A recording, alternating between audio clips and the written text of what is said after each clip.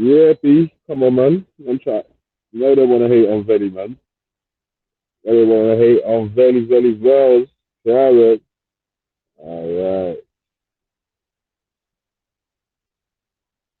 Where is it? Is it there? Mm-hmm. It's mad out, yeah, sir.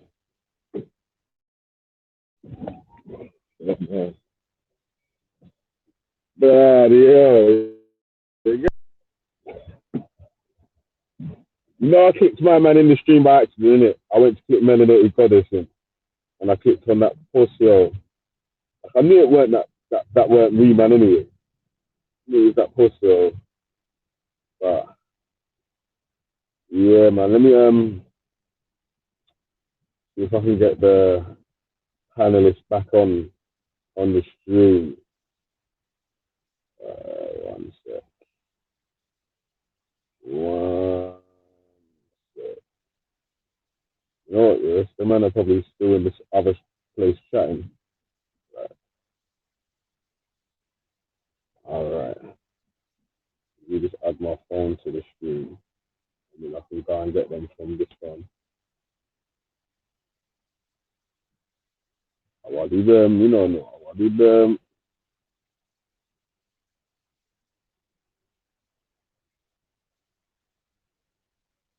I will do blood clot them.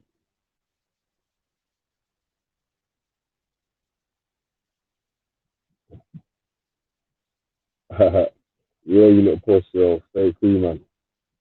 Try to come this man's account, fake account, yeah? Doing nothing.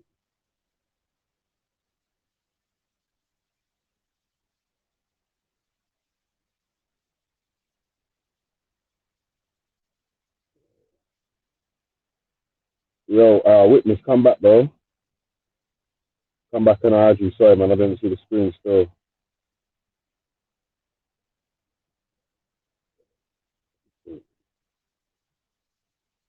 All right. Yo, bro. Hello? Yeah, you in, yeah? Yeah, yeah. Can you hear me? Can you hear me? Yeah, I can hear you, man. Can you hear Okay. me? Yeah, yeah. Good morning. I just wanted to come in. I wanted to be the first just to come in and say good morning to you, Velle. That's it. That's all. That's all. I wanted to beat them all to the punch and just come in and say, what's up? How's the flat earth debate going? Yeah, yeah. The fly, I think I saw that already, man.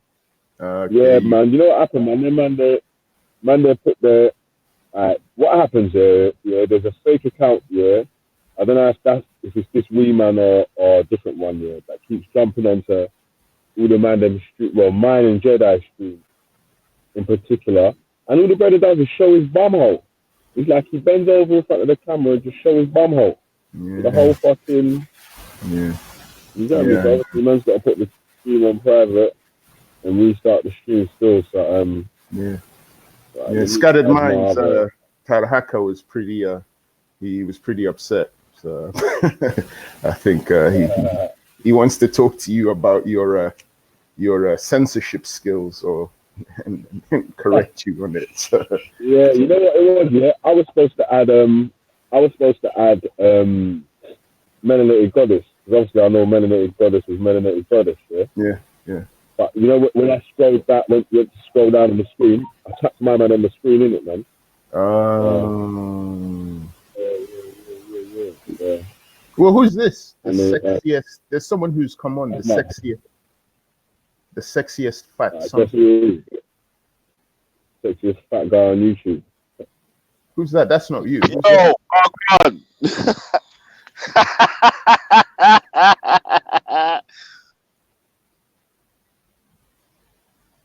Who's that? I don't know. Yeah, it Velle? was me. Let me let me jump off here so I can get them from the other stream into this stream. Yeah, Sure. yeah, man. Yeah, burn out the system, man. System.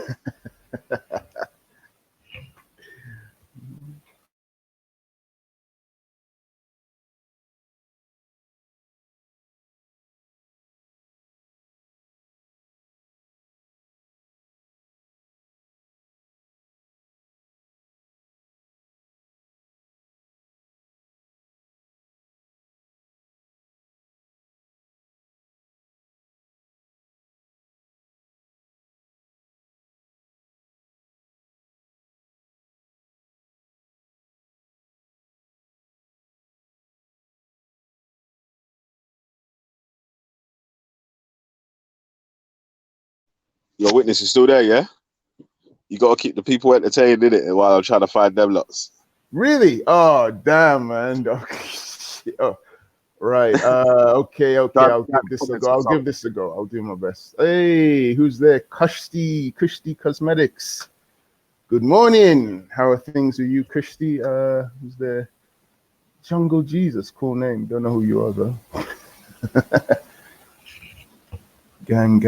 Hit that button from Flame. Yeah. Yeah, there was this talk about the gangs, and I think there's a guy called Ayil Caribbean Israelite. I think you need to relax, Israelite. There's no need to preach the hate towards Africans. We're all in the same boat.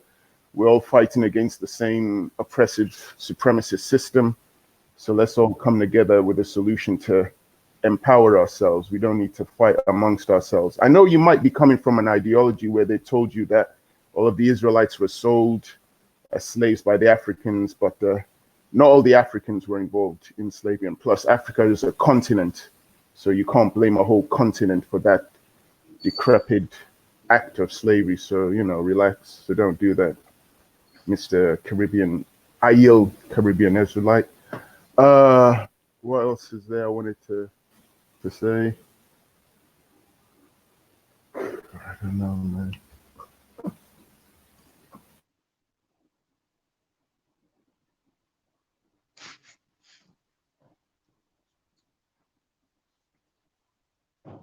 Oh yeah, Kushti Cosmetics. What happened to your shows? You had some brilliant shows talking about businesses, how people can set up their business, how they can empower themselves. You had some really interesting shows in the past. You did with some of the sisters, and they were talking about their experiences with cosmetic products, the good ones, the bad ones, and how to sell them successfully. We should see more of your shows. It's a shame they've stopped. So whenever you have time, please, Kushti Cosmetics, find time to set up one of your shows again, because it was very informative. Learned a lot from it. So it's a shame you're not doing it anymore. One of the things I wanted to mention that I found out from an organization called Shelter, they deal with homelessness. They came up with some statistics last year saying that Black people in the capital, London, are 5 times more likely to experience being homeless than people of other races within London. Unfortunately, I think it's an issue that has gone under the radar. As Black people, most of us haven't really noticed it or spoken about it. I don't know why, but it's a serious issue, especially now where a lot of our people, unfortunately, are experiencing homelessness. So it'd be good to find out the kind of solutions to help reduce the amount of people who are homeless. That's it. Oh, good morning, Melanated Goddess. And what time is it? 11:19. Good morning, Penir's Mind. Yeah, it's still morning. Good morning. How are you today, Melanated Goddess? Oh, good. I was on Biggest Other show, well, briefly, until there's a situation that happened and they ended the show. Yeah, a very diabolical situation. Hey, yeah. Mine says big up, soon come. Yep. Look forward to it. Big up, man. Morning. Yeah, anyone that wants to join the panel, I need to quickly add you because I need to go back to this casting results to finish off this. Wait, we can't. Who's that talking? I can't even hear you. It's Velle. He's talking. He's saying that he can't stay on long, so he needs people to come now so he can add them because he's got to go back to work. So all those who want to come in, please click the link while Velle is still available. He'll only be available for a few minutes. He has to go off to work. So click the link now, please. Yeah, come on, Scotty. Click it and then put your phone down or something. And be. Yo, Velle, who's the chichi man? Bro, I don't know how these back. You know how these batty man stay, man. Yeah, these batty stick together. Yeah. Funny guy. Yeah, I'm so glad I didn't see that, boy. I'm really glad, man. That was the same thing from before, Velle, because I didn't see it. But I know before it was the hairy. Maybe it's a picture and not a real person. Nah, that's well, I don't know how I should know, but mad still. Yeah, it's mad. That's Why would you do that? crazy. So big up, guys. You're back in the panel. Where's Black Select? Paul and the Yeah, he Black was. Select. Yeah, the Black Telect was trying to get on the other show. Yeah. I had to let that one off, man. I had to quickly jump out and start the other one, innit? But I was doing the customers, yeah. So I couldn't really talk in it. I didn't really say much. So.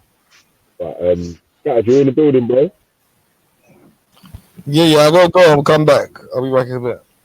But I'll stay on the panel. Yeah, just leave it on mute and then I don't have to add you still. Alright, cool, man. But if you not wanted to carry on building on that, on the point of the way the gangs are set and the drugs thing, and yeah.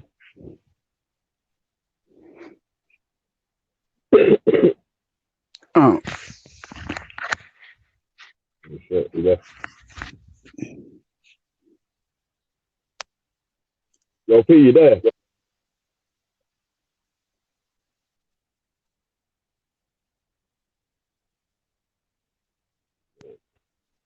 I don't know one, man. Mel, you there? yeah, I'm here. Yeah. Cool, man. Yeah, we need a You can couple hear me? more panelists. Man. We need someone else. Yeah, because I've got to jump off in it, man. So we need someone else to come on and do a bit of space filling. I'm here, Velle. I'm here. Yeah. All right. Yeah, go back and forth with Mel, yeah, until I can jump back in, and I'll be back in about 30 minutes or something. All right, bro. Literally just wiring up the thing. Yeah. All right, big up. Big up. Big up. Yeah, I'm just getting myself together. Go to work. Right. Yeah, so people are jumping back in now. Oh, 9 is back. Okay. Yeah, bless up on the next side. Bless up, Mr. Mind. You alright, bub? Oh, he's Bless everyone. I can't see everyone. What's going on? Big up to Cardon. Scattered Minds. Big up Malay. Bless up, Kushni. See, she's in the chat there.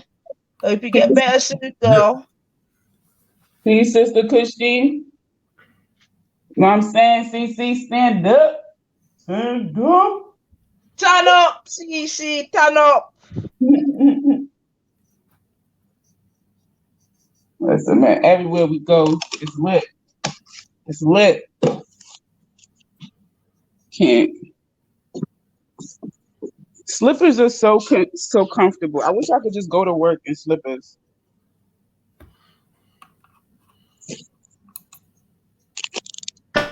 Am I the only one that thinks like that? No? Yeah, I like slippers. Yeah. Oh, you like slippers too? Yeah, there's 2 more spaces for Ultra and Black Select. So Ultra jump on there, and then I got to jump off still. Did you get in touch with the Black Select? I don't have his hangout. Ting you got the ting. notification.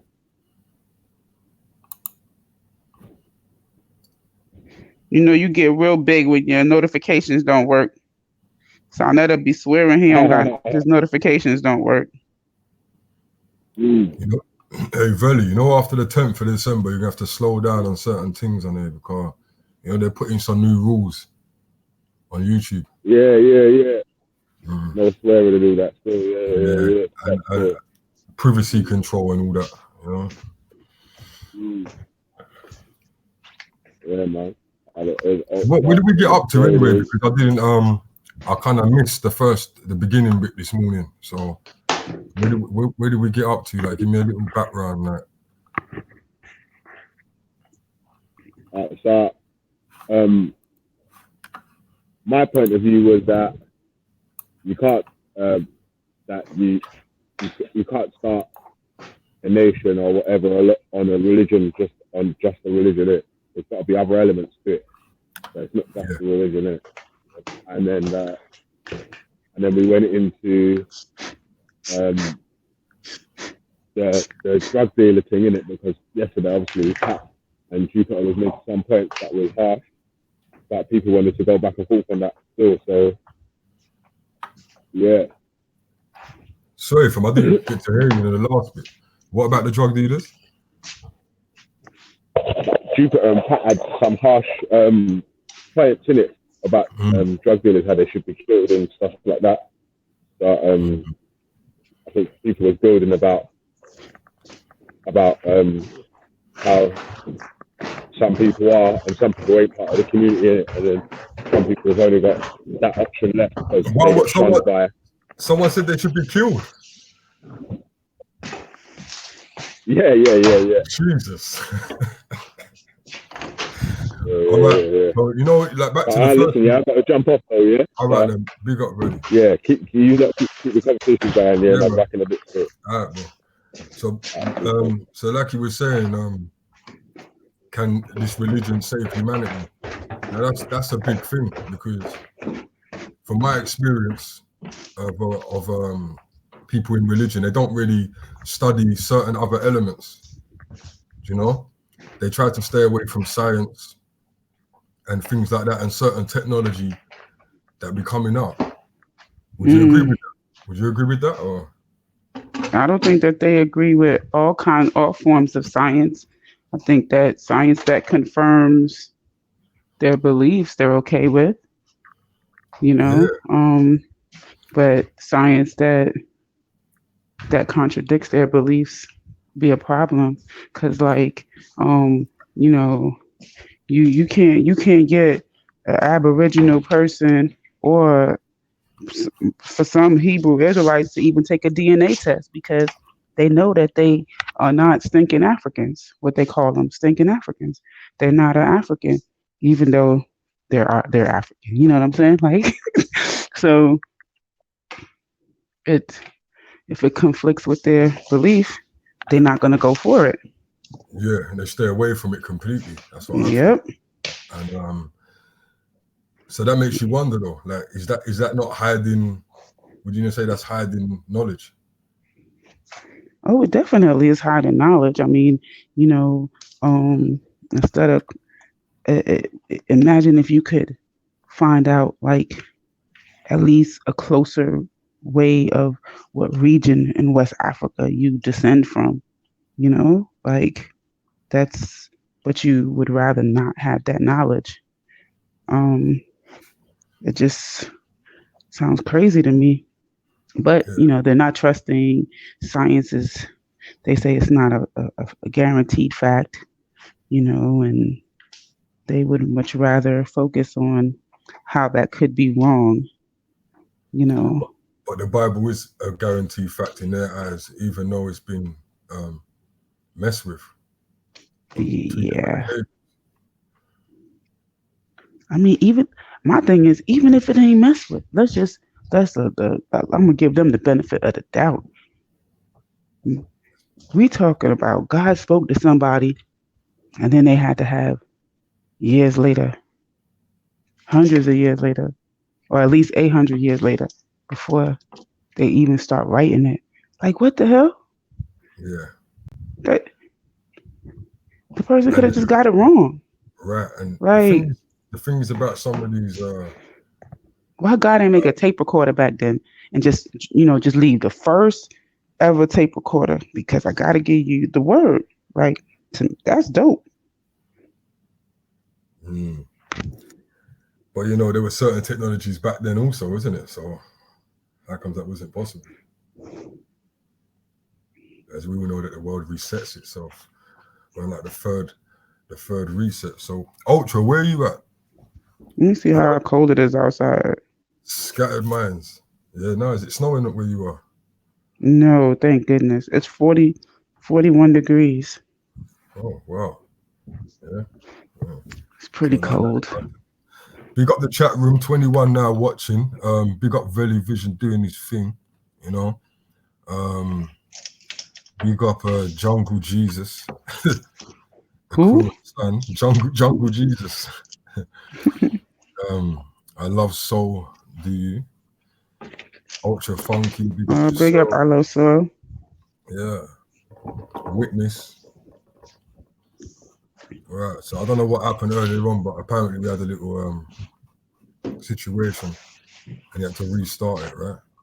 Mm-hmm.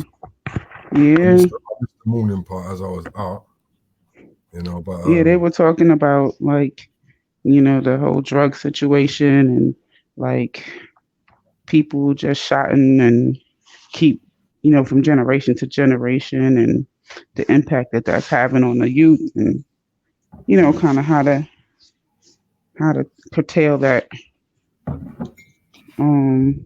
So someone was saying earlier on about they should kill drug dealers, right? I don't know who said that, but I think I that's think a bit. that's a bit much right there. Yeah, it's a bit much because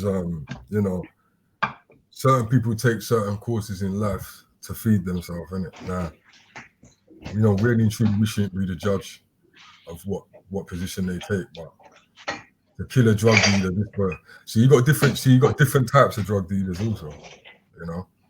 You do get them drug dealers that just do their thing and they're quiet on the road, like, and they kick back, I mean, real talk. You need to.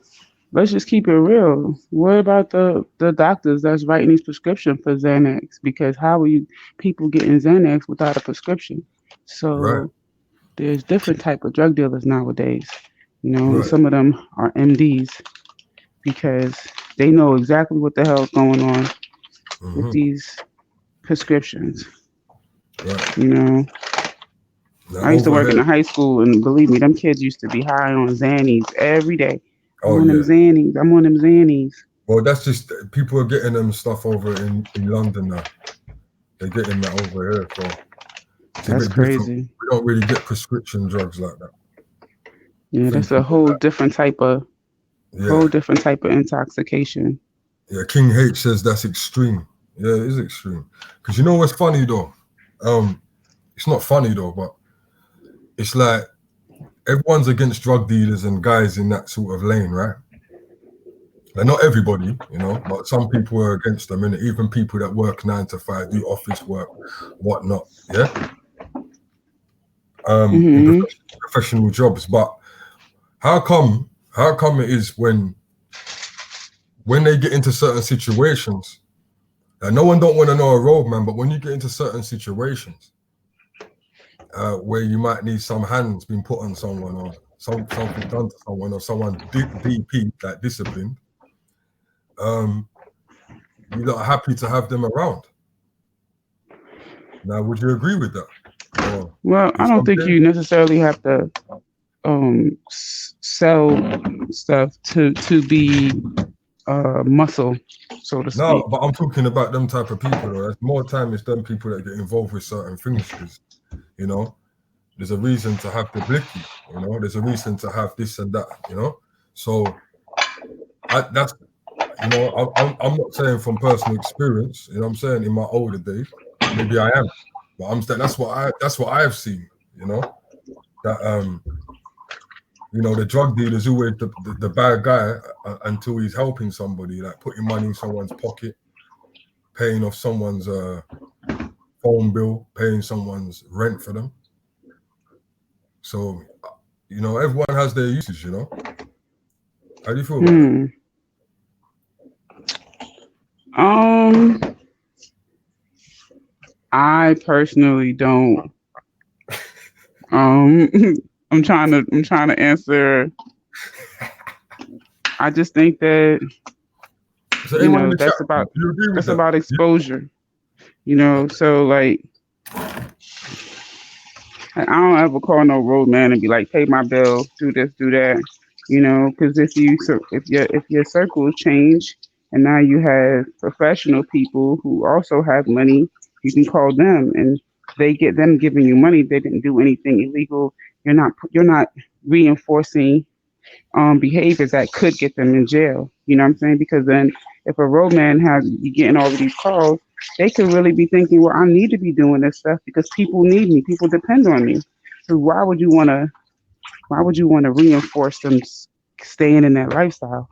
So, like If I get in the jam, I could call my big cousin, Right. you know, but my big cousin, he's my big cousin because he, you know, helped me pick out what college I was going to go to, and you know, I'm looking at his example. You know, right now he owns a second house. You know, so you just end up having different people in your circle. It don't have to Yeah. necessarily be that kind of No. roadman. I'm not saying that, but I'm saying that what I personally see myself when it's certain situations that I've seen happen or I hear about, it's always it's the roadman that deal with it. You know what I'm saying? More time.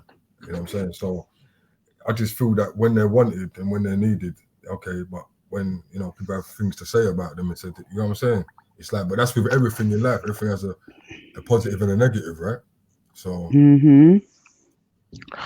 but people saying that they want to kill drug dealers, yeah, all right, you can't just say you want to kill drug dealers. You got to give a reason for, or say what type of drug dealers you feel should be killed. You know what I mean? Because Why don't they kill if they're gonna kill the drug dealers? To me, that's just stupid. So I'm just gonna get equally stupid with them and say, all right, we'll kill the drug users too. Because you know, like some countries that you might, I don't know what part of America you're in. What part of America you're in? East Coast. East Coast, yeah. So, for example, like Miami, wasn't Miami built on drugs? Oh yeah. It was built on drugs, right? Miami is definitely built on drugs. Yeah, it was built on drugs, the cocaine city days, right? So, you know, a lot of. I guess I was part of that. I was part of that era. My parents were involved in that kind of stuff. Yeah, it wasn't too long ago. Yeah, it wasn't too long ago. But we know it's all about the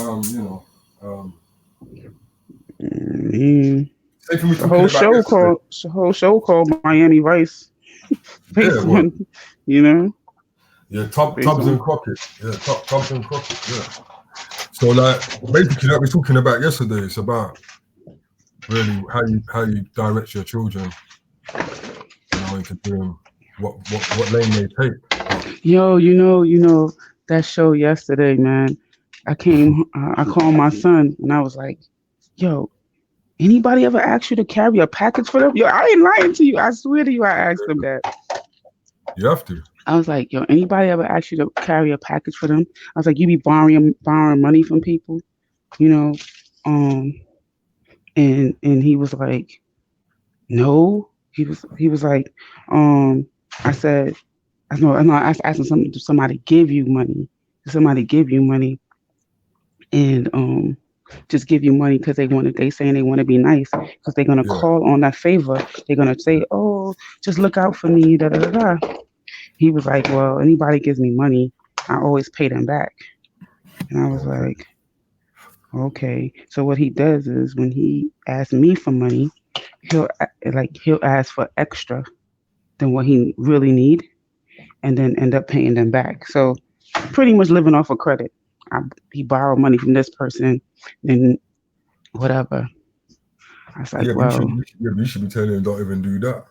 Because if it's when you take from something like you said earlier, that they're gonna expect. Believe me, listen, I got him studying right now to take this test so he could get into a trade school. Yeah, tell him don't accept no racks. Tell him don't accept no racks. No racks, please. Don't do that. No. It's usually like a little $30-$40, like racks. I will kick his ass. But Joe in the comments says yes, legalize all drugs. Nah, in London, legalized. Yeah, in London it's not legalized over here. You can't say, oh, do you understand what methamphetamine is? Are you crazy? Like, are you crazy? Like these people, we would be like, what's that called? The living dead? It would be like the living dead. You walk in the street and these zombies. Yeah, there'll be a lot of deaths and a lot of burglaries. Man. These people would be like zombies. I have seen that meth stuff. It mess people up. I'm telling you. Pretty soon, marijuana is going to be legal in all of the states out here. I don't know. I don't know if it's gonna. Oh, what in the States? Yeah, That's just maybe in because the they're States. making money out of it now. That's the wickedest thing about the whole weed thing. Listen, that's fine as long as I can Exactly. Go on, partake. carry on. Well, Look, don't you think it's mad the way in which they've just spun it on its head? You know what I mean? And now making it into an industry where they're making all the money from. Right, It's and crazy. yeah, right. So it what is. she's saying is this is starting to happen already in America. I don't know if you know about it, Melanated, yeah. But basically, what's happened is that certain states are retracting the situation, yeah, and companies are getting brought in. Oh yeah, I You know know what I'm about it. saying? But what they're not doing Okay. is they're not repealing anybody who has a marijuana related drug charge or drug Exactly. sentence. So they still Thank you in for that, jail. Aunt. They still in jail for the marijuana charge, even Whilst it's though being legalized out on why it's Yeah, road. being that's legalized. craziness. Stupid. Yeah, like even what's that rapper Raylo? He's in jail for pounds of marijuana. Isn't That's stupid. he? Yeah, it's crazy. So over Because in here, England's the biggest producer of the pharmaceutical one. sorry guys, Imagine phone that call. as a government. Let me see. It's real dumb, man. But we just gotta be smart. So I'm trying to raise me a little electrician over here. Oh, anyway, people, I'm gone. Yeah, might catch you lot in a bit, man. Have a Take care. good Have a day at nice work, day, man. sis. Have a good Alright, day at work. Bless up.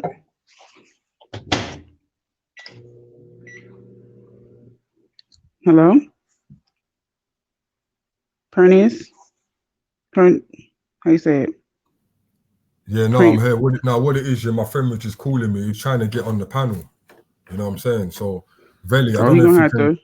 I don't know if you can hear me, Velle. Like, I don't know what's going on because he's at work. Need to Innit? talk about Miami. Ultra says he want to get in. He need to Yeah. talk about.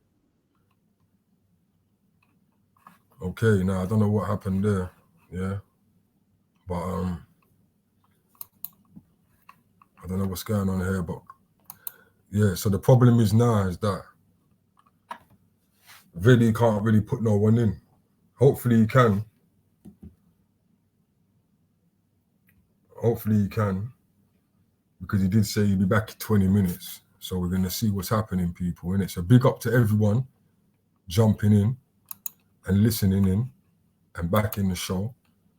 You know, 16 people watching. All right, but know what you got to do. There's 16 people in this room right now, right?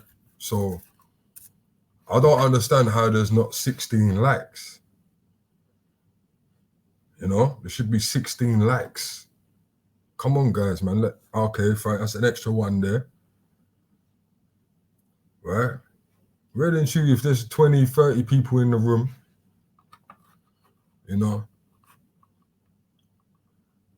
we're all taking time out of our day to do this for you, you know. So just get the likes up. Just get the likes up a little bit. Yeah. That's what I'm saying. Now, right now, we've got a little problem is that Velle's at work, so it's like I'm just here. Unless Scattered Minds jumps back on. Yeah, it's just, we're talking about can religion save humanity? You know? Some people say these days that religion is the cause of all wars. Religion is, you know, that's what they say. But do we agree with that? Who's in the mic? Right. Okay, so can someone get I'm back. how did you get back in the room? Velle. Velle. Yo, I'm in. Yo, Velle. Can you put I'm in. Be quiet, Ultra. Yo, Velle, can you put Schiffer Don on for me? Put Schiffer Don in the room, bro. Yeah, tell him to click the link. Tell him to click the link. Schiffer should be listening, man. Click the link, G. Yeah, it's in the description. You got to go to the description of the video. Melanated. Listen, I need to He's talk, gonna have right? to wait But now. I don't want to talk about anything constructive right now. Just gonna mix it up a little bit, right? Basically, I'm coming Miami in 2021 because next year I've got too many shits going on. So Your phone 2021, now. I'm coming Miami. Yeah. When you going for Carnival? If you go for Carnival, I'm gonna meet you there. When's Carnival? Is it in May? No, like October or something. Ugh. Ugh. All right. So listen, No, if but I'm it's gonna coming be hot. Miami, Carnival is wait, gonna be listen. hot. If I'm coming Miami, the only thing I'm interested in is big booty girls, bikinis, and partying. I'm not interested in black betterment, black building, or Always like anything that. constructive. It's like that. So Nothing you coming at me constructive. like that? Yeah, No, we're I gonna don't go. want We're gonna go nothing. to. We're gonna go to a Listen, rally. We're gonna go to a mm, rally against gun violence. That's what we're gonna do, Ultra. Okay. no. I don't want anything political, and I'm not going to none of them fucking NRA, We're gonna go. We're gonna fucking go. Trump fuckery. We're gonna No, go to. no. We're gonna go to watch spoken word, and people are gonna do like poetry. No, no. Listen. I got the green light. Yeah, I got the green light. The mission says, "All right, you Yo, can your go." missus is the best. Yo, your missus is the best. No, but I gave her something that is just like amazing. So she's like, "Okay, go on." She's like, "All right, go." But I was looking into Miami, and it said the best time to come is in May. Why did it say that? I don't know. It's something about Well, Nikki Beach and spring or something. I don't know. they're not talking about spring break. Spring break is not in May. I don't know. Maybe I read it wrong, but it said May is a good time to come because hurricane season hasn't started yet and all this shit. Oh, yeah, I don't know if hurricane season is in October, but I know that I want to go one of these years to Miami Yo, Velle, Carnival. he's there still. Miami Carnival. I'm going on Google right now. Don't piss me off. Hold on. Yeah, look, go on YouTube and look at videos of Miami Carnival. You're gonna be like, yo, I'm going Miami Carnival. Oh snap! Oh oh oh oh to. oh shit! Oh Lord. Oh Lord. Thanks for the Jeez. likes, guys. Thanks for the likes, man. Let's just try and get them likes up a bit more, though. Before we leave All the right, show, I so want to see at least whoa, 25 likes. yo, Mhm. you Miami girls is yo. Oh Lord. Oh, I need to go gym. I need to go gym. But the thing Oh, about it is, Ultra, those are not Miami girls. Everybody come from all over. Those could be New York girls. Those could be Atlanta girls. Everybody comes there. Ultra trying to do a threesome. Yeah, everybody travels to Miami for Miami Carnival. You got to get your hotel mad early. It's gonna be expensive as hell. Like,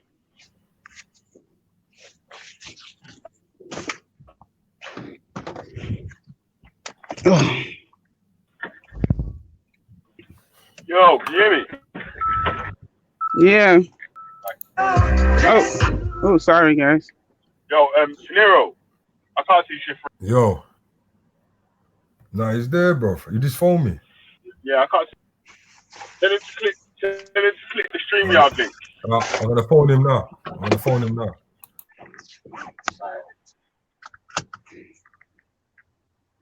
Ultra? yo. Ultra, mine is in the damn pictures of Miami Carnival. Ultra can't even Yo. talk. Do you see this Panero? He can't even talk. Oh shit. Oh shit. Like, listen, no. Do you know what it is, yeah?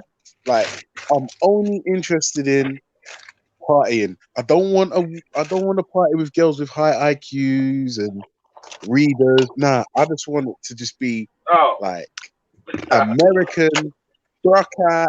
The only thing that matters is just vibes and party. Listen. Yeah, Velle, he's there, bro. So Yeah, when is yeah? this? October, the first week in October, it looks like. Yeah, he's there. I can't see anyone in the background, bro. Melanated. Basically, yeah. He said Hello? he can't see you in the background. He's got to click the link and come through. Tell him to turn off his camera and mic. Then click to go to the broadcast until when he says he's backstage. Till he says he's backstage, I can't see him. Alright, bro. Yeah, well, he got to go backstage. So melanated. Well, Last year it was on the 6th. This year it was on the 6th. Next year it's on the 8th. So yeah, I think it's probably because it starts from a weekend.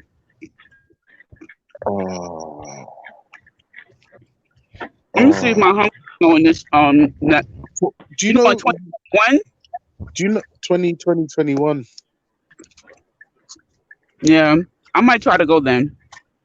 Cause Yeah, I'm not gonna lie. I'm not gonna lie. Like, yeah. Ooh. Where you going 2020? No, I can't. Next year I've got 3 holidays planned, and I don't even know if I can make all of them. I don't even know if I can because things are sticky. Wait, 3 holidays. Isn't it the same thing? A holiday's a vacation, right? Yeah. Sorry, yeah. That's what I'm saying. So where you going? That's what I asked you. Where you going 2020? Okay. Estonia in Where the hell is March. that? Yeah, it's near Cold ass part in Europe, boy. Yeah, it's said like what? it's a cold part of Europe.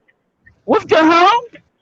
That's probably why I don't know, because I'm a tropical person. I'm West African. You ain't know that? Yeah, but what I'm saying is some of the parts that are freezing, they don't know that all black men ain't rappers. So we're gonna go down there and show them what the plan is. Wait. So you go there and then you like. Hey, I was just gonna go there as a rapper. He's gonna say I'm big in UK. You know, I'm a big UK rapper too. You know, let me tell you. So my homegirl, right? My homegirl is married to a military soldier, right? He's not a soldier. He's in the Navy. Excuse me. So she's married to this guy in the Navy, right? And they go to get stationed in Germany, right? So they go partying out there in Germany, and they must have like found a spot that they like, that they was like going like every weekend, right? Her husband tells the dude that he is a DJ from like America, right? And they're like, okay, well, we play in our club next month. This dude went out and bought equipment and tried to teach himself how to be a DJ. He don't even know how to DJ. Oh, Yo, Velle, can you see him now? Also, melanated. If you go to Germany, partying is crazy down there. Oh man, yeah, 100%. Germany's cool, Romania's cool, Croatia's cool. Shit. Come on. What happened? Oh shit. I don't know, but melanated. Listen, Germany is sick. I went down there with my boy. I think I was on the panel with you, and I was saying we went to a club, and the woman put the ice cube in herself, and then she squeezed it out so hard it flew out like a bullet. Yeah. Bigger, we got you, bro. I say that, man. Keep talking, but that was nasty. What was Big up, nasty? Velle. Wait, what's Velle talking about? The ice cube. How is it nasty? No, the nastiest part is when the woman put her fingers in my drink to get the ice cube. That was nasty. But it was free drink all night, innit? So I just got another drink. Yeah. Yeah, man. I'm not gonna lie. Germany is cold. It is cold. That's evil, man. Melanated got kicked out, Velle. Melanated got kicked out. I think she's trying to get back in. Let me add that. Yeah, I'm Back like, now. how you supposed to use your GPS while you on this stinking StreamYard thing? It You drives me can't. crazy. It's nuts, isn't it? But listen, I dip off the call for 2 seconds, and y'all talking about squeezing out stuff out your vagina. What the hell, Ultra? No, wait. No. What? I was talking about Germany. I'm like, wait a minute. I'm trying to come. I'm in the backstage, and I'm like, what? What are they talking about? Yeah. Yeah, I was just We went. trying to get his Listen. holiday cancelled. No. Exactly. Listen. We said to the taxi driver, we want to go nightclub. Yeah. So he took us to this place, and then when we got to the door, there was this big Nazi 500-pounder who had fingers thicker than sausages. Yeah. He was like, "Hey, you want sex? Left door. No What? sex? Yeah, bro." He goes, "You want sex? Left door. No You should sex? have Right door." asked man what's in the door, blood. You didn't mind. No, he goes, Wait, stay "You right want there, sex?" Velle. He said, "You want sex? Left door. No sex? Right door." And me and my boy looked at each other like, huh? Rah, like, what a bumper clap. So we said, no sex, right door. And then as soon as you go in the right door, both doors lead to the same place, but to the left there's a fucking staircase where it takes you to different floors of different things. You better mind you don't see the devil down there. Hey, bro. That's what Hey, I'm bro. saying, man. It's that See the evil. devil with a strap on them down there. It's a mad thing up there, man. But like, obviously, like my boy was like, "Hey, Junior, you sure you don't want to fuck something?" And I was like, No. You go through, bro. Go through. Don't do your thing. Oh wow. Yeah, because the problem is, like I will flirt and I will fuck around with girls, but I won't cheat on my wife. Like I won't do that. But Don't worry, bro. We believe you, man. no, you should. So basically, basically, like the stripper was like, she came over to me and she was like, "For the private dance." And I was like, "All right, €10. €10. I was like, "Yeah, boom." She's like, "Okay, we'll go over here, but you can't touch." I was like, "All right, cool." So she's doing her dance. It was boring. I'm not gonna lie, it was boring. And then she said, "Wait there." And then she came back with a can of whipped cream, and she was like, "Yeah, get rid of that. No hands." I was like, "Oh. How do I get rid of the whipped cream without using my hands?" And it's like, I don't want this, man. But then she's like, "Nope." And she pointed at her tit, and she's like, "Get rid of it." So, okay, fuck it. And then the next stripper, the Ice Cube girl, she was the coldest one though. She had a tattoo from her neck all the way down her back onto her butt and her hamstring. It was mad. And then she put her fucking fingers in my drink. No, And then she was like, "Yeah, she put the Ice Cube in her mouth." I thought she was just being seductive. Then she sat on the table we was on, and then was like parted her legs 180 degrees, put the Ice Cube in, and I was like, "Oh well, must be cold in there." And she went, and I swear to you, bro, it flew past my face like in slow motion. Now I'm not gonna lie, that was fun. Germany was cold. And then there's obviously other things, but I can't cheat on my wife, man. There's no point getting married if you're gonna cheat on it. After all that talk, man's got a wife, you know. Yeah. But I didn't sex nothing. Obviously, I'm not G'ing no one up, but I didn't sex nothing. I didn't sex nothing, but it wasn't me. yeah, but Right. If the wife's listening right now online, it wasn't you. No, if my wife's listening, then my relationship is over. It's like the confession, you know, like that. The confession show. Over. But I tell you the truth, like This it was is good, my clean confession. fun. It was clean fun. It was clean. But listen, that's what I'm saying. In Miami, I'm not going down there to build the black community, to go to spoken word. No, I'm going to fucking party. Like I don't want to be able to bend my leg when I'm finished. Like I need all my hamstrings, my calf muscles to be ripped up. Like I want a You're on certain holiday job. for Black Power when you're in Miami, yeah? Bro, See, listen, I'm an opportunity employer. You know what I'm saying? Man, I the feel lady boys out there. as long as the ladies is able to have that kind of fun too, and it's understandable. It's all love, man. yeah, All love. because Trust me. that ice cube that she You shot gotta out like a understand the bullet. wife, bro. Like I didn't Because trouble it after. You know what I mean? cheap trick, right? I'm sure. I'm Mm. sure a woman would want to see a man do a trick as well, right? So you can't be mad at your lady for like enjoying a man doing a trick.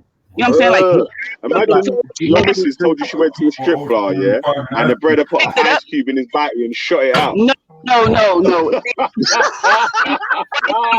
Tied like a string, but he tied like a string to the end of his dick, like he lifted something up with it. They're like, wow, you have a strong penis. Like he lifted up her glasses. He lifted up her glasses. Benedict, did he lift your glasses off with his fucking thing? That is big. He lifted up your glasses with his thing, yeah? I've gone to see the male strippers. I want to go, but none of my girlfriends want to go with me. It's not really a place you just go by yourself. You know, it's kind of whack. And then plus two, like you gotta figure out where you're gonna sit because I'm fixed, but I don't want them doing anything crazy to me. And they be picking the ladies up and rubbing up their penis on them and all kind of stuff. Like that's too far. That's too much. I don't want them to do all that stuff. No, we don't need to know nothing about none of that. We're all right, man. That was a lot. we don't even need that information still. There's no other girls in the room. Yeah. Sorry.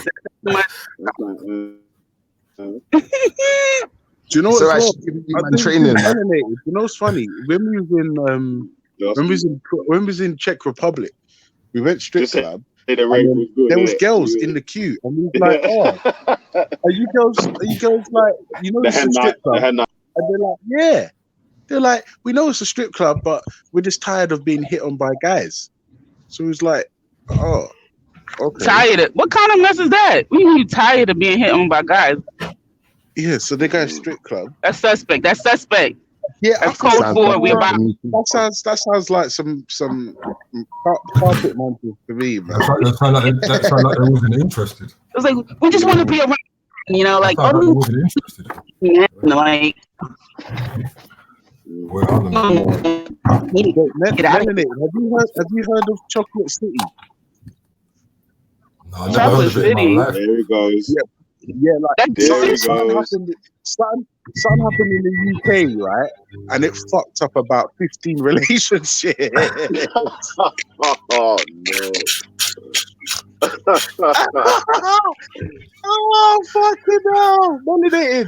Like some American strip club or some American strip brand. They came to the UK. Certain man's girl was all up in the air and that.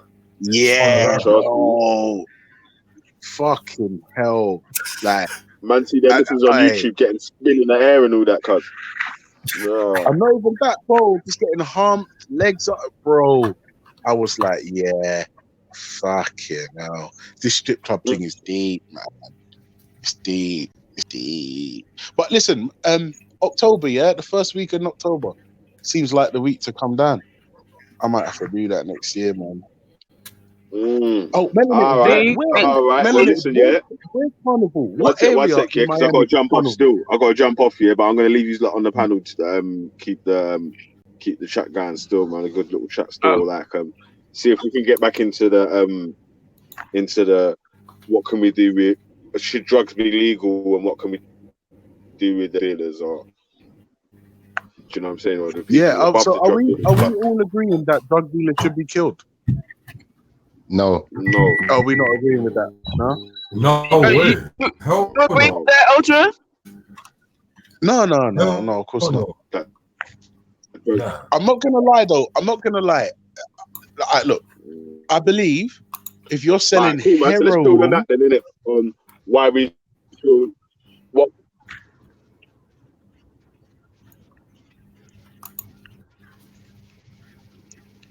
Bigger? What he say? If you're selling heroin, yeah, I'm saying if you're selling heroin or one of its synthetic derivatives, like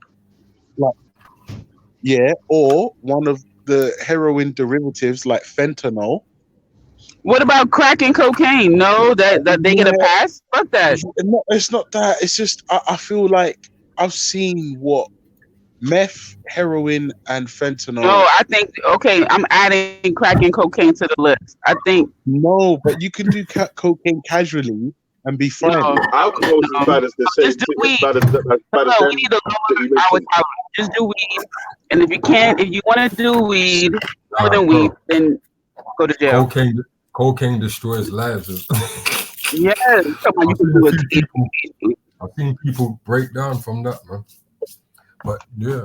So what are you saying, Ultra? You saying that they should be the crack, the heroin shotters should be killed? Yeah, I think. Listen, this is going to sound controversial. Yeah.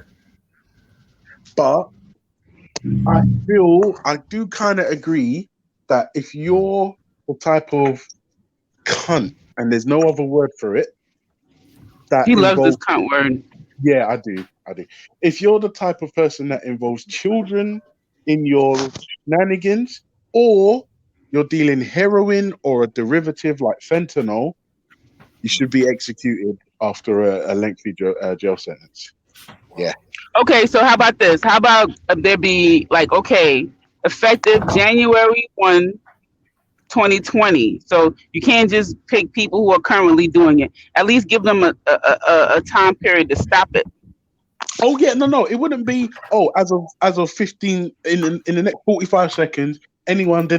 No, I would literally do an entire campaign: TV, internet, Facebook, YouTube, get you all the fucking platforms, and say anybody that involves found to involve children in their tomfoolery, or you're selling heroin and or a derivative of heroin, you will be executed. And crack and cocaine.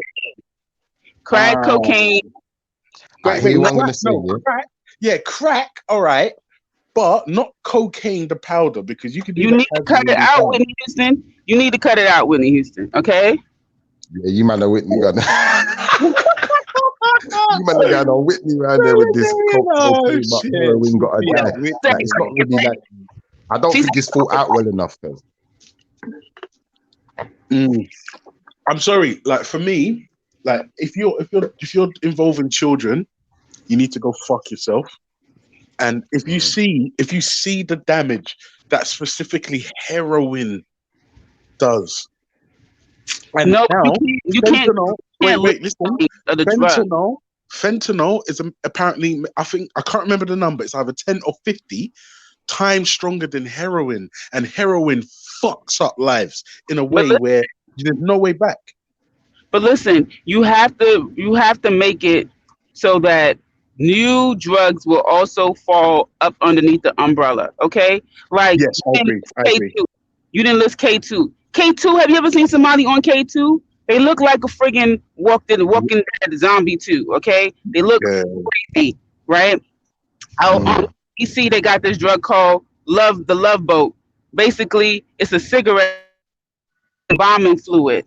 Yes, you heard me, embalming fluid. They dip the damn cigarette and people smoking the shit, and they look. The brains is all crazy. They act. I don't know. They just look horrible.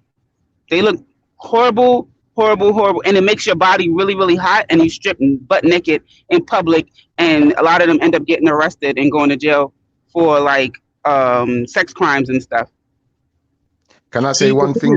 Wait. Before you say one thing, my brother, let me just come back at Melanated. The reason why I'm reluctant to ban crack cocaine is because crackheads regularly shoplift from Marks and Spencer's and all the wonderful supermarkets, and you get meat half price off them. Yeah, I'm done. What's wrong with you, man? Yeah, serious. No, listen, bro. I swear to God, I was on. I think it was Mackie or Jedi's channel. That's fact. I was in the barbers. I was in the barbers. Crackhead come through with a laundry bag. He's like, "Oh, guys, got some meat and blah blah blah." And it was Marks and Spencer's, and the big fucking £25 piece of lamb. He's like, yeah, half price. I was like, look, bro, I've only got a $5 cash. What do you want to do? And you know what he said? Oh, all right, then go and give it to us then. And I was like, I just got a £25, which is like $35 in America's worth of lamb off a crackhead. Come on, bro. Come on. I'm done with you. Listen, it's not all bad. You know what I mean? Shiffer, say your point, bro. It is bad because that. The point I'm gonna make is, Yo, let Shiffer say his point, bro. Yeah, go ahead. You see, before you can start talking about anyone who's selling heroin and anyone who's involving kids, that they should be executed and everything there. What you got to do is you got to do a bit more research into, you know, the effects of the drug and the people that are using the drug and how it came to be, you know, before you can really make these deductions, because I think going to jail is enough. You know, people that sell heroin, they go to jail for a long time. Because I don't know if you've been to jail. No, bro, I'm not going to lie to you. I haven't been to jail yet. Yeah, I think that's why you need to do more research then. I'm not going to lie to you, my brother. Like, what I am is a husband and a father. And I'm telling you from that perspective, anyone that is cunt enough to involve a child in their drug business needs to fuck off. All right, let me come back at that for a second now, because this is what I'm going to say to you, why I think you need more research. Like, you see, when you say people involving kids in drugs and stuff, there's a lot of kids out there involving themselves in drugs, full stop. There's nothing anyone can do to stop that. Do you feel where I'm coming from? So it's all well and good, making the analogy. No, that's a fair point. You got to look at it from both perspectives, because there's a kid out there, like me and Pinero was having a good conversation the other day. You lot weren't involved, unfortunately, but I'm going to say this much. There's kids out there that don't come from a home where they got shit, you know, and they're going to be enticed into certain things. So I kind of agree with you that the ones who entice the kids into it, they're more wrong. They should go jail for longer. And 9 times out of 10, they do. So, you know, to kill people, though, you're taking it to a whole next level. You're going to kill so many people. The same crackheads you was talking about that came to you with the £5 goods. You know, half of the time, these guys, they buy their little bit of heroin and sell it to their mates. They're doing the same thing then. So you're going to kill all of them. And there ain't going to be no one to sell you your £5 goods, let alone flipping, you know, half of the people in the world. Because think how much people are on drugs, and at some level they may have either given someone it and that's classed as dealing it, or they may have smoked it with someone and that's classed as the same thing. Also, let me jump in. Sorry. Hold on. I just want to add on to this point. You can respond to it. Because also you have to remember the fact that the people who was about killing, at one point they might have been the youngsters who got groomed into this lifestyle. Roped into it. 100%. That's right. So at what point do we decide that somebody's a victim who's getting ripped into it, or no, you've been doing it for 5 years now, so now hold on. Scattered. I'm not gonna lie to you, my bro. He said he was trying to get off of it. I think you make and you're making good points, and I'm almost swayed. However,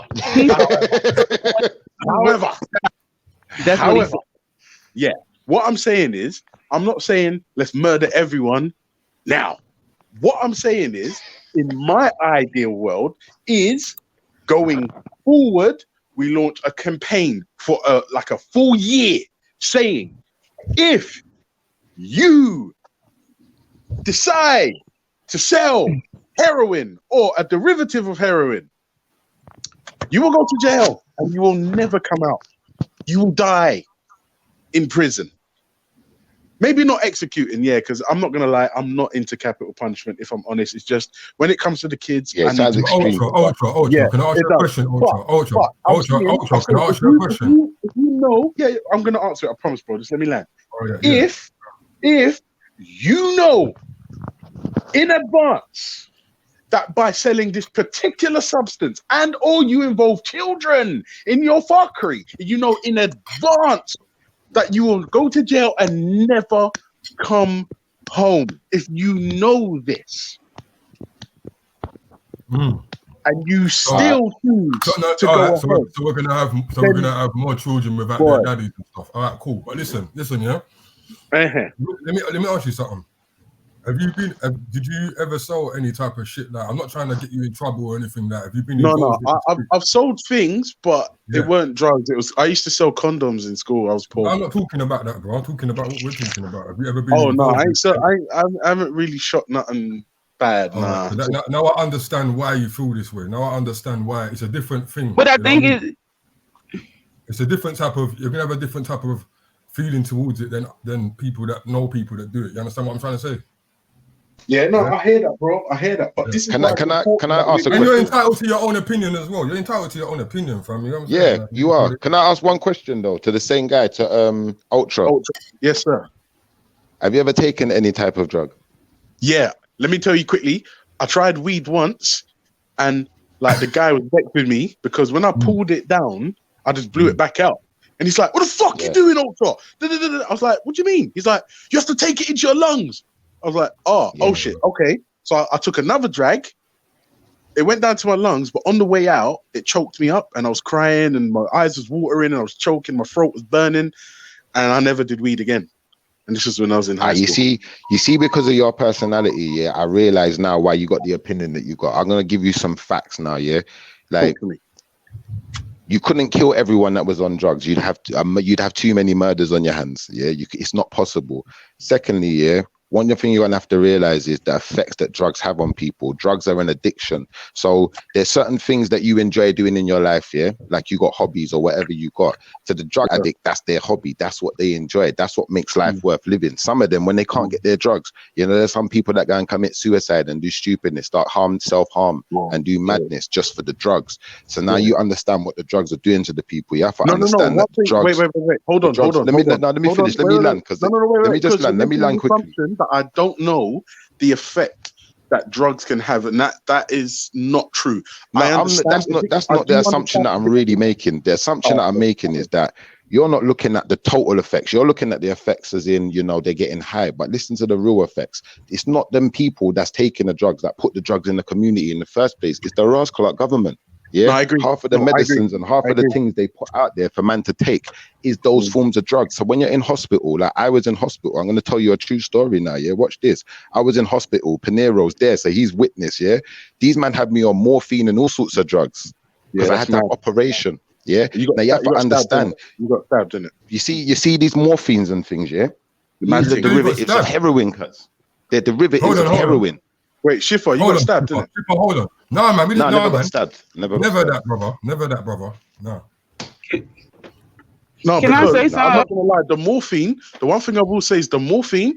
Please understand that I understand the implications of that. I know what it's for. Also, when they're trying to get people off heroin, they use the morphine to help them get off it because it's still a fucking painkiller, strong. That's right. But it's not as fucked up, but it's still addictive if you're not careful. But hear what I'm saying. This is what you just said. You're wrong there. I'm sorry, you're wrong. You said it's not as fucked up, cuz listen to what I'm saying to you, yeah? I'm a man who smokes weed. No one can ever tell you they see me do any other drug other than smoke a spliff through, mate. Watch this. I'm in a hospital, like I had to have surgery on my lung. So they've opened me up in it. And they've got tubes going in and out of me and shit. Do you know what I'm trying to say? While it's healing and stuff. So they've had to give me morphine to keep the pain down. But you see, when you're trying to come off this morphine, because like I've seen what these crackheads look like when they're addicted and they ain't got their drugs. That's what I was feeling like. I'm itching. It's like I couldn't live without it. You need to really experience it before you talk it, because trust me. No, I don't know about that, bro. Because like doctors, if you're a doctor, you don't have to necessarily have been afflicted by all the things you know how to cure. Like, I don't agree with that analysis. But I hear you. Somebody who has experienced it will be able to give you the direct experience. But I don't agree that if you haven't experienced it, you can't have an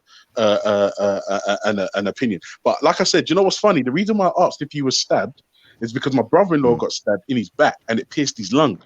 And he had tubes in and out of him. Stuck on morphine. Same thing. You would be on the same thing. Yeah, bro. I'm telling you, when you said your lung, I was like, "Rah, Andre, is that you?" But no, obviously it's not. But yeah, so I saw the effect that coming off the morphine had on. Bro, everyone's different though as well. Can I say something, guys? Come true, sister. I just feel like, number one, I think that the conversation we was having was a hypothetical conversation in a way to kind of just get things back clean, right? Back a clean slate, right? Trying to appease, you know, the lives of the drug dealers, and now the drug dealers are now away from their children. What the fuck? They've already taken that risk when they decided to sell drugs. They have definitely made that assessment, and they felt that the benefit was worth the risk. So, like, but you're thinking about discipline of the drug dealer. You're not thinking to about me, I'm not thinking about what I'm thinking about. It's about what the drug dealer they considered that. Why are you so angry? Why are you so angry? I'm not angry. You're not in jail. You're telling me you are, and I'm just correcting you. I'm not angry. So can I say one thing about what you just said, Melanie? Yeah, like in reality, yeah, you got to look at things for what they are in it. Everyone's coming from different walks of life, different situations, and your situation is going to complement what your decisions will be. Do you feel where I'm coming from? So, you know, people who's coming from a situation where they haven't got struggles, you know what for instance, you grew up in a house where your light didn't turn off. The light was always on. There's always hot water. There's always food in the cupboard. It's going to be different. That way, why are you so judgmental, bro? Get a chance to know me. You don't even know me. Don't make assumptions. I'm not trying to get to know you like that still. I'm just trying to have a conversation. Get a chance to know the person before you make a judgment. I'm not saying you're trying to get to know me. I'm not trying to come to Miami. I'm just trying to have a conversation. As if you really know the kind of person I am, because you don't know nothing about where I come from. You don't. You're making an assumption, and when you make an assumption, what happens? You make an ass of yourself, right? Because we want you to tell us where you're from, what you're about. We want to know your side. Let me just make an ass of myself. When you make an assumption, you can, because you could be wrong. That's what making an ass means. When you're wrong, when you speak without knowledge. You don't know. You don't know nothing. Have you got a channel? Where's your channel? Let me see your channel. Let me finish what I was going to say. What I was going to say is, what a backside. What? We channel banging now? Listen to this shit. Like, what I'm thinking about. Why is it with you females? Why is it with you females? You gotta act like you're dude, man. You're not us. I'm not acting like a dude. Allow it. Act like a dude. Thank you. Move on. About backside and all that. Who are you talking to? I don't. What? Who are you? You know what? Let me mediate for a second. Let's just agree to disagree and move on. Let's change the subject. told her to speak. No, let's change the subject. Told to speak. Yo, my brother Bigger put me on here, not you. I didn't ask permission. This is your channel now. Let me find out. I'm not bigger 30 you know years. What? Do you know what? Let's not argue, man. Let's not argue. Let's not argue. We're grown people. We're grown ups. We're all grown ups here. Let's not argue. This is getting childish. Listen, Melanie, don't fight over me. I'm not working. We'll see. Trust me. I'm sorry it's got to that point. Can we move on? Shifter. What I was trying to say is that it was an analogy, right? It was okay, if I could cure this right now, just like when AIDS came out, everybody was saying, put everybody on AIDS on an island. Not true? Everybody, I get you. About those people have families, those people have children. They was like, you know what? Fuck that. We don't want them to pervert and spread this to everyone else. Now, did everyone do that? No, but when they was first coming out, that was the immediate thing. Like, let's put them on an island, right? So all I was saying was that, you know what? If tomorrow, like, there wouldn't be no more heroin, there wouldn't be no more crackheads, there wouldn't be no more freaking zombies. I work in DC. These people, it's all our people, all black people, freaking zombies, no teeth in their mouth, all kind of shit. You know what I'm saying? Like, for me, fuck all of them, put all of them sweep like a broom. You just swoop that motherfucker somewhere, and everything clean, and we start over. That was I kind of got that. I kind of got that was the kind of idea that was being brought to light. But what I'm going to say is this year, like, in us doing that, we make ourselves worse people than them. Because who are we? Remember, we're supposed to be a community. And community is about each one teach one, helping each other. Now, at the end of the day, we didn't put the drugs in the community. Really and truthfully, it's the government that put the drugs in the community. And then years later on down the line, what they'll be saying is, like, you see, like me, the reason I gave the example of the morphine is because I was strong enough to just put the morphine down. And I just managed my pain myself. But not everyone's going to have that strength. Like my man's brother, he got stabbed. He was strong enough to put it down. But what about the ones that ain't? Do you know what I'm trying to say? So now you're looking for that. My tonsils taken out. When I had my tonsils taken out, they gave me well, mine was liquid morphine, so it wasn't like inside your IV or whatever. Yeah. And they told me I had to gargle the morphine, and it was supposed to absorb into my bloodstream. And I was like, man, I'm not trying. You hear morphine, I'm not trying to get addicted to this crap. So I used it for like 3 days because the pain was really bad. Yeah, it's too bad. It's too mad, and that's what happens. They told me I could take children's Tylenol. So I took the children's Tylenol, which is like a liquid, and then I still did the same gargling thing, and it kind of helped my throat to heal. But then the thing is now, what happens is a lot of these drugs, like the new ones, you see like the new drugs that's coming out now. The legal drugs. When it comes to because in the school system, these young people have, I don't know how the hell they getting it, but they getting a lot of access to Xanax, Percocet, all of this shit. They on it. Exactly.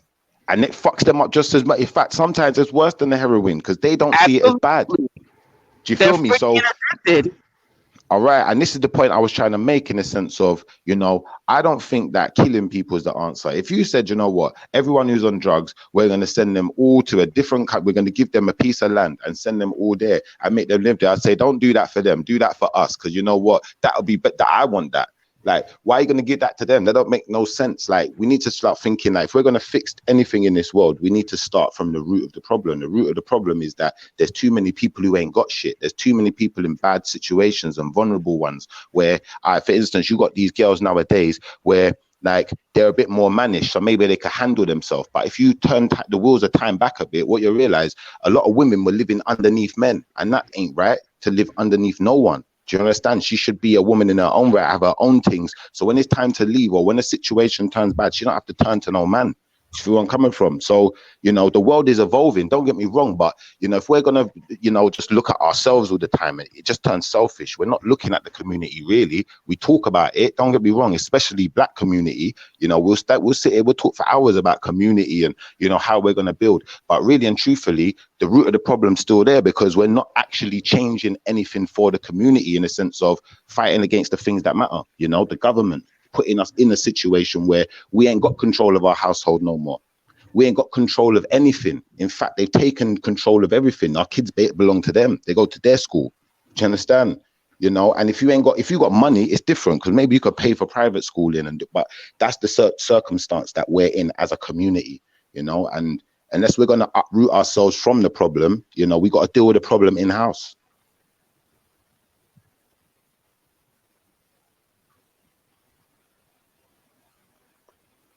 And since there's an awkward silence in the room, yeah. Hey, listen, we don't have to argue. I tell you what. No, we don't. I'll tell you one thing I will say is that it's important that people with different opinions speak to each other, because even to speaking to you now, I had to even though I was quite passionate at the beginning, I had to remember I'm not pro capital punishment.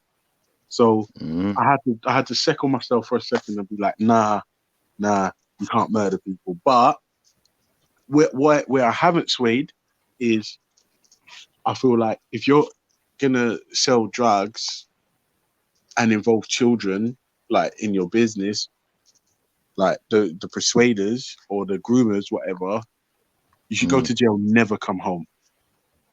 See, what I would say to you is, cause you see, for instance, we got a government, that are supposed to put things in place to protect our children. So they have a guy that goes around to all the schools, a police officer, and he's going to tell them about drugs and tell them what drugs do and that you're going to get arrested. Yeah. But what he's not going to tell them is that, some of these kids, they grew up in homes where the parents are drug dealers, So, a lot of opportunities around them weren't really open to them because of their postcode, because of where they came from, X, Y, Z. So by the time, what you're going to do, you're going to go to school, all of these things, they're going to say you can be whatever you want to be, do whatever you want to do. So you're just going to dream as a child. Then one day you're going to wake up and realize you've been dreaming. So certain things you ain't got access to like that.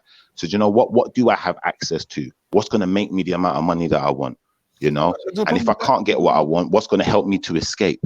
And that's the cycle that I think needs to be broken. I think that the druggies and the drug dealers, yeah, they're a problem, but they're not the real problem. The real problem is the government who's not giving enough opportunities to the youth, because then the youth grow into the big man who's on drugs.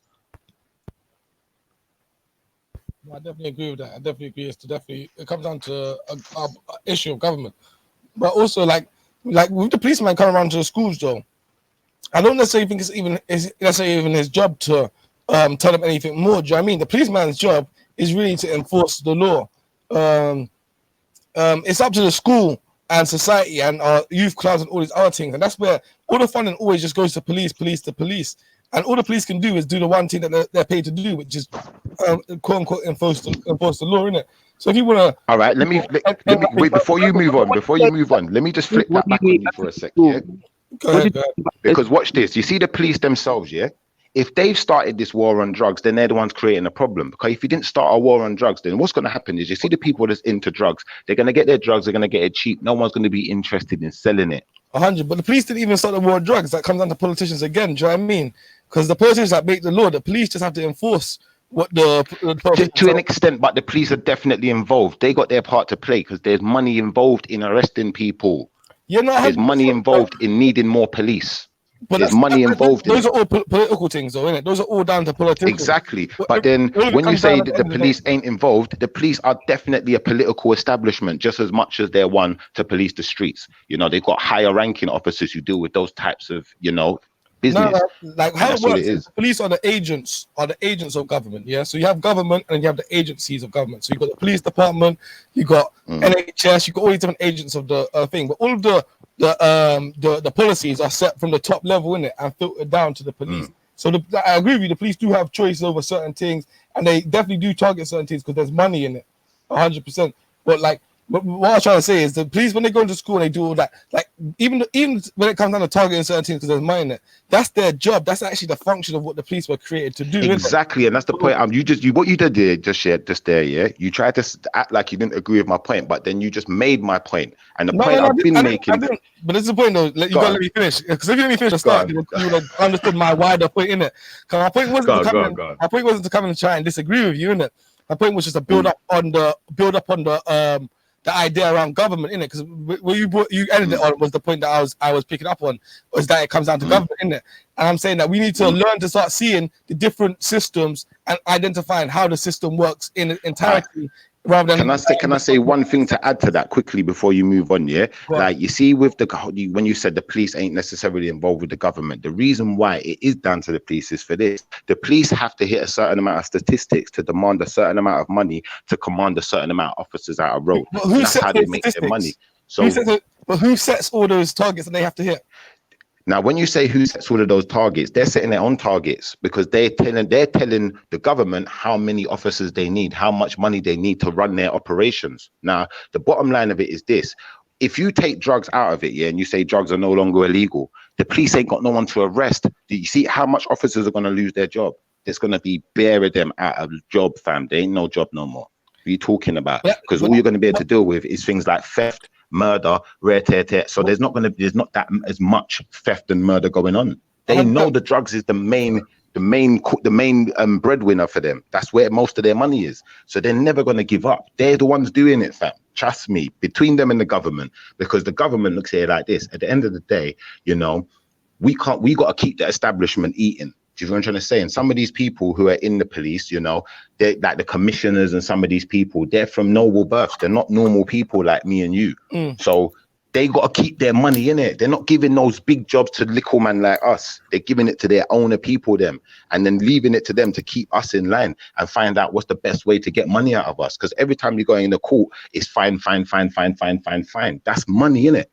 Do you feel me? So unless we're going to really get to the root. But even all of that notwithstanding, innit, the problems that we have to solve in society still cannot be solved by the police. So even if the police didn't have to do any of that, which we understand that the very function of the police means they do have to do all of that, right? That's not going to solve the issue, right? Because the issue... No, it would solve it. Do you know why it would solve it? I'm going to give you a breakdown of why it would solve it. Because the issue at a different part of society, right? The police, like for example, so if people have a lack of opportunity and lack of jobs, police can't come and create opportunity or create jobs unless you're going to become a police officer, right? So so to actually stop the people from going into crime in the first place, it's not the job of the police. It's another section of society that has to do it. So what I'm saying is the police are actually working perfectly for what they're designed to do. Do you understand what I'm saying to you?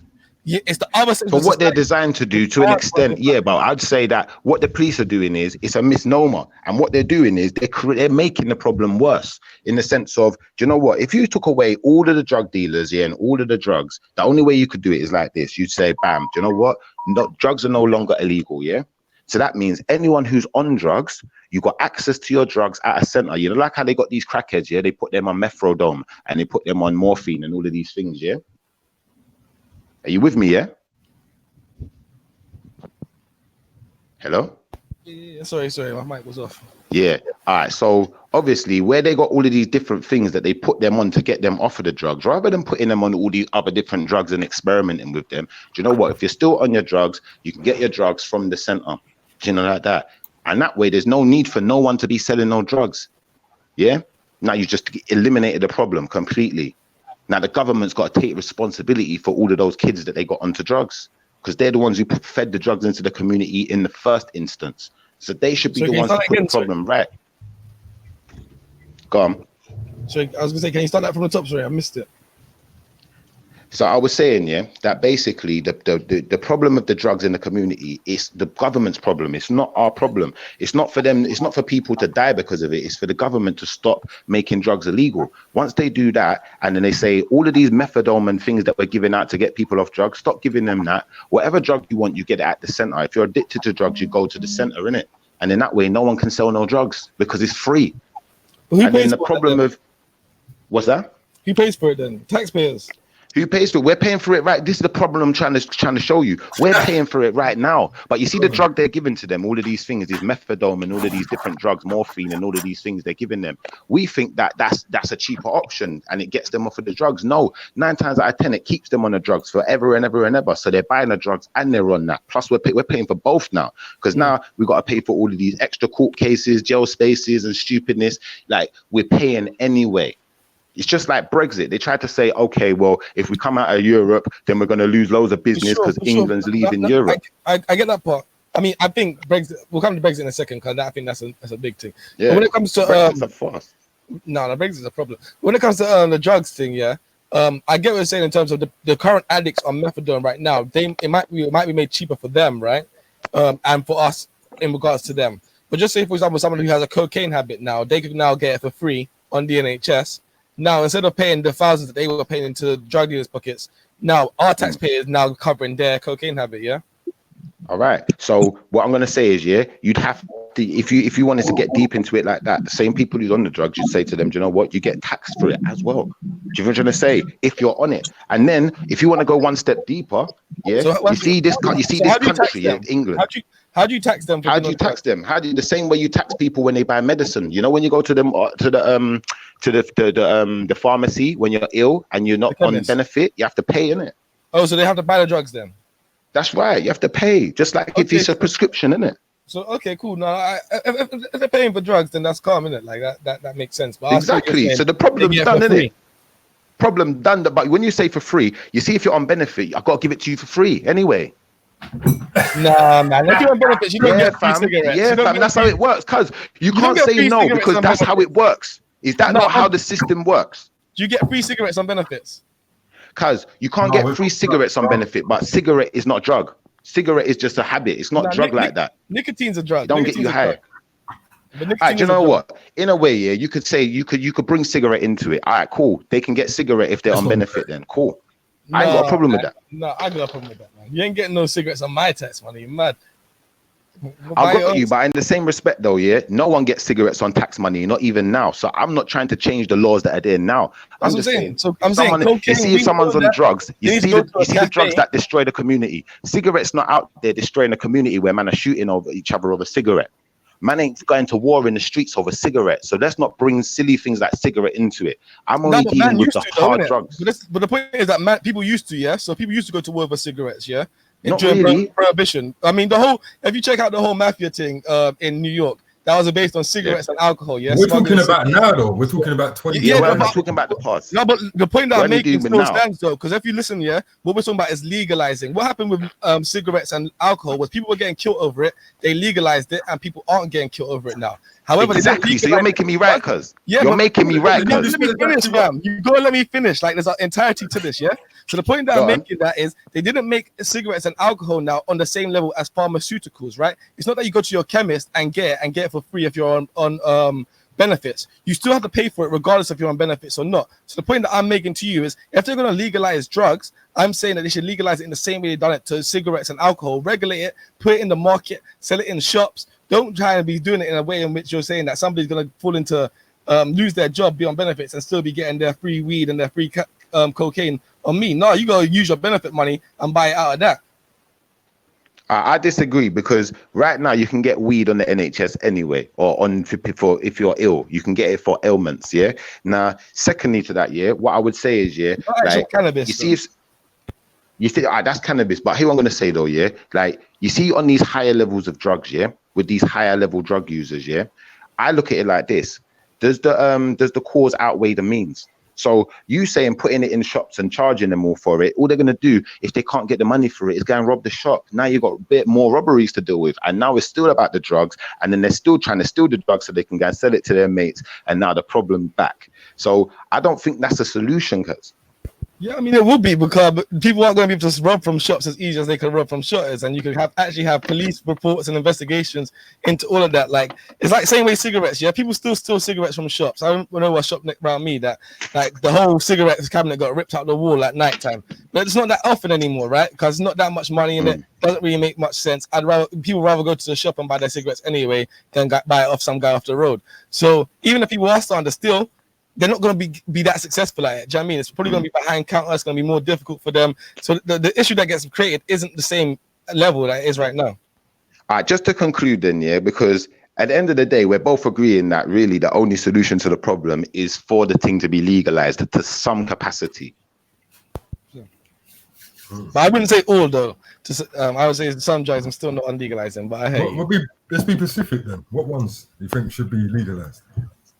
I say weed all day in that. Like, I'll say legalize weed, and that's the only one I could really speak for with any other authority. I've never ever been in, like taking any other drug like that. I don't want to, so I don't. So I couldn't speak on it. People say that cocaine is calm and whatnot, and I know it's that white people tend to be able to do cocaine and just live life normally. But I think when black people do cocaine, it starts looking a bit mad, doesn't it? So I know crack is a different thing and at a different level. So here what I'm gonna say: drugs are cultural things, isn't it? Like in West Indian culture, a lot of people like to smoke weed. It's not really frowned upon. You know, in Caucasian culture, a lot of people sniff lines. It's not really frowned upon, although it's illegal. In Chinese culture, a lot of people do other drugs. So at the end of the day, that's how I look at it.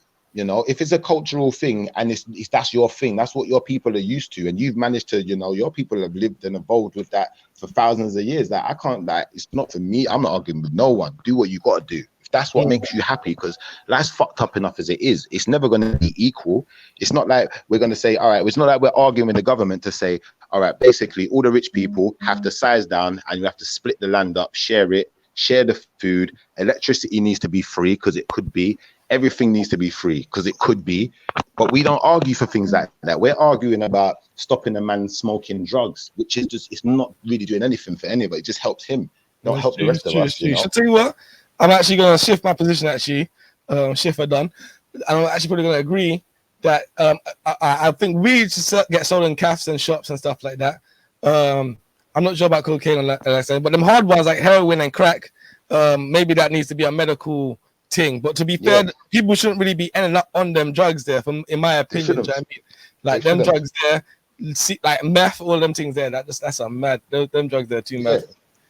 So how would that work? Someone would just get a prescription for heroin, like they talk to their doctor and say, you know, I would like to try heroin, and then the doctor writes a prescription, and then they go to the like how we have dispensaries for marijuana here.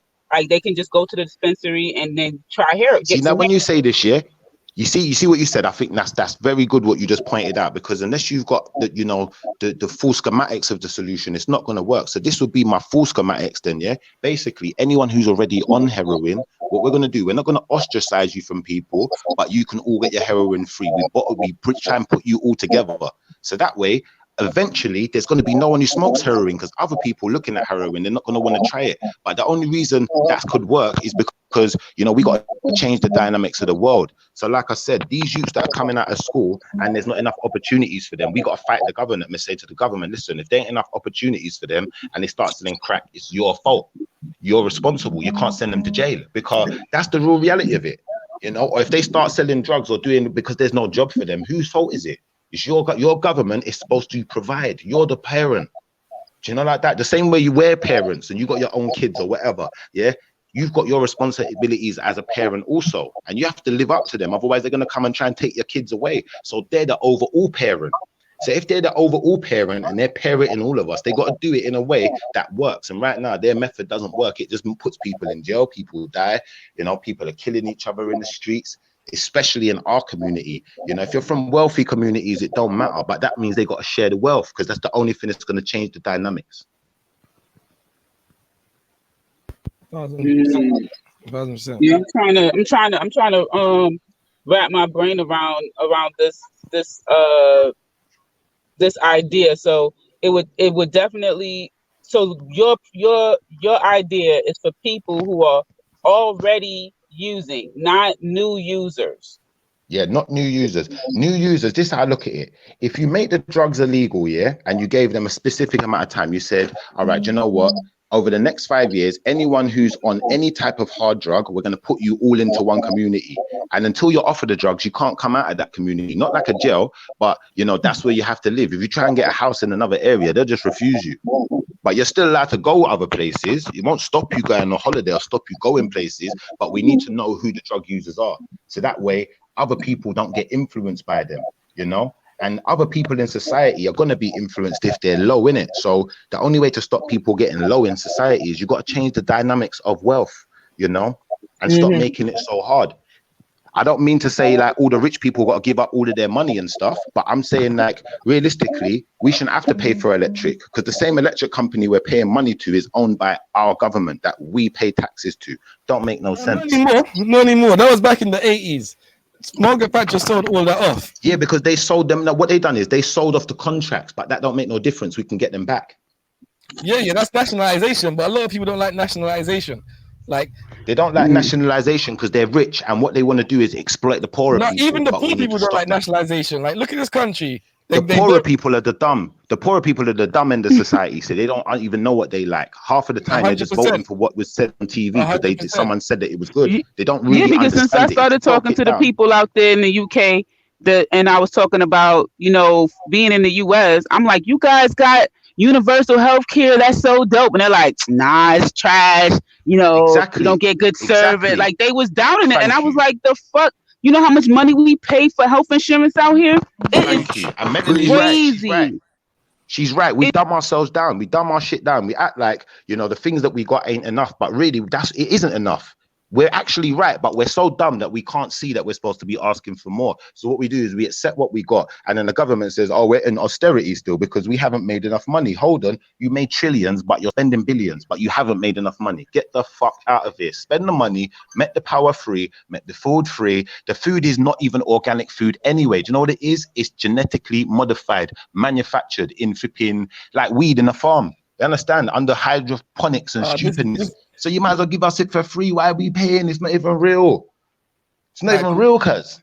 Come on, man. And then we as the people, we sit back and we say, okay, yeah, that all the chickens are grown in flipping little chambers now. They're not flipping even real chicken, but we just buy it anyway. And you know what? It's something, so we just take it anyway. Do you know what? They gave us some benefit. We just take it and shut up, because they understand people in Britain, they're not that stupid. And they've had real citizenship at some point. Some of our elders, some of the grandparents, the great-grandparents, they know things. Once they die, that information dies with them. Then the government can fully take the piss. But that's what it is, So upcoming election, who are you voting for? I ain't voting for none of these pussies. Like, they ain't doing nothing for us. They don't care. You got to think they're going to say one thing and do another, and then they're going to make an excuse. It's not good. Jeremy Corbyn's saying a lot of the stuff that you're saying right now.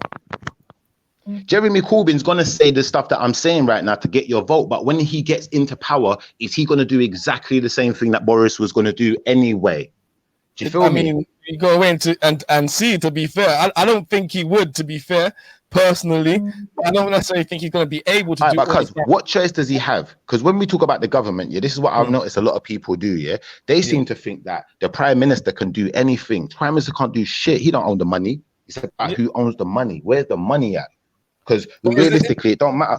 It don't matter what business you own, I tell you what, you see the Duke of Westminster, if he wanted to right now, he could kick everyone off his land. The FTSE 100 going to drop right now. It's going to drop. It's dead. But the fact of the matter is he's got the power to do it. Do you feel me? So if we know there's people like that with that much power, that much land, we should have a problem with that as British people. I mean, to some extent, but I think, I guess I don't necessarily have a problem with that, because I think Britain and British people can do what they want with them country. I'm just trying to get mine and get out as soon as possible. But I feel like when you say the prime minister, what does he control? I think the prime minister controls parliament. That's his position, right? He don't control parliament. One second, let me finish. Let me finish. I work in this area, innit? So trust me, I'm well studied in British politics in particular, right? So the prime minister specifically gets his position by going to the Queen and saying, "I can command the confidence of Parliament." She appoints him then to be prime minister, and that is he draws his power and his position from Parliament. He then creates the executive branch, which we call government, right? Which is his cabinet. He appoints ministers. Let me ask you a question, cuz. Let me ask you a question, seeing as you're so well versed in this. If the Queen doesn't like the prime minister and what he's doing with the country at any time, what powers does she have? Well, it depends. She has the royal prerogative, right? So the royal prerogative means that she can dismiss her government at any point or any time. The question is, she has the legal right to do that. The issue is, would she have the moral right to do that? Would she be allowed to do it? So if she does it, how would the public react? And that's the question. So we know the Queen's never done that before in history, and the last time that was done was I think possibly King William, and I think and prior to him it was the last king who tried to do it led to the English Revolution and he got beheaded. So it's difficult. Do you know what I mean? So who do we pay our taxes to the government or to the Queen and the Crown? Like I say, because of the way that England has established its government as opposed to America or any other countries, exactly, the Crown is still the ruler of the basically the government is referred to as Her Majesty's government. The Treasury is referred to as Her Majesty's Treasury. The Queen herself's personal funds are referred to as the Duchy of Lancaster. So our tax money that goes to her specifically gets put into the Duchy of Lancaster. The rest of the money goes to Her Majesty's Treasury, which is controlled goes to the Crown, by the Chancellor. Goes to the Crown. Which is controlled by the Chancellor, who is appointed by the Prime Minister, who is elected by the people. Do you know what I mean? So it's a chain of things, right? It's a chain of things. But so when you see for instance, if the government, the Prime Minister right now, if he comes with a manifesto that doesn't agree with the financial plans of, say for instance, the Duke of Westminster, the Duke of York, the Duke of Edinburgh, the Duke of Wales, if it doesn't add up for these types of people, he's going to have a serious problem. He probably won't be prime minister very long, because you got to remember, a lot of people, they don't rely on the government like that. The richer ones, like that. We're reliant upon it. And it's the people who ain't reliant upon it. Those are the dangerous ones. Those are the ones who we're really fighting with. I agree. They definitely don't solely rely upon it. But just say, for example, Jeremy Corbyn was to get elected, right? And he was trying to bring forth a manifesto doing all those things that he has promised to do, right? That will definitely go against the interest of several people. But the question is, what can they do? And what they would try and do, and what they would probably have quite a lot of success to, is first of all, they'll pressurize all of his MPs not to back him, right? And so we'll see them. They'll also pressurize him in the media every day to turn the public opinion against him and against his ideas. You see what you just said there? It's worse than that. Because who funds Jeremy Corbyn's campaign? Currently, Jeremy Corbyn's campaign is funded mostly by the trade unions and Labour Party members. Exactly. So at the end of the day, it's the same establishment funding them. No, not really. Think about what you just said. The trade unions. Would you say trade unions are part of the establishment? It's the same establishment funding them because it's the people. It's people who's got money in it. If you got money, then you can fund the campaign. But you might say to us, here I'm going to say, you might say to a prime minister, do you know what? I'm going to fund your campaign, but this, and this has to be in your manifesto, and I will fund it and get you to where you need to be. But trade unions get their money from people, right? So my mum is a member of a trade union. I think Oja Funky is a member of a trade unions. Most people are members of trade unions. So by being a member of a trade union, you pay money to this trade. They put all your money together. They store your funds, and they use it basically to try and improve life at work for you. And part of doing that has been establishing the Labour Party to try and get extra working rights for people.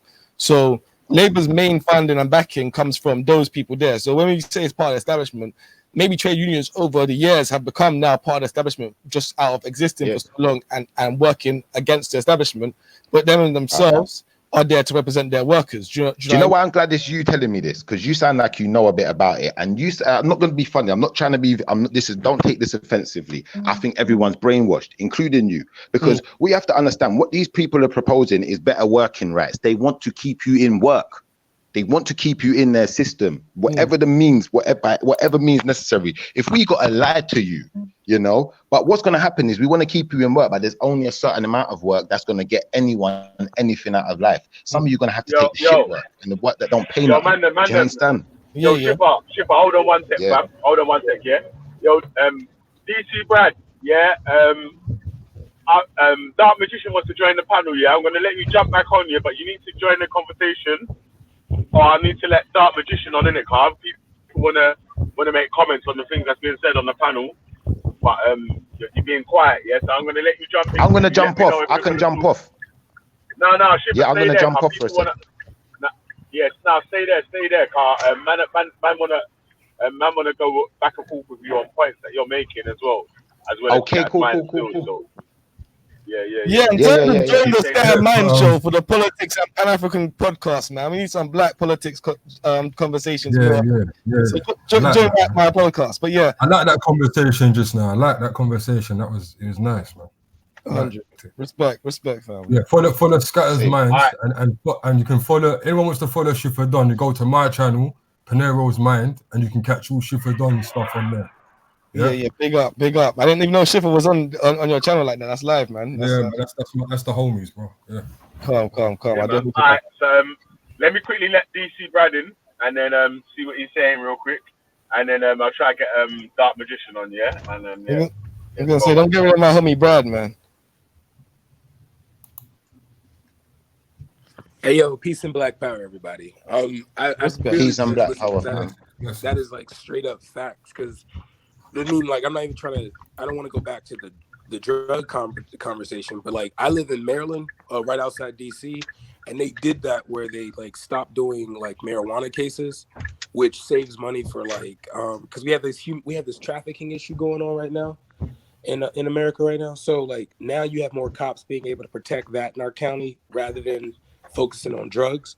But like I don't know about I think New Jersey did this, where instead of sending you to jail, they sent you like you were treated like an escape patient if you were out on drugs.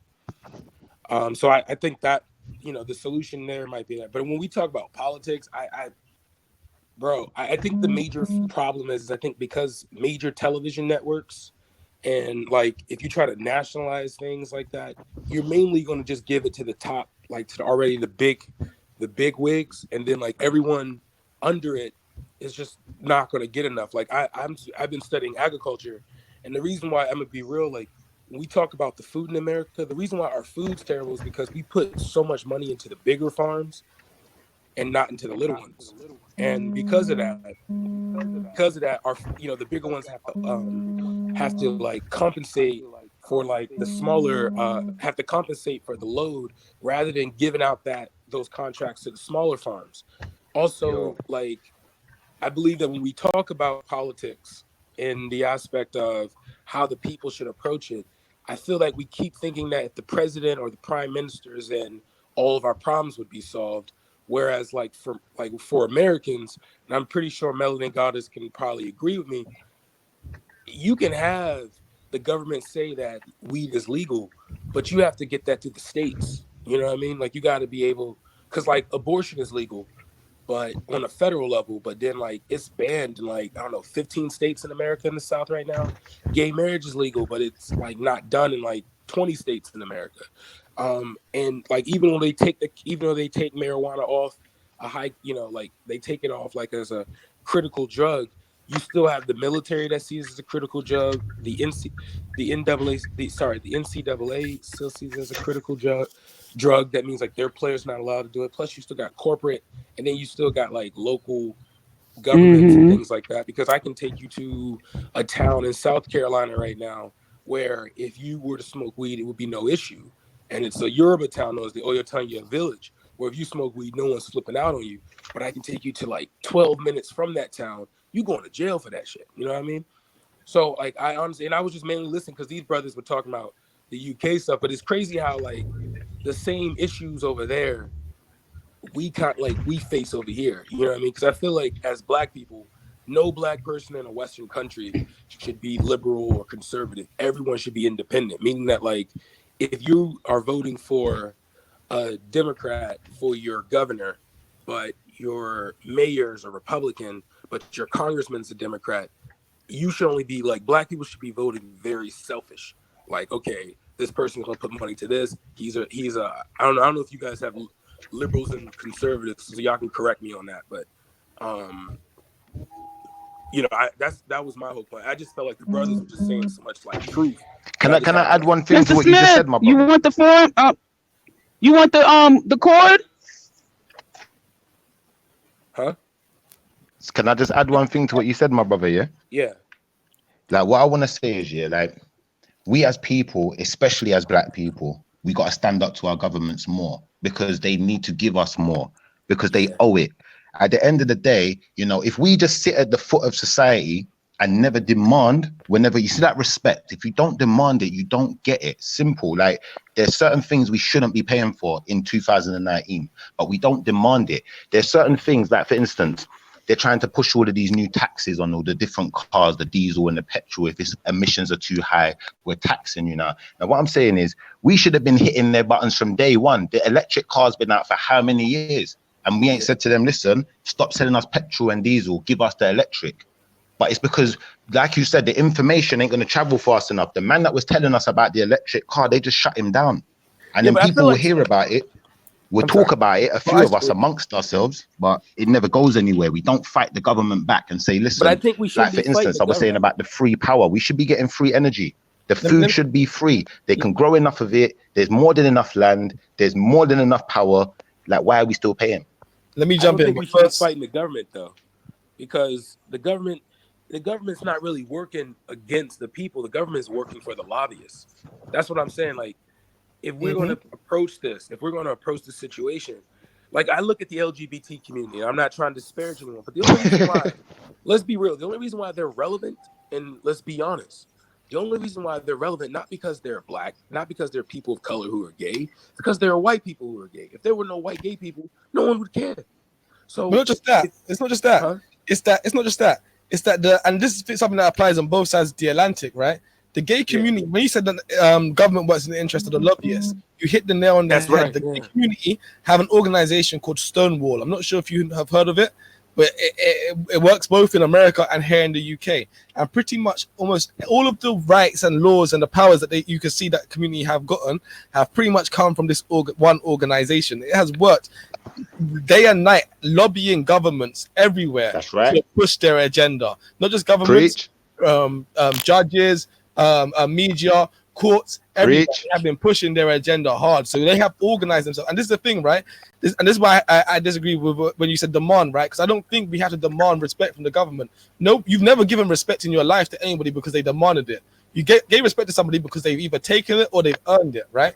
And I think as a community, we need to stop, get out of our head that we have to ask for stuff or demand stuff. We need to actually just pattern up as a community for ourselves. And once see what you just said there, yeah? Attain see what you just said there. That was a clever play on words, but you see when I said to you demand, yeah, that's exactly what I mean by demand. Demanding is, you know what? Like, for instance, if I want something, I'm going to get it, regardless. If I have to go and work for it, I'm going to get it. Whatever I have to do, I'm going to get it. whatever the consequence I have to take. Like those gay people in what is it, the LGBT thing you're talking about now? They all got together. They had to pay money to lobby these things. They had to pay money to go to court. It wasn't even the whole community. It was like mainly the rich ones. You know what I mean? Like, so I think like because I think the problem with black people is that but not everyone got money like that, cuz like I was saying in the beginning. But that's what I'm saying, bro. I feel like the problem is that when we try to look at everything from a holistic collective, and we gotta be real. Even if we look at white guys, every white guy wasn't out here like, yo, I'm gonna go conquer Africa. Half these whites like you talking about Australia was established by like poor people. You talking about Australia was being established by criminals.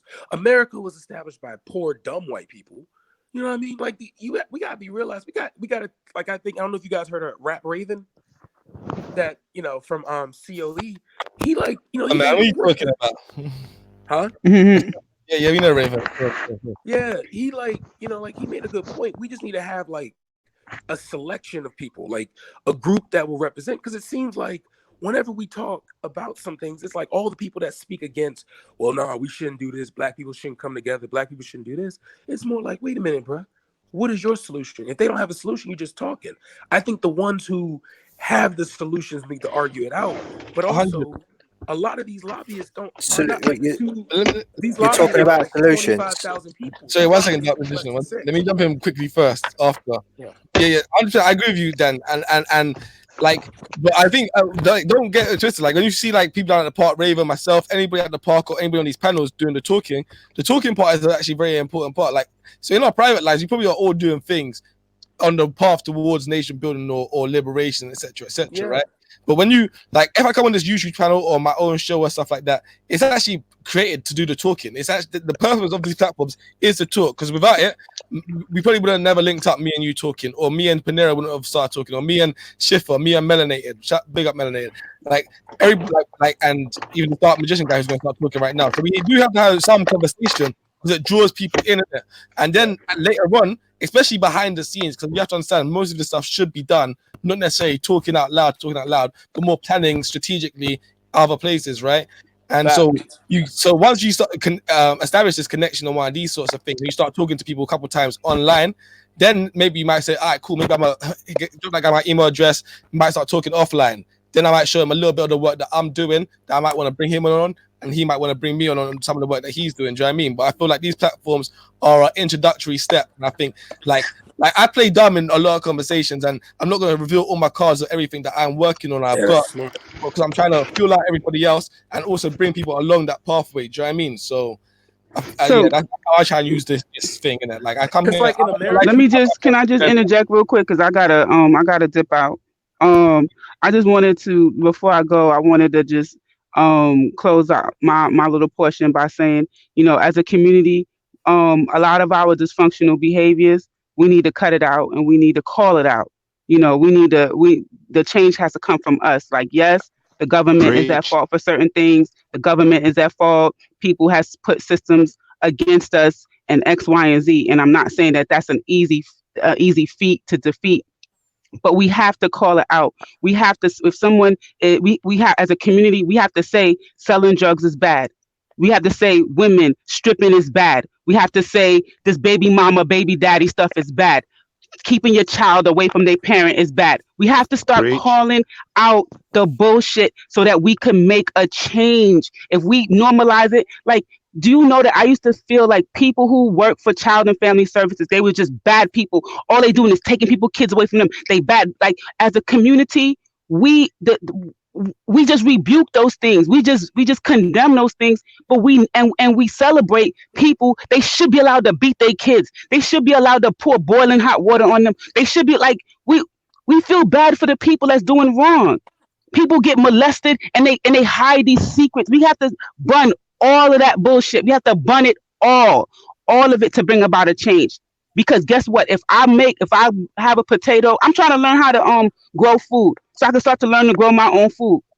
We got to start talking about that. We have to start talking about, well, I need some help, because guess what? I only had one pepper. I only grew one pepper. I was proud of my little pepper, and I cut it up and put it in my salad. So the next spring, I plan on planting potatoes, peppers. I want to plant my own herbs, because this is something that not only myself, once I master it, maybe I could mentor some young ladies. You see what I'm saying? We need to kind of like bring about a change and not just glorify. Look at this person right here. Russ, yo.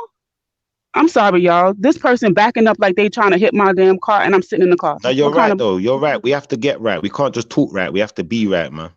Yes. So I'm about to go into work. I work with Black male offending young men from the ages of 18 to 22. And I'm about to take some of this energy of the stuff that you guys said, and I'm about to deal with them. All right. Have a great day, Mel. Yeah. All right. Bye. Peace, you guys. See you later. Yes. All right. That's bad. Can I man, jump in? I think she was right in saying that, though. We do have to. We can't really keep in our community promoting badness and allowing it to be promoted. Like at some point, we all got to stand up and talk about it. 100%. No, she's talking true, innit? And I think that's probably. Sorry, Dark Magician. I know you want to jump in. This is my last thing I want to say for now. Is like 100%. Like, that's why, like, quite often I try and focus some of the conversations to be internal, because quite often we talk about the system and all these other things against us. But the African proverb that says the enemy outside cannot do nothing when if you don't have the enemy within, right? Or something like that. Yeah. So you got to deal with the enemy within first of all, and we do have a lot of internal demons and issues within our community that we need to, like she said, need to get burned out first before. And if we do that, we don't even never have to even worry about no other. I agree, Scattered, and I think Raspek said it best. If we're broken people, how can we fix the world if we can't fix ourselves? So I'm saying, and that's it. That's why, if I'm honest with you, go on. Yeah, I think I'm the change that we should all rally behind. Me. Yeah. Now that's not ego. Oh, you're an idiot, man. He sounds confident. He sounds confident. He's not an idiot. Listen to what I'm saying. Listen to what I'm saying. Yeah, like, it's true what man's saying. You know what I mean? But you know, you got to remember though. Don't be so hard on yourself. You know, don't forget we're all imperfect and we're all still learning every week, every month ourselves. Even though the watchers that are trying to help everybody else, even though we're watchers and we're putting out the word and this, that, and that, we've still got to do our thing too. You know, we're still getting tested by what you think this could. We got the knowledge that we're not tested by the devil every day. We'll talk. You understand? It's true. I like this ultra guy though, man, because I'll be honest with you.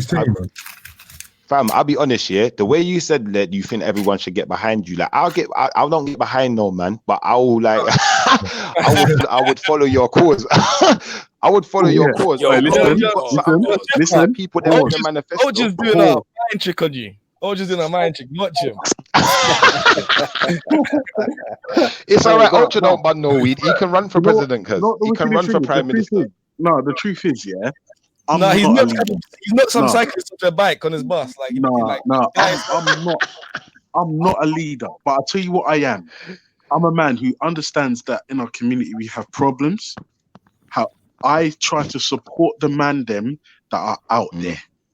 That's a leader. I try to support the man them that are genuinely out there, coming up with solutions. Like, for instance, Scattered Minds. I'm not going to lie to you. If I was going to build anything, I would first reach for Scattered and say, I'm building a council. I need you to run this thing. You see what I'm saying? And this is the thing. Yeah, no, it's real. I mean, like, and this is the thing. There's no ego involved. Listen, we've got shit to do. Let's crack on. But here, what I'm going to say, yeah, I believe there's no ego involved. I believe that. I just think that we got to get behind each other anyway. We got to try and, like, you know, if someone's going to be the face for things and they can make a good impression, we got to get behind people like that. Can I ask a question? You said we, yeah. I'm white. Can I get in on that? No, I think so. Sorry, you're a devil. You're a devil. No, I just think there has to be some white people involved. How can you say that? Do you know what? Let me say one thing, please. Let me say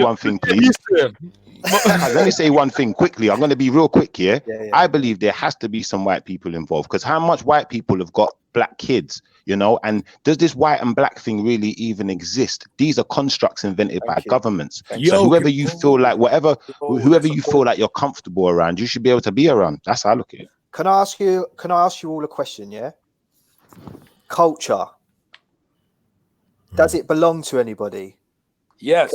Can anybody say, and is that a good thing for society to say that culture can be carved up and tribalized and enclosed, and other people? What you just said there, yeah, I don't think culture is a closed thing. Culture is an open thing for anyone to come into a culture, learn that culture, and culturize themselves. If you're talking about tribalism, tribe is something different, because tribe is to do with your genetics, is to do with your family, your last name. I want to hear what Brad has to say about that, man. I'm joking with the brother. You're blessed, family. I got a cup, but I'll be back later. Yeah. Hey, bless up, Scattered. I was joking with the brother. I don't like, because the thing is, I think because of my experience here in America, when it comes to culture, we always see like it is a black and white thing. But then I realized something. It's not like a white, because I realized why Dr. King was killed. Dr. King was killed because he took black people and poor white people. And when you look at the white community and you realize that the majority of the decisions weren't made by the collective, it was made by the rich. And the one thing my brother told me is, my brother said that the most dangerous thing that rich white men fear, is a black man that's able to talk to regular people. And when, like the Obamas, you know what I mean? And he said that, my brother said that if you were to really, if you wanted to change like the race issue in the world, don't talk to white people, talk to poor white people. And when we use the term white people, we're talking about the ones who have power. Because whenever we talk about white people, we're only referring to the ones that can make the decision. So I know, like the brother on the panel right now, I'm pretty sure that, you know, because when we talk about like white people, we put them on this big shoebox, and it's like, yo, you know, cracker, colonizer, you know, enslaver, rather than realizing that, like, even when we talk about Europe, like, let's say we talk about white people on a collective, we talking about what? Everything west of Berlin. We're not talking about everything. We're like, Romania wasn't conquering any countries, or Moldova or the Baltics. They weren't down there trying to do shit. You know? I like what my brother just said, yeah? Cuz, can I just say one thing, though? You see, when you say white people, I think that's what you call white people. You see, to me, for instance, like, if you ain't black, you're white to me. Like, that's how I've been grown. Like, so being serious, big and serious, when I was growing up, yeah, if you was Chinese, to me, you was like white people. Or if you was Japanese, or you just didn't, even if you was Asian, like that Indian or whatever you want to call it, what is it, Iranian, Iraqi, like, we see them as white people where I come from. So, like, I hear where you're coming from, but then what I've come to realize is that the world's confused, because, you know, we all got our own impression of what we think black and white is, because these are constructs made by someone else. So we wasn't taught the proper logistics of it. Now, if you look at it, really, there ain't no such thing as black and white, really. These are things that were invented to keep people separated. You got rich and you got poor. If you look at class systems, they're based around wealth. It's not based around color. That's where the class system evolves from originally. I'm a Marxist, so I believe in the class struggle, the class war. Now, everything transcends and intersects with itself, except for class. It doesn't matter what creed or color you are. If you have the power, which is the wealth, then that can never be intersected. You are above any intersectional group. That's right. And so that's what we're striving for, is to break. What we all have to come together is to break down that class barrier, where we can all stand on an equal level, and we all have an equal voice. But you can't have that if you have groups of white people, who are in the main, who are the top 1%, who say you will never have the means of production. And therefore, when we have you in our production factories making stuff for everybody, when you make that, you are alienated from that product because you can never possess it. We possess the wealth that you create for us. My brother, what I'm going to say to you is, if anyone tries to alienate you and tell you you're white, remind them you're my brother, so you're black. That's cool. You're down. That doesn't mean you can use the N-word now. I'm not going to. There's no N-word. No. Let me say something. Let me say something. I'm the oldest of 7 brothers. And 5 of my brothers are mixed race, right? And they span from African to Rastafarian to Jamaican. You just named all Africans. My brothers are not allowed to use that word in my presence. Oh, you gonna rob them of their income? Nah, man, they can't use that word in my presence. I won't allow it. If they want to say it in front of their friends and stuff like that, that's up to them. They're their own men. But I don't want to hear that word. I don't think it's right, and I don't think that you guys should use it either. But it's not for me to say that. Nigga, please. That's still you're being respectful though. I love that. I love the respect, and if it's you know all where about that word the respect. comes from and you know what it means, yeah. Do you know that? But I get the fact that you take what happens with an oppressed group, yeah, is that you take something that has oppressed you and you make it your own, and you turn it back on itself. That's what groups do. That's what facts. Groups do. And that is the human condition to do that, to grab something that has been used to destroy them, to break them, and they turn it and they use it for themselves to empower themselves. That is the human spirit to do that.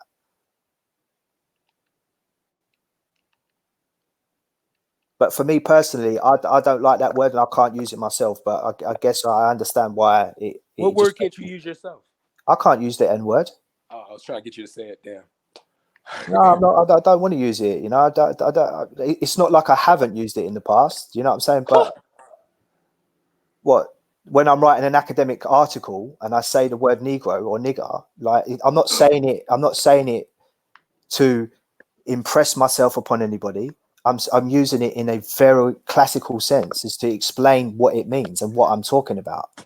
But to actually use it in an everyday verse, as if I have the power to do that, as if I have the privilege to do that. No, I'm not. I don't want to do that, and I feel very comfortable saying what I'm saying. I personally think if we stop saying it, and then like as a collective, when we want to get mad about other people using it, it would be more like legitimate, because it'd be like, yo, we don't use that word anymore, so you shouldn't use it. You know what I mean? I feel like when we put in our music, it's easy for people to, you know, say, well, it's in our music. You know what I mean? Yeah. I mean, my brothers say it all the time. You know, like they say it all the time, and their friends say it around me all the time. But at the end of the day, that's my personal opinion. I don't like it. I don't want to hear it. But that's not to say that I have the right then to say that everybody shouldn't do that. You see what I'm saying? Yeah. Because I know where it comes from and I know what it means. I remember when I lived on an estate, yeah, and we were like the only black family on the estate, yeah, and my brothers would come home crying, saying to me, "They're calling me that, they're calling me this," and it's infuriating. Like that's the closest I will ever come to feeling what it's like to be, you know, someone be racist towards me. Do you see what I'm saying? Is to feel it by proxy. Yeah, but listen, just quickly though.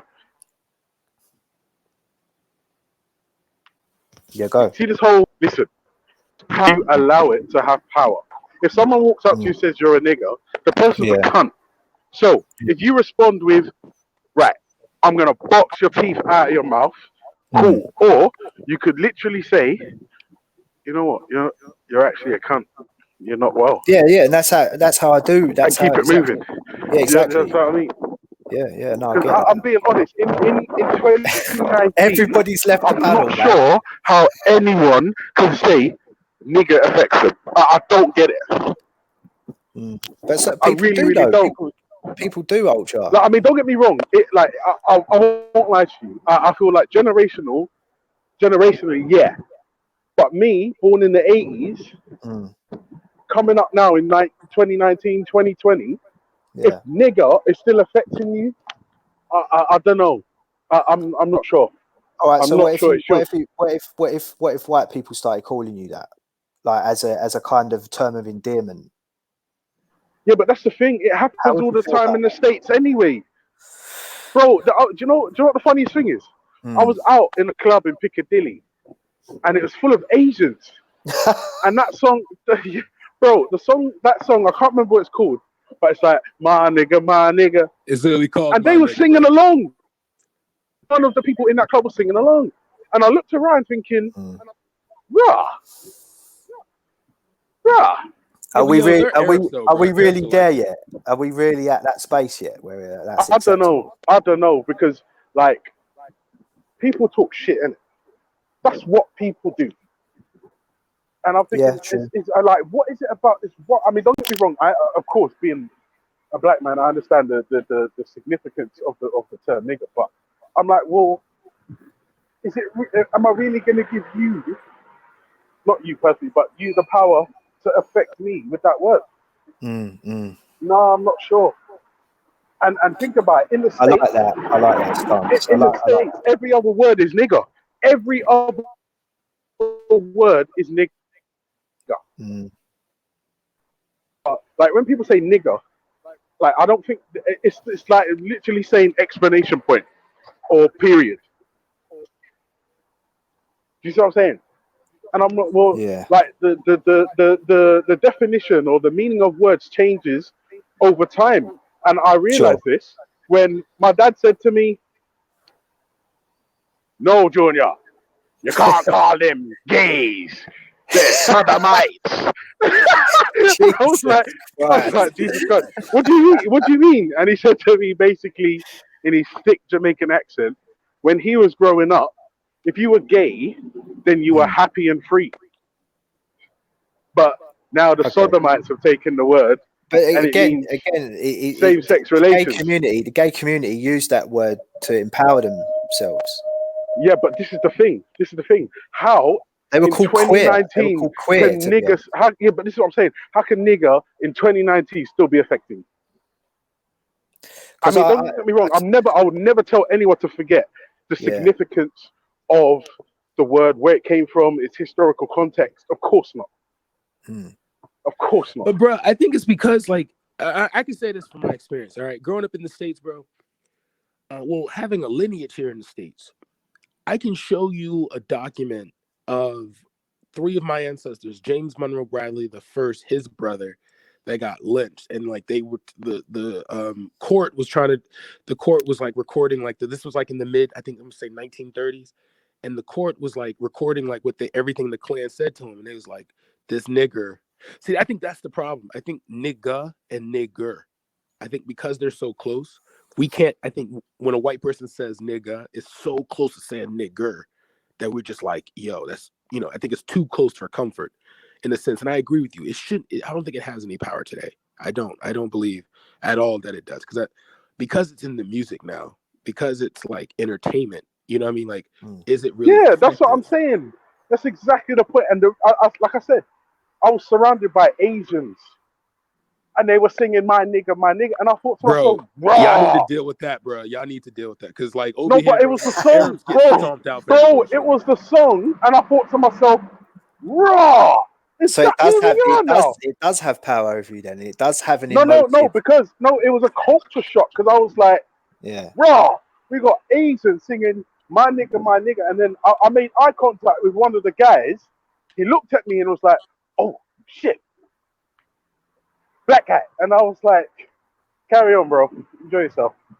But for me, that was a wake up call. I was like, "Fuck, sake!" Like it's just, it's nothing now. Like to just fling out the word nigger. Like I said, it's like instead of saying period, nigger. Instead of explanation mark, nigger. It's crazy. It's crazy.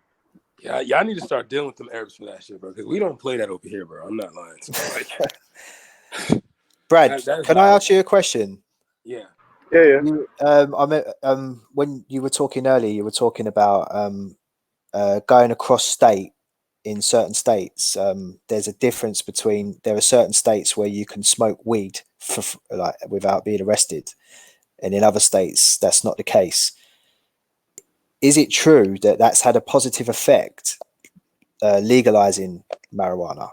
Oh, extreme. Okay, so to believe it or not, our prison industrial complex, it's more expensive to, and I'm saying prison industrial because we have a we have a school to prison pipeline, meaning that like, how prisons have like cement walls, and like bare windows, and you can't get through the windows, and there's like the bell and all that stuff, and like you all eat in the giant cafeteria, and there's like the schools are built in exactly the same way, right? Exactly. So when you see, it's like in Colorado, and I'm in Colorado, they had a higher case of people being treated and being arrested for like small marijuana cases. Like you had guys served, and I don't know the size. I don't know if you guys have the same sizes, but picture getting like 3/5 and going to jail for 10 years for that. You know what I mean? You have black men who go into jail for less than $50 worth of weed. You know what I mean? So in that, and then to house a prisoner once a month, that's why they had to privatize it, because it was really expensive for the state and the taxpayer. So they had to privatize it, so that you do see a lot of times where they deindustrialize prisons, because there was a time you can go to prison, get out, once you serve your time, your record was expunged. You know, you would okay, if you didn't have a nonviolent crime, your record would be expunged, and then you go about, you get like a trade, so you come out like, you go in a prisoner, you come out like plumber, construction worker. Right. You had damn near people coming out as like civil engineers with the same education as someone who went through school. And we're talking about gentlemen that have gone to jail because they were caught with marijuana, right? Yeah. And this was just possession charges. We're not even talking about distribution yet. Crime, a victimless crime. Yeah. And this is what started it. And so when they legalized it, first of all, when you legalize something, and I agree with the brother that was talking about that, I just don't think that heroin and stuff like that, because heroin kills. There hasn't been any confirmed weed kills, but heroin kills. And you wouldn't want to privatize that, because you wouldn't want people to like. Yeah. You know what I mean? Like, if you were to legalize it, essentially, that's why I think I'm more scared of like the bigger companies growing weed, because I don't want them like spraying stuff on it to make it more like, okay, I gotta smoke. You know what I mean? Yeah. Because like I stopped smoking I stopped smoking 4 months ago, but because I grow my own stuff, and because I do hydroponics and aeroponics and all the different forms of farming that you can practically grow anywhere without giving off a heat signature, because I didn't have to put all those pesticides and stuff on it. When I dropped it, I dropped it. You know what I mean? And what do you go? Do you go skunk, or do you go? Do you go more commercial? Well, I grow it's more of a because so in DC it's legal in every household in DC. Like, the thing about America, you're legal enough to grow weed in DC. Oh, bro, you can grow up to 4. Okay, so let's say you, me, Dark Musician, Scattered Minds, big up Scattered Minds, and Ultra. We all decide to grow. Like, everyone on the panel right now, we can grow up to God, I'm sorry. We can grow up to, there's 4 people in one house. Then let's say we all get married. That's 32. You know what I'm saying? So it's per person. It's per person, per dwelling. Yeah, and I think that was at first. Now it's 7 plants per person. Okay. So that you do sell. Let's say and this is how they regulate selling. And I'm sorry, this is how they regulate selling. If I sold to you, I can't say, well, Dark Musician, the price is $20 a G. No, I gotta gift it to you, and then I gotta say, well, the donation would be $20. So, or people do this now to sell an eighth. If you buy a T-shirt, you get a free eighth, but the price of that T-shirt is the price of the eighth. You get what I'm saying? Mm-hmm. So that's how it's working on an individual level, because now you're getting a second income, because you know what I mean, you're getting a second income in, which has inspired a lot of small businesses. That kind of thing is more cheap, because now you're putting more money into the local markets, which they're going to put right back into the government, and you just have this recycle, So it's not essentially legalized; it's more delegalized. It's more decriminalized. That's decriminalized, where there are certain stipulations that you cannot, start to industrialize this type of new venture, where what you would see is a monopolization from big corporations, and which will force gangs have, I'm gonna be real with you. Yeah. A lot of criminals have lost money off these things, bro. When I'm talking about you're talking about guys who used to push stuff through the borders are no longer that side of business now. So now the bigger thing now is pills. But see, the thing about pills is pills are a lot more regulated, because you're talking about people taking stuff from companies that are dumping it. Okay, the reason why I have to give you some props for the black-white thing. A majority of people dying of drugs in America right now are white people. Not black people. The crack epidemic didn't even affect it affected black people on a negative judicial sense, but not really in a health environment sense. You know what I mean? Because black people were just moving out of the hood, moving to the suburbs at that time. So when you see this rise in a different drugs, because and they call weed the gateway drug, is because people, it was cheaper, and then you kind of got immune to it, so now you want the next high. You know what I mean? But yeah, that I mean, it's really just been decriminalized. It's not really dealt with. it's not really like 100% like you can smoke in a store, going into a grocery store. Like it's not Amsterdam, not yet, you know.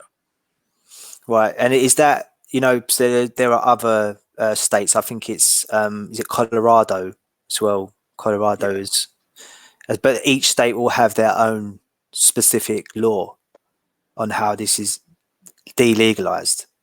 Yeah, and in a sense, it's like if I don't know because I don't know how the UK. I mean, well, okay, I'm gonna just use the UK model. You know how like there's Wales, Britain, Scotland, and Ireland. Sure. All right, so in Ireland, you can probably smoke weed there, but if you have a certain amount on your possession, you can get fined for it rather than go to jail. But in Scotland, the certain amount you may have on your possession that you get fined for may be less or more. You understand? Mm.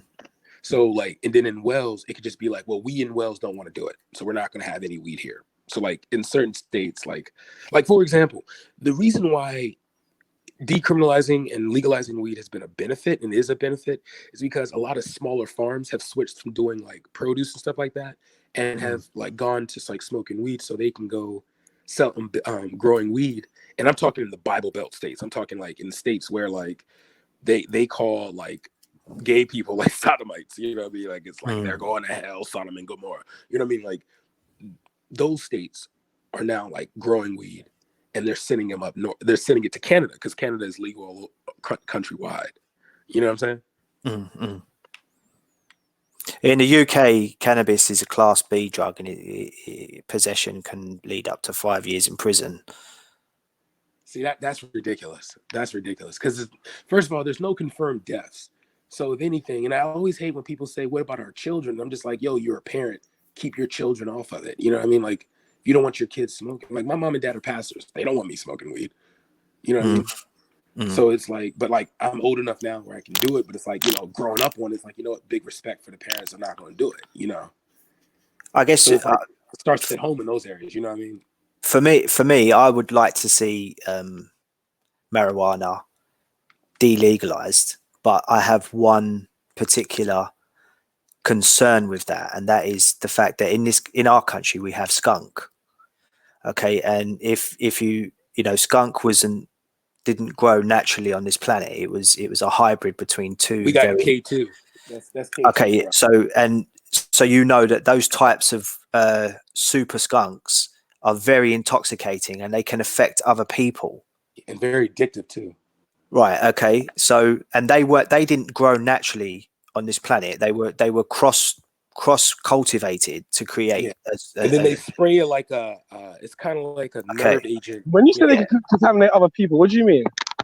So, for instance, if it's a very high strain, it can affect other people by the type of intoxication, the smell. It can go into other people's houses, and it can get into their house, and it can affect them. It can give people. Make them high. No, not get them high, but you know, it can affect them with the smell that it creates. It can give other people headaches. They don't necessarily want to, you know, be affected in that way. Plus, you know, that's true. That's like cigarettes, though, isn't it? Right? I don't think you could say the same with cigarettes because it doesn't have that. No, it does. It stinks. When people smoke cigarettes, it stinks. It stinks. Inside their house, it would stink. Yeah, but I you know, like for instance, out on the road as well. Outside pubs stink. When you go past, if you walk around residential housing areas now, okay, lots of people are smoking in their houses as they should be able to do so. But you can because it's so pungent, you can literally smell whether a house is a weed house. I have to agree with Scatter on that one, actually, to tell you the truth. And then when you throw into the mix as well, there's children in the house. When Turk agrees with me, you know that has happened. You know I agree with Scattered as well, bro. Like, what I don't like is I live in a block, and if someone's smoking underneath me, we all know that heat and the smell rises. So I'll get the whiff, and I don't like that. Okay, so how would you, if we were going to say, okay, we're going to legalize cannabis, how would you it should be a legal requirement. If you're going to smoke the stuff, you have to buy an air filter. Yeah, that'd be all right. That's almost going to be impossible to implement, and you wouldn't be able to necessarily put that into No, legislation. bro, no, you can. Those are the terms. Provided you're doing your thing. Provided you're doing your thing. If a complaint comes in, we come into your home. If you don't have an air filter or something to reduce or like prevent the smell going in to other apartments, you will be arrested. But it's terms and conditions. It's like, bro, like, So, we're so not. necessarily you could potentially put it into the category of antisocial behaviour. Yes. So, for instance, if you're talking about people who have assured tenancies that live under, council assured tenancies under council leases, you could have your tenancy taken away from you if you're creating antisocial behaviour to other people that are living around you. Yes. Now remember, That's absolutely remember, no, wait. Remember, terms and conditions are: if you're gonna do this thing, fine, but make sure you have this in place prior. If we come into your home and you don't have said thing, then you will be arrested and whatever consequences. I think that's doable. I think that's doable. But okay, then there's another issue: children in the property. Yeah, I don't believe you should smoke around Yeah, kids. you shouldn't even be doing it if there's children around. But think about it. It's better to have people that are, I don't know, indulging in marijuana than actual alcoholics. And alcohol is very negative to the community. I disagree, man. I think it's all brain It's altering, mind I think what we can all substances, agree on. bro. I think what we can all agree on is that it's high time that marijuana was not a criminalized drug, and because it is pretty much on a percentage, it's a victimless crime that doesn't. But it creates criminals. It destroys people's lives when really, essentially, what they're doing is they're not harming anybody else. They're just partaking in a substance that. Well, we also have to remember, though, bro, like the reason why it's not legalized yet is because your government hasn't figured out a way to tax it. Because we also have to remember prohibition was based off. Prohibition was based off the fact that the government had no. Because you can, let's be real. We were talking earlier about electric cars and things like that, bro. To be real, moonshine burns slower. It was like the first oil that was used for cars in America. But because you can produce it in your house, you can make gallons of it without infecting the environment. You don't have to put it in barrels and things like that and ship it around. You're talking about people taking like 3 to 4 mason jars in the backseat of their car and driving across state like it was nothing. You know what I mean? Saving millions of dollars on gas every year. And that killed the gas product. That killed the petrol companies. So, and they made it illegal because they couldn't regulate it. So now in states like Tennessee right now, you can use it, but you can't produce it. You can buy it, but you have to when you mass produce it, it has to be known for the state. And when it's known with the state, then you have to you can only be sold in the store. So you can't use it on the car, even though it still works on today's engines and transmissions today. So I think the problem is that I think the approach for the UK brothers like yourself that want to make this thing legal is you gotta I believe you gotta tell the masses that listen, because let's be real on another thing, hemp oil, CBDs and THC cannabinoid. Yeah, these things, hemp oil can be used for millions of things. Hemp is stronger than steel. But when you have a company that mass produces steel, you know what I mean? You can do hectares. You can make polyfibers with them and fabrics and things like that, which are biodegradable. But what's really interesting is like in the United States, when they created the war on drugs in the early 90s, or was it the 80s? I'm not sure. But they not only classified cannabis. It was like late 70s, early 80s. Yeah, so cannabis wasn't only classified as a war on that drug, a gateway drug, but so was hemp. Yeah, and so hemp has no THC cannabinoid in it. It has no intoxication on it, but it can be grown at the same rate as cannabis can on massive rates, and you can make all sorts of fibers from you can make polyesters from them, so you can create, you can build panels, and you can make cars too. You can create. So I believe that the first ever car made by Henry Ford was actually was a hemp car, right? So you know, and the applications that you can use for hemp is so wide reaching that they had to also create that inside the cannabis as well and make it illegal, because you know what you could do then is people could be creating their own fabrics, and the applications are so wide that it would have, you know, the monopolization of capitalism there was so far reaching that they had to stop that from happening. But you know, slowly but surely, that's the reversal of that kind of public policy is changing. Yo, can I be honest with you? That changes my perception on white people as a collective. Can we be real now? Is it possible that all these race issues can just be based off of financial control? Because it seems like once there's something that the people can do for themselves, that you don't need the big companies for. Because I look at something. I remember my grandpa telling me, because my grandmother, she was born in 1906. She died at 105, and she was telling me how she used to grow like small CB oils to deal with kids who had like seizures and things like that. And this was back in the, you know what I mean? And it makes me wonder if is it possible that these inflame, like the Negroid, Caucasoids, all these different like things that divides us? Is it just based off like big companies just saying like, you know, this is just something that's crazy? Is it just possible that this is just based off like, well, we can't afford to regulate it, so it's illegal, and then we're just going to put everyone in prison, but we're going to put people in prisons based off their race and color so they can turn against each other? You know, I just want to hear some opinions on that, because this is crazy that like, you know. I think there's a truth in what you're saying, absolutely. But I think that, you know, outside of the racism, I just think that when you talk, for me, instantly, I'm talking about a class struggle. Anybody who's below that 1% is essentially outside of the class, and that if they can own the means of production, they can control the rest of everybody underneath that class.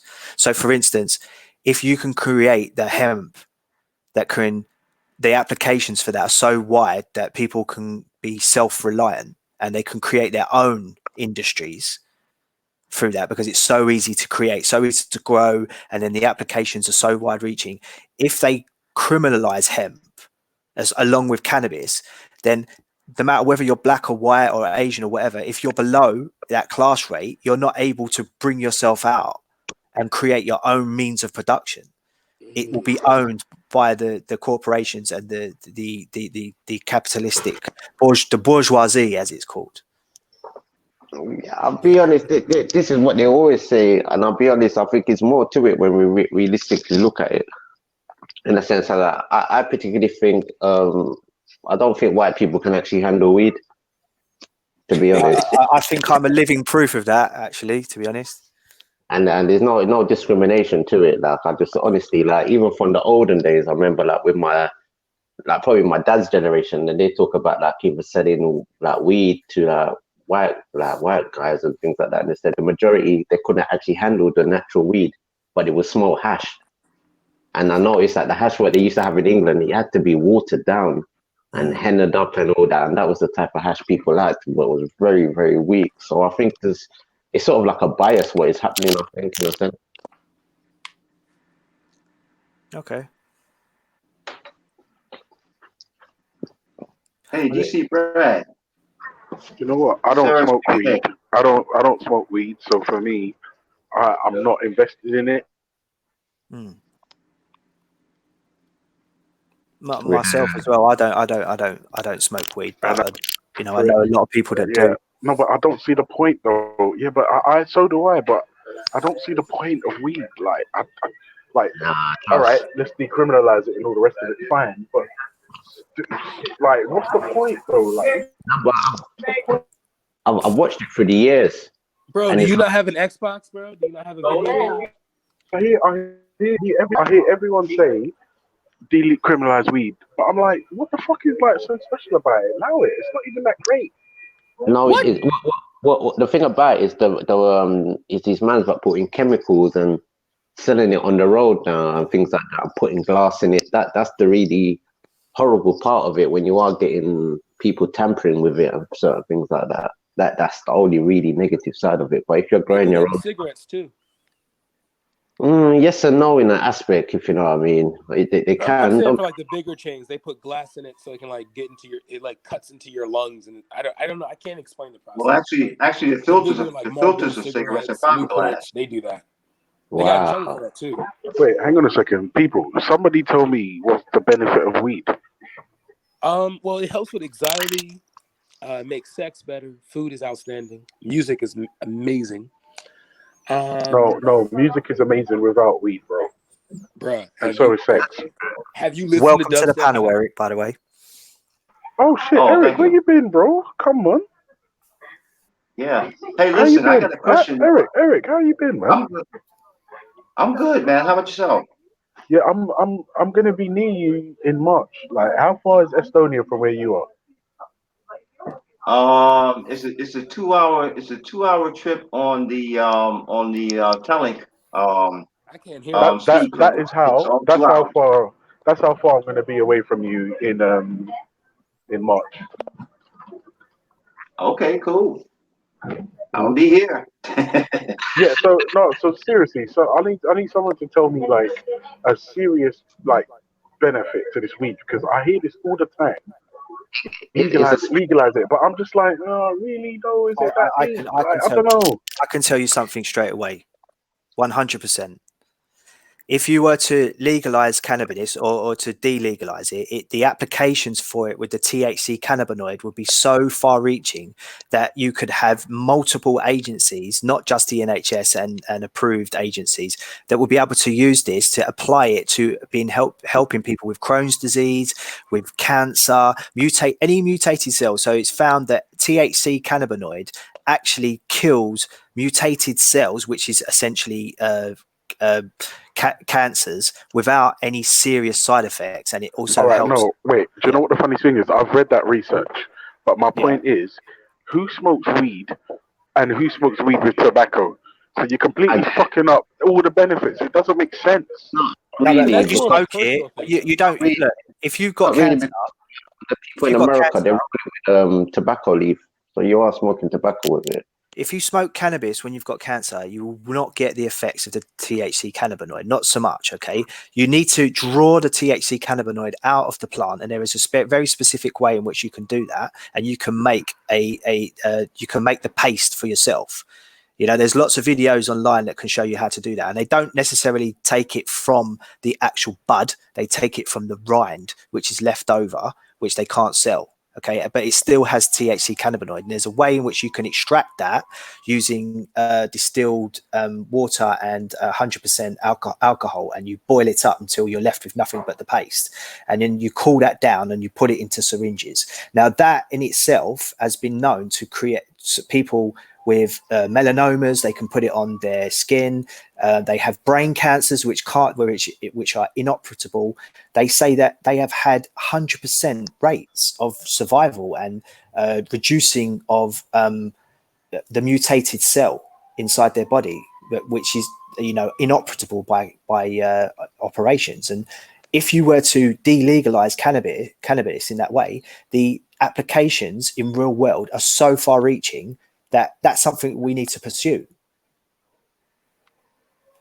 No, but I think they do in the medical world, because they're using even bits of cocaine, bits of heroin. Yeah, because I mean, don't get me wrong. I agree that there are some medicinal purposes that let's just say the marijuana plant can help produce, right, and hemp and all the rest of it. But my point is, how can we talk about medicinal purposes when you're smoking it mixed with tobacco? I mean, because the tobacco originally was for medicinal purposes, but it's way that put preservatives on it. It's been a bit. Yeah, because I mean, for me, that defeats the point. I mean, we know that smoking tobacco can mutate your cells. We know that it pollutes the lungs. We know, it's just weird to me. You can liquidize. Obviously, there's a degree of bias, because I'm not. No, but grow your own tobacco. It's a preservative what makes it prolong its life. That's what you choose. Okay. So your normal tobacco, you probably would only last you maybe up to a week if you're lucky. People are vaping cannabis now. They're not smoking it. What? They're vaping cannabis. No way. Yeah, bro. They're vaping cannabis. Of course they are. There's so many applications for it now. You got dabs now too. So wait, what are they vaping? Are they vaping the oil? Yeah. Yeah. Like, and is that legal? Yeah. No, not necessarily. No. Yeah. No. Yeah. No. So look, I've got it up here. Yeah, this is on the page. This is on the UK, the .gov UK web page. Okay, and it's for drug penalties. And Class B is synthetic cannabinoids. Wow. Cannabinoids and synthetic cannabinoids. So if in any form of cannabinoid, possession is up to 5 years in prison and an unlimited fine, or both. Supply and production, so that's cultivation, is up to 14 years in prison and an unlimited fine, and both. Wait, for a Class B though, that is harsh, man. And under the last Labour government, it was a Class C. Okay, which meant that. So how the police usually deal with that now is if you're found with cannabis in your house, they will just confiscate it. They won't, because you're in your dwelling, and anybody who knows law knows that there are different laws when you're under. So police laws, when you're on your private property and under your dwelling, police don't necessarily have that much power unless they have like a warrant. But if they are in your property, what they will usually do is they will confiscate and they won't arrest you. But if you're found to be cultivating your house, then you'll be arrested, and bloody hell! I better just get rid of all those plants I just purchased off eBay.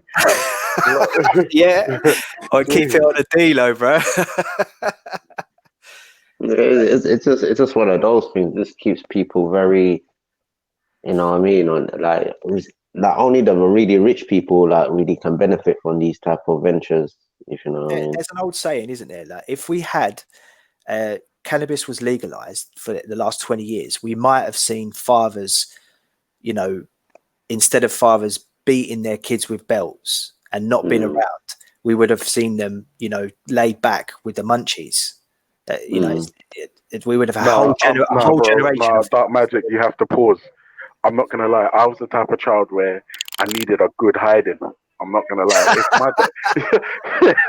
If my dad just kicked back, I'm not sure. I might have gone off the rails, but there was that one beating he gave me, and he made me realize that I don't ever want this again. So I straightened up. Okay. Do you know what I mean? No, I'm not gonna lie. Trust me, you will get a hiding if you fuck up your dad's high.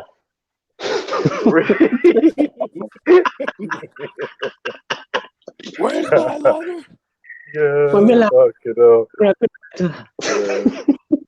I mean, nothing's changed as well. I still need a good hiding from time to time. Do you know what I mean? But nah, I don't know. Like, see, this is the thing, because I don't have any. I don't have any dealings with that stuff. For me, it's just like I just don't get it. Like the whole legalized weed, I just don't get it. Like, I don't. I mean, like I said, medicinal purposes. We've gone through obviously all the benefits from some of the byproducts and what have you, and then there's again hemp and blah blah blah. But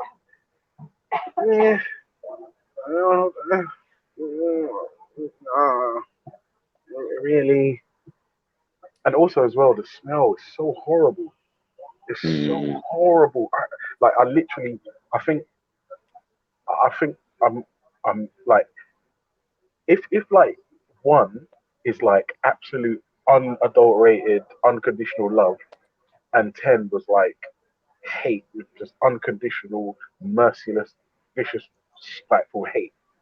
Like, in terms of the smell, I think I'm at like a 7. Like, I just can't stand the stuff. I don't enjoy it. I don't like it. No, I prefer when it was. Maybe even an 8.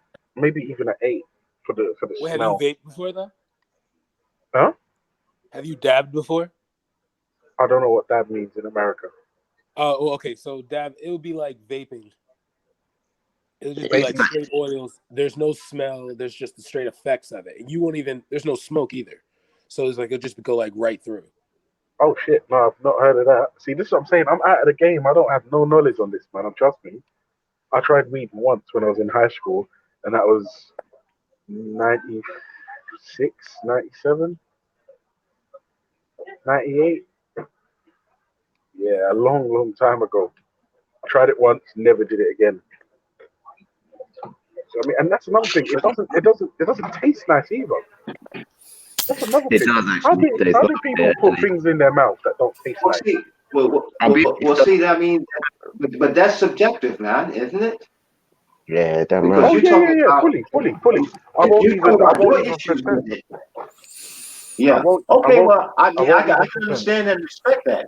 But see, I have a larger Hey, can question I don't know though. if you guys are, just I don't want to change the subject, but did y'all hear about I want to know y'all thoughts on NATO. What with the weed? Yeah, like like how the trade works, because it's like I saw what happened a couple of days ago with like world leaders talk, with like world leaders making fun of President Trump and stuff like that. And I was wondering, like, do y'all think this like NATO is like relevant in today's world? You know what I mean? Since like we know that like Russia's not going to try to take over Europe again. I think NATO is a necessity because you got to have the deterrent. If you don't have the deterrent, you got no defense. Yo, is Eric trying to talk? Because I see his thing, but I don't hear him. Yeah, oh, you can't Maybe I hear should me. come out and go back in. No, Eric, I can hear you, Eric. Okay. Chaps, I And gotta everybody go, else can. so I'm gonna shoot. Hold on, Velle. Listen, Velle. If you can hear, Jen Wallace is trying to get in. She's in the waiting room. There you go. It's great talking to you, gentlemen. And Yeah, Black Magic. Take care. Or is it White Magic? No, Dark Magic. Sorry. I'm such a prick. Yeah. No, listen, Dark Magic. Take care, bro. big up, Big guys. up. Have a good day. All right. Yeah, I don't know. So listen, since there's an awkward silence, I'm just gonna take this opportunity to say, let's ban weed. Let's just ban it. What? Yeah. Yeah, let's Bro, you just still ban cut it. into my business. Yeah, bro, let's just ban it, man. Really, be honest to yourself. Do you think England would have been in peace if black people didn't have weed? To be honest, No, I say we find out. Be honest. You know I'm telling what? But you know, my problem with weed is that the legalization of it. The problem that I have is this: one word, one big company, Monsanto, in the U.S. of A. Hello. If Monsanto, yeah, DC Brad, can you hear Go me? back out and come back in. Okay. Wait, Jen, are you in? Can you hear us? Yeah. Hello? I'm not gonna lie, I saw you typing in uppercase, so I know you're angry with me. No, I'm not angry with you. It's just like, come on, Funky. How can you say, what is the big deal? Do you drink? Why do people smoke weed? Okay, why do you go into the corner store and buy alcohol? I actually don't because of my job. I never drink. Okay, but if on your I'm birthday, partying I'm abroad, sorry. When I or saw I'm you off, on video, you were buying some drinks, right? yeah, it was Calypso. It was it's basically liquid Okay. sugar. Okay. No alcohol. So Yeah. oh, there's no alcohol in it. No. You're drunk I as just, fuck, though. What are you talking about? But yeah, because I just come from a club. Okay. So in that case, so why do you drink alcohol? If I'm honest with you, I don't know. Well, I do because it tastes nice. Okay. Rare nephews with cranberry juice and alcohol Red tastes Bull. better than weed? Wait. Yeah, No. Let me explain to Funky. Hold on. Go ahead. Yeah. So it tastes nice. If you've ever had rare nephews with cranberry juice, Red Bull, and ice with a lemon twist, okay, which tastes nuts. Also, it gives me just enough of a buzz to be even happier than I already am. Okay, there it is. There it is. But wait, hold on. When I drink alcohol, you don't have to smell it. Okay. Okay, so listen. Because I don't enjoy smoke. I don't enjoy smoke. When I walk into a bar and I smell alcohol, it disgusts me. When a man talks to me in my face with alcohol on his breath, it repulses my soul. Like, actually, it's But disgusting to me. Which one though? Beer or spirits? Beer, alcohol, Hennessy, anything. It Well, you don't like a makes gallon me of Hennessy? sick. No, I don't like alcohol. I'm completely anti-alcohol. What do you mean? I'm anti-alcohol, so I feel Wait. How come? like How come? alcohol in its entirety destroys more families and lives than weed has ever done. No. I agree with that. And it's not my opinion. Those are the facts. Right. The studies have already been done. But right. I won't lie to you. For me personally, when I go out and I drink, if I'm gonna talk to a woman, I won't talk to you in your face. I move my cheek towards your cheek. Well, you know what I'm saying. It's just like people with cigarette breath. Like, some people can't stand that, that's right? disgusting. Yeah, disgusting. Yeah. I hate it. So I'm saying, so that's all subjective. Yeah, they're So colored you know, yeah. So Yeah, you no, saying, you don't like the taste of weed. Like, I can't stand the taste of beer. I can't stand. I don't That's like all beer. subjective. That's all like No, Jen, taste you know and what? I smell don't and like shit. beer. I don't What like about beer cider? either. Right. I don't like beer. I think beer's disgusting. So Lager, what if stout, all that stupid shit. I hate it. right? So what if someone ate a cookie that was, a THC cookie, and you didn't have to smell it, you didn't have to see it, nothing? No, listen. Do you have a Jen, problem I've with been that? to Amsterdam. No, I've been to Amsterdam, and let me tell you, they do these things called space cakes, right? Yeah. And it's enough to kill a gorilla. You could tranquilize a gorilla with those things. Trust me. And I'm not gonna lie, yeah. Those things for me are like the reason why I'm a little bit of a hypocrite is because like there's no smoke involved, there's no smell, like you're keeping it to yourself. You see what I mean? Like So oh smoke's the man. problem. Yeah, I just don't enjoy, and the smell. I think weed smells disgusting. Like when Jen explained how a guy talking to her with alcohol breath, that type of like repulsion is how I feel about weed. Also, I don't like alcohol breath either. I'm just putting that out there. Yeah.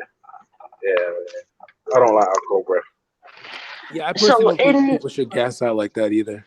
Yeah, I mean that's excessive. But in those bars in Amsterdam, how many people walk away from eating that cake, get into their car, and go crash? In it, man, that's crazy. True say. I'm not gonna lie. If you have one of those space cakes and you operate any heavy machinery, it's on you. Is it just you got weed? that paranoia Is it kicking. just weed in it, or is there like some MDMA or some other shit in it? Is it just weed? Who knows? Who knows? But like I said, Jen, listen, it's enough. One cake, you could tranquilize a gorilla. And I'm not saying it for effect. I'm telling you, like a 700-pound gorilla could have a space cake and be out for like the rest of the day. Okay. Well, I mean, so that's excessive. That's excessive. Yeah. But I mean, weed overall is definitely less harmful than alcohol. It's I agree. less addictive. I mean, I don't know if any of you guys ever had any experiences with alcoholic people or what they have to go through. Yes, I have. I have personally, yes. I've never seen anyone like that off of weed. So it's there's you a don't huge see guys difference. like getting high and say I'm gonna beat my wife. Like no. Yes, exactly. It's more like yo. Or I'm gonna beat my girl, or I'm gonna get into a bar fight. I'm gonna fucking, decide to get in my car and drive real fast and fucking, see what happens. Like it's a different way that you're what am I trying to say? A different stimulant to your brain. You know what I'm saying? Like the shit that weed does to your brain is not the same shit that alcohol does to your brain. I'm sorry, I'm not like really well versed on technicality. You explained it personally, but I'm not gonna lie. The reason why we're gonna fundamentally disagree is because if you've ever had a porn star martini, you would never advocate banning alcohol. Wait a minute, why is a guy drinking a martini? What are y'all doing? No. Listen to me carefully, bro. Listen to me carefully. Listen to me carefully. It's called a porn star martini. Funky think it's James Bond. He heard James Bond is gonna be black. Yeah, bro. Listen to me. If you have you ever had a porn star martini, No. then you would understand why you can't ban alcohol. You can't ban it. Also, let me really bake your noodle now. Alcohol has medicinal purposes. Such as? Like if you had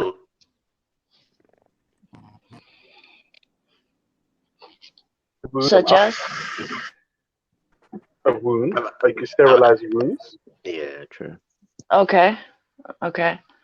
Medicinal, haha, checkmate. Have you tried Skittles? Have you tried that Skittles drink? That Skittles sort of cocktail? Wait, Skittles cocktail. Wait, black men drink cocktails in the UK? No, they're like shots. I think they're like shots. We call them shots. Oh. They make y'all different. Yeah, bro. And you know what the funny thing is? Like, I know Americans, like they reach for just beer. They just reach. No, that's for white people. Beer. Don't talk yeah, to us. that's white people for real. White people I'm drink. not gonna lie. I don't like beer, man. Black people drink beer as well. What do they call it? Colt Red 45. No, that's malt liquor. That's malt liquor. That's not beer. Yeah, that's not technically. You put a little orange juice with it. You good? No, Colt 45. Oh, serious? And all that. That's not beer, man. That's gut malt liquor. That's what that is. Yeah, I don't mind that. That gets you through that the was work. that was the first thing I ever drank. The first alcohol I ever encountered in my life was a 40 ounce of Colt 45, and I drank the entire thing, and I was sick. I was so sick. Like, it was so disgusting. Like, and ever since that day, that was the day I knew that in my life I was not going to be one of those people who drank. I just couldn't do it. Like, what about Four Loko? I feel for you, honest, because I've had my experiences as a young teenager drinking Colt 45, Old English 800, Schlitz Malt Liquor. Oh, you drink OE? What's good? Mad Dog 2020. No. You understand something, DC Brad. That was decades ago. Okay, I'm an old man now. I'm 56 years old, so I don't drink none of that shit no more. Oh, you OG now. Oh, you don't drink. I don't drink shit no more. No, man. No, I don't drink Hennessy. I drink Remy. You drink Remy, bro? See, Eric, now we got a problem, bro. We gonna have a problem, bro. You where you from? Like, what part? No, it's a different generation. Remy was popular in the 80s, 90s, something. The thing about it with me, see, my father introduced me to Remy, right? And I like Remy, but even Remy for me is a bit too much. Now, for example, if I were to go into a bar, right, I order me a double shot of Remy. I don't need nothing else. That's it. That's enough for me. That's the limit of my drink. I'm a real lightweight at drinking now. I puff weed from time to time. I'm lightweight at that too, because as I've gotten older, I realize if I'm drinking that Remy, that brown liquor, that's 80 proof, that's 40% alcohol by volume. Nah, man, ain't fucking myself up like that. Excuse my language, but I ain't tearing myself down like that. You know. And if I and even if I puff weed, I mean, hey, give me 1 or 2 joints. Let me have that double shot of Remy. I'm good. Yo, you mix the weed with the Remy though. Wow, you classy, bro. You classy. I've done it. I've done it, and I do it sparingly because actually I don't like mixing weed and alcohol. Yeah, I get either I'm going to. Yeah, because that's a double whammy, man. But yeah, but all I wanted to ask you, may I ask a question right quick? Okay. No, I was going to say not everyone Yeah. is in that mindset where they know their limits and they know, and they could drink responsibly. And that's the thing about drinking is that a lot of people don't understand their limits. So, they have 2, 3, 4 or 5 drinks, it starts creeping up on them. And then now they can't drive properly, or now they got an anger problem, or, now they can't control what they're doing. So, you know, like you said, you being older, you know your limits and whatnot. Like a lot of people just don't have that restraint. Do you think it's because of the American culture though? Like how we kind of like made it cool to like, you know how like we try to have those commercials, don't drink, say no to drinking and stuff like that. But then we have like tons of movies where we're like, what's that movie about the house party? That movie, like it seemed like in America we make movies about like young people getting drunk behind their parents' back. And I mean, if you're lit, talking about that on a scale, America glorifies the worst things because that's what they want to do to control us. Like, look at how they gun. You could say like they glorify guns, they glorify crime, they glorify. You know, it was terrible. Like, look at when like the crack days in the 80s, like how they glorified that and used it to control like population. That's like a control technique, like consumerism shit. That's because we made crackheads like a comedy sketch thing. That's straight up raw capitalism. Yeah, capitalism. Okay. Now, when you base your economy, political or otherwise, everyday economy on capitalism, okay, it's about making that green. It's about having people come out their pockets when they make their hard-earned money, make them come out their pockets willingly to buy whatever is available to them, whatever they like. And it's not necessarily about what you need. No, it's about Nike don't talk to you about what you need. Who the fuck needs a pair of $300 Jordans? Unless you really playing a ball for somebody. You understand what I'm saying? You're getting paid. You understand what I'm saying? Yeah, that's true. That's facts, man. But then you go back to Michael Jordan, right? Yeah. And you say, well, hey, look, so you see Jordan, you see why he's selling Jordan. Yeah, you're selling his name. And Michael Jordan, the thing about it is Michael Jordan ain't got no piece of like Air Jordan, the Air Jordan brand. He ain't got none of that. Mr. Nike got that. Yo, he don't even wear his own shoes. I just realized that. Yo, that's kind of creepy though. You know man. why? Like, You know why? You know why? Man, listen. When he was playing ball, right? Yeah. He wore his own shoes. Okay, and of course he had a contract, probably exclusive contract with Nike. And I think that he got a kickback from Mr. Nike on the side when he was balling. Once he stopped balling, he realized that hey, ain't nobody in that for him. Hey, yo, because sidetrack. that Like brand, one small little sidetrack. You remember when he played for the Wizards and was terrible? Yes.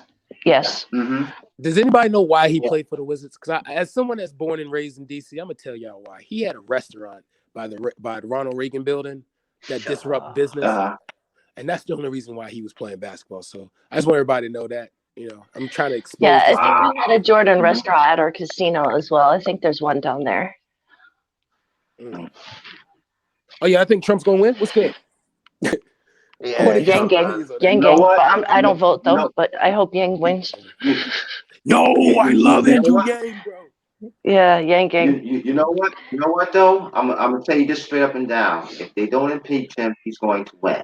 Straight up and down. They have no reason to impeach him now, bro. Like everybody, like if you watch the thing, bro, everyone kept saying there's no real evidence to it. There's just a thought of it. Yeah, but did you watch the parts where they were silencing the people and wouldn't let them ask the questions to provide the real evidence? Like, it's a fucking scam, man. Like, they were silencing people left and right. It was horrible. Trump has come to England to seal the deal with the Queen. Once he's in with the Queen, trust me, we're going to see. Because the Queen, England's looking to leave the Brexit and probably team up with America, Australia, New Zealand, and maybe South Africa, depending on the climate down there. I mean, listening to this show, like I was listening earlier about the whole, you know, like, should we legalize like hard drugs and shit like that? And you look at those countries that have like heroin facilities, we'll say, like where you can come and get your heroin, but you have to enter into this program to detox. You like those places they have them in. I was watching a documentary on it, and they have like one of the lowest like drug use rates around. Like, I think like shit like that would work. Like shit like what Andrew Yang is trying to impose, like that would work. Like giving people money, like basement living money, like a universal credit. income. Yeah, whatever he calls it. Like, so you give every American adult $1,000 a month over the age of 18. Like, how many problems would that solve? Like, the homeless problem, the fucking, like, people would not be so worried, like, about paying their stuff. You know They would what? have their rent money. You know Like, it what? would. But you know why that's not going to happen? Too The much people. USA is a capitalist country. It's a Mm-hmm. consumer. That's why he'll You never understand what win. I'm Capitalism saying? is dying though, That's bro. how it That's why lives. he'll never win. Now, You don't think so? and at the same time, No, but at the same because of time, that reason right if there. you but you know what though? If you give people, let's say you give people $1,000 a month, right? 18 years of age or older, right? Then what incentive is there? Because there's going to be a lot of people who say, well, if I get that money, right, then why go to work? For example, where I live here in the Republic of Finland right now, I've read articles over the last 10 years where people who were getting, they were getting their little student loans and their little student benefit and whatnot while they were students. And the prime minister actually came out on them and said, listen, you all going to school and university for 7, 8, 9 years straight and you ain't never had a job? No, that ain't happening here. You know why? The system, you can't afford it.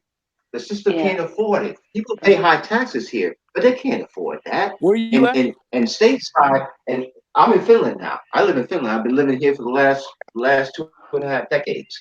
What you doing in Oh, Finland? nice. But what I'm saying is this. But what I'm saying is this though. But check this out though. Okay, if you give people, okay, in the states $1,000 a month, all right.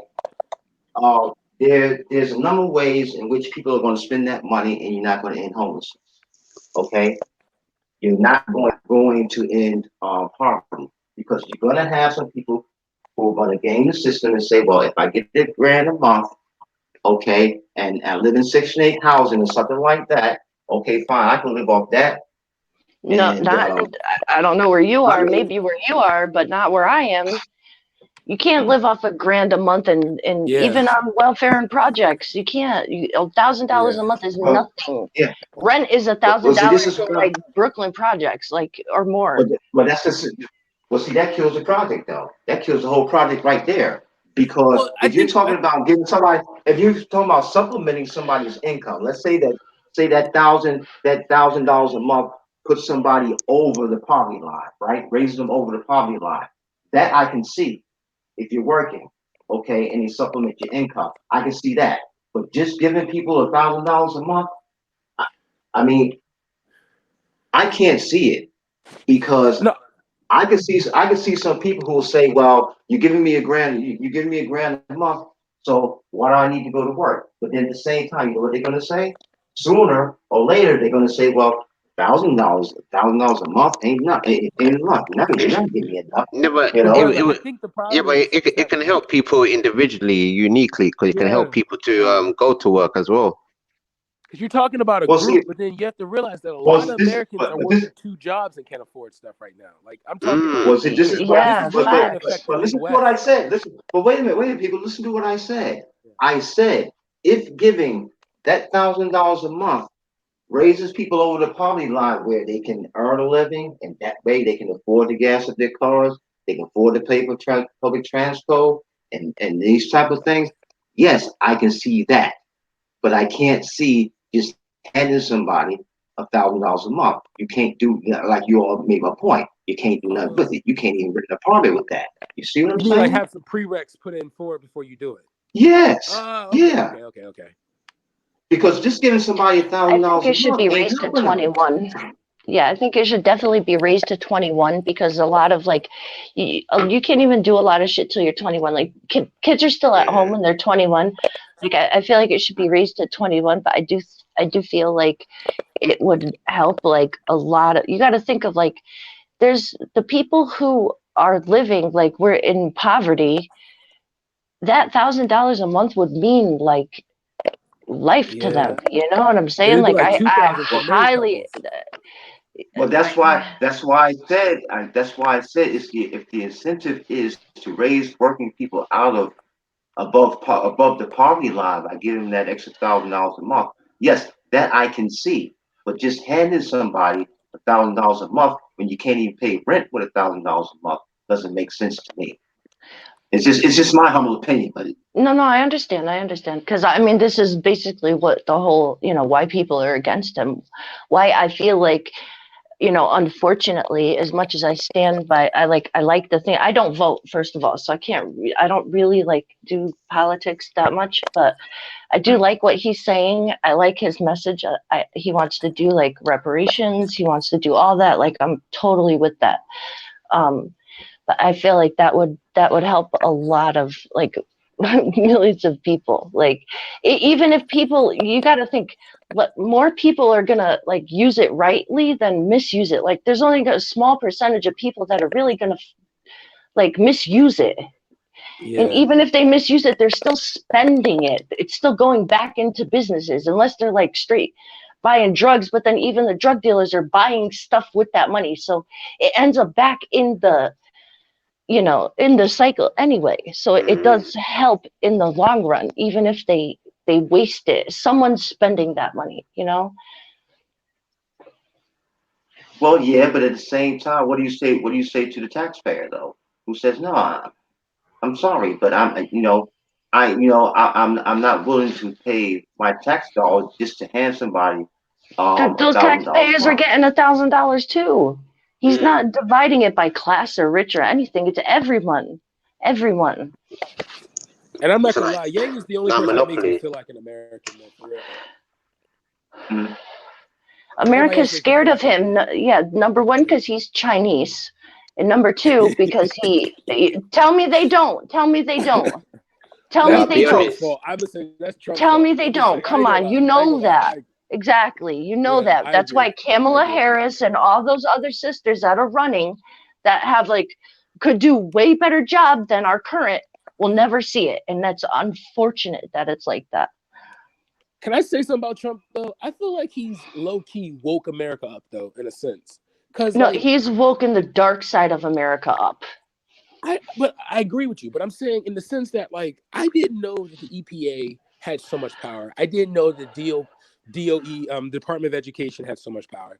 I think politically, I had an idea about politics, but I did not realize that the federal government's not that important. It's more what your local governments can do. It's more important what your governor can do. You know what I mean? It's he makes you realize that Washington isn't really the end all be all. It's more your local town. Because I look at okay, gay marriage is legal, abortion is legal, but yet you have states that don't allow it. You know what I mean? You know why? Because you have 50 state legislatures. You got 50 governments within one country. But I'm saying the way the political system is put up, people think it's just the federal government. Okay, whoever comes to Washington is going to fix all my problems. But it's that's not always the case. Right. It's mostly the case because it is. You're totally right, because everything that affects our day to day is on a state level. Any federal shit, honestly, it's really not affecting my day to day. All the shit that's happening in government, I still get the same amount. I still work. I still have to do my thing. It's not affecting my day to day. So the state shit now, if they decide to switch some shit, that's when it starts getting real, because now all right, what's up with my insurance? What's up with my this and that? So it's everything is at a state level. The states are crucial. It's crucial. That's why unions started dying, because what happened was the industry moguls who were hiring people to work in the states, when you talk about building cars or steel mills or whatever the case may be, they got tired of unions. And state legislature, they can cause unions to look a whole lot less favorable to people. Especially those people who are owners in or investors in, for example, Bethlehem Steel. Bethlehem Steel dropped, and you know why? Because I think one big reason why was because the steel workers, they did have a union. Okay, unlike the coal miners didn't have much of a union. So you had a lot of coal miners who basically they died out. They died from black lung, from going to those coal mines, not having any oxygen masks and oxygen tanks and whatnot when they working in those mines. Oh, that's right. They're retiring with lung cancer. Because my man lives in West Virginia, and he was talking about how like if you go more central West Virginia, you will see full towns of just like old white guys all having like lung cancer with no insurance. Yeah, my stepfather died from black lung. Dang, that's crazy. Because he worked in the coal mines as a young man. You know, one thing I'm gonna say this though, and I feel like people look at me and they say I'm far reaching. I think racial issues are getting better in America. And like the reason why I say that is because you were starting to realize that like everyone has like kind of the same problems in a sense that like Michael Moore, excuse me. He did this thing where he did this video where like he would go around the world and like take stuff from like other countries and like good ideas and things like that. And I didn't realize that like there was a lot of things America did that were like very, very beneficial to the citizen, you know? And it was like when corporations got in, you know, because like I didn't know Hillary Clinton was trying to do Medicare for healthcare for all, universal healthcare, but then she was paid off by like bigger companies to like shut up about it. You know what I mean? And this is record. I didn't know that like our chicken, the chicken we produce, like Purdue, like the big companies, the man doesn't even eat his own company. Or like the CEO of McDonald's don't even eat at his own restaurants. Or like how like Can you blame them? Can you blame them? Like this is what they're serving to our kids in school. Yeah, like this is what they're feeding our kids in school. Like this is how deep like the whole like consumerist or capitalist like thing runs, is that like we're not even people to them anymore. We're numbers. How much can we spend? You know what I'm saying? And like in that sense, like I feel like the $1,000 a month is a good thing, even to their agenda, it would be beneficial to them, but it would also like give us a little more like leeway to live, you know, like I don't know, but we're just numbers. Like they feed us shit, so we're sick. Like they keep us sick. They want us unhealthy. They want us unhappy. That's like even they push this like, you know, LGBT thing because like honestly, let's be real, those people have like they need counselors, they need doctors, they need this, they need that. They spend a lot of money. So I don't think people can actually care about gay people in America. I think gay people are just a vote. And I think because they're a vote that extends across different racial classes, you can collect a bunch of people based off who they have sex with. And I honestly, I think that's it. And I think honestly, I'm gonna be real. Just like you got dirt poor heterosexual people, you got dirt poor gay people. You got rich gay people. You understand? So and those rich gay people are just as connected as rich heterosexual people. It's just that simple, you know, and their votes count. You know, so of course, if they're running the company or something, or they're managing the company or starting a startup, it doesn't matter. It doesn't matter whether you're gay or lesbian or not. It matters what type of influence you have in the state where you live. You know, and to a smaller scale in the community that's around the area where you work or where you start your startup. You know, because if it's making more money for your state, when your state representative comes or your state senator or your senator comes home, you know, campaigning, say, hey, listen, I got this startup going. I can hire 1,000 people today, but I need this. I need this tax incentive. Okay, I need you to deregulate this, deregulate that, so I can build this. So I can build this plant. Da da da da. This, that, and the other. If they got money to back up what they're talking about and they got their plans out, guess who's listening to them? The representative working in DC and the senator working in DC. Yeah, I'm not gonna lie. There's this thing that Andrew Yang proposed that I think honestly it was scary. I think it's scary to the fact that I think like it would put his life at actual risk. Where he talks about he was going to give every American 100 Democratic bucks, and they support whatever candidate they want, flushing out all like the private money, meaning that like you can no longer give like private amounts to politicians anymore, like interest groups and things like that can I would get rid of interest groups, to be real, interest groups and lobbyists, because I have a friend that is works on Capitol Hill, and he would talk about how like women who come across country trying to talk to their senator cannot get in. but like an executive of a big company, an executive like someone who's pouring like actually the representative of Michigan. When the Flint, Michigan thing happened, there was this like water, there was like this company that was like responsible for the piping.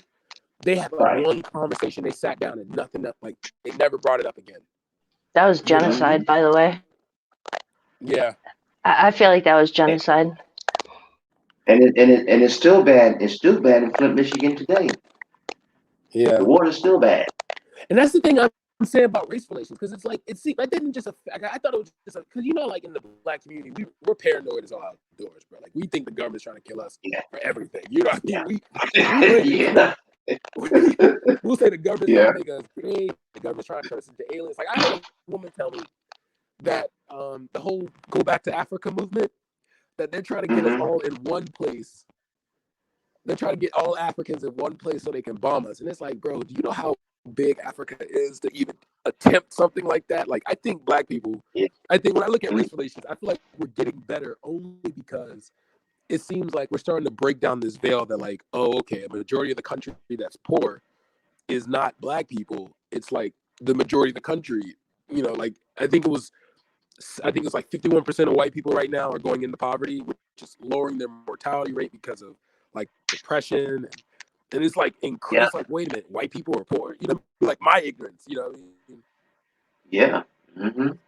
I mean, listen, there's a lot of white folks in the trailer parks who are meth heads who are barely surviving.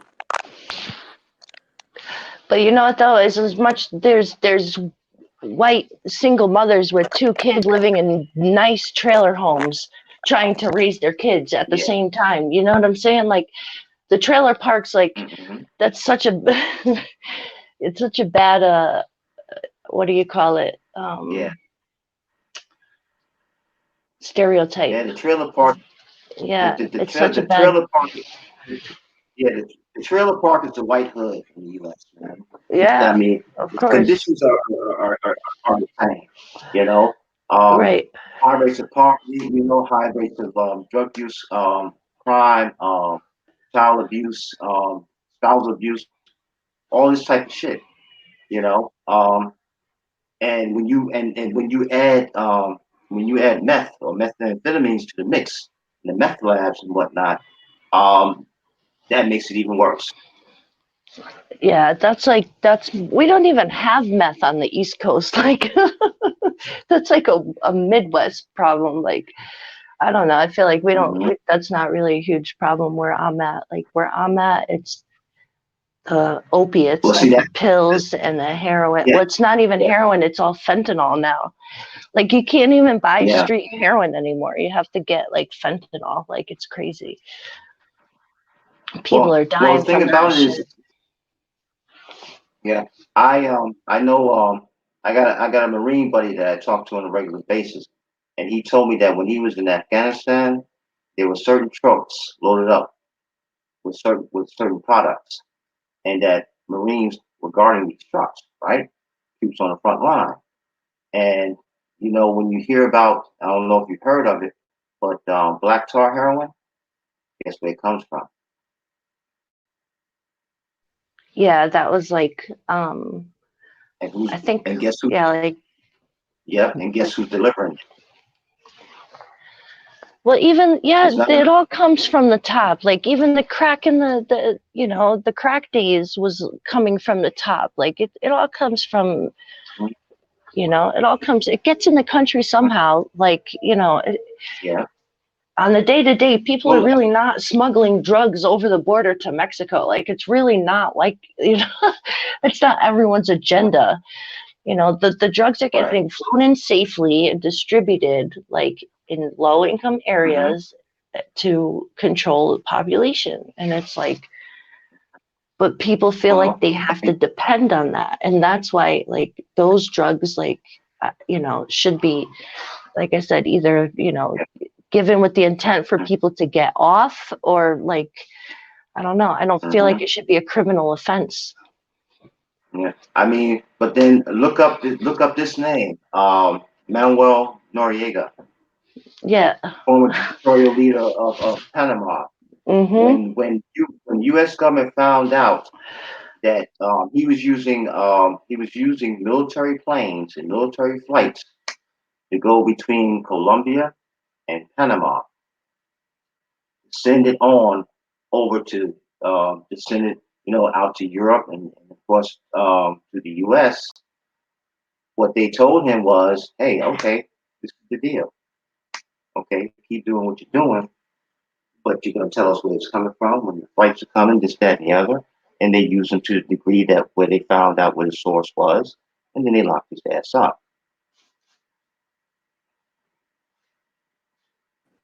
Damn, I didn't know all this. Yeah, didn't the same shit happen with the guy in Cuba? Like, we still can't like trade with Cuba or something because of that. I always thought we did trade with Cuba because of the Russians, like the Soviets and stuff like that. I thought there were, yeah, but that as well. But I thought there was like some drug thing going on behind it. Yeah. Like I thought once the missile crisis happened, we was like, you know what, we're done. Well, we were doing trade with Cuba when Batista was in power, but then we got the Marxist dictator in power, and its connection with the Soviet Union and the embarrassment from the Cuban Missile Crisis from back in the 60s during Kennedy's reign. All that shit got the U.S. government really upset and said, "Okay, well, from now on, we know that the missiles are there. We're going to make the Soviet Union remove those missiles," and they did. And then they said, "Okay, from now on, we're not doing trade with Cuba. Anybody who does trade with us and does trade with Cuba, we'll cut you off." Let me tell you something. Capitalism can be used in some very dark ways, especially when you talk about political economy.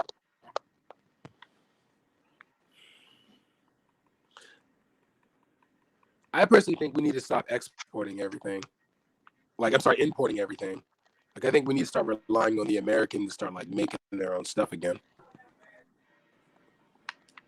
Well, the thing also, I think we need to ban the weed. That's important. Huh? No, I think we really need to ban the alcohol. I think that's like key to a lot of questions. No. No, alcohol is. There's no reason for the government to allow people, if they're going to say like people that are on like crack or heroin or whatever, like are junkies, then alcoholics are junkies just as the same, if not worse, because alcohol. What is that crazy mic like feedback? There's there's some crazy mic sounds. Okay, so the alcohol is one of the only substances that you can die from withdrawal. Even heroin addicts cannot die from withdrawing. So benzo addicts, like Xanax and shit, you could actually die from that, and you could die from alcohol. And those are the only two drugs that people can actually die from withdrawing off of. Why is that legal? Because it tastes nice. Because it tastes nice. No, if from the withdrawal symptoms themselves, if someone is coming off of heroin, there's no chance of death. They're going to be sick, like terrible flu. They may have to go to the hospital. They may have, if they go into like seizures or something, that's another issue. But I'm not exactly sure. But when my friend was in the emergency room and I was talking to the doctor because she was severely alcoholic, I was talking to the doctor and they were explaining to me these things because she ended up going into like a grand mal seizure and they think she may have had a stroke. It affects your heart rate. Yeah, it's just. What happened? Was she drinking or what? Yeah, she's a severe alcoholic for like 15 years or something. She hid it from everyone. Nobody knew. I had no idea it was that bad. She comes up here to visit, and I haven't seen her in years. And she's like, her hair's falling out. Like she has some like red, like rosacea, like stuff all like, over Jen, her that face. sounds like meth, bro. Like, No, Funky, I'm telling you. The only thing she did was drink. That was from vodka. Oh, whoa, no, come on. That's the strong stuff. I mean, if you're gonna drink, She was drinking like liters a day, Yeah, that's crazy. That is crazy. I mean, that is crazy. Vodka That's on basically average poison. is no stronger than Hennessy. They shouldn't even call it vodka. Just call it straight poison. The legal blood alcohol level, like in my state, if you get caught driving, you're gonna get pulled over and taken out of your car and brought to jail if you're over 0.08 blood content level. She was over 400. Like that's how severe, like her liver was shutting down. She had pancreatitis. Like this is from nuts. She doesn't do like no hard drugs. No, but she does, Jen. She does. Vodka. Yeah. Yes. Yeah. So why is that legal and heroin is not legal? I won't lie to you. I feel like the alcohol companies, lobby groups, that's my go-to answer.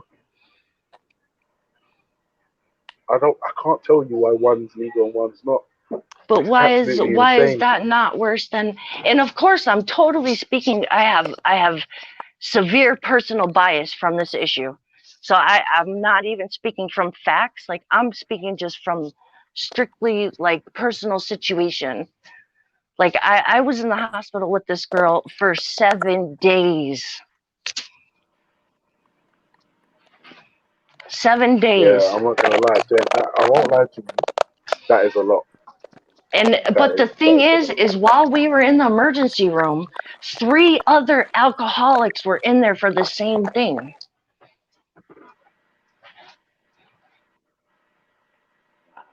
Because if you don't drink, you get severely sick, like vomiting, like you have to maintain a certain level of alcohol in your blood. And the nurse told me if she gets, because they weren't sure because she was traveling, her insurance, all that bullshit, if they were even going to cover the hospital stay. So they might have had to release her. And the nurse told me, listen, you're not going to like it, but if she gets released, she's going to have to drink until she can get into somewhere. Yeah, like it's yeah. You know what the funny thing is? That for me is a bigger problem with the American health system. That is absolutely insane.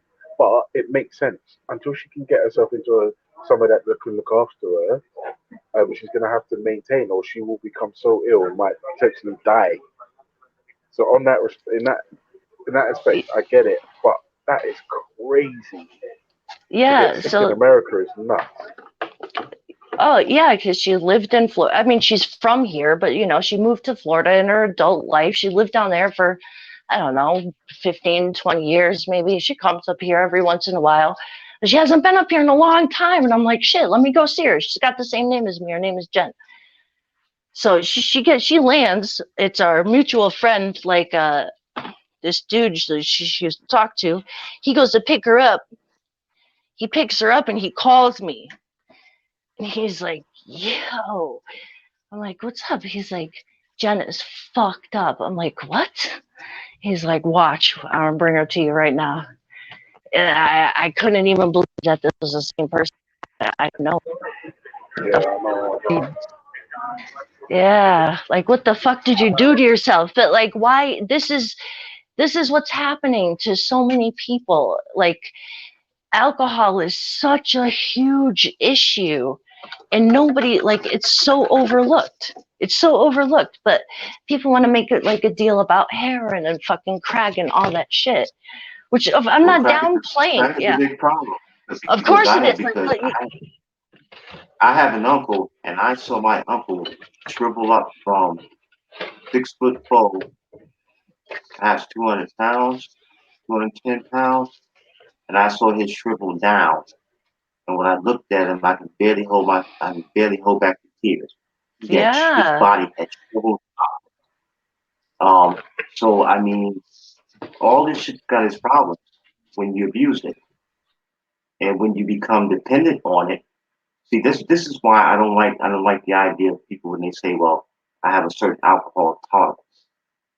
I tend to think that you have a certain alcohol dependence, because you could say that, well, I have a certain tolerance and I can stop drinking whenever I want, but I choose not to stop drinking.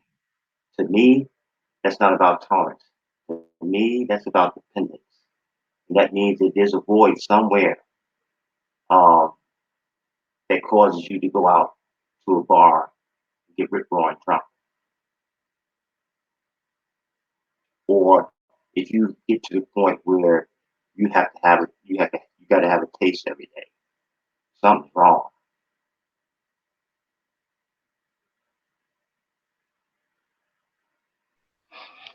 I agree, and I feel like the mental health aspect of it needs to be addressed more than the criminal aspect of it, because users, while yes, it could lead them to do criminal activity. Like there's a lot of users that aren't criminals. They're just users. So, I don't feel like they should be criminally punished. But more of like, detox facility punished, like shit like that. Like, But see, then the thing about it is you got the chicken and the egg argument there, because you say, well, okay, well, these people should be um, treated for um, mental health issues um, rather than being treated as criminals. And I get you, and to a degree, I'm with you on that. But the fact of the matter is this: if there is no demand, supply dries up because there's no money to be made. You're not gonna have a crack dealer in the hood selling crack if ain't nobody buying it, because he or she the crack dealer damn sure ain't gonna just give it away.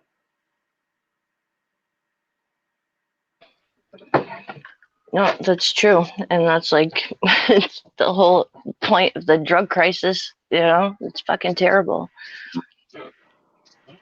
It Shit is, is terrible. and then when you got big pharma doing this legally with the opioid epidemic, people who live with chronic pain because of a freak accident, because they get hit by a car, I mean, they get injured from work-related injuries that are chronic, depending on what type of work they do. And these people are in severe pain. They can't afford surgery and all this type of thing, so they just want something to keep the pain off of them, so they can go to work the next day, or for the next week, or for the next month, so they can keep paying their bills and keep roof over their head. Um,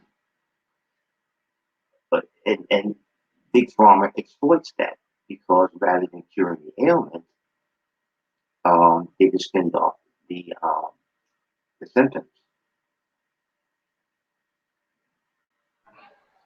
Yeah, I think it's like that's probably one of the largest selling drugs I think are around. Probably, it's horrible. There's the freaking Percocets. Like, it's so like. It's so like around here. I don't know. I live in a really bad area, so I see like all this crazy shit all the time. Yeah.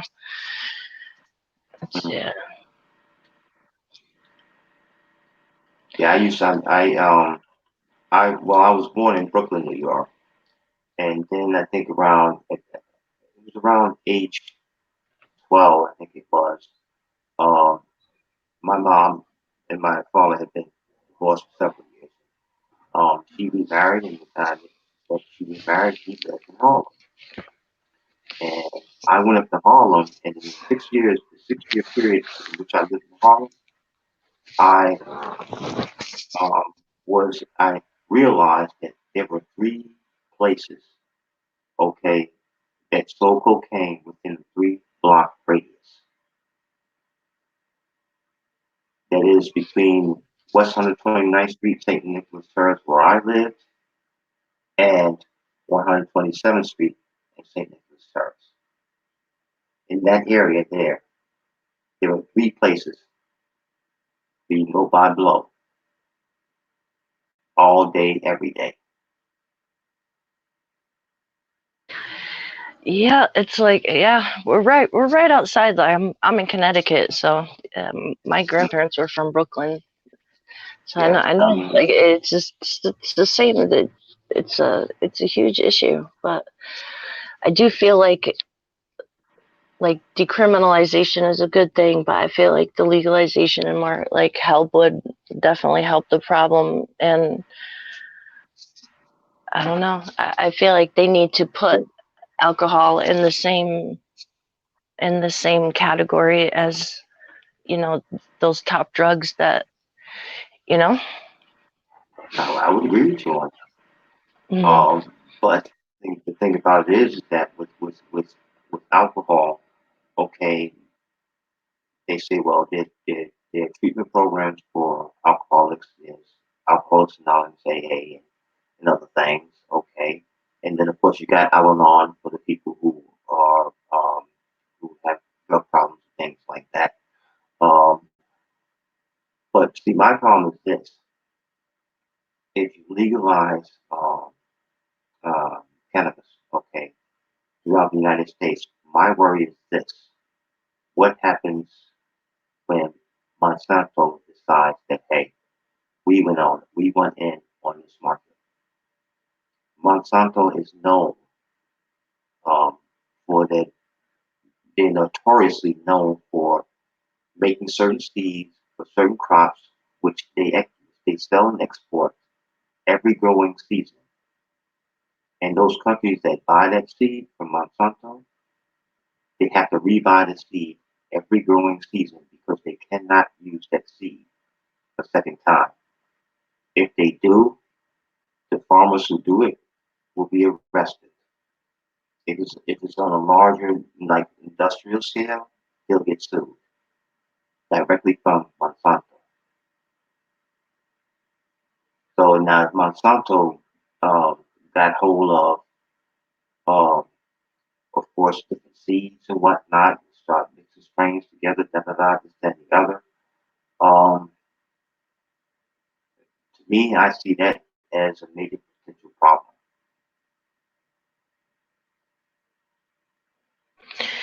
Yeah, I honestly, like, I really, what, I don't even know, like, I never even heard of what you're talking about, so I can't even, but it You never does heard of sound Monsanto? definitely that, of what is it, Monsanto? Monsanto. No. Monsanto. Yeah, see, like, I really don't, like, is that like a political thing? I don't know. I don't know shit about No, that. Monsanto. No. Monsanto. What they do, they do a lot of research and development, particularly with seeds to grow crops and things like that on an industrial scale or large scale. They do that, and they do other types of research and development schemes and programs and things like that.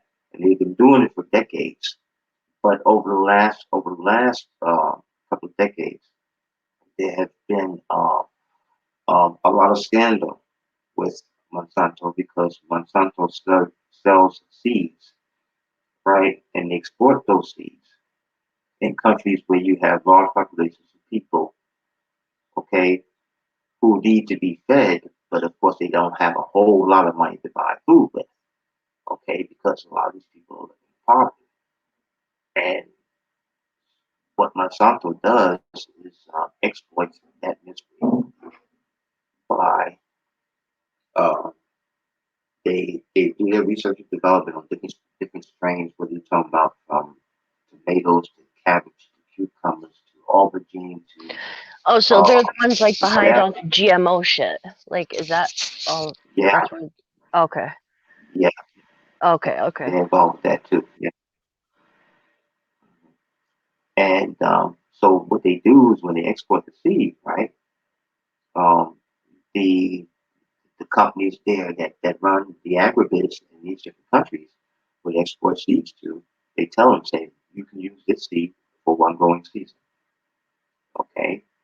But the next growing season, you have to rebuy the same type of seed to grow the same type of crops. You cannot use the same seeds or harvest to, continue using, the same initial seeds that we sold to you in order to grow for multiple seasons. No, every season you have to buy these certain. Hey, I'm in types. agriculture. But the reason why you can't use the same seed, because it's kind of like a liger or like a mule. You can't. There's no. The fruit that you're producing is not meant to be reproduced from itself, if that makes sense. Like, picture like being born with no bodily parts. Like picture like being born with no bodily like reproductive organs. Like you can't like make another human. So it's like you have to kind of like clone. That's why they can't use it. And plus, it really severely contaminates the land. Like if you go to like South Carolina, in North Carolina, there's like so many fields you just can't use anymore because they're like straight tobacco now, and like it's poisoned the environment to a degree that's like we have no choice but to rely on like Latin America and the Caribbean just for fresh fruit now in many cases. And like in states like Florida, it's getting to that point where like if people are arguing for us to arguing for farmers to like go like, okay, you know how in Brazil like they're burning and they're trying to like burn the forest is burning down, stuff like that. They're talking about using that now because American soil is like getting bad, and it's like no recovery points now. Yeah. Well, from what I've heard and from research that I've done, reading about it, tobacco is terrible for soil. Yeah, because it takes away the nutrients of it. Yeah. Mm-hmm. And the thing about it was in the South, a whole lot of people grew tobacco because that was the way that they can earn a living. Yeah. And when you do that over generations, decades upon decades, you're talking centuries, brother. You're talking centuries. Yeah. So I mean, I get where you're coming from on that. But at the same time, though, when I was amazed when at 7 years old I took my first flight from New York to North Carolina, went to Greensboro, North Carolina, to visit my grandmother for the first time on my own. I got an aunt in Greensboro. Yeah, and I saw her garden, man. Now she had a little terrace garden, right? Yeah. The terrace set up on like on a hill, right, in her backyard. She had peach tree there, which eventually lightning struck and split her one peach tree into two peach trees. Now, of course, the sizes of the peaches damn near halved. Okay, so the peaches were smaller, but those peaches, they were hairy, they were sweet. I mean, delicious. You hear what I'm saying? Yeah. She had beans. She even had a fig tree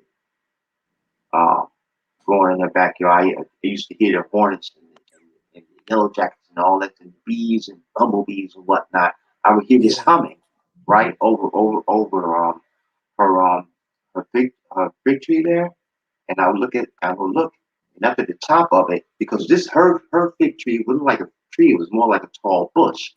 And at the top of it, of course, you got the figs up there, and that's where all the bugs, all the bees and everything, and hornets and whatnot, taking the nectar, they fly right on top of there, and they would hover there, probably all day, every day. Yeah, pollination. Yeah. Yeah, which of course she didn't worry about it. You know what I mean? When she wanted to take the figs off, and she found a way to get rid of the bees and whatnot to get them from around the bush until she could collect the amount of figs she wanted, and then after that she'd leave them alone. Because the fig bush, it grew quite tall. When I saw it, it was at least I would say 6.5, 7 feet tall, and it broadened out as it got taller. At the top, it would broaden out, And then of course, so you would have all the things on the top, and that's how the bees and everything get to it. But I mean, she had that, she had beans, she grew maize or corn. I mean, she grew all type of shit there. Yeah. And it got to the point where, and she was doing this since she was a young woman, since her and my grandpa first moved into the house. It was a little small house, but it was theirs. They paid for it. And but it got to the point where, okay, well, my grandfather, he died of a couple decades ago. But then my aunt passed. Um, my cousin who was living there, my aunt's daughter, she moved out. She went to university and whatnot, and she ended up going to Massachusetts. But anyhow, it got to the point where she couldn't eat the harvest from her garden. It just, and she had a big deep freezer, and she froze stuff in. She did canning and all that stuff with the mason jars, with the peaches and different types of things. Cucumber and all that type of stuff. But it got to the point where she couldn't eat it. And I'm thinking that, okay, well, in the South, she wasn't the only one. There were many people, many of her neighbors did this. Her next door neighbor, Mr. Brooks, he had apple trees. So they trade, peaches for apples or peaches for, you know, uh, or beans and stuff like that for apples. They did barter thing like that, because they've been neighbors for so long, knew each other so well, and they had a good rapport. And I mean, there were people, all around, who had peach trees. Some had just garden variety of vegetables and stuff like that, you know. But people have peach trees, apple trees, this, that, and the other. And I'm like, the way I'm thinking is this, okay, why is it that people can't do that now? Because Because it's the and what bigger. I think, Go ahead. yeah, no, go ahead.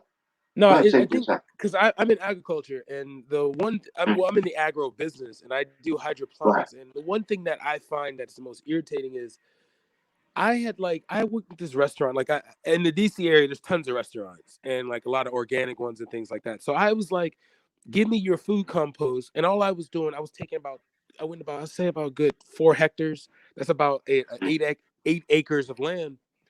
And right, I was just simply taking that food compost and just simply restoring that soil. And because it was a tobacco farm, and there's a way you can save soil. It is like the thing that no one understands about global warming and the environmental crisis, that this earth is not going to like blow up. Okay, it will fix right, itself. All right, and if we are the ones that are going to have to suffer, if we don't, if we impede that fixing of it. And the one thing right, I got fined for is because because I put the nutrients back, in the land. I primarily just turned it into, like, try to make it into a watermelon patch. I had like some camp. right, I had like I do geotherming sometimes, where like you create like an isolated greenhouse, and I had like hemp right, there. Not hemp. I was growing straight bud. I'm not even gonna fake. I was growing straight bud. That's right, why I don't put my real name out there. You know what I mean? But no. right, I was sitting. I had when I had put that up, when I had started to grow these different, trying to create, like, it's called permaculture, where you take different ecosystems and you create like an environment where like right. fruits and things can prosper. I got fined like $10,000 from the state, and then I got investigated, even though I had the legal licensings and everything. But because the company that it's this big name tobacco company that like is a supplier for Marlboro cigarettes, because of The that Laurel company. Lard, Huh? the Laurel Lard, that's a big tobacco company in North Carolina, Oh no, at this least. is in. I'm sorry, this is in Southern Virginia, like right before you get to North, like right south of not Petersburg. Yeah, south of Petersburg. Right before you get to right Mhm. before you cross into, I think it's called Nottingham. Right before you get into North Right. Carolina. Yeah, I was like a Okay. simple 8 acres. That was it. And it was like no one cared.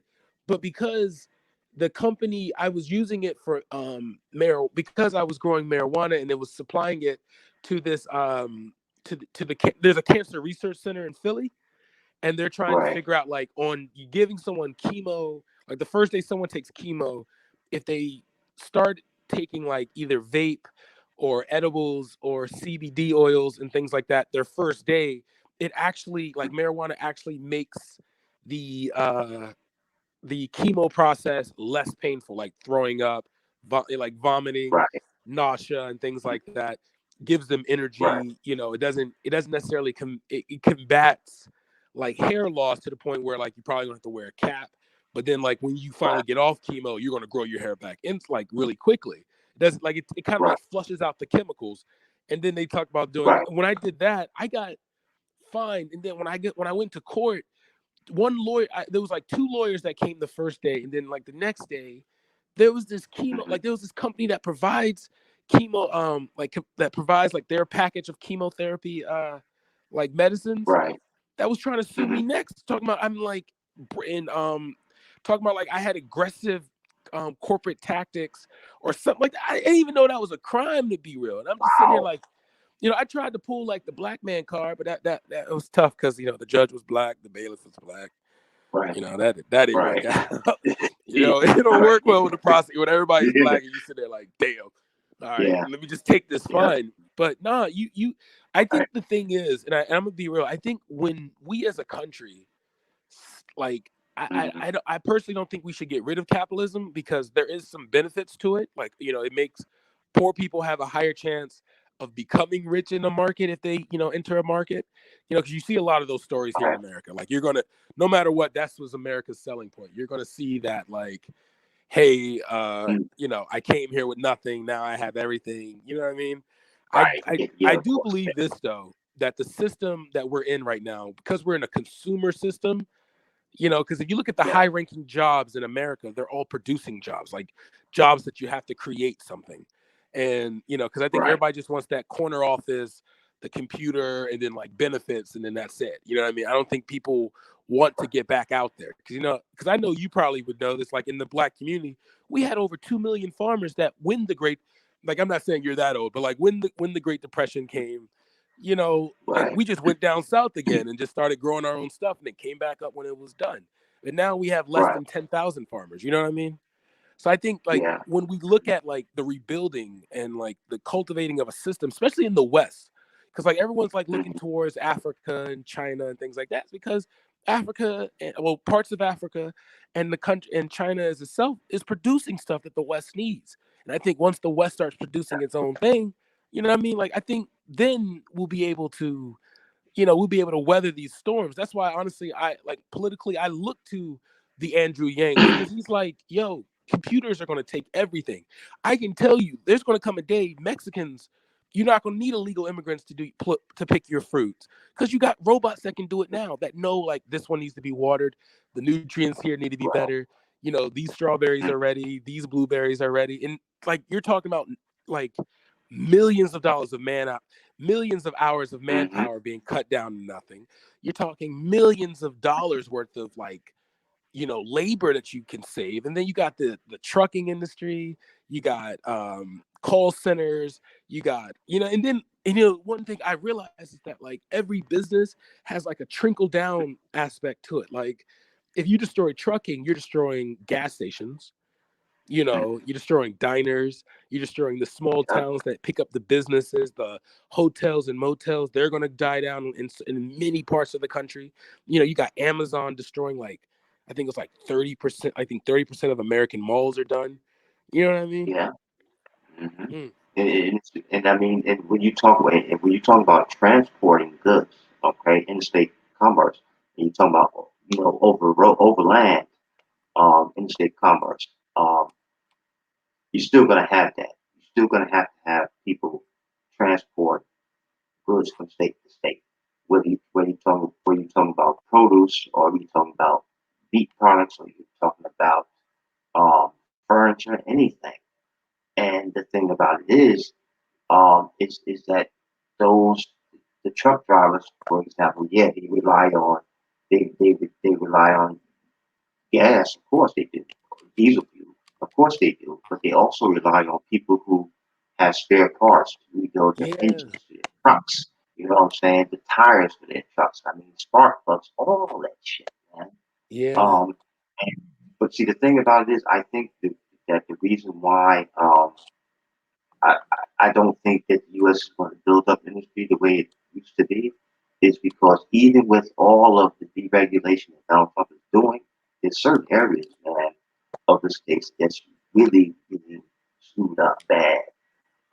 If you ever get time, look up this film, Gasland 2006. In that film, it showed people who were living in houses. Okay, these people had been living there, for a couple generations, right? And these people turned on the spigot, and when the water ran out, a guy took a big disposable cigarette lighter and lit it. The water caught on fire, man. No, You I get what I'm saw saying? in the fracking areas, right? Yeah, I mean the fracking Yeah. areas and the areas where they're building these little small oil wells and whatnot. Yeah. People's water is destroyed, man. So if you destroy the water, And that's even if affecting the people, Midwest like crazy though. yeah, yeah. Damn. Why? Yeah. Because the water, rather than going to irrigate the land that you grow crops on, it's going to break up, the stuff from the fracking and whatnot to make to make it fluid, make it liquid, so Yeah. it can be used readily, transported also more easily. So and the thing and again, if you talk about people doing manual labor, like building cars and things, trucks and things like that, okay, you talk about unions again. The UAW, I mean, yeah, they're hanging in there. But it is the major union of the USA right now, so because you still got people, in the how can I say it? The building factories for the automakers and whatnot. You still have them doing stuff like that, but a lot of these places have been closed down. And the thing about it is, if those people come back and they do that work, the problem is that because of capitalism, the people who invest, Yeah. those industries and whatnot, they're going to want to pay the lowest salary possible. And the people from the states are going to say, no, hell no. Wait a minute. Look at General Motors. Look at Bethlehem Steel in Pennsylvania. I mean, look at these places. I mean, we had unions to make sure that we had, first of all, we had safe working conditions to work in. We had unions to make sure that we earned a livable salary, um, um, to make sure that we got medical benefits and whatnot, all this type of shit. And if you bring industry back, okay, eventually you're gonna have to provide it again. And the thing about it with Trump, Trump is not allowing for that. So Yeah. yeah, of course, I you know, honestly like to say that when it comes to like I don't really put this on Trump per se. Like I think a lot of these problems were here before. I think the only reason why we're yeah, blaming him is because of his election, like how he won. Like he simply said the things that like the average American always wanted to say to the American politician. And I think we like gag. I just realized this is like a UK stream, and we just did the most American thing possible and take it over. That's what I said. They were Sorry, talking about we killed your stream, Velle. You got black like people. 2 viewers now. I'm so sorry. yeah, I'm like an asshole. What are you saying, Funky? What are you saying? yeah. They probably like these damn Americans. Right? No, Yeah. so Well, what happened with the yeah. first part of the stream? I was asleep. Is religion going to save Do you know humanity or why? what? What was the Do you know why? It's consensus? because you said ban the alcohol and everyone ran. But Funky, no, on a serious level, do you feel what I'm saying though about it? Oh, I guess that's a no. Yeah, I say no. So you don't feel like it should be treated as like heroin or any of the above? I don't know the classes, like What to are call you them saying class about A, it? class B. Hmm? Wait, Jen, can you hear me? Yeah, can you hear me? Shit. Oh, wait a minute. No. Funky. Hey, Jen, I think that feedback might be coming from you. So. Wait, Jen, can you hear me? Yeah. Yeah, sorry. Yeah. Monkey, I can hear you. When you said, do I agree with you? What's your take on it? Okay, so I feel like alcohol should not be legal. It shouldn't be sold to the public, and it should be treated like heroin or any other serious drug, like in the same sense of everything. Like, It keeps cutting out.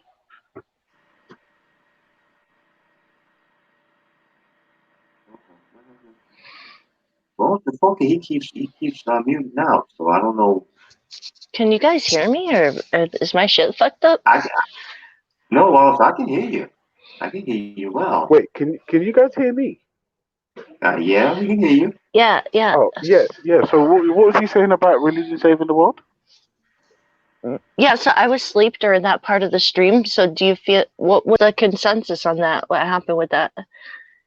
If I'm honest, it kind of the conversation just went kind of left without a resolution. But I say religion is not necessary to build or a society. I believe you need to have a set of oh my god. Sorry, you need to have a set of rules that everyone agrees to adhere to in order to stay part of the society. It doesn't need to be built around some sort of magical, mythical, supernatural thing. I don't believe it does. Yeah. Yeah, I don't believe it does either. I feel like it's had the exact opposite effect. I feel like it's done nothing but divide humans, like from the start of anyone saying like this is a religion, this is a label, you're going to follow it. That's like a division in itself. Like religion in itself, I feel like is a division. Yeah. I got a different point of view, and the reason why I have a different point of view is this: all human beings are flawed, so whether they're people of faith or not, they're not going to carry out the tenets of their faith, their respective faiths, perfectly to begin with. And we can see that when it goes to extremes, you have ISIS. 6 years ago, you had the Spanish Inquisition. You got the scandal with the Vatican, um, and all that. But then again, I look at it this way.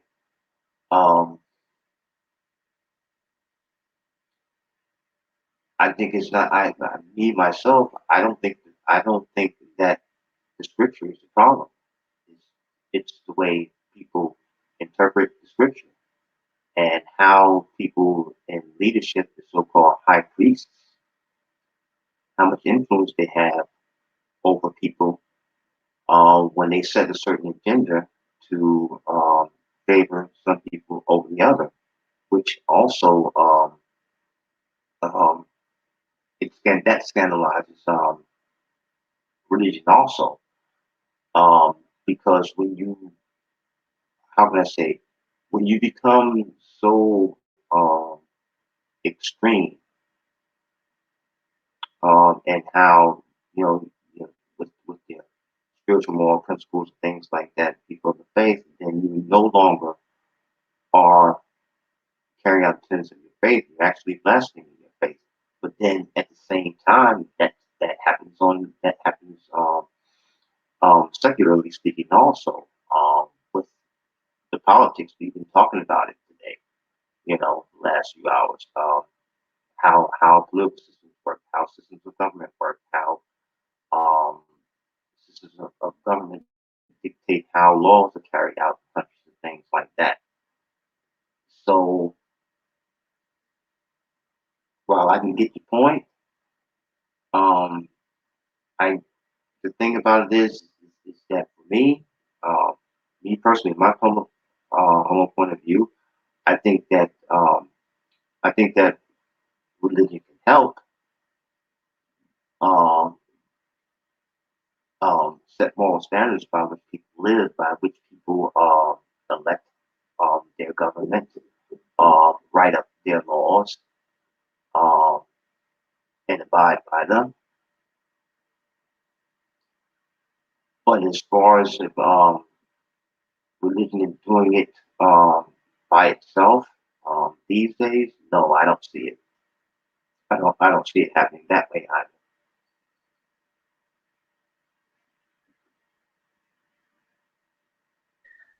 Yeah, I agree. I feel like as long as man is involved in religion, it's always going to be flawed in a sense. And no, I don't necessarily think like, you know, the writings or the teachings in themselves are the problem. It's definitely the way man has taken and divided it. You know, like look at how many different sections there are to like just Christians in general. There's Protestants, there's, you know, Methodists, there's Episcopalians, there's all these different like sections. But if that's supposed to be like the ultimate, you know, factor of, you know, saving humanity, I feel like that's definitely going to have a negative effect.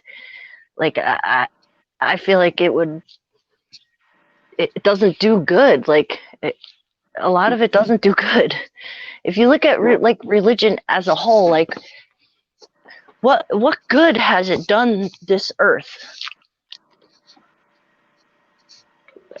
Well, I would say for those, I would say for people of faith who are not extremists, they may have their point of view. They may say that this has provided guidance for them to guide them in living their lives. Right, but that's personal. That's personal. Like that's cool. That's on a personal level. I'm talking like for this earth and this world, what ultimate good has religion done for this place? Give us wars, give us killing, give us extremism, give us, you know, division. But then you can say, yeah, you can say that on the secular side too, though.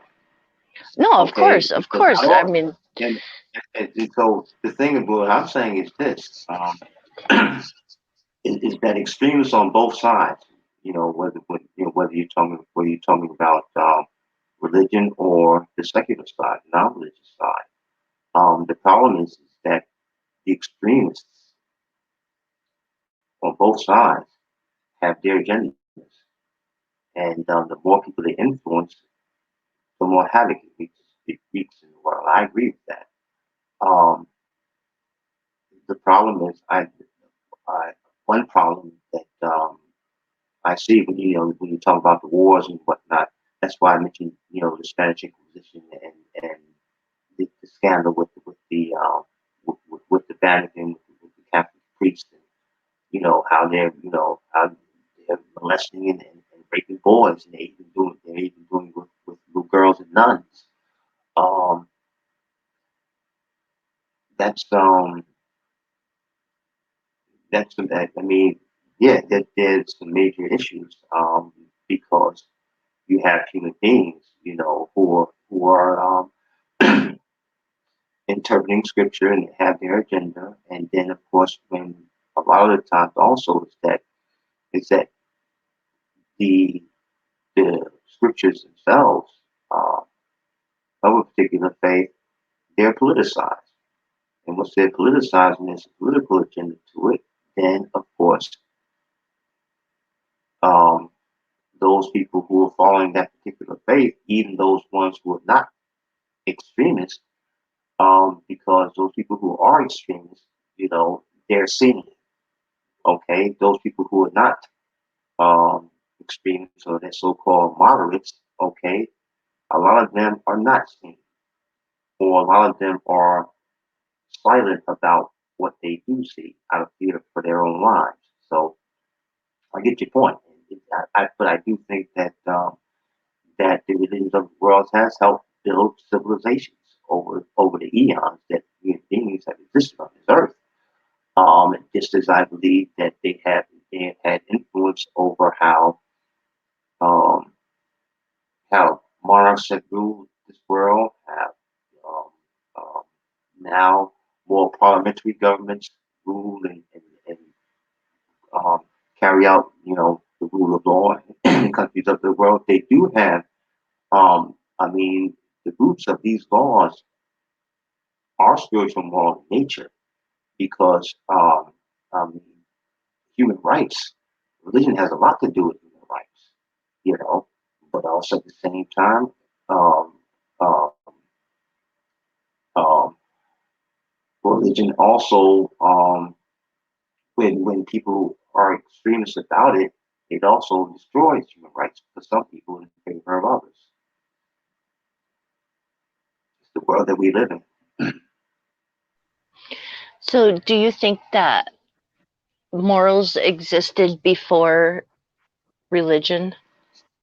Like, it wasn't like religion that gave us morals. Like, I feel like they were around way before that. Like, do you feel like it's necessary to have, like, all basic human morals stem from some kind of religion? Like, do you think that? I think so, and but the thing about it is this: though, you can't prove that, for example, that religions have always existed. Why? Because first and foremost, religions are taught orally first by the prophets. Some of those oral teachings were never written down, so therefore there's no proof that they existed.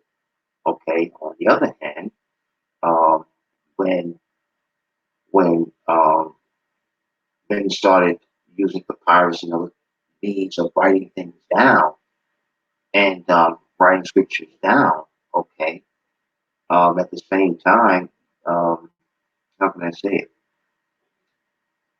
There were only really scholars, people who knew how to write, people who could read, that were in charge of whole countries, whole kingdoms. You know, so the the scriptures can always be used in a manner that is manipulative and ultimately evil, ending up in wars.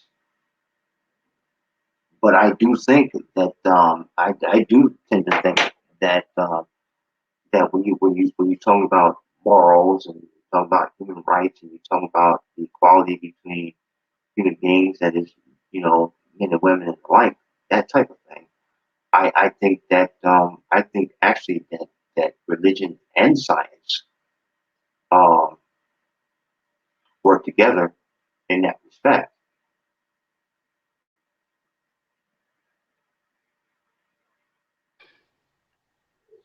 What are you saying, Funky, about the morals?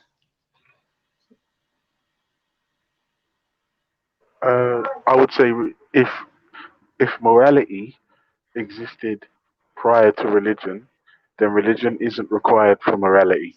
Also, whilst like let's just use the Abrahamic faith for instance, when these religions were founded, probably back then they needed the rules and regulations they had back then. I believe they can't.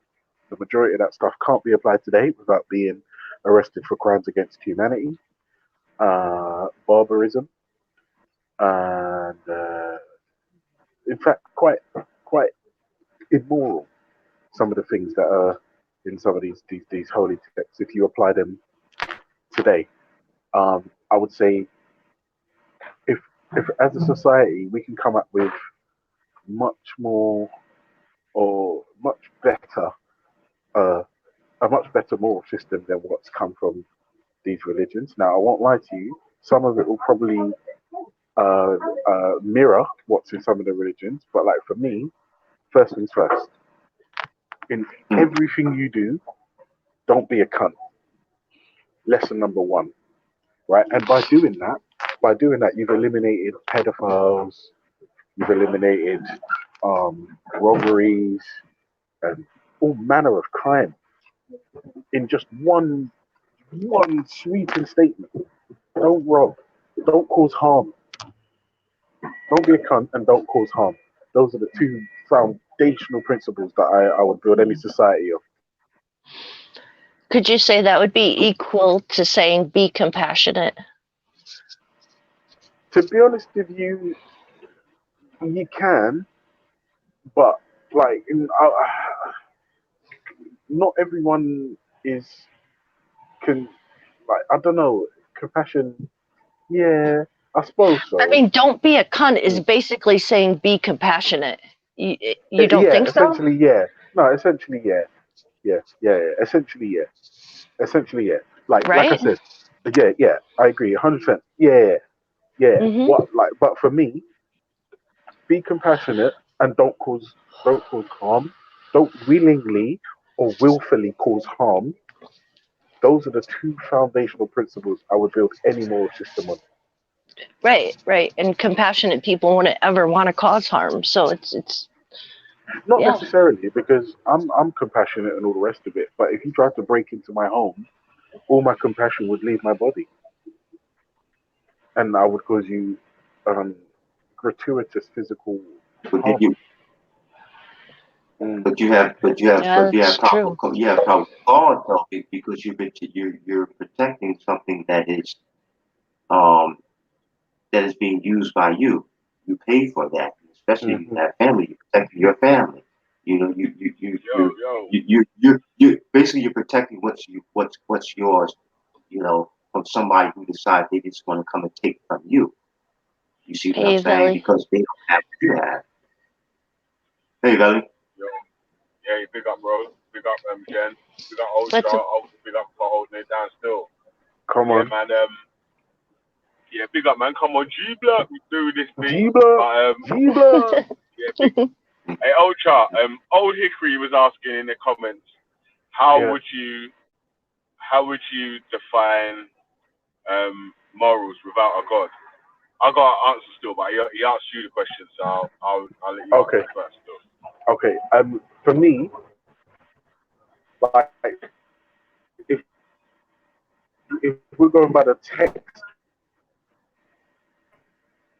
definition of what morality is, my foundational encompass don't really cause harm to human beings. Try not to be or be compassionate in everything you do. There's no appeal to the supernatural. There's no there's no I'm trying to think of I'm not going to say there's no downside to it, but I'm struggling to see how, if these two foundational principles were adhered to, how our society wouldn't be better off. Do you understand what I'm saying? And like I said, with those two principles, you immediately eliminate pedophiles. You eliminate like things like robbery. Also, as well, I think like things like for me, poverty is probably top three biggest issues on the globe. With the compassion thing, and with the compassion thing, like that gets addressed maybe a little bit more than it currently is. And you don't need a god to as a society, you can work out what the most pressing issues are in the society, and you can address them without need for some sort of cosmic justice or cosmic reward or cosmic punishment. You don't Ultra. need it. Would you say Yes, sir. the presence of a god is what's causing all these people to turn on each other? Because one man's saying their God's better than, you have to do it this way because my God said. 100%, Belly. In And my one man saying they have to do it this way subjective because opinion, my God said. yeah, that's the problem, Belly. Because when you've got man saying, "I've got God," and the way that I'm repping is the right way," and they go even further as to say anyone who doesn't believe what we believe is expendable. That's a problem, bro. In fact, that necessitates religious war. Hey, And then bro, when listen to this though, yeah, yeah. You see, yeah, when the people was colonizing other nations, yeah, was it because their God was a better God, or was it that their engineering, that their battle plans, or that their weapons were better? it's plans. And if their God was better, that means he was a better warlord or warmonger or had no compassion. You see what I'm saying? That's why, like, no one, yeah, man, nah, it's always, yeah, nah, they miss me with that stuff. Alright, so if God created everything and everyone, yeah, why would he create a set of humans that are all different, but then picks one little group out of the set of humans that he's all created. So say that again, It's so perfect, so loving. If God, was so perfect and so loving, so moral, so just, so right, everything's good about God, Yeah. why would he have a small set group that he classed as the best, the chosen ones? Yeah, but this is the thing, higher really. law. Like in my subjective opinion, God didn't make man. Man made God. Man made Right. God. What I'm finding is, if you look at it, right, most religions are just the deification of that particular culture. Do you see what I'm saying? And when you just check that, that's why in the Jews thing, the Jews are the ones, and in the Christians thing, the Christians are the ones, and the Muslims thing, they're the ones, and the Hindus ones, they're the ones, and the Sikh ones, they're the ones. Do you see what I'm saying? It's all like come on, just look at it. Like why make what 9 billion people and say, well, I'm only rating 1 million or 1 billion. Bro, this is what I'm saying. Human beings, I'm not gonna lie to you. Certain times, human beings are really frustrated, and I don't know what it is, but there's just so many people Right, that are listen just. to this question. Listen to this question, Ultra. Yeah. Listen to this question. Sorry, I keep cutting you off, obviously. Like, but you know No, what? no, go to, go to a D block, man. Come on. Yeah, man. But another question then. If you was the perfect, you was the perfect father, you're the perfect dad and the perfect husband. Do you think that there's any way that you could love any one of your children more than any of the others? No, not if I'm perfect. I'm not gonna lie to you. Perfection and absolute certainty are two things that I actually reject. But if I was quote unquote perfect, I wouldn't be able to love one more than the other because by definition I'm perfect. Alright, so that means God's been debunked, yeah? Good night, children. We'll see you tomorrow. That's it. That's it. We're done. We're done. Facts though. But No, it's so true. It's so true. Like it's so true on so many levels. You know what you're saying, Velle, is like the idea I feel like of God, and like I've said, I've studied a couple things. So the idea that I get is that humans created, like God is their perception of a perfect human. So because it's their perception, like they created this higher being and he's supposed to be everything a human could want, but because of that, like this human's perception of it is one thing, this human's perception of it is another thing, and this human's perception of it is a whole different thing. So like, why is it that they can't realize that it's different and accept it? If they're like, that's the part that I don't get. Why do these quote unquote religious people argue with each other and persecute people that just may believe something that's like a little bit different from what they believe? How could they be a religious person and do that to each other? No, because somebody told them, or that they have to behave in a certain way to please a god. Now, then let me ask you a question. I ask this question all the time. Yeah. Do you know how long it would take if you hopped in your car now? Do you know how long it would take you to drive to Mars, our nearest 12 planet? years, didn't you say the other day? No, 350 plus years. Okay. If you hopped in your if you hopped in your car and drove to Mars, it would take you 350 years because of the distance, right? Now listen to me. Listen to me. Listen to me good now. I'm with you. Just from here to Mars, 350 years in a car, yeah? Now listen to me carefully. To make the universe is, it's so mind-bogging humongous, and then we've got this disgusting ego that, and it's just insane.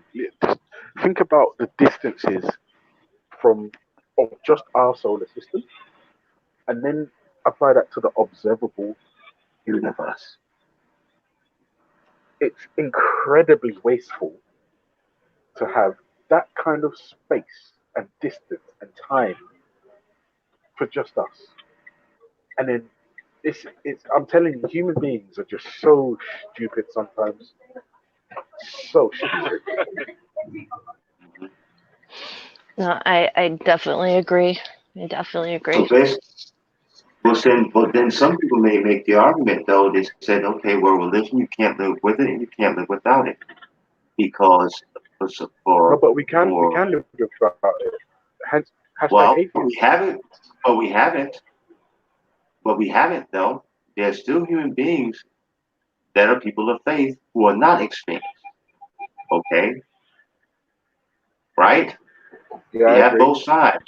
You have the secular side, and you also have the religious side.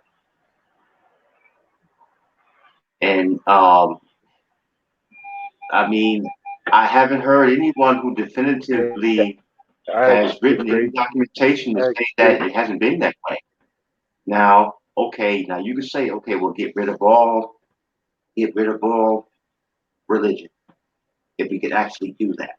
Okay, I don't think it's ever going to happen. But let's say we get rid of that. Okay, and so now, what system do we use? Let's say we get rid of religion altogether. What system do we use? Eric, yeah. That's Basic that's the issue humanity. that I have, yeah, with man that say that about that always make that same point, yeah, because the first straw man in that argument is that we've never said that you have to get rid of religion. We're just saying that you can't build nothing with just religion. There's nothing you can do with just religion. You know what I'm saying? That people have to be experts in fields of knowing and understanding on how things work for things to be built. And then you have your religion. Oh, of course. You know what I'm saying? Like, so a scientist can be a Christian, but being a Christian is not going to make him a scientist. I agree with that. I agree with you 100%. That's the main point. That man just keeps making that. So it's not whether you have a religion or not. Yeah, man, because man don't really care if you have a religion or not. I ain't even trying to stop people believing in any religions or trying to get anyone to give up. Yeah, I agree with that as well. I agree with I that. say the same thing. Is just what I'm doing myself personally. Yeah, is that all it is that I'm saying that just having a religion by itself is not enough for you to achieve an empire or to have greatness. Do you know what I'm saying? Like there's other Wait, Velle, hold on. I'm gonna cut you off now, bro. I had this conversation with Scattered this morning, right? He was saying if you was gonna build, like, just start from scratch and build a society or whatever, right? Would you reach for a religious-minded person first or an engineer? Right? I said an engineer. You'd start with you'd start with an what they engineer. called? Yeah, engineer, but there's An architect or a name for it. Yeah, architect, but there's something above that. Yeah, it's like civil engineering. That's it. Civil engineering. Yeah, civil. Yeah, it's like town planning and all that sort of shit. Road building. Yeah, before I get someone to build a church, I want there to be drainage, running water, heat. You know what I'm saying? Like, I want all that before that, man. Thank you, plumbing. Yeah, but that's because in that predicament, even though Ultra, even though Scattered Minds, is a don, and he knew what he was talking about there, for the purpose of what he believed in, he couldn't say that he had to have the civil engineer before the church, before the mosque. Do you know what I'm saying? That? Well, why couldn't you have why But couldn't you have obviously I'm not of that why couldn't persuasion. you have a spiritually minded civil engineer? You got both, right? Yeah, And one that's person, what yes. we're saying. But we're saying that we can't just have Yeah, a I religious hear guy. that. We're saying you can No, have a spiritually minded Well, civil this is engineer. I but the understand and I spiritually agree with you. minded engineer is going to he's going to engineer shit towards his bias. No, he's going to Yeah, engineer shit with but his bias, and I even wouldn't though, want that. hey Jen, okay, even well if he's let's gonna engineer stuff with God in mind, yeah, as long as he sticks to the actual rules and regulations of what engineering is, yeah, then there's no way that he can do. Even if he adds a church, adds a mosque, or whatever into the plans, that's not really going to hurt the society, innit? As long as the actual main facilities are doing what they're supposed to be doing, as long, you know what I'm saying, like, so as long as we're saying we've got working roads, running water, heating, gas, electric, internet. Do you know what I'm saying? Like, we got working services and all that, yeah. We can then say, yeah, that's cool. You can now add whatever additional extras you want. So you want to have your religion, you can have your religion there. You want to have this, that, and the other, you can have that there. You want to have your disco every Friday over this side, you can have your disco over that side. You know what I'm saying? Like, so it's not, it's, it wasn't that you need a religion to do that. You need to understand how to plan a town to do that. If you don't understand how to plan a town and you just go there with your religious book, yeah, with whatever book it is, because I heard Issa earlier, yeah, but I was in a job, so I couldn't jump on still. Yes, yeah, so no matter what book it is or what, yeah, I'm talking about just the book by itself. Yeah, there's no instructions in no. there on how to build a society. Do you know what I'm saying? Like, it's for a society that's already there to praise a creator. Do you know what I'm saying? Like, and things that the creator wanted to do to make the creator happy. Well, the thing about it is this, though. You can look at it from this point of view too. The person, let's say the person, let's say that your civil engineer, okay, is a man or woman of faith, right? And you draw up the plans, right? And you want to draw up those plans to when you make this physical infrastructure that it serves the purposes of providing comfort for the people who are going to live in that land, okay, live in those buildings. We're going to use those aqueducts, the water systems, the sewage systems, um, um, have land left over for agriculture so you can feed yourself in these, right? When it comes to the ethical purpose of why you're building this place, not just to build it, just to build it. Obviously, you got to have a purpose for building it, right? I mean, what's the use? What's the use of building an empire if you don't have people to occupy it? And what's the use of having people occupying an empire in which they can't live together within that empire? Wait, are you saying that you have to have? So yeah, are you saying that you have to have a religion to start an empire? I'm not saying I'm not saying that you have to. What I'm saying is this. What I do believe is this. Okay, in general I believe that science and religion works together. They both have their purposes. Or there has to be a purpose for the empire.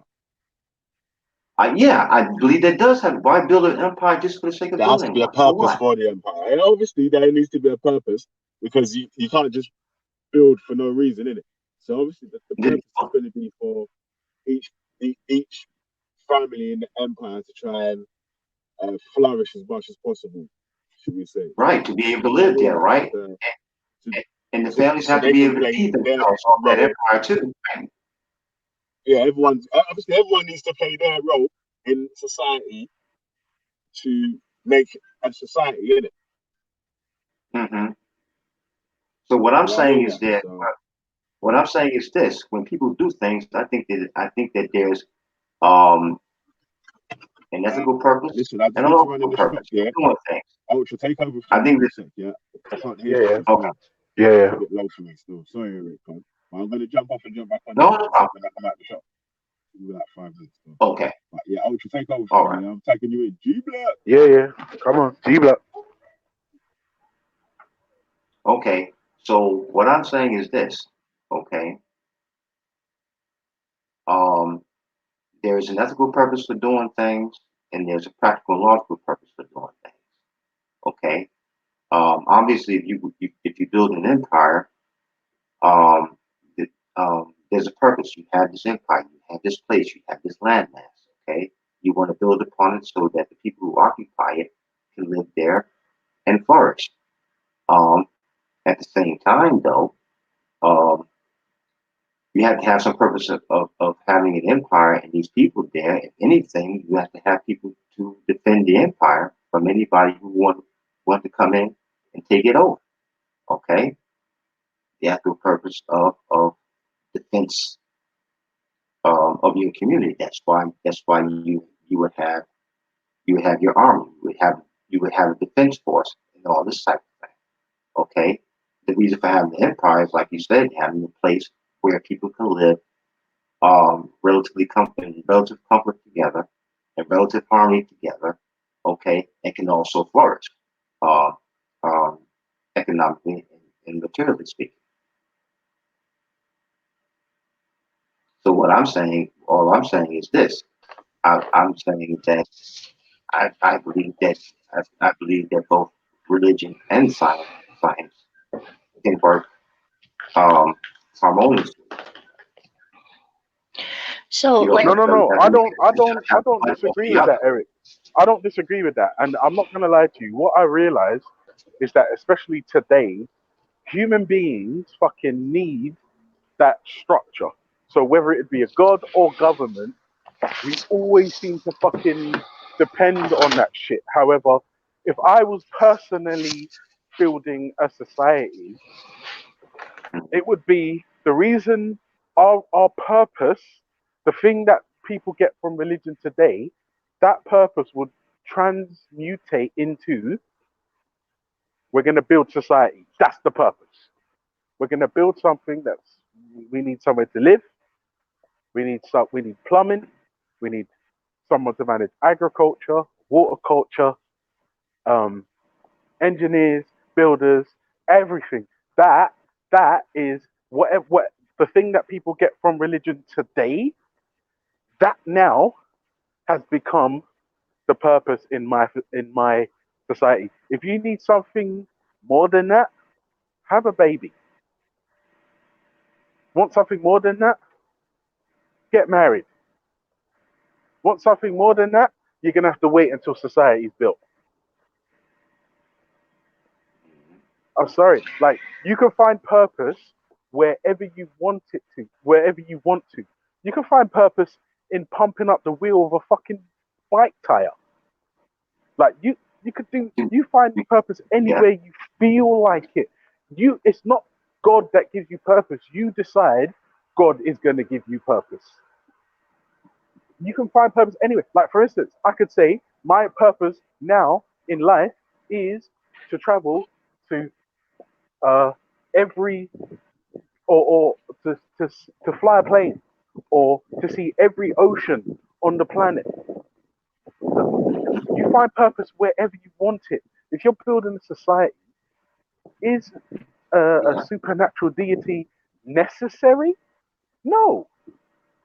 However, is it desired? Would it be desired because of the human psyche and how we work? Then yes, of course. But is it necessary? I would say no. But how do we know if it's necessary? If actually, I mean, if you think about it, okay, there's been, I understand what you're saying, and there has been, there have been, religion and science has been working hand in hand since humankind has been on this earth.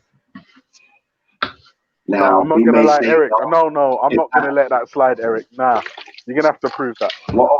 You're gonna have to the prove thing, that. that's the point. See, you're going to have to prove otherwise because, as I said No, I before, don't have to prove anything. I there haven't has made any been claims. well, okay, I'll put it this way, okay.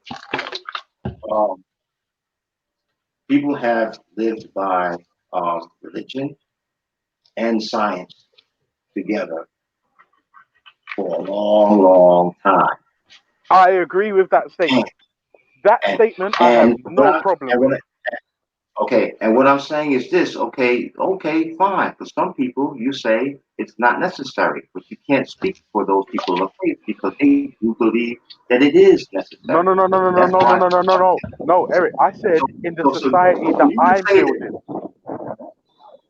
No, Eric. I didn't say now. I'm not talking about you. I'm not talking about like my Christian brothers and sisters, my Muslim brothers and sisters. No, I'm saying if I'm building a society and religion somehow, or if you get all your purpose from a particular religious doctrine, that for me in the society that I'm building wouldn't be necessary. It's not because helpful. no, and your purpose is to get our society off the fucking ground. That is your purpose. That is your purpose. And the What thing I'm is, saying like is, this: you're being see, what I'm saying is this: neither one of us are being objective. So let's not pretend that it. Okay, you're being subjective about the society that you're talking about. Okay, from your all right, but hang on a second, Eric. You need to point me. What? When we're talking about in apologetics of theology, everything is subjective. Everything is subjective. There's nothing objective in theology. Nothing. There's nothing. There's nothing. No, there's nothing. Like there's nothing objective. Even like when religious people say, "Oh, my morality is objective," as soon as if a Christian tells you my morality is objective, all you have to do is speak to a Hindu, and if he disagrees, then it's not. Immediately, it's not. Well, everyone's own truth is subjective in itself, which is known.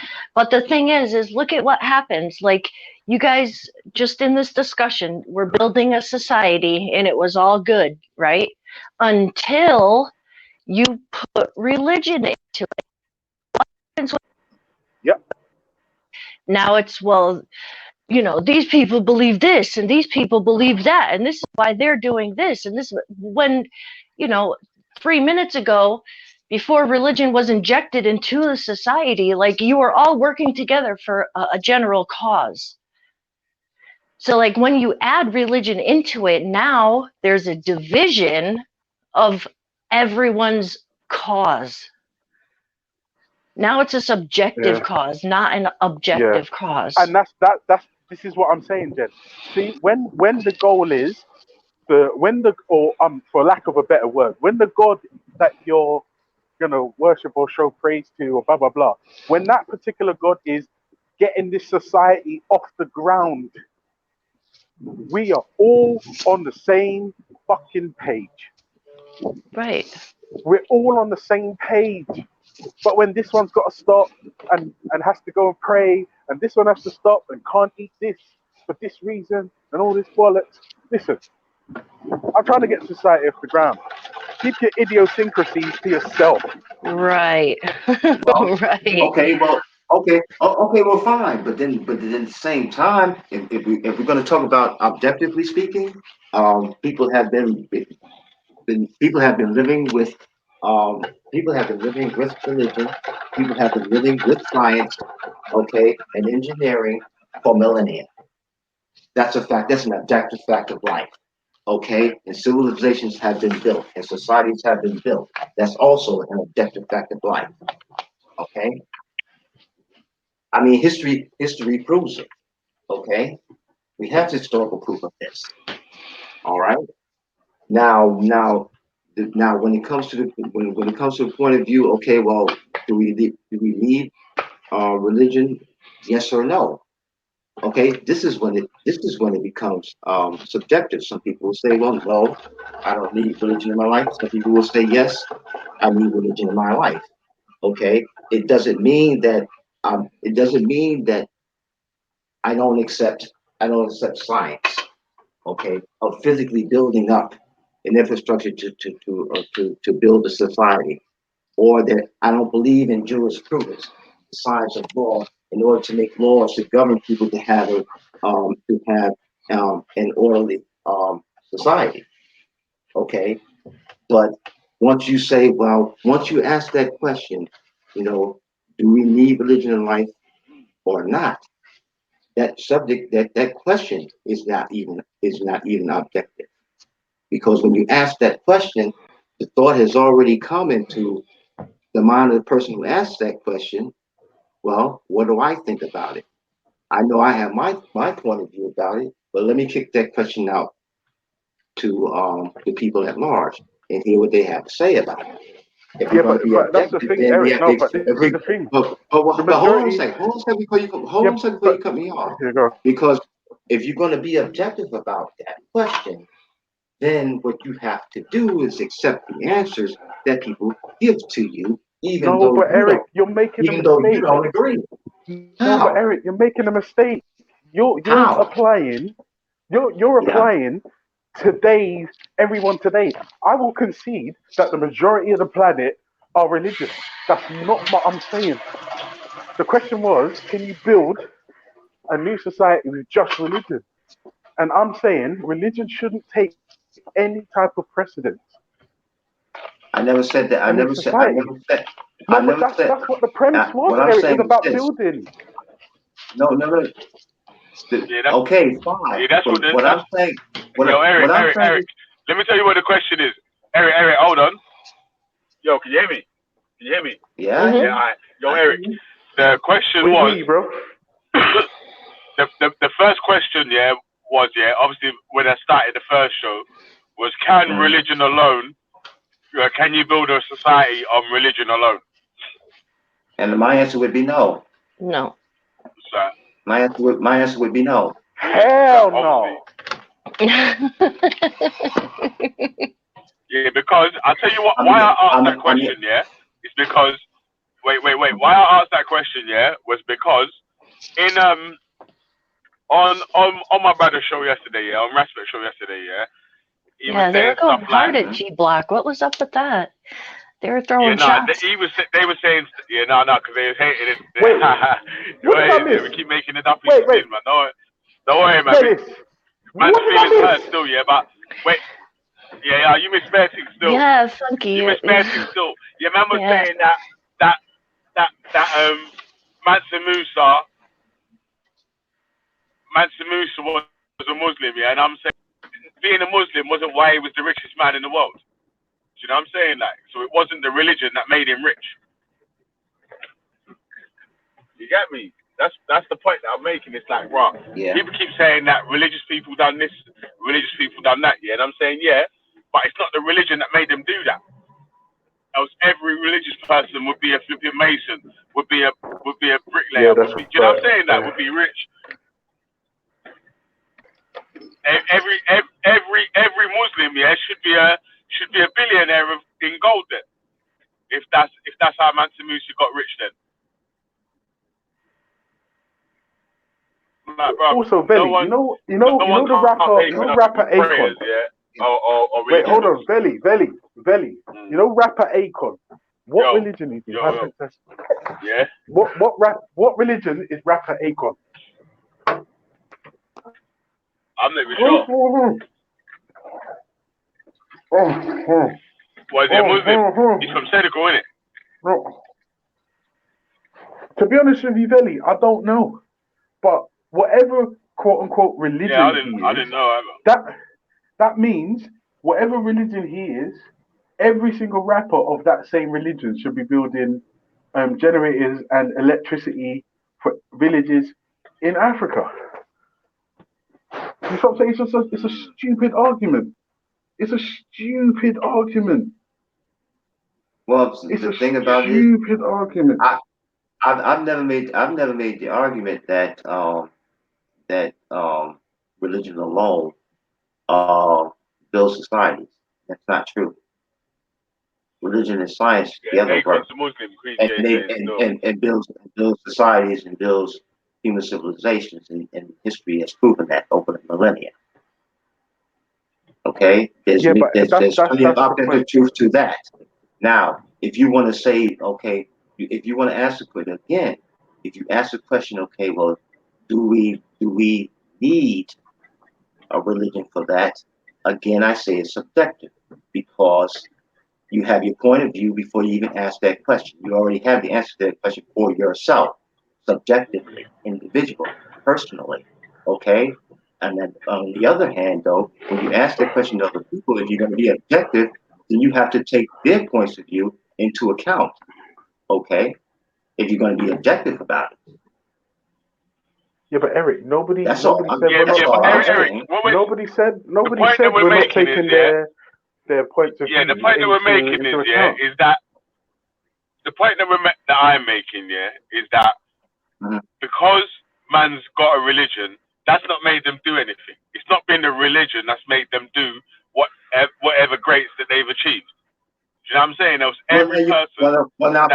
Let me finish. Yeah, there was every person that just holds a religion would be a great person. I mean, that's not true. Do you know what I'm saying? That. So yeah, that's the point that I was making. The biggest fucking wankers on the planet are fucking religious.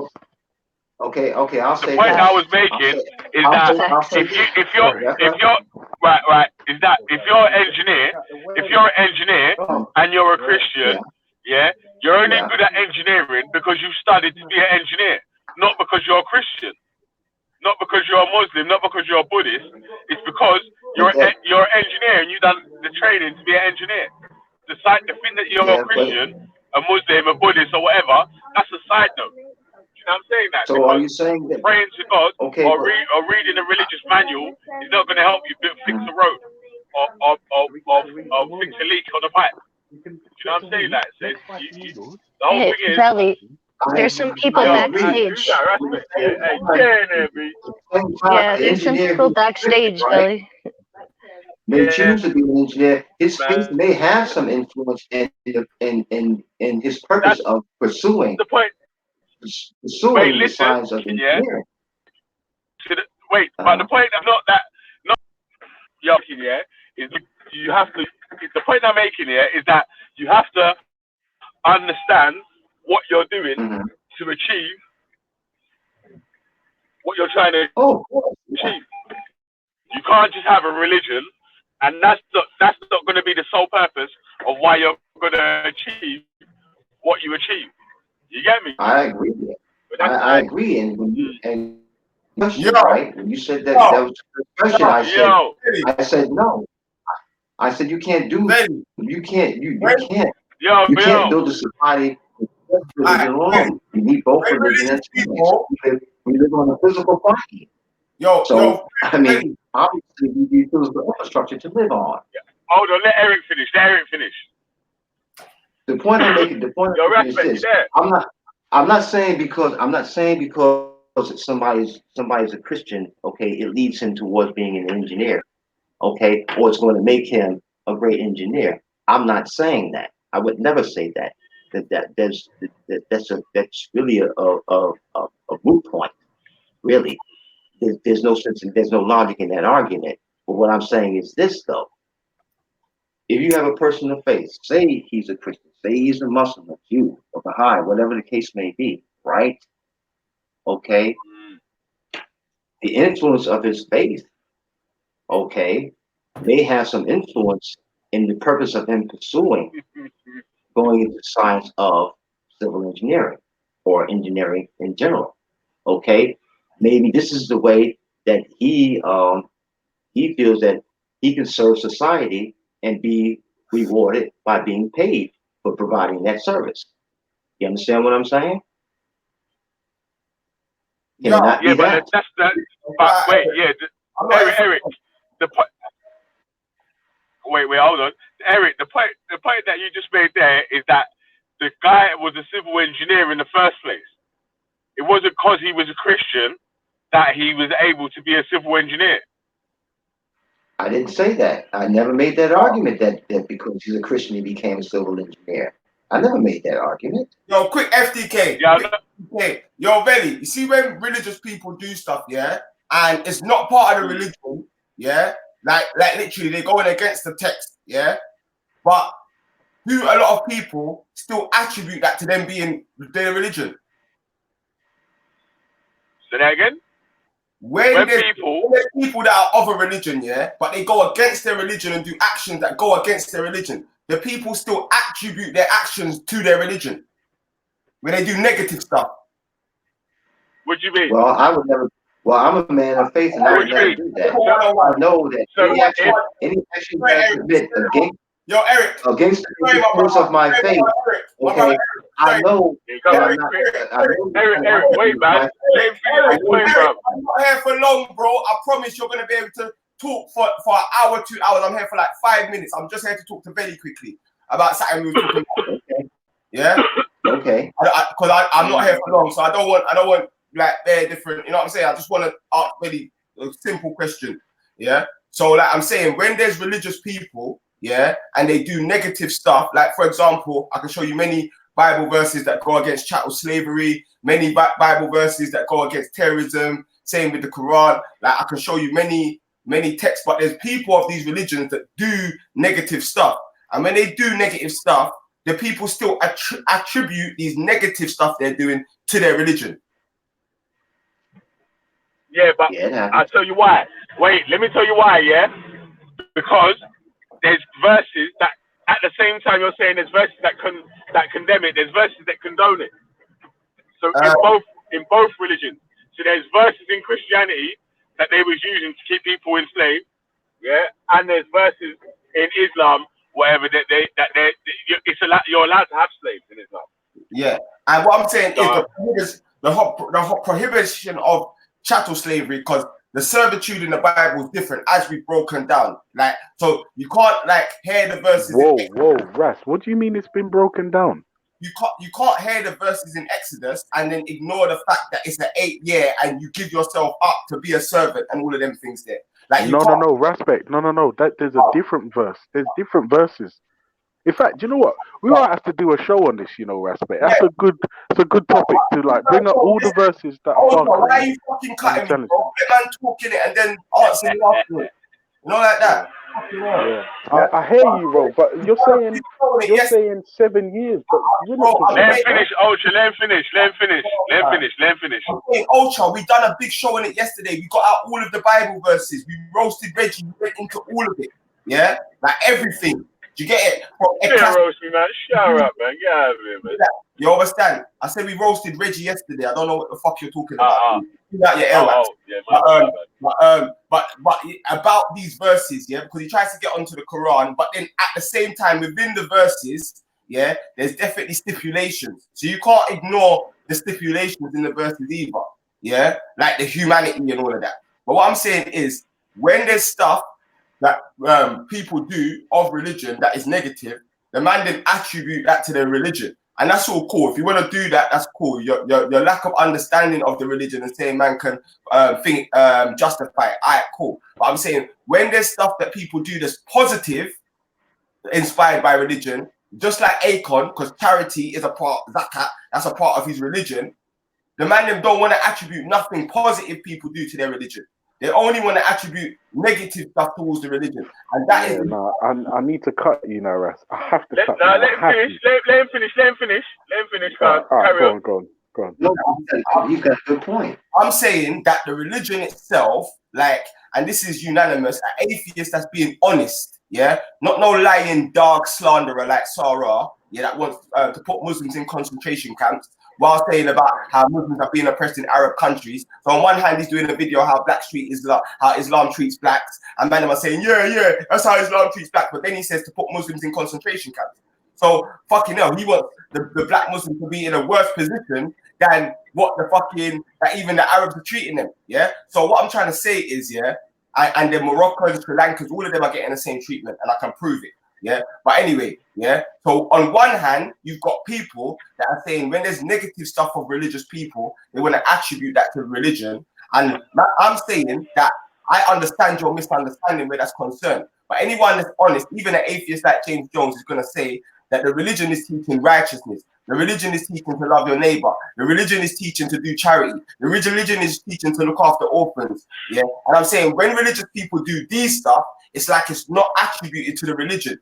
The man will say, "Oh, anyone can do charity. Anyone can do," but these are literally demands that we've got as religious people. So I'm saying the hypocrisy is that when religious people do negative stuff, people like to attribute it to the religion. But then when religious people do positive stuff, they're like, no, it's got nothing to do with the religion. And that's my point of the hypocrisy. Okay, let me come in now. Can I come in now? Yeah, Wait, I need to come in now, please. I guess. Please. Yeah, let Ultra go still. Let Ultra go still. Yeah, because like, the reason why I needed to cut Ras is because I don't know. We'll go after. yeah, it went on for long. I can't remember everything he said, right? But the initial point I wanted to hammer home was I don't like, because he brought up Akon, because I don't know, but that was my point. Is I brought that point up because did he do all of those things because of his religion or because they are the right thing to do? Right? I'm not saying a man's religion can't inspire a man. No, His religion commands him to do these things, just like Malcolm X. Wait. Hold on, Ras. Hold on, Ras. Hold on. I get it. His religion commands him to do good things. I'm saying then he's not good. Imagine that, and I'm gonna go deep now. I'm gonna say if he only did these things because his religion demands him to be good, then he's not actually good by definition. Well, you're not good either. What have you done to Wait, hold on, Ras. Hold on. Ras, hold on. Remember when I cut you? Ras, remember when I cut you? Remember? Like 5 minutes ago? All right. I'm going to say, if your religion commands you to be good, and because your religion commands you to be good, you are good, that means you are not good. I'm saying being good is doing something good, whether you're commanded to or not. And I'm saying that? It shouldn't matter. It shouldn't matter what your religion is. Just be good. Yeah, straight up and down. I'm saying, and in reality, who does that, Ultra? Me. No, always good. You didn't do what Malcolm X done. You didn't do what I did. Wait, no, Ras, Malcolm X chill didn't out, do it bro. for his religion, though. That's not Wait, true. bro, Raspet, you're being emotive, bro. You're That's being not true. emotive. Malcolm X did it It's an 'cause he's black. emotional argument, bro. It's an emotional argument. That's not valid. Yeah, Ultra, let him answer back though, innit? Because he didn't cut you. Let him answer back. Your point is that if the religion is encouraging people to do good works, then that means the person's not good. No, the person joins the religion because it's got positive ambitions within it. You understand? That doesn't mean that the person is not good. It means that their good heart leads them to the religion because the religion is telling them to do good. So it's the goodness within the religion and the good instruction. That's circular, man. The creator, loving your neighbor, looking after the orphans, looking after the elderly, making sure that you love your mother and respect your mother, yeah, which draws them to the religion. The goodness in the religion draws them to the religion. And then like Malcolm X, what it does like with Malcolm X, who was a pimp, yeah, it transforms individuals, yeah, from people that are pimps to revolutionaries that are going to fight for their people and die on the front line doing it. That's what that was Elijah Muhammad, not Malcolm. I don't have a problem with that. Wait, Ultra, hold on, because obviously that's guided to a side argument. So let me ask you the question, yeah? What I posed first of all in the morning, respect, so you got a fair chance to answer for yourself as well, yeah? Was that the first question was, can you build a society on religion alone? Can religion alone build a society, a nationhood, or whatever? Yeah, that's it. Yeah, that's basically the question, and then you got a chance to build on that yourself. Yeah, well, if you look at the other day, you mentioned the Jewish community. Yeah, within the Jewish community, within their religion, there is a whole economic, political structure, along with Christianity and Islam. Yeah, so within the religion, there's economic, political structure. This is why Muslims set up the first ever welfare state in the world. Yeah, the first ever welfare state was done by Muslims. Why? Because their religion has a political, economic structure, as Hassan Saba will show you, that actually promotes behavior. It's the same with Sikhism. Yeah, when I'm going through Stratford Westfield, I've never seen atheists giving out food, but I see Sikhs, I see Muslims, I see Christians, because the Sikh religion, yeah, has an economic structure within it that is encouraging people to feed people. Whereas an atheist, he can choose to do that, or he can choose not to. Now, this doesn't mean that a religious person can't go against their religion and not do these things. But I'm saying when a religious person actually practices their religion genuinely, and it's going to force them to do these things. I agree with that. I agree. 100% Wait. agree with that. Let me make one point. Yeah, then you can go and out. Yeah, one point. Yeah, is that when you keep comparing atheism to religion, yeah, atheism is not a group in it that you can join, you can sign up to, and there's like a rule book. It's just all it means is that if you just don't believe in the religion that the people have told you about. Do you know what I mean? Like, there's not a group of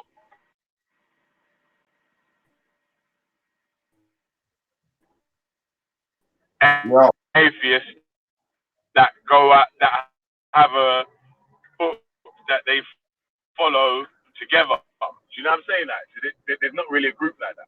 It's hard. Where every time you keep making, it's hard to make a comparison. There's no group. No, atheists are talking about religious people. Atheists are talking about religious people. So then we can't not look at the other side, because if you're gonna say religious people at this, then we got to look at the alternative. The only alternative is atheism.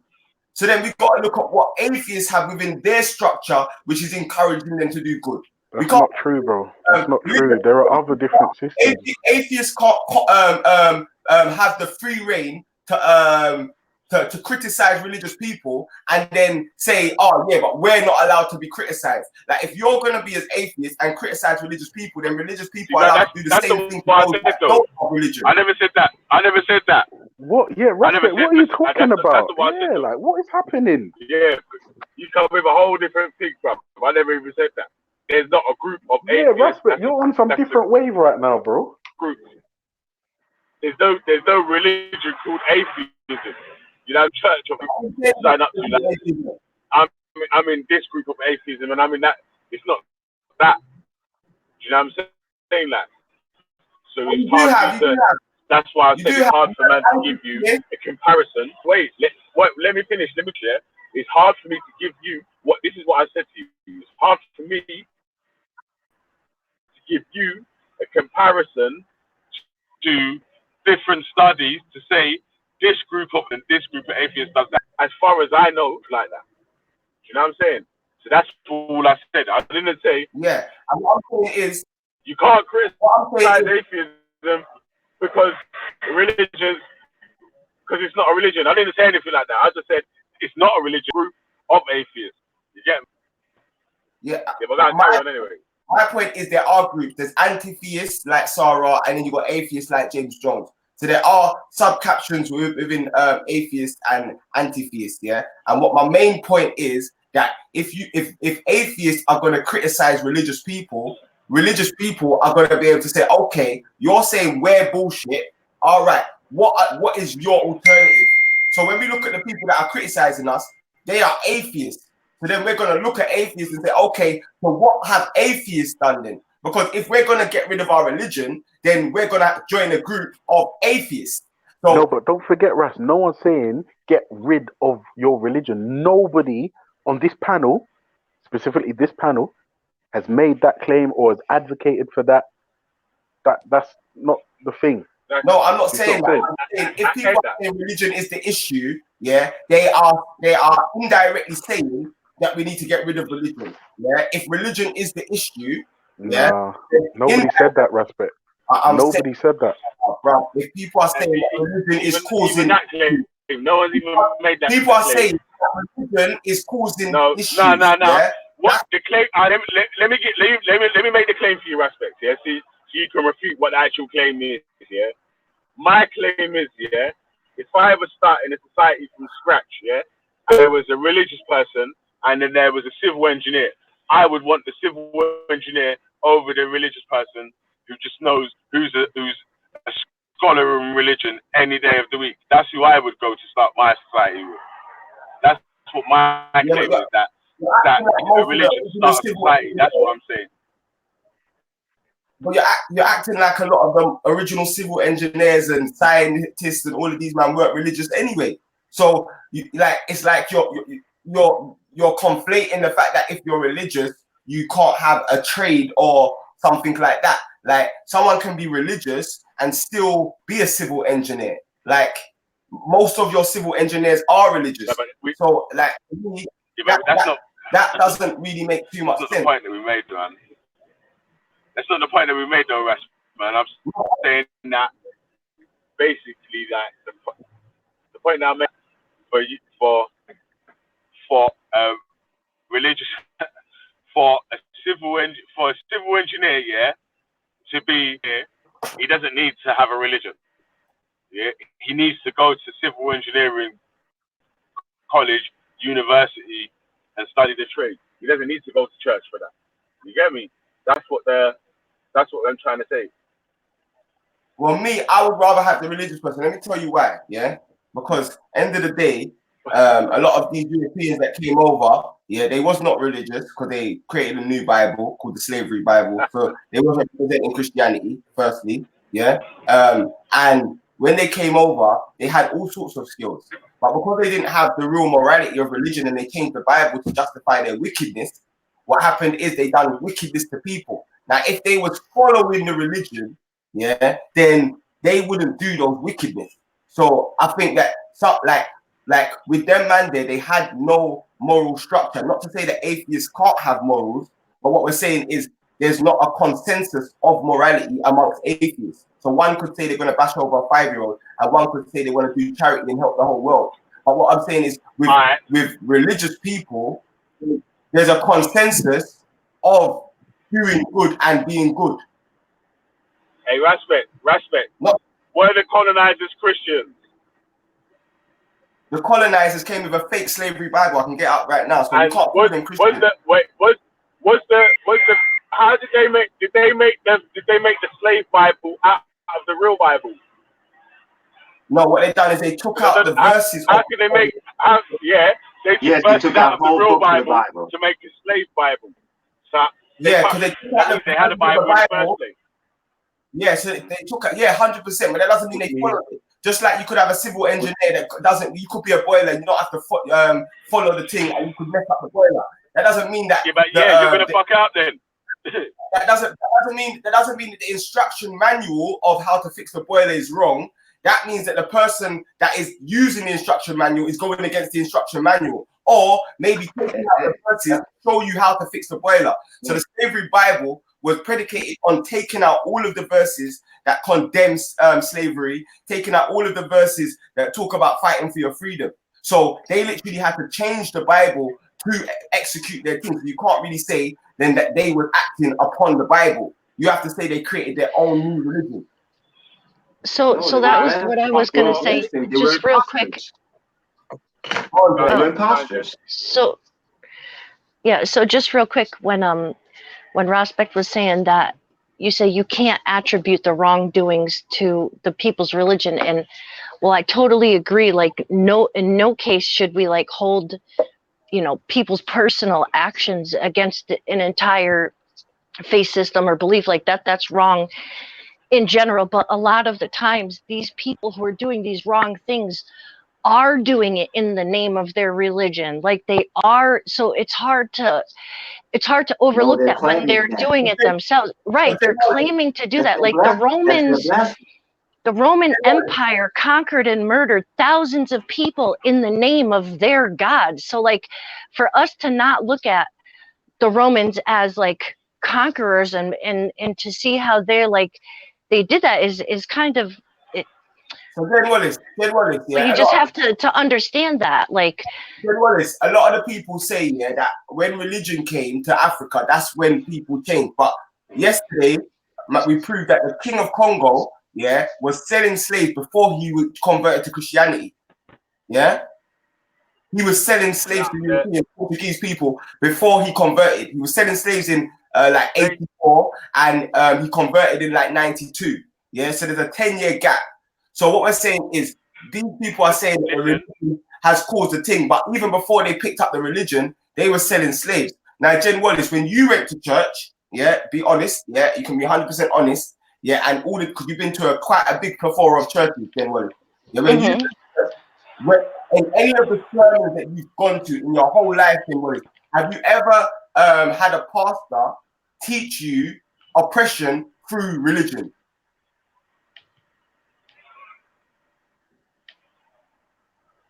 Oppression.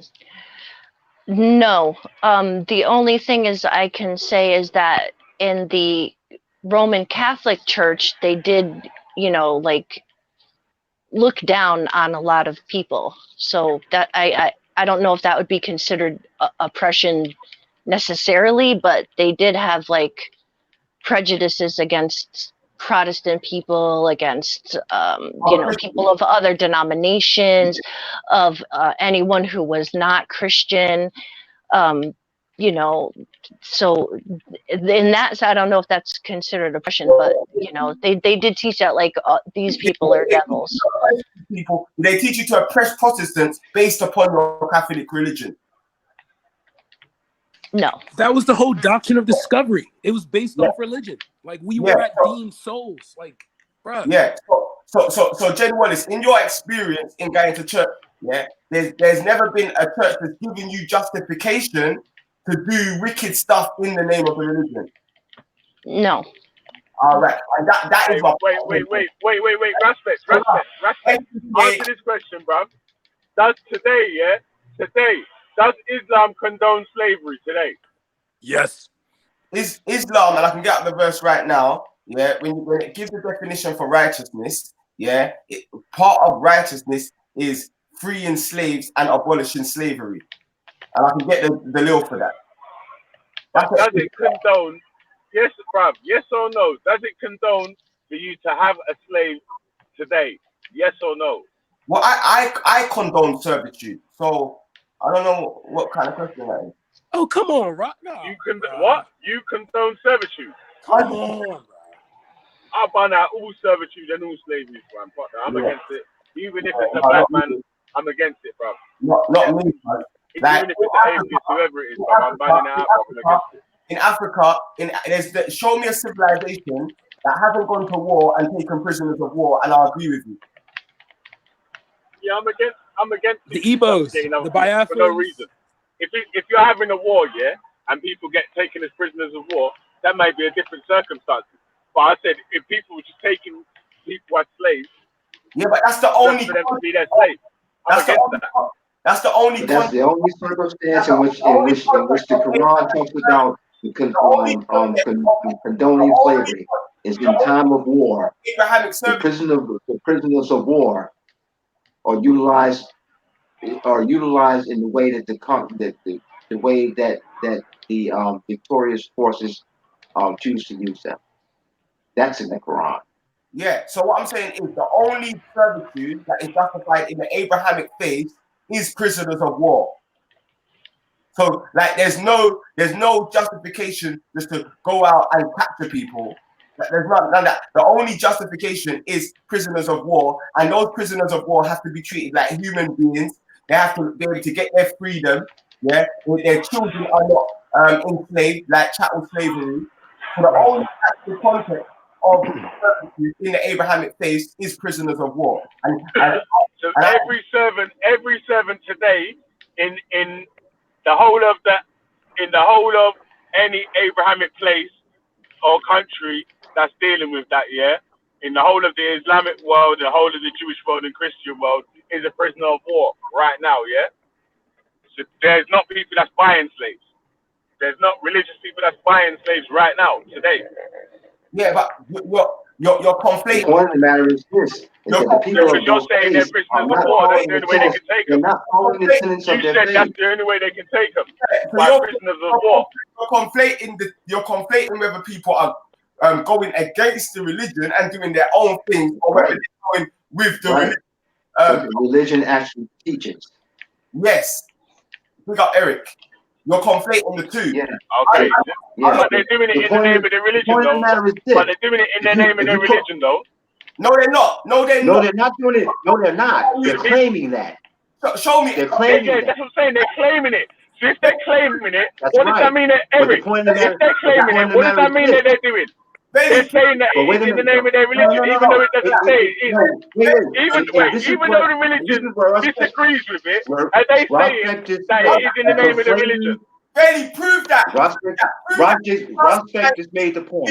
Okay, 1990 you in are conflating the fact that Gulf War somebody says situation. they do something in the name of the religion, even though what they're doing goes totally against what is written What their in their religion faith. says. Yeah, that's the point that I'm making. So they're That's the point that I'm blasphemers. making. So they're imposters. So they're not doing it That's in the the point. name of their faith. Yo, Velle, can you post the link in the chat, please? Yeah. Yeah, there's no more space on the panel still. And the link's in the description if you want it. Can we prove that people are taking slaves today and they're saying that go to Sudan, Libya? Come on now. Bruv, show me where they've said that they're doing it in the name of religion. Show me that. They're doing it in the name of their religion. Right now that people have got servants and they're saying that they're allowed to have Saudi servants. Arabia, bro. That's And the whole there's place no war. of like Islam. The people are not wait, hold on. Let me finish the point, yeah, because I'm driving, I've got to shout now, innit? I'm on the motorway still. Oh, yeah, be but safe, bro. Be the safe. point that I was making is that there's people today that are buying slaves that have got servants, housemaids, and slaves working for them that are not prisoners of war. And you're saying the only way that these religious people are allowed to have slaves, yeah, and practice their religion and still be a part of their religion is to capture them as part of a prisoner of war.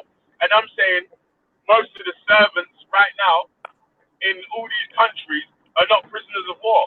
They've been bought. You know what I'm saying? You're lying. My point is that you're lying, and let me tell you why you're lying. Because I've done intensive research on Libya, Saudi Arabia, and all of that, and I can guarantee you that I will lock off my YouTube channel if you can show me someone who is doing this and saying they're doing it in the name of their religion. Do you get it? Like that is where you're making the big conflation. You're lying that they're saying that I'm doing this because my religion tells me to do this. The fact of the matter is, when you're seeing a lot of these things, it's Muslims that are being oppressed. Moroccan Muslims in Saudi Arabia, Libyan Muslims, Sri Lankan Muslims. So when you're acting like, oh, they're doing it in the name of the religion, they're doing it to the people of their religion. So they can't be. And why are they allowed to do it? Why are they allowed to have slaves and servants, though, Respect? Why are they allowed to have slaves and servants and still be practicing Muslims, Christians, or Jews? Why are they allowed to do that? But fam, what I'm saying is they're oppressing the people of the religion. If you were to say that, then whether they're oppressing the people of their, I don't care whether they're religion or not. I don't care whether they're pagan or they're their religion. They're still being oppressed.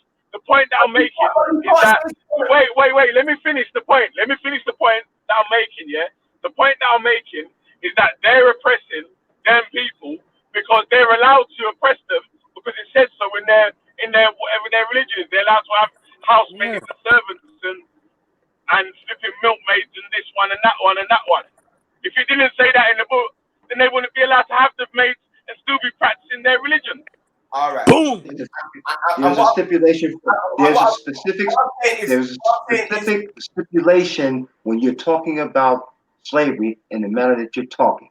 Okay, and that specific stipulation in the Holy Quran itself says that in times of war, okay, when jihad is taken up in order to defend the Ummah, okay, those people who are defeated, okay, yes, they are utilized as the victorious group defending its community chooses to utilize them.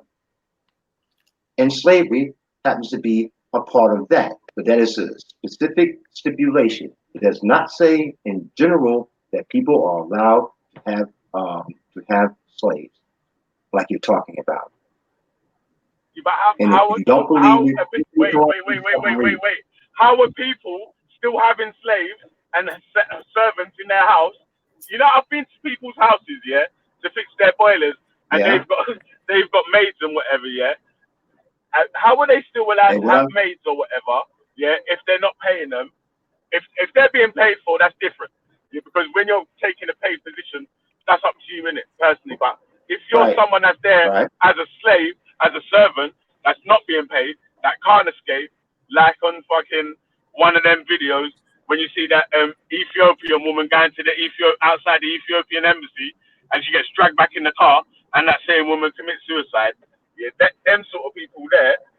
If it says you're allowed, wait, let me finish. If it says, let me finish. Yeah. If it says you're allowed to keep these servants and housemaids, yeah, how can you then say it doesn't say that in the book? Because the book because it doesn't say that in the book. Why it doesn't? So why have they got these housemaids and servants all over the place then? Even with a prisoner of war, they have to eat the same food as you. Even with a prisoner of war, you got to treat them like your son or your daughter. So this is what I'm saying. But they don't. They don't, bro. Even they're imposters. That's the point we're making. Eric, let him finish. Don't cut him. That's the point. Let him finish. This is what atheists love to do, yeah? They love to point out the fact that there's servitude, and then they ignore the stipulations of the servitude and pretend the stipulations don't exist. And then when people don't follow the stipulations, they say, oh, look what these people are doing. But you don't point out the fact that they're going against the actual stipulations of the religion. You wouldn't point that out. You just say, why are these religious people doing it? Religious people ain't perfect like atheists ain't perfect. Yeah? Religious people can go against their religion. And there's religious people that do. Yeah? Saudi Arabia, for example, is highly criticized by the Muslim Ummah. Yeah? They're criticized for their being in the pocket of America. They're criticized for signing off the concentration camps in China. Yeah, they're criticized for the racism that is posed to Sri Lankans and Africans, Moroccans, Sub-Saharan Africans. They're highly criticized by the Ummah because of these things. So when people act like this is part of the religion, but they don't want to go into the stipulations, that itself is disingenuous. When people say that they're doing... So wait, respect. Give us the stipulations. When people say that, these Muslims are doing this based upon their religion, you are denying the fact that they are oppressing Muslims. So if they was oppressing non-Muslims, then maybe you'd have an argument. Do you get it? But because they're oppressing Muslims, you can't put it down to the religion, because then they're actually going against the religion itself. Yep. All right. So let me make this point, yeah? Hold on, who's that, James, yeah? All right, let me make this point, yeah? Was that man don't care who they're oppressing. As long as people are being oppressed, that's who man is with, innit? The people that's being oppressed. Yeah, so man saying that whether they're Muslims or not, if they're being oppressed by another Muslim, yeah, and they're still able to continue being Muslims, how is that sort of not put into the books? What's the stipulations of you being able to have a servant or a slave then in Islam or Christianity? What's the stipulations? Because to be fair, and wait, Ras, let me finish, yeah. To be fair and honest, yeah, to on the religious side, yeah, I can't say what it actually says in the Quran about slavery, in the Bible about slavery, and so and so. I would have to look that up, innit? Yeah, but I'm saying that, boom, there's a couple of videos that I've watched, yeah, on the Arabic slave trade and on the Atlantic slave trade, have shown Bible and Quranic verses where it is okay for people to have slaves. So that's where I'm saying that, there must be some writing, because how can these people be putting out videos saying that there's these verses there, pointing out the actual verses? I don't know them myself. That's why I've not come up with them like that. Yeah. How can they be putting out videos like that? Why are people not striking them? Or what? We went into this yesterday and we produced the verses. Yeah, and within the verses, it shows you that you have to treat your servant as if they're your family. They have to eat the same food as you. You cannot oppress them. It's like your son. They have to wear the same clothes as you. These are all stipulations. So anyone that's not, anyone that goes, it's got human rights in it, basically. That's the difference between the stipulations of the servitude in Africa and Arabia and them places, and the stipulations of chattel slavery. The stipulations of chattel slavery said that the people was below human beings, where the other ones kept the human integrity. Yeah, I'm not saying that the people didn't go against that at times, but the stipulations themselves kept the human integrity. And what I'm saying is, like, the video that you're actually referring to is the video where Sarah is there talking about how Islam treats blacks. But then on the other hand, he's advocating for the Chinese concentration camps for Muslims. So that means that he doesn't really care about how the Saudi Arabians. That's a straw man in the argument, bro. Because like I'm saying, listen. Let me tell you why. Let me just tell you why, yeah, and then you can carry on. Bro, I'm gonna make my point, and then you can refute it. All right, finish your point then, and then I'll tell you why. I hope you know exactly what I'm saying. Continue. On one hand, you can't point out that black people are being treated bad here, and then advocate for those same black people to be put in concentration camps based upon their religion. Because then he's talking about the Arabs, though. No, he's not. He's saying that Muslims in general should be put in concentration camps like China. So I'm saying that on one hand, he's talking about how the Arabs are treating black people, which I agree with, and Muslims agree with. Yeah, all of the videos he used, Velle, were Muslims exposing these things. It wasn't non-Muslims. It was Muslims. So Muslims agree with the exposure of racism against people of different ethnic minorities. Yeah, but then on one hand, he's exposing that, which I'm cool with. Yeah, but then on the other hand, he's saying that these same people, black Muslims in Gambia, in Senegal, they should be put in concentration camps, which is worse than the oppression that people are facing in a lot of these places now. So my main point is that it's hypocritical to then say, oh yeah, these men are being oppressed by these men, and then on the other hand say, let's do a bigger oppression to all of them. Yeah, that's something that you have to take up with Sarah, innit? Because let me tell you why that was a straw man in the argument, innit? Because like I was saying, I never made that point. The point that I made was that I'm with the people that's being oppressed. Yeah, so if whether they're Muslim, Christians, man don't care about religion like that. Man just cares about people not being oppressed and all that, innit? Like, so if you're taking people as slaves, yeah, and it says in your thing that you can take people as slaves, the man's not really with your thing, innit? Do you know what I'm saying? Like, and what we're saying is that the only stipulation for servitude is prisoners of war. You're not going to find a stipulation for servitude outside of prisoners of war. So that means, yeah, in that case, every single man who's got a slave right now is a kafir, is a heathen, is not a Christian, is not a Jew, is not a whatever then. Yes, 100%. So what does it say? Like 90% of Kuwaiti households have these domestic servants. Yeah, like they were selling online as like human beings, like with price tags, like being sold. They hold their passports. They hold all that. Like 90% of the country owns these kind of people. It's like that's. You don't think that the whole concept of it is wrong? All right, can you? The whole concept. Oh, that's really wrong. Oh, that concept is wrong. I mean, having people enslaved like that in your homes, where you take away their passports and all these type of things, and you barely pay them, you barely feed them, and you whoop up on them, things like that. Yeah, I've done research. I know about that too. Yeah, it's wrong. It's flat wrong. Yo, can I? And anyone who says that, okay, we're doing this, okay, in the name of Islam, is a liar, a blasphemer. Can I just jump in really quickly? Yeah, he or she is not a Muslim. Period. All right, cool. Can I just jump in quickly? Ras, you see, earlier you said when you were talking about the man, we need to go back to voodoo. You see the Congolese. Can you not hear me? Yeah. The first people. Yeah, we can hear you, man. Yeah, you can hear me. Yeah, Ras. Just quickly, you said we need to go back to voodoo.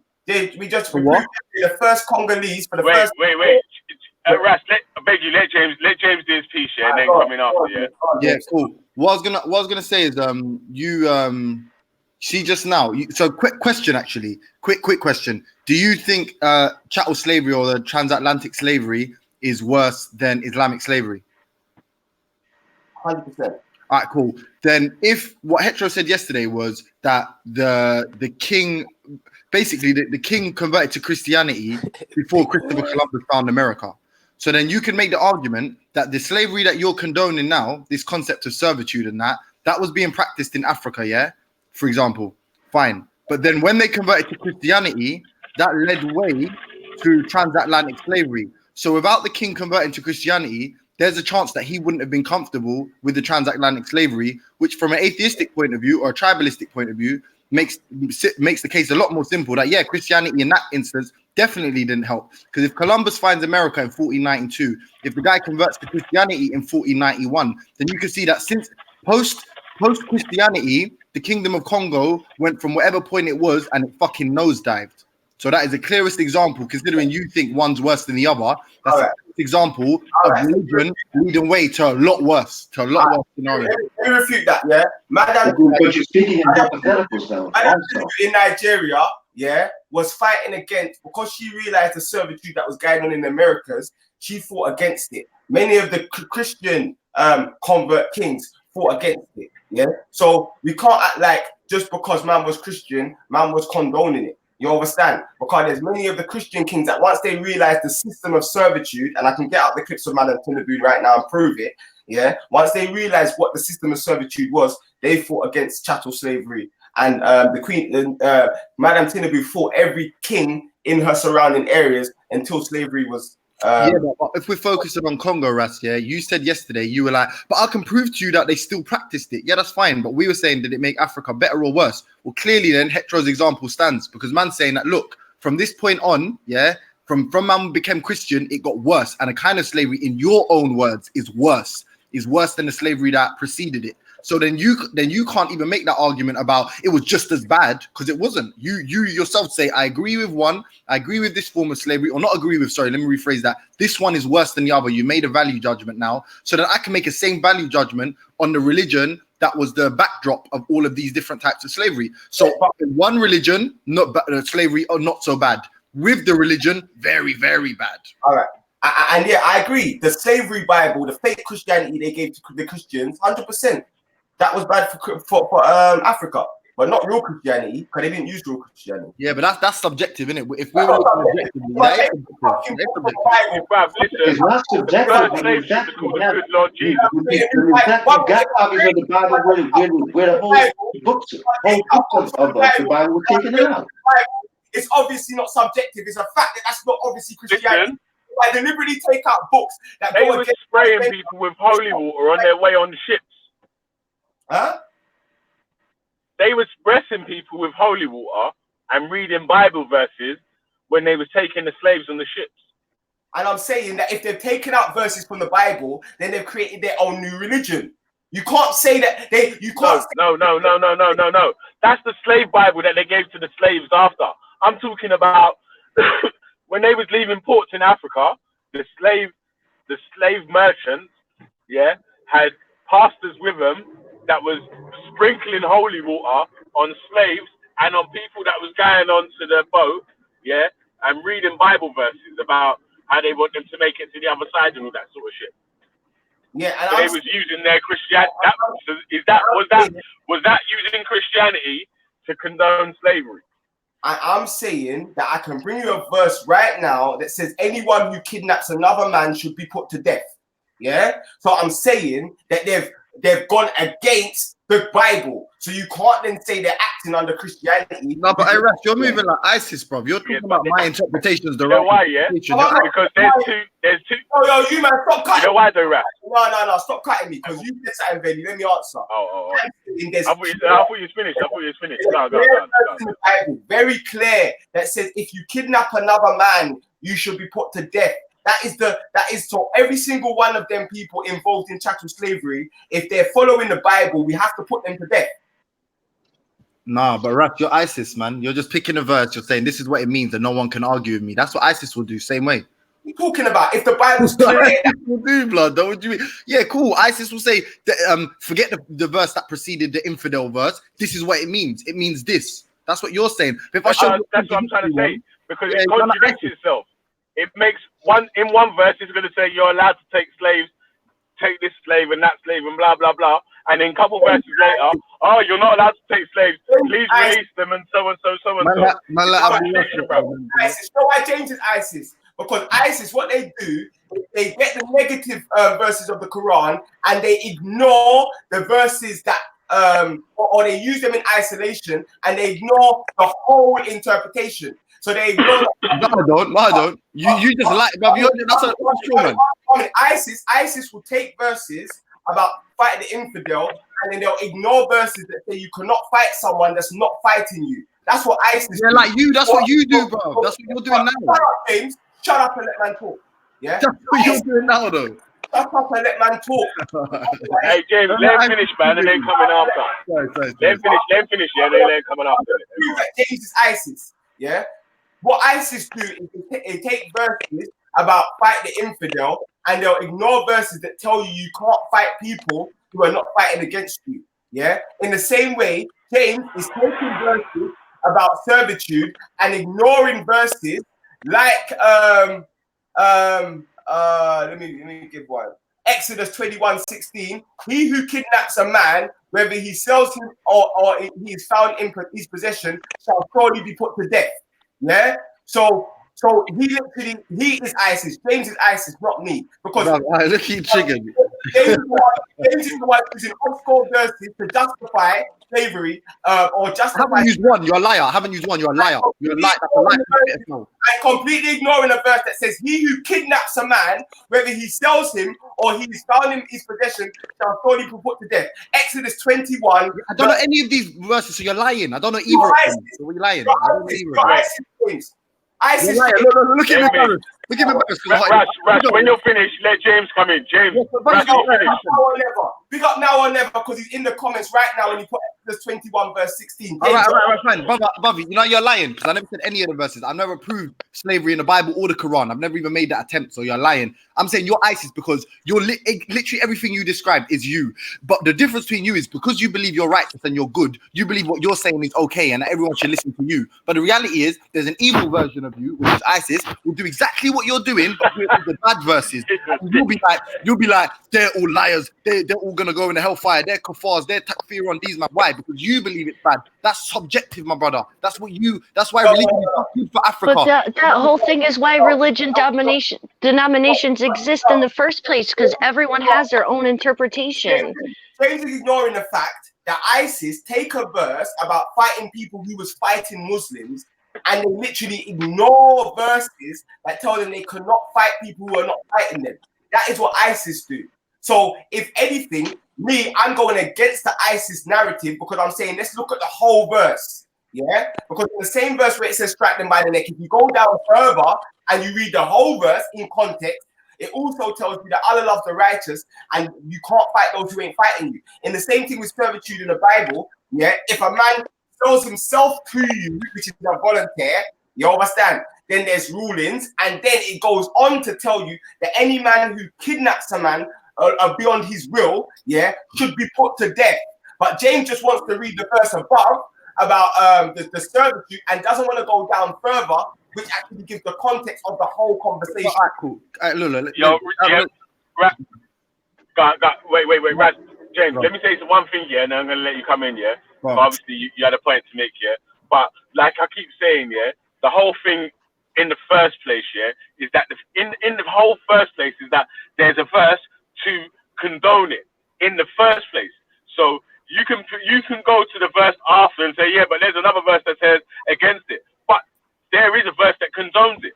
So it contradicts itself, and it does condone slavery in all of the religions. So anyway, carry on, James. Actually, don't say all the religion, because how can we read a story? Man wants to read the first chapter of the book and not read the second chapter and say, yeah, just off the first chapter, man's condoning things. No, you have to read the whole context, get all of the rulings, and then judge by that. And this is where a lot of people that are against the Abrahamic faith go wrong. They want to use obscure verses, and they don't want to use the verse under it, which actually gives the context of what the verse above it means. Yeah? Let me come No, that's not what I just said. That's not what I just said. That's why it's a straw man respect, because I never even said that. 1 minute. So what Velle is calling a contradiction is not a contradiction. It's not contradicting it. It's actually clarifying. It's not a contradiction. It's clarifying. But you just want the first verse. You don't want the clarification, which is why you're calling it a contradiction. Facts. Let me jump in really quickly. It's the country. Why? Really, Go on, James. Yeah, Go on. like I said, obviously the ISIS thing seemed to hurt you. I'm not saying you're a bad person. Yeah, what I'm saying is what I brought to the table is nothing to do with verses. I haven't brought one verse to condone or condemn slavery. I just used your argument, your rationale. Is chattel slavery worse than this? No or yes? So then, if in Africa there was some, and I know I'm kind of having a parallel discussion here, but if in Africa there was a certain type of slavery which no one endorses, but for example, let's say it existed, conquerors and whatever, like if you conquer a next land, you take these people as slaves, women, children, whatever.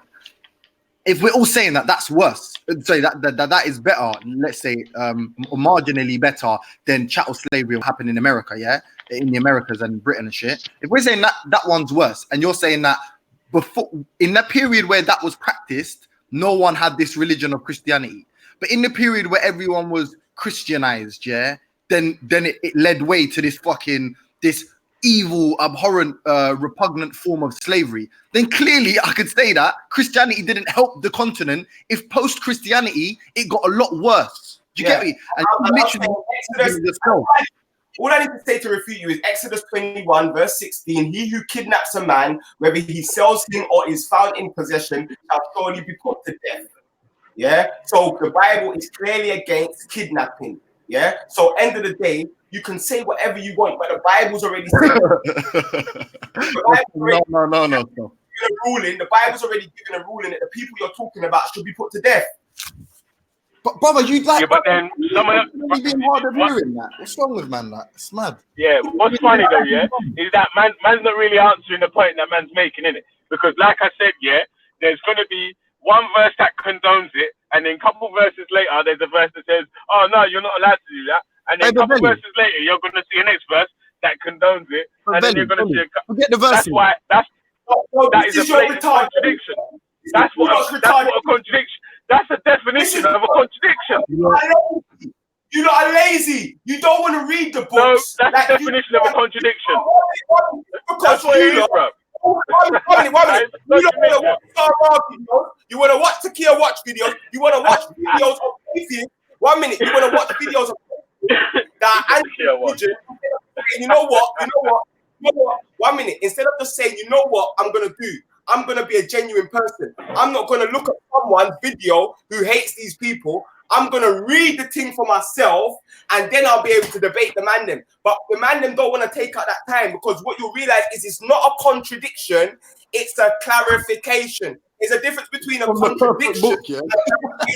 So it could be a statement, it's talking about servitude, yeah, but then it gives you the rules for the servitude, and then it gives you the things you can't do. So what I'm saying is, if a man sells himself to you, there's rules within the Torah of how to treat that man, yeah, with humanity and dignity.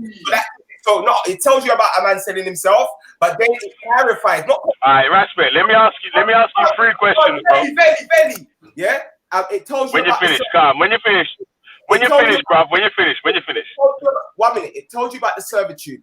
Then later on down, yeah, you're reading the verse, and it doesn't contradict Velle. It clarifies the treatment. You have to give humanity to these people, yeah. And then further down, Velle, yeah, it tells you that these people have to get their freedom. And then further down, Velle, it tells you that any man who kidnaps a man, so any man who doesn't have a man voluntary or prisoner of war, any man who just goes to the next place and kidnaps a man shall be put to death. So what you're calling a contradiction is just based upon you being too lazy to read the book yourself, and it's not a contradiction, it's a clarification. Bro, your God is dead. Wait. Hold on. Let me ask you a question, Rashbet, yeah? If you was perfect, obviously it's hypothetical, isn't it, yeah? Because we know no one's perfect, isn't it, yeah? And no one's ever going to be, yeah? But if you was perfect, yeah? If you was the perfect father, yeah? You was the perfect dad, yeah? Could you love any one of your children more than the others? Say that again? If you was the perfect dad, could you love any one of your children more than the others? Oh, I see where this is going. Oh, this is going to be good. Yeah, I can. If I got a child that goes and rapes people and kidnaps them, and then I got a child that looks after the world and does charity, then I love the child that does charity more. No, but that's you like. That's you like or you're proud of. That's not love. That's not love. Yeah, no. I hate my child if he's a fucking paedophile or a rapist. I hate him. I literally hate my child. You created him. But I love my child if he Would you take if one of your child was a paedophile and a rapist, yeah? Would you take some responsibility for creating and nurturing this child? No. All slaves are pedophiles. Quote from Rasmic. All slaves are pedophiles. I didn't say that. You see, and that just shows. I didn't say that, man. I love that because it shows his argument to the neutral people like Jen Wallace. That just destroys your argument. You shouldn't. You know how you're always giving advice, James? Bro, I'm joking. Take some advice. It shows how weak your argument is. You're not in ISIS, bro. I was joking. What I'm saying is, as a father, remember I said it the other day. As a father, I'm going to teach my child to have respect for people. If my child wants to go up to a Sikh man and tell him all sorts of shit about his guru and get a punch in his face, he gets a punch in his face. I'm giving the teaching of how to be. If you want to go against how I've taught you to be, then that's on you. It's got nothing to do with me. Yeah, personally, in my eyes, yeah, if you was the perfect father, you could never love one child more than the other. You know what I'm saying? That whether that child is doing fucked up things or whatever, that it's still your child, isn't it? But I don't know. Yeah, I don't know. Still, man. Yeah, Obviously, man, come with something abhorrent, yeah, for that. Like if my child was Betty, I would disown her straight away. Like that's a. I think. I would have disowned my child with pictures of a vagina, like a bare different man online. Yeah, I'd have to disown him. I'll be upset. Like if my child was my husband, I'd have to disown him. I'm saying you're doing dawa, you're sending dick pics all around the place. Nah, you dishonored the deen, you dishonored our religion, you dishonored what I taught. You piss off. Hey, Russ, quickly, on just to bring it home to the yesterday's topic, and Velle, I'm actually not slightly Velle, I'm aiming this towards. Is forget the text, forget the scripture, because like I said, it's subjective. So you'll be arguing all day to what people interpret and how they believe the structure and the linear nature of it. All that shit is pointless. What you can argue though is just the facts, and the facts are and Raspek said it himself. He can't hide from this one. He said he agrees or he doesn't. He thinks the structure of slavery pre-Christianity was better than the structure of slavery post-Christianity. That is a clear example of Christianity hasn't benefited the continent, bro.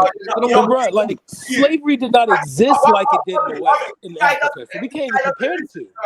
James doesn't listen. Yeah, I did not say the servitude. They had servitude in Ethiopia. Empire. Remember, we've had Christianity for thousands of years before the Europeans came with their faith one. Yeah. So I'm saying that the Christian servitude is the best servitude. That was during the Coptic period. It wasn't the same. But that's my exact point. That's my exact point. So when these other Europeans want to come and do something going on about kidnapping people, they're not even Christians in my eyes. They're not teaching Christianity. They're not acting as Christians, as far as I'm concerned. So it's collapsed. Was there no imperial missionaries in Ethiopia?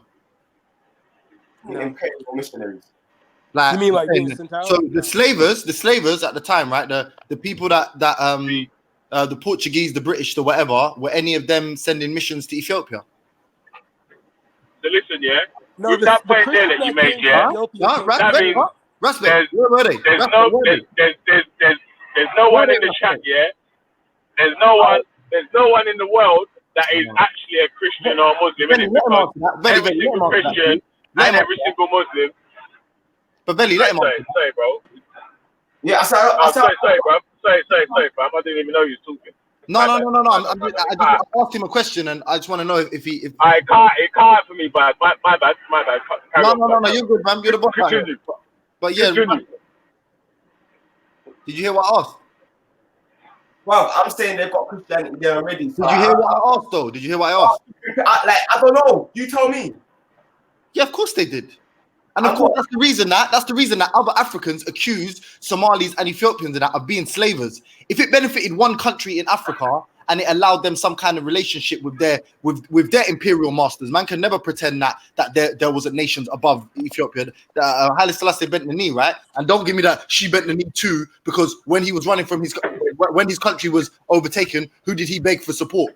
So it wasn't no reciprocal relationship. It was a one-way relationship. And if it benefited one country in the Horn of Africa, that isn't good enough to appease or ameliorate every other nation in Africa, every other 53 or however many other nations in Africa that were underdeveloped by this religion, that were marginalized by this religion, that were fucking disadvantaged by this religion. So that's cool, yeah. You can use that one argument. I get it, you're a Rasta and that you've got some link to that nation, but be serious, bruv. You like your argument literally falls on its face when you make a value judgment on two types of slavery. From you make that value judgment, Christianity didn't help Africa then, by your own admission.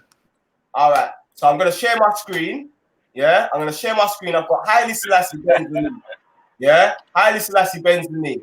Yeah, Haile Selassie bends the knee to the Queen. Oh, there's only pictures of the Queen bending her knee to Selassie. Your team's weak, blood. I ain't gonna lie. Your argument's weak. Bro, there's only I typed in Haile Selassie bends knee to the Queen, and the only pictures that come up is the Queen bending the knee to Selassie. What are you talking about? Bro, he didn't mean like that. Come on, and this is why I'm saying that you're a liar, bro. Like you just literally told a lie. I typed in directly Haile Selassie bending the knee to the Queen of Elizabeth, and the only picture that came up was vice versa. Bro, rewind this. Someone rewind this to prove this guy's just a fool. Bro, he didn't mean it like that, bro. He didn't mean like actually bending the knee. Yeah, I typed in Haile Selassie bending the knee. I've never. 1 minute. I've never. I'm not saying he didn't. I'm not saying he didn't. I'm not even saying he didn't. I'm saying I've never seen any evidence of this. So I went and researched it while I'm online, and all I saw was the opposite. So this shows that James will lie through his teeth. Bro, he's a liar, bro. Listen to this guy. Anyone that listens, that's the first thing. You lied through your teeth. You're a fraud, bro. Get out of here, man. You're a fraud. The second religion, you just lie, blood. I can't lie. Bring your proof that I'm lying. The reason why the Queen had to bow to Selassie is because the reason why is because the Solomon Empire actually by David and Solomon was actually above the Queen of England in actual like lineage. You understand? That's why they had to bow to the Ethiopian. Bro, I'll get up the proof, bro. Man don't actually believe me, fam. Like, the royal Ethiopian house is above. Man didn't have a country, and he was staying in Bath, and he was support. Are you joking? Are you joking? Like what? Are you lying? James, prove what you just said. You just made a claim. I just refuted your claim. Prove what you said now. Right. Yeah, I'm gonna do what you do. I'm just gonna say what we just know that you lied. Son, he didn't mean it that way. He meant like geopolitically. Thank you. He's not smart like that. He's not smart like that. That's why he didn't meet with Malcolm X, bro. Like, come on, man. Can I go now? He said bend the knee. That was bro, he meant geopolitically. You can read it what you want to read. He's scared. Hey, my brother, he's scared. Look, you won't let me finish. He's scared. He's scared. Look, he's scared. Look at him. Look at him emotional. Of the Queen. Look at him emotional. He's scared. Like, literally bend the knee. Can I go? No, Ross. In America, bro, a lot of black kids look up to you, bro. Can I go? The fact of the matter is the facts. This is the facts. He's scared. Look at him, he's scared. This is the facts. If you're going to the Torah and the Injil, it speaks against what the slave master's done. Hence, by Christian law, every slave master from Europe would have been put to death. Yeah? So that's it. It's colossal. That's not true. That's not true because you have the doctrine of discovery. The doctrine of discovery made us deem that we didn't have souls. Unless they can justify their actions with the Bible, then they're dead. And that's why they had to create a slavery Bible. The Bible had nothing to do with it, bro. Oh my God, bro. Just to justify their actions. Without no slavery Bible, they couldn't justify their actions, which is more proof that Christianity does not justify their actions, and they needed to change the religion. Son, that's why they had to create the doctrine of discovery. Brad, let him finish, and then you can go. Am I crazy? Yeah? Like, am I crazy? Somebody tell me I'm crazy. Yeah, can I go now? Can I go? Wait, James, hold on. Let Raspet, was you finished? Velle, he just screamed through my whole thing. But yeah, go on. Wait.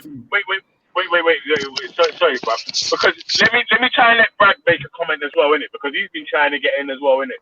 But hold on. But since he said what he said, I just wanted to, and my man made the point kind of for me, but obviously it needs to come out of my mouth because I said it.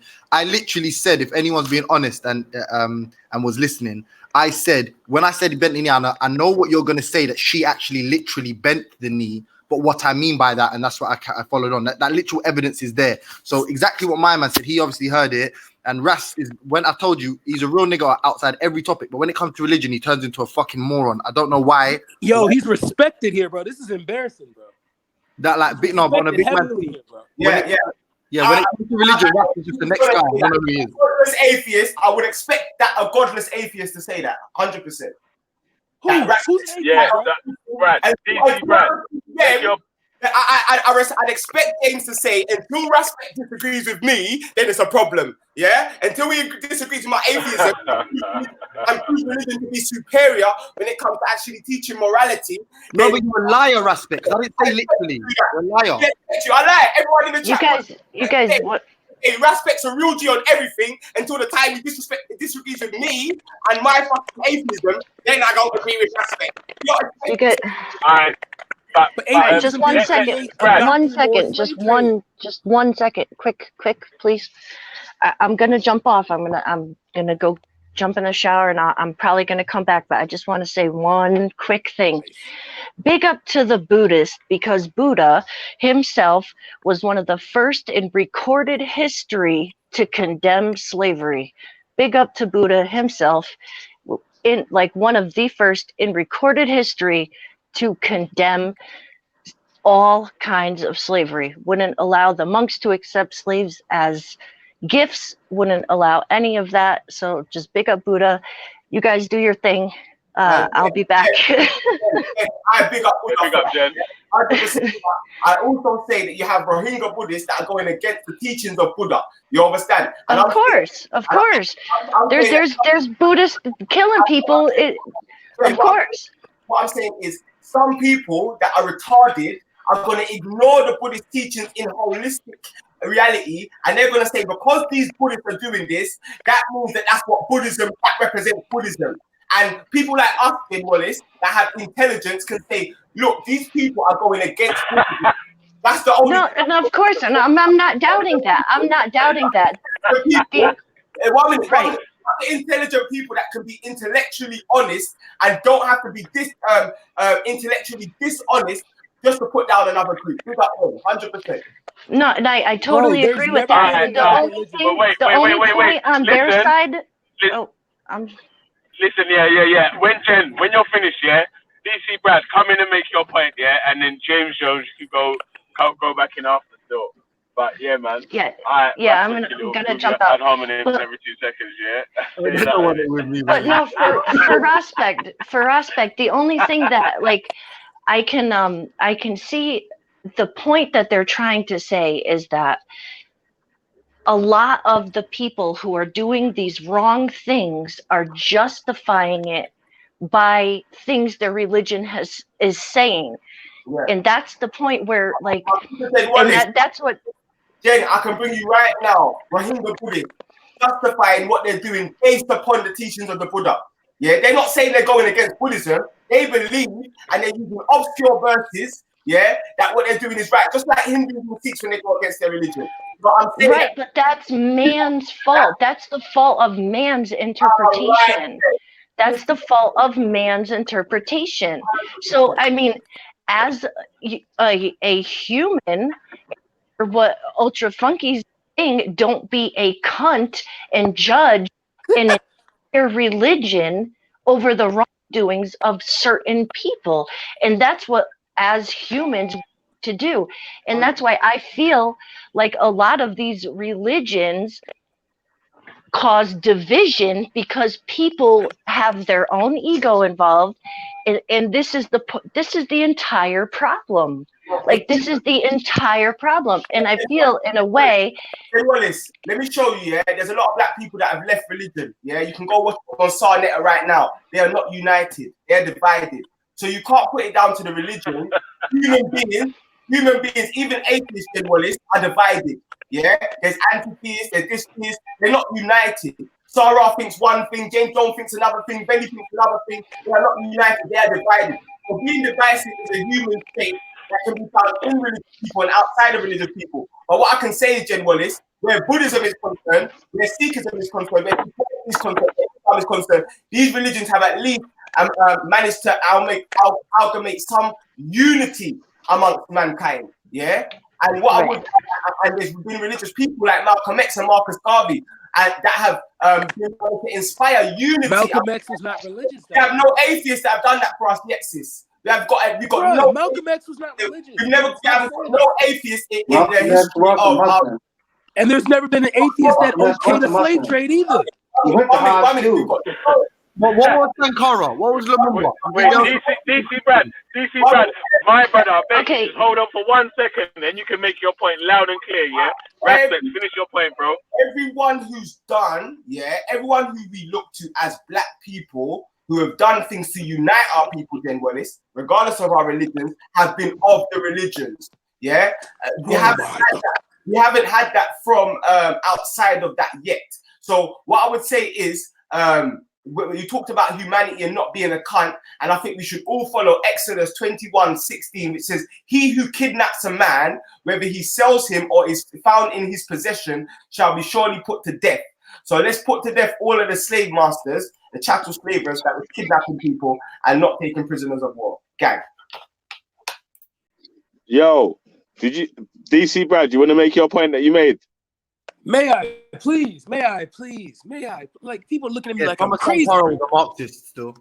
Bro, okay, first of all, Malcolm X was not religious. Okay, that was a personal thing to him. Okay, he did not convert he did not stop being a pimp because of Islam. He stopped being a pimp because he realized the system of the United States of America wanted niggas to be locked up, wanted niggas to be shoot up with drugs. That's why if you look at the Spike Lee movie about him, Spike Lee's character died a junkie in that movie. Okay, where Denzel's character became good. So stop using Malcolm X and stop using Marcus Garvey. No disrespect to my brothers across the Atlantic, but understand this: Christianity. First of all, let's find out. Let's first talk about why Christianity was used a lot in the black community. It's because white people did not want us worshiping him. That's why when you look at the AME Zion Church, AME Zion stands for the African Methodist Episcopal Church. Let me calm down. Let me hit this. Okay. All right. African Methodist Episcopal Church. Okay, that's the first thing. So it was not based on being a Christian that allowed our people to get out of their situations. That was not Christianity that did. Christianity was merely the tool. It was a weapon that allowed us to organize, because the Klan used to stay away from our churches for a period. Brother Eric is on the line. If I'm lying, I pray that he interrupts me at any time he feels that I'm lying. Okay, we did not use religion as the guidelines for us to establish ourselves. Okay, Malcolm X had two organizations. He had one organization that was meant to rally everyone that wanted to leave the Nation of Islam and stand by him, members of the FOI and members of the NOI that wanted to leave, because a lot of them were leaving. Okay, because everyone realized you cannot start an organization on charismatic. Okay, on being charismatic, which Elijah Muhammad was. Okay, I love him. Peace to the ancestor. All right. That's why he created that. But when he created his second organization, it was not based on any religious backing at all. Okay. Secondly, when you talk about Christianity, the Catholic Church, because no matter what you say, perfect Christianity. Malcolm X did go to Hajj. He did, brother. But then again, Eric, I fucked him. He is done out here. This guy's lying through his teeth, but let him talk. Bro. I'm not a liar, bro. I never lie on my ancestors, bro. You like to make excuses, bro. I ain't do that shit, bro. Nah. All right. Yeah. Wait. Ras, hold on a sec. Yeah. DC Brad, was you finished? Man, he can go ahead, bro. I'm really quick. I need a second. James after, James after respect. Yeah. I read his autobiography. Hey, Raf, give me one sentence, please, brother. Please. Yeah. All I was gonna say is Sankara, Lumumba. These are Marxists. Yeah. Karl Marx is famous for his quote. Religion is the opiate of the masses. Yeah. So ostensibly, in that period of time, it would have been difficult for man to come out as atheistic, considering most of the nations that they were governing were religious. But these men didn't go to church. I'm not sure about Lumumba, but definitely Sankara. Marcus Garvey supported the Hebrew Israelites. So that. But hold on. Yeah, but please, man. Please, yo, please.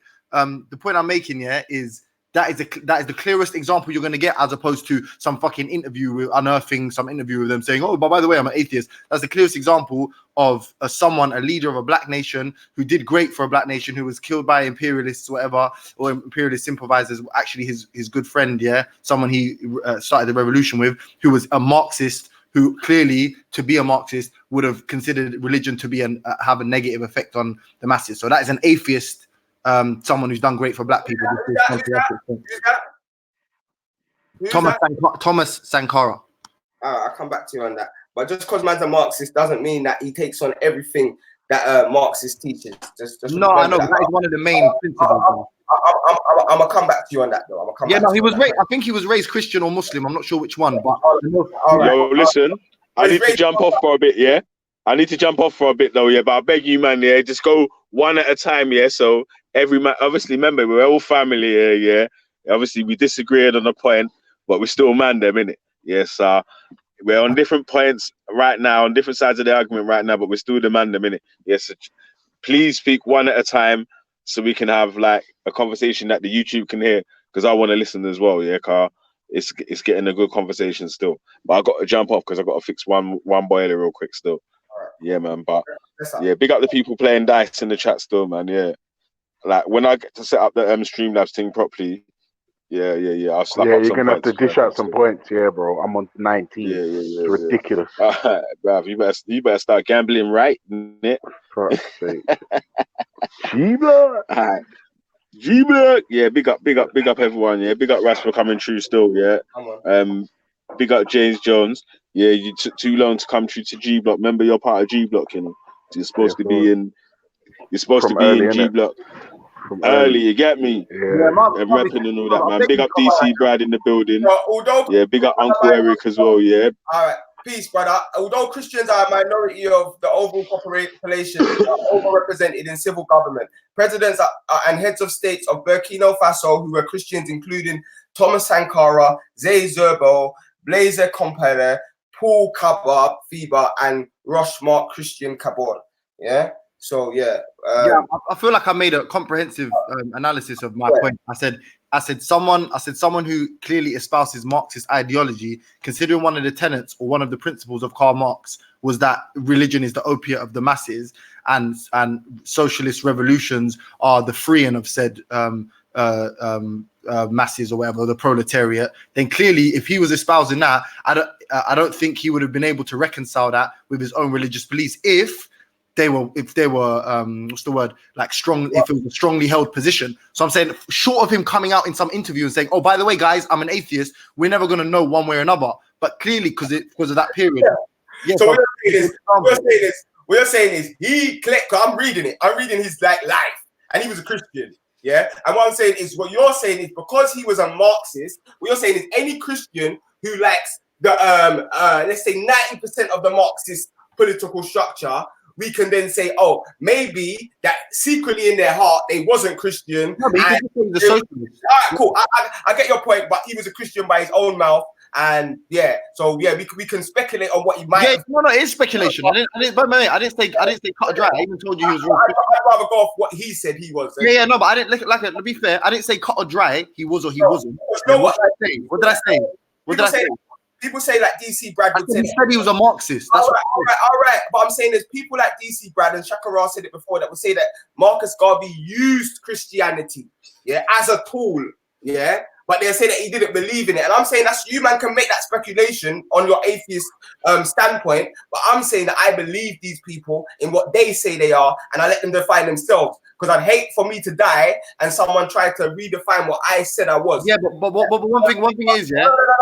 I'm dying onto the point about Malcolm X now. Yeah, because there was a big lie told, as if Islam had nothing to do with the with the reform of Malcolm X. Yeah, he was reading a Quran when he was in jail, and let my brother Eric cut me off if I'm lying. He was reading a Quran while he was in jail. Yeah, which reformed his mentality. Yeah, and the Nation of Islam, as much as there may be ideological questions, based upon the Quran and the teachings of the Quran, not only reformed Malcolm X, but they reformed thousands of black men who were pimps, who were murderers, who were cheats, who were thieves. And based upon teachings of the Quran, these people put down the alcohol, they put down the drugs, they put down the crime, they rose themselves up, and they became some of the best contributors to Black American society. And that reformation starts with Islam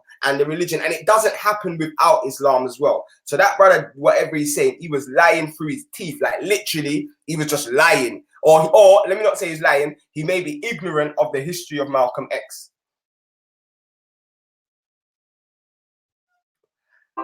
Can I come in? Yeah, come to you, brother.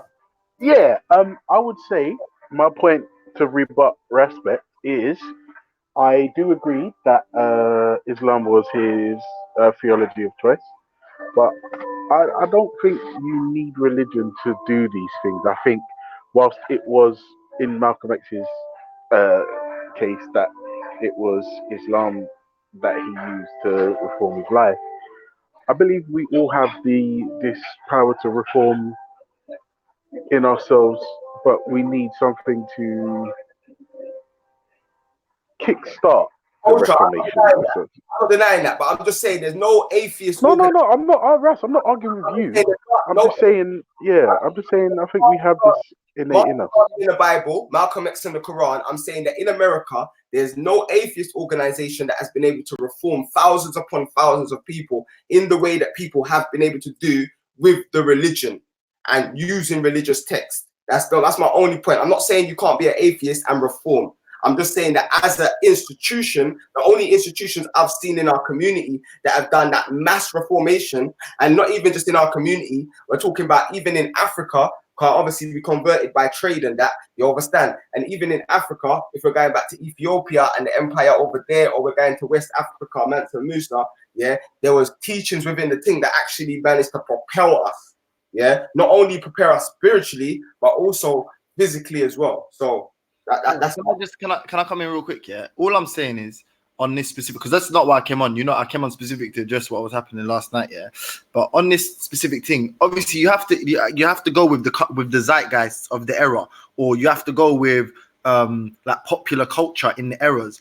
And it was less likely to be able, and I would agree with you on this, it's less likely it'd be more difficult to sort of bind together or bring together a whole community without religion in that period where everybody was divided amongst religious lines, isn't it? That's historically, that's even if you go back in time to Hellenistic Greeks or Romans or whatever, like everybody has had a religion or some kind of religious belief system that they've all adhered to that sort of commands their sort of like the social mores. So in that sense, it's almost you're asking an impossible question. Like, give me an example of an atheist getting together, because you'd have to have a burgeoning population of atheists or people that identified as such. But now I bet you can find a community leader, yeah, that's an atheist, and majority of his congregation, if you like, for lack of a better word, are atheists, for example, and they're like activists, even like the LGBTs and all these people, these activists and these lobbyist groups that are together, that are atheistic. The reason is because it's a reflection of society where there is, in the Western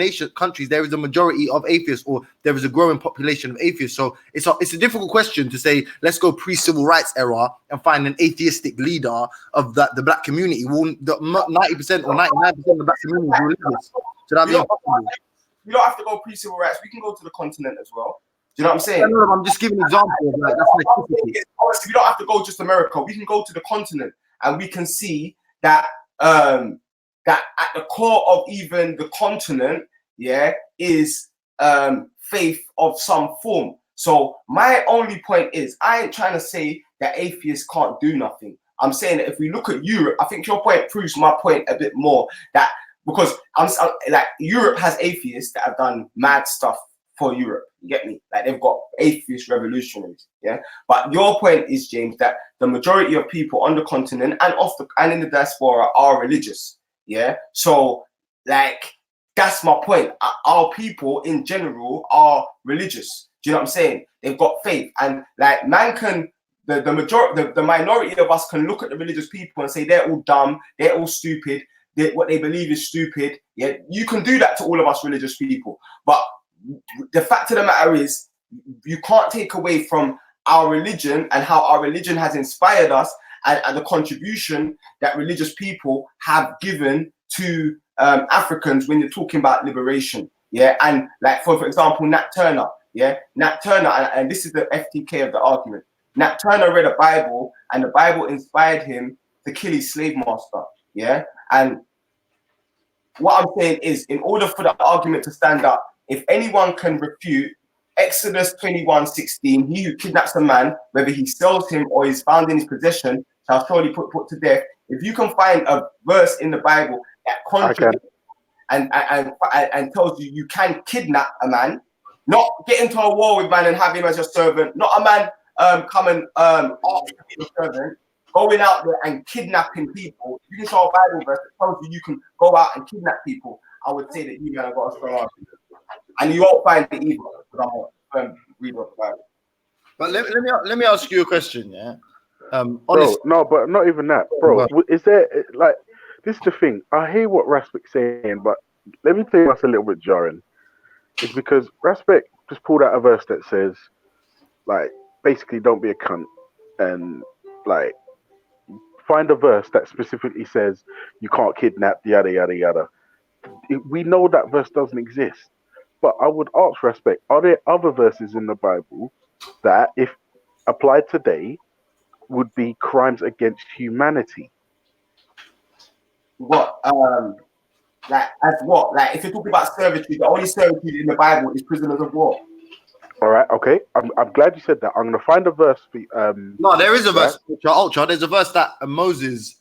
Apparently, it's a revelation from Moses to God. I heard. No. Don't say, Jake. Wait a minute.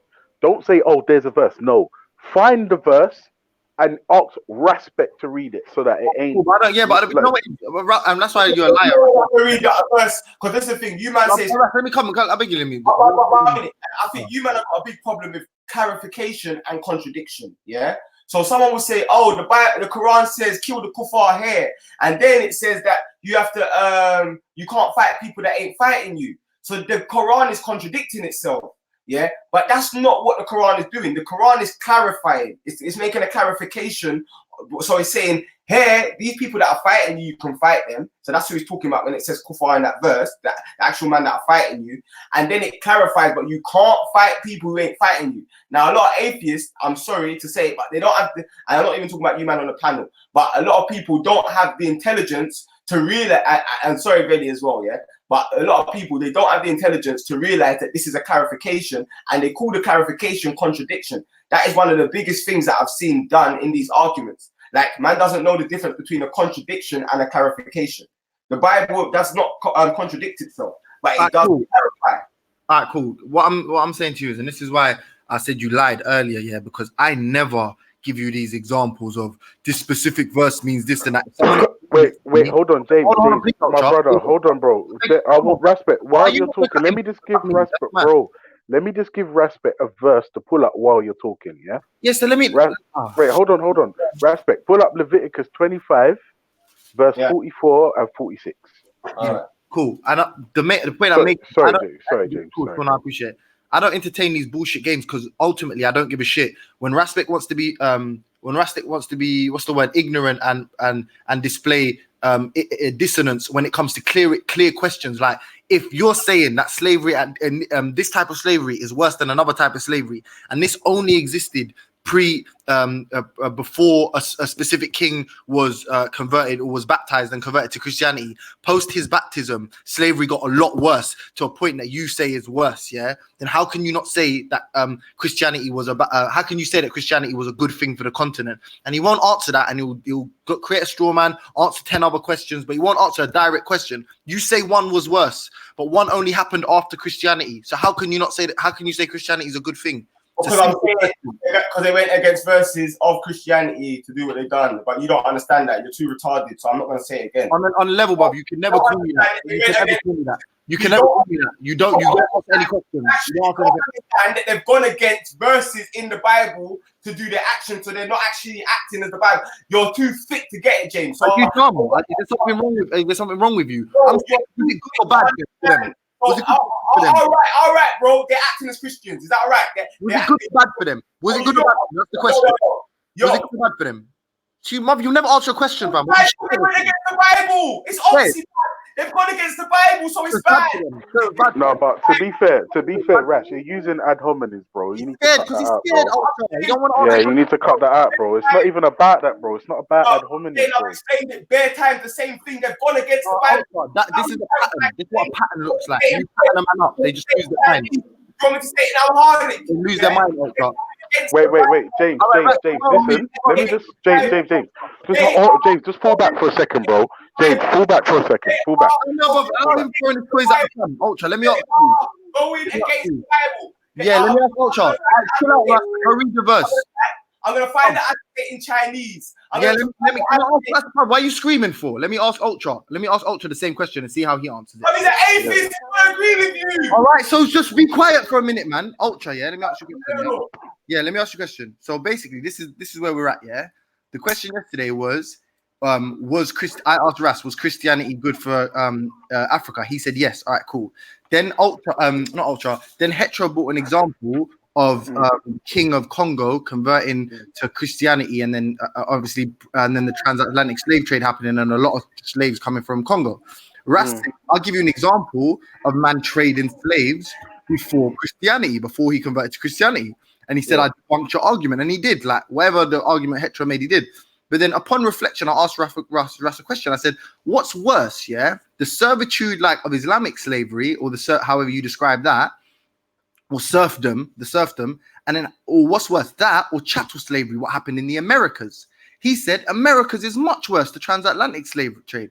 I said, okay. I said, if, the king converted to Christianity or was baptized in 1491, 1492, Christopher Columbus finds America, and obviously we know the story after that, about how slavery intensified and became this transnational business, What I was saying to Rastin, I was saying, isn't that a clear example then of before this king was a Christian, the slavery, by your own admission, the slavery was marginally better than the slavery after his conversion, yeah.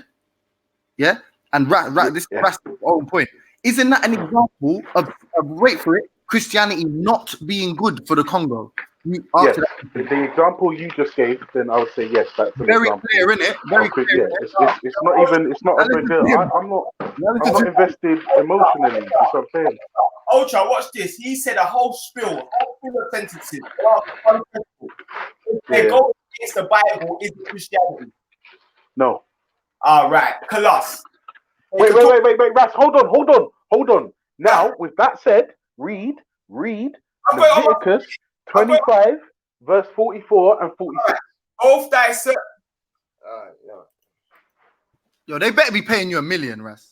No, James, fall back for a second, please, my bro. Just go on mute. Just go on mute for a second, James. Pussy James, we're not talking about Islam no more, you know. Yeah, I've been a Christian my whole life, blood. Yeah, I was a master in Sunday school from I was 11, 12 years old, blood. Yeah, I was ordained to be a pastor at 15 years old, blood. You can't get me on no fucking Bible, blood. We're not talking about Islam right now. So hey, ISIS Ras, yeah. What I'm trying to say is answer the question straight up. All right, both guys. Did man say ISIS Ras? You're taking the piss. All right. Yeah. No, Ras, listen. Forget all that for a minute. It got emotional. Let's just bring it back down. And as for your male and female servants who you may have from the nations that are around you, from them you may buy male and female servants. Moreover, you may buy the children of the strangers who dwell among you and their families who are with you, and which they beget in your land, and they shall become your property. And you may take them as an inheritance for your children after you. To inherit them as possession, they shall be your permanent servants. But regarding your brethren, the children of Israel, you shall not rule over one another with rigor. Right. Now, case in point, respect. There's no prisoner of war. It said you can purchase man and they can become inherent property. That is immoral, and that's not my opinion. That's what the Bible says. All right. So let me. So have you read the full verse, Ultra, or did you cherry pick that? No. Yeah, I'm not gonna lie to you, respect. For the purposes of the argument, I've cherry picked that one verse. The reason being is because it. But wait, Ras, let me finish a sentence, Ras, please. for the purposes of this argument, I cherry picked that particular verse because it busts up your whole argument about prisoners of war and da da da da da. My thing is, I have read the entire Bible from Genesis to Revelations a long time ago, granted, but these are some of the things that stuck out to me as immoral aspect. The verse you just read said you can purchase man who ain't Israelites, and they can become your children's property permanently. If you applied that today, it's immoral. Yeah, and I'm saying, Ultra, you read the whole verse. You know what the whole verse is about. That's a simple question, Ultra. Oh, sorry, Ras, I didn't hear you. It's cutting out a little bit. Sorry, bro. Like, did you read the whole verse, get context of the verse, and then cherry pick that verse, or have you simply just cherry picked that verse? But well, no, Ras, listen, I've read the whole Bible from cover to cover. This verse, can you tell me what this verse is about then? Can you tell me, like, what time this verse is in? What the revelation is? Who is talking about? All right, Ras, like, look, if I'm honest with you, I can't give you that off the top of my head. However, we're together. We're here. You've got a Bible in front of you. Tell us, let's discuss it. Yeah, let's discuss it. Man, just shocking and dancing, bro. What is Yeah, it? bro, I'm saying respect. Let's discuss it. We don't even have to get emotional. Let's discuss it. We're here. We're here. Let's do it. I get that, but I'm just asking that, yeah, because I'm just asking if you have any context for the verse. So I'm respect. I'll be honest with you, bro. I'll be honest with you. There's no way you can justify that verse. There's no way if that verse was applied today in 2019, it could be justified. And I would say, respect, it's a crime against humanity. Yeah, I'm saying that verse. And when you said prisoners of war, in my head I was rolling my eyes because I've read verses like this, and there's more. Look, yeah, I'm saying that verse can't be applied today because that's Moses in the Sabbath year. Yeah, that verse comes from Moses in the Sabbath, so it can't be applied today.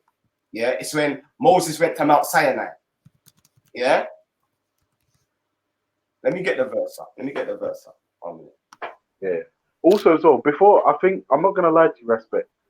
I would say to you, before we even skip over the verse you just read, there are issues in it that you need to address, bro. The fact that you can buy someone from a foreigner, and the verse makes clear you can't have your man them, the Israelite man them. It makes it clear you have to buy next man them. And I'm saying it also makes the point that you can inherit a human being as property.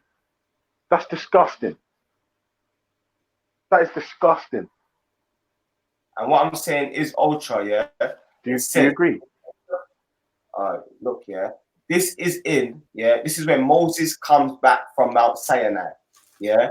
Not for the nations that you're talking about was fighting the Israelites for time. You understand? When it's talking about, look, all right, cool. Above the thing. So it starts out, the Lord said to Moses at Mount Sinai, speak to the Israelites and say to them, when you enter the land I'm going to give you, the land itself must observe a Sabbath to the Lord. For 6 years, sow your field, and for 6 years, prune your vineyards and gather the crops. But in the 7th day, the land is to have a Sabbath rest as to the Sabbath to the Lord. Do not sow your field or prune your vineyard. Do not reap what it grows. Where is it, man? Hey, after this, give us the clarification that you talked about as well. You said that if he says something bad, he'll clarify it later so that it's not so bad, yeah? I need to hear that as well to believe your point. Also as well, James, did you hear the verse Respect read? About vineyards and shit? No. About inheriting a slave that's not an Israelite and da-da-da-da-da. It's not even a slave, it's a bondsman, so it's a servant. Yeah, but you can purchase them, respect. You purchase them, and then you can inherit them. Yo, the dissonance is wide, G. Like, I can't believe what's going on right now. Listen, I'll put this up, gentlemen. I'll put it this way, and then I'm just giving a personal opinion. No, that type of slavery is abolished today. Okay, Thing about it is this. Thank you.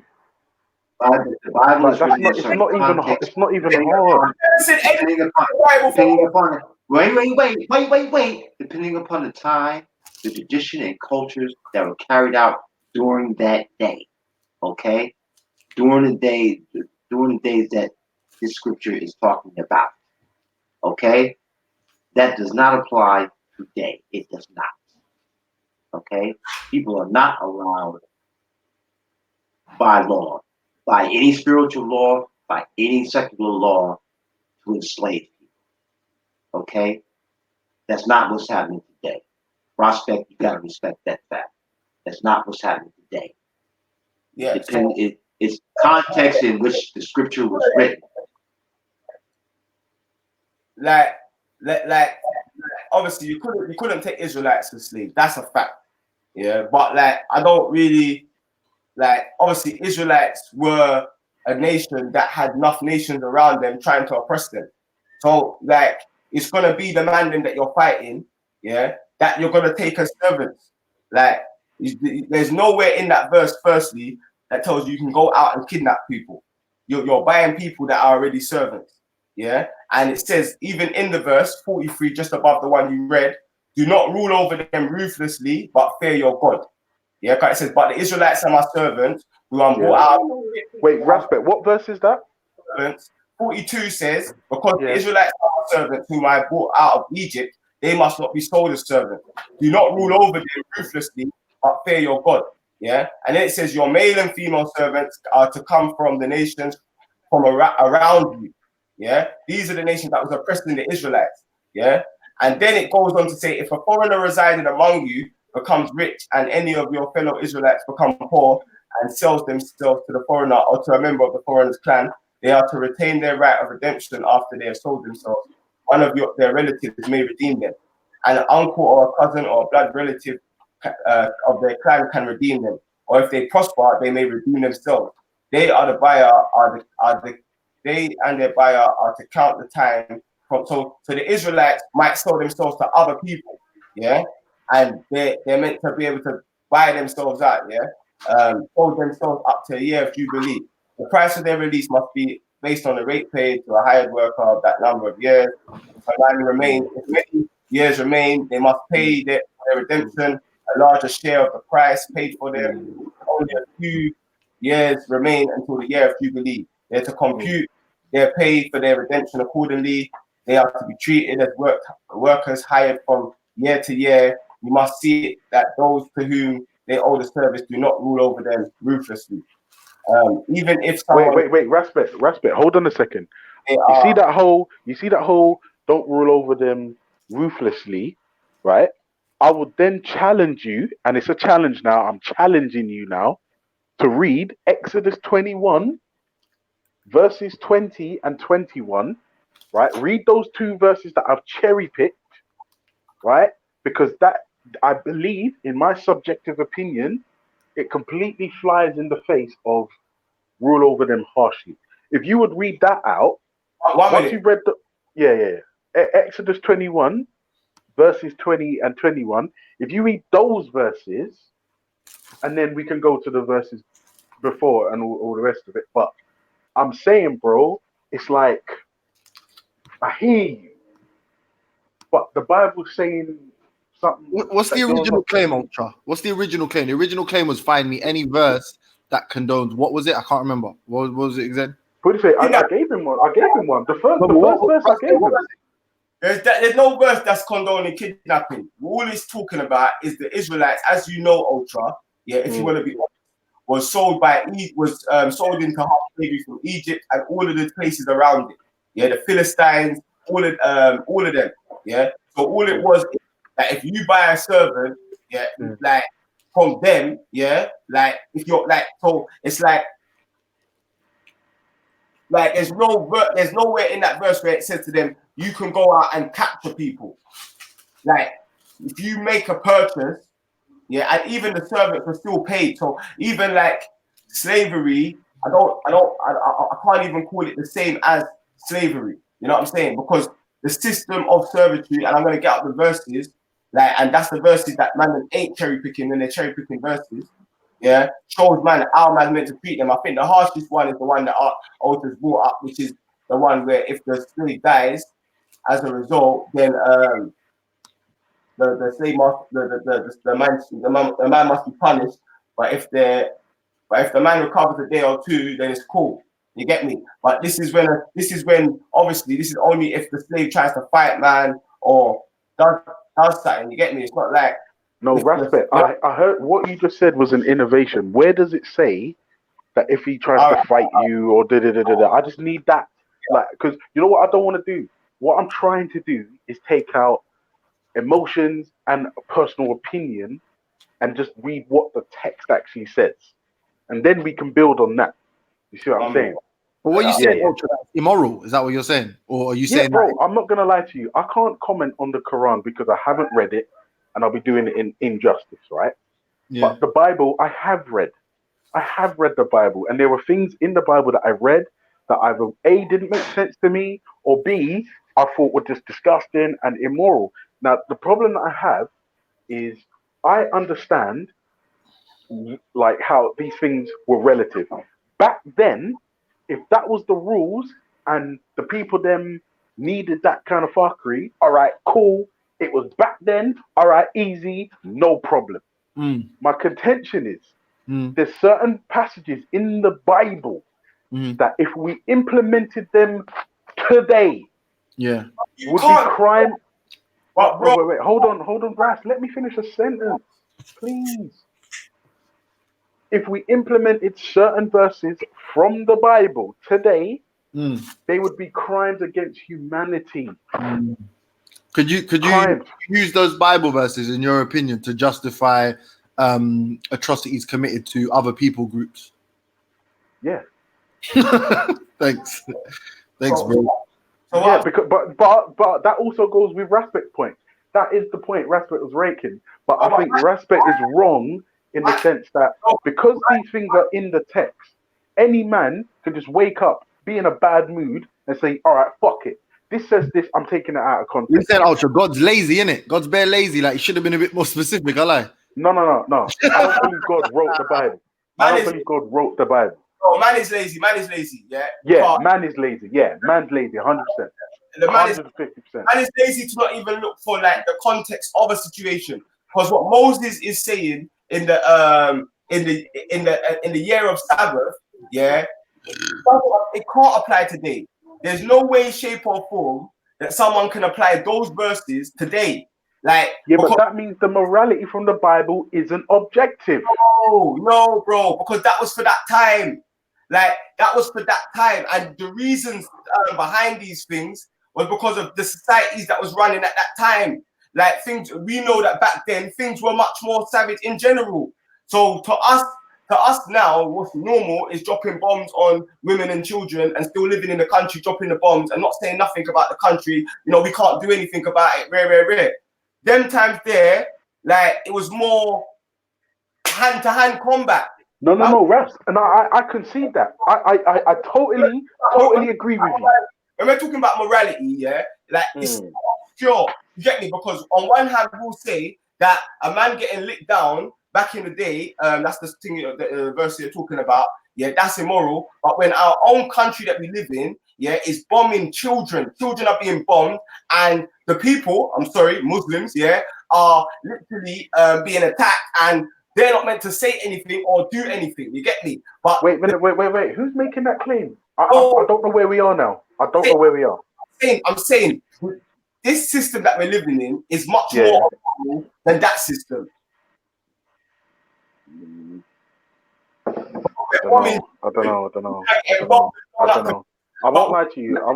The bombs and that, yeah, it's fucked up, bro. I can't even lie. We got a passport and we got a man paying us, and we need to respect that man to stay in the society. We turn a blind eye to that morality and look to the Bible as if we've got some phase morality of, but these men are actually bombing children. Like, children are dying. Like, and it's normal. We live our everyday life. We don't protest. We don't make up noise. It's nothing, man. People are letting die.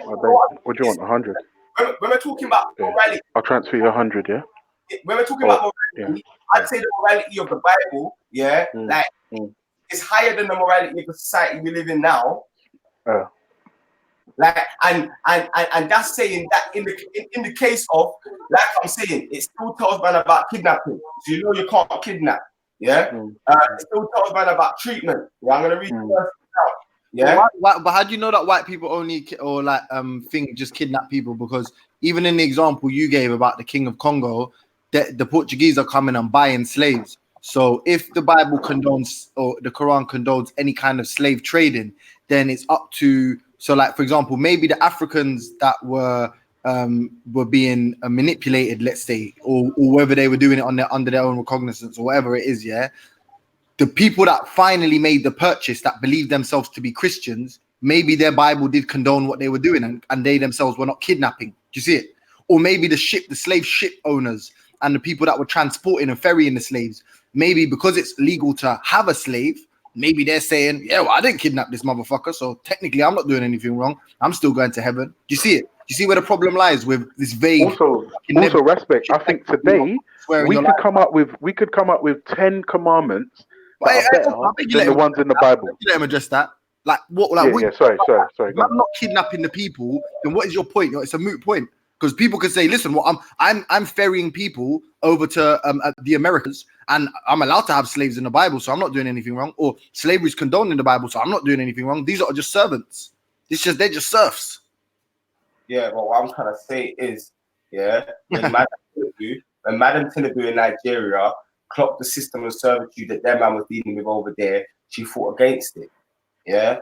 So there's a clear distinction to the servitude that was happening in Africa, where a man had his wife, where a man had his children, where a man. You never addressed one of my points. It's mad. Actually, you never addressed one of my points. You just go to these weird insert text of some random story. Oh, you know this person here, you know that, but what the fuck is that got to do with anything? What about the slave traders? There's clear examples of it. Like it wasn't servitude that's the problem. I would have been an Irish servant. I don't mind that. I don't mind volunteering myself to go to America, working for 47 years and getting land. I would have been an Irish volunteer, 100%. So I'm saying the systems of servitude back then were different. Even amongst the Europeans, the servitude that they chose for their Irish counterparts was different from the chattel slavery they done to us. And that's where the issue comes in. So it's like you're making a point, but you're making a point within the refines of not. No, respect. You're being disingenuous now, or you're just being mistaken. Let me tell you why. You read that it made it clear you cannot purchase Israelites. You can purchase and inherit other human beings who ain't Israelites. But themselves to other people though as well. But then you know there's another verse that says you can bruck up your slave to within an inch of their life, and there's no punishment provided they don't die. Huh? Say that again. What did you just say? When men quarrel and one strike, yeah, one of his fist, the man does not die but takes his bed. Then if the man rises again and walks outdoors with his staff, he who struck him shall be clear. Only he shall pay for the loss of time and shall have him thoroughly healed. Yeah. When a man strikes his servant, male or female, with a rod, and the slave dies under his hand, he shall be avenged. But if he survives a day or two, he is not avenged, for the slave is his money. Yeah. There you go. When men strive together and hit pregnant women, yeah. But yeah. So what's the point? That's an L, bruv. You're taking bells today. Bro, Rasper, are you not Ras? Listen to what you're reading, bro. Rasper, he said, if you bruck up your slave and the slave dies, you will be punished, and rightfully so. It then goes on to say, you bruck your slave up, but if they get up after a day or so that means they're wounded. But if they can get up after a day or so, there's no punishment because they're your property. And bruv, and quickly, bruv. How? Come on, bro. One second. And not only that, but your main whole premise was there's no justification, and then you reduced it down to, and there's no example of kidnap. But we've just showed you all type of behavioral patterns that you could use to describe elements of the transatlantic slavery within the Bible. Just use evidence, and you're not going to accept it because you're just got your blinkers on. I accept the evidence, and I accept that back them times there, it was savagery. You get me? Like it was a different thing. It was a different time, and I can't. I would never apply. I don't even want. Like I'm against slavery. You get me? Like when Israelites say we're gonna take Europeans as slaves, I let man know straight. I don't want no slaves. Like I don't care if their people enslave my people. I don't want no servants. I want to be free from that. Ask all the Israelites. I always tell them. So I'm not even saying that. Oh yeah, I want to rare. I'm saying that back them times there, that was like you can't compare. But is that the real Bible, right? Are the verses the real Bible? 10 times there to now, and if we do want to do comparisons on like morality, we live in a society and pay tax. All right, we heard that. Is that the real Bible?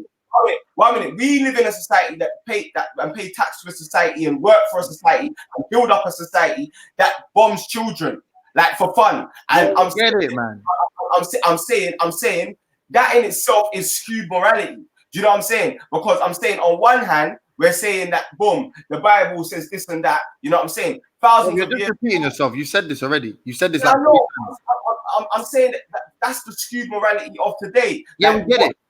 Yeah, that's what I'm saying. So the Bible verse that he read real? Do you accept that's the real Bible or a fake Bible? What he was reading from, is that your version of the Bible as well?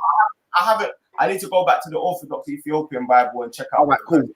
So okay, fine. I'll allow. So assuming that it is, yeah, then ain't that an example of the Christianity that come to the continent? It could have been used. It could have been interpreted by the slavers. That could have been genuine Christianity. Then someone could have genuinely said, "Well, I ain't killed the motherfucker." No, you know why? Then you're being a fraud. Then you're being a fraud because you just read it. Well, you know why, James? Because those rules were specific to those times and those people. So if you ain't those times and those people, you can't then say, "Oh yeah, Moses. This happened in Moses." There's enough stuff that happened in the Bible. Like 1 point, people had to eat babies because they were starving. That wasn't a commandment from God. So there's nothing in the Bible that man can really apply today, like in that way. Man have to do sacrifices of animals and all of these stuff, you know, like that. So I'm saying that it's illiterate to say, "Oh yeah, I'm gonna apply this from the Bible to this day and age." You have to read the Bible as an entire word, and I'm saying when you read it as an entire word, you can't get them sort of justifications, which is why they had to create the slavery Bible. Like, and I can get all of the verses. I disagree. I'm not gonna lie. Yeah, Raz. Yeah, I'm gonna have to call BS on this one, bro. No, because bro, you're acting like the Bible says, yeah, this is a ruling for humanity. Like, it's not. You're acting like this was part of the 10 Commandments or something. You understand? Bro, no, but Raspe, I'm telling you, you and me right now can come up with 10 Commandments better than what's in the Bible. Huh? Right now, me and you can come up with 10 commandments that are better than that is in the Bible. Right now, me and you could do it.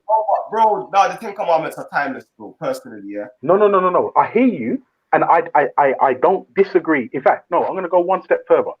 I agree with you that they are timeless, but I'm saying me and you, Raspe, you as a Rasta and me as an atheist, I believe that we, right now on this panel, can come up with 10 commandments better than what's currently in the Bible.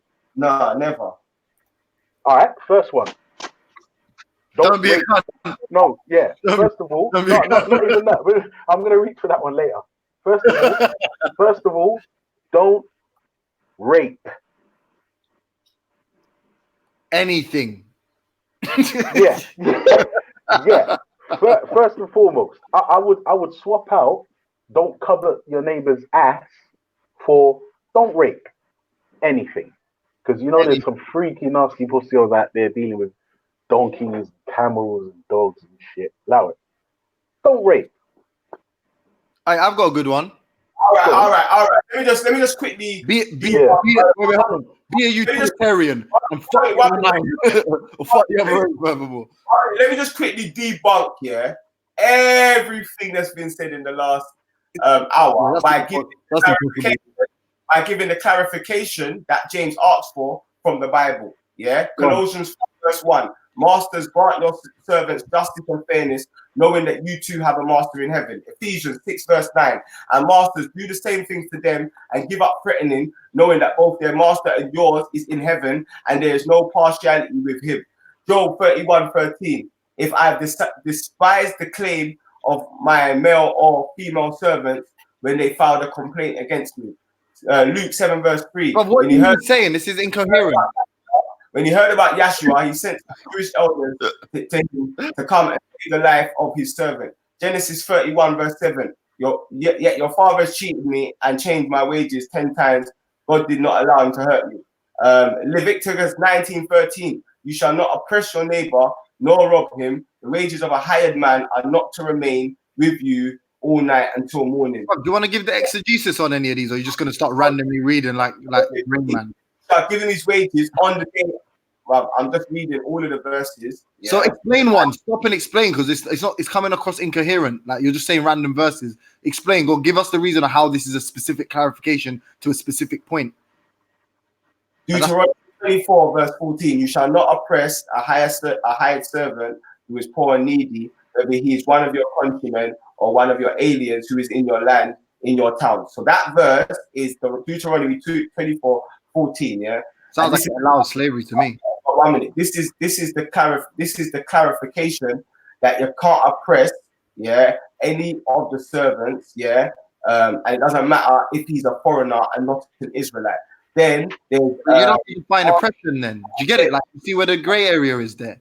Then you're not being honest, man. You're not being honest. Honestly, you're not. You're trying to win an argument rather than being truth to yourself. I'm trying to win an argument. Man said that he wanted clarification, and I'm saying, read the Bible in its entirety. It says, do unto others as you would have them do unto you. Right, but it says what Ultra said, and that is a contradiction then. No, it's not a contradiction. You wouldn't want someone to beat the piss out of you, would you, bruv? So of course it is. And I'm saying that if someone does that, then they're doing unto someone as they wouldn't want someone to do unto them.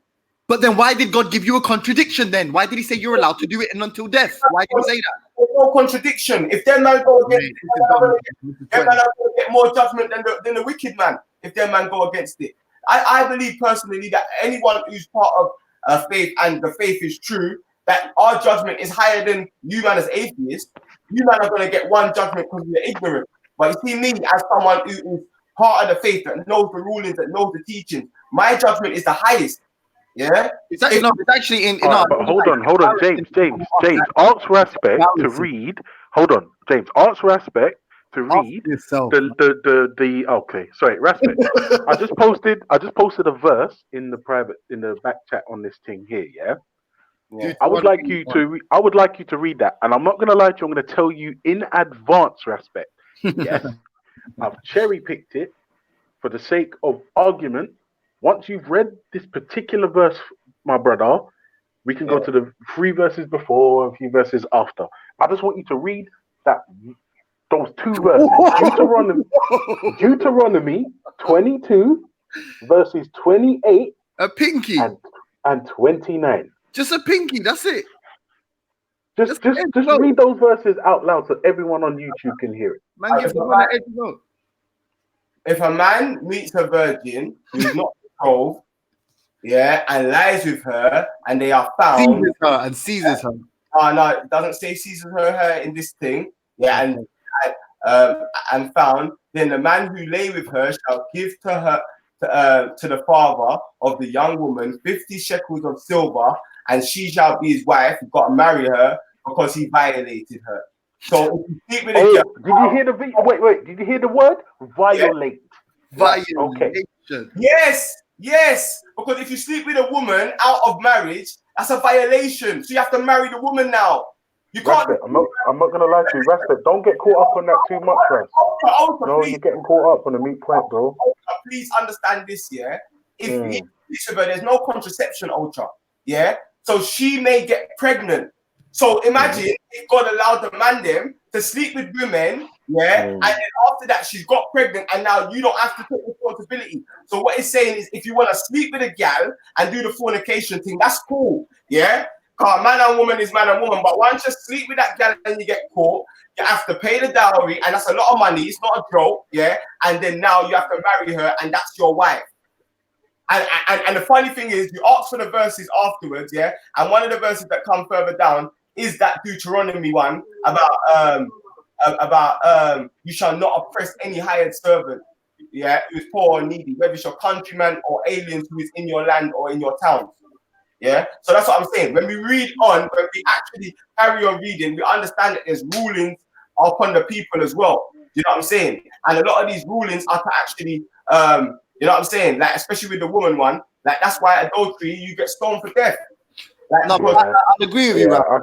capital punishment for cheating. Yeah, all right, cool. Wait, hold on. Ultra, I have to agree with Ras on the specific thing because man said violated. Sex, extramarital, an extramarital affair is technically a violation. So me and you interpret violation to mean some kind of a rape or whatever.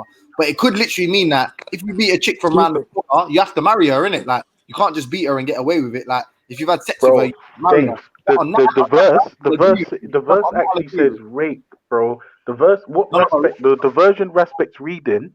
Yeah, it's not saying rape. I know, no, we have to accept that. We have to accept that there's a chance. There's like, for example, just assume for a moment if the context that Ras has put it in, the way he's framed it, I would agree that that isn't an example of a terrible verse, not at all. Like the one you gave before about beating the shit out of your slave and if he doesn't die, it's all jiggy. Terrible. The other one before that about the slavery, buying and selling slaves that aren't Hebrews, terrible. But we have to be fair. If in the context in which Ras has just put this one, that isn't a bad verse. That's actually that is a method. Wait. All right. No, James, I agree with you. The way Respect framed it, it was great. But in the version of the Bible I'm reading, it says, and I quote, "If a man is caught in the act of raping a young woman who is not engaged to be married, he must pay 50 pieces of silver to his father." That's bad. Yeah, that's bad. Yeah. Then he must marry the young woman because he has violated her, and he will never be allowed to divorce her. yeah. But fam, it's definitely, if you go back to the Hebrew, I promise you, Ultra, I promise you, that word is not used. You get it? I've got seized here. My Bible says seized. You got seized. I don't like. Yeah, I don't. Yeah. Yeah, no. I'm not going to argue with you on semantics. I can see your argument. I can see the argument. Gentlemen, may I ask, what is the general question then? No, Ultra's just trying to shit on the Bible. You know. No, my point is. So I'm trying to figure out what the question is. Even with Ultra's original verses, yeah, there's clear clarification that man's not meant to oppress no servants, whether they're from Israel or they're not from Israel. You know what I'm saying? And furthermore, and then on top of that, like those verses cannot be applied to anyone now. Like no one in 2019 can say, oh, because like it's impossible to make that like that cross. Like it's stupid. It's like a man saying, "Yeah, I'm gonna burn a cow outside because then man burnt a cow after Mount Sinai or No. But what about in the 16th century when slavery began, and you're a practicing Christian, a devout Christian, and you're owning some kind of let's say you're operating a slave ship, yeah, and you're seeing all the black people in bondage and in confinement in the lower decks, yeah. You could read the Bible that day on the top of the ship, you know, smoking with your Dutch mates or whatever, your English mates, and you can read the Bible, read a verse about slavery, and be like, yeah, man. I mean, technically, God's work. God's work. Well, come on, gentlemen. Y'all know that didn't apply then. It did not apply. You're not waffling. I'm being fair. You're not being fair. No, it didn't apply. No, wait a minute. You see, what you're doing is you're reading something and you're taking an absolute literal point of view of what you're reading there. Okay, you're not taking into account the context of the time in which this was written. Okay, bro, we literally were. The way people were living back then. It does not apply to today's law. Of course not. You know this. Prospect knows this too. Let's not play this game, okay? That's where the problem. What are you actually saying? Okay? What are you actually saying? My friend, what are you actually saying? I would agree with James, yeah, that if someone reads the Bible and they're a wicked man, yeah, just like you can read Harry Potter and be a wicked man, yeah, and you want to take that text, yeah, out of context and apply wickedness by ignoring the entire message, then 100% James is right. You know what I'm saying? Like, but I'm saying that if anyone reads the Bible sincerely, even Ultra knows this, grown up in a Christian family, yeah, the Bible in its entirety teaching this, because this isn't the teaching of the Bible. The teaching of the Bible is to do unto others as you'd have them do unto you, do unto your neighbor, all of these things. This ain't the teachings of the Bible. That was a set time in Moses' time. You know, like that. There's verses of the Bible that was used for the abolishment of slavery. Let's not forget that. The verses of the Bible that inspired Nat Turner's uprising. Let's not forget that. Does the Bible have a glossary? Does the Bible have a glossary? Does the Bible have a glossary? You sound like I'm taking a piss, but I'm being serious. Does the Bible have a glossary? More time, man. Go back to the Hebrew, like Ezra and them, man. Innit? No, like as in at the back of the Bible, is there like an index? Sometimes, not all Bibles. All right, cool. Imagine, if there was a glossary in the back of the Bible and you looked up the word slavery and it gave you all of the relating verses, You're telling me you're not going to be confused by all the different messages? And let's say in that glossary you don't have the do unto others, because that wouldn't fall under the slave category. So there wouldn't be no reference to slavery in the do unto others. So you wouldn't get that. So you'd get all the different accounts of slavery, the condemnation, the condoning of it, so on and so forth. For the American brother that was just saying now, don't take it literally. Everybody that reads, please, can I just speak this? I'm responding That's to what I said. And that's what you do. Please, let me finish what I'm saying. It's a commandment to a people that ain't nothing to do with no one. I know. Can I finish what I'm saying then, please? What I'm saying is, if I was to be that guy, man said literally, I know so many people who describe the Bible as, when life is hard, I just open up a random page of the Bible and it speaks to me. I can't remember what the word is, but it's like horoscopes. That kind of that malleable text where you read it and you're meant to take the parable or the allegorical nature of it. Whatever it speaks to you like that. It's a didactic. All of the tales are didactic tales. So from the tale you derive some kind of true meaning.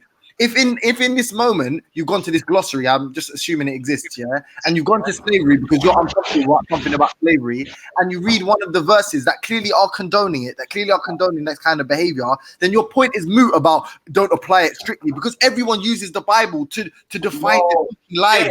So why do you read it? The Bible. Your point is very disingenuous. Let me show you why your point is disingenuous. We've got at least 1.6 million Christians on the planet right now. And none of them, interpret the Bible in this way. The closest people that do interpret the Bible this way would be Hebrew Israelites. And even them, they don't believe that they can have servants now. They believe that of all of the nations that oppress black people, or no, not black people, because they believe that half of black people ain't even Israelites anyway. So all of the nations that oppress the Israelites in the last days will become the servants of the Israelites.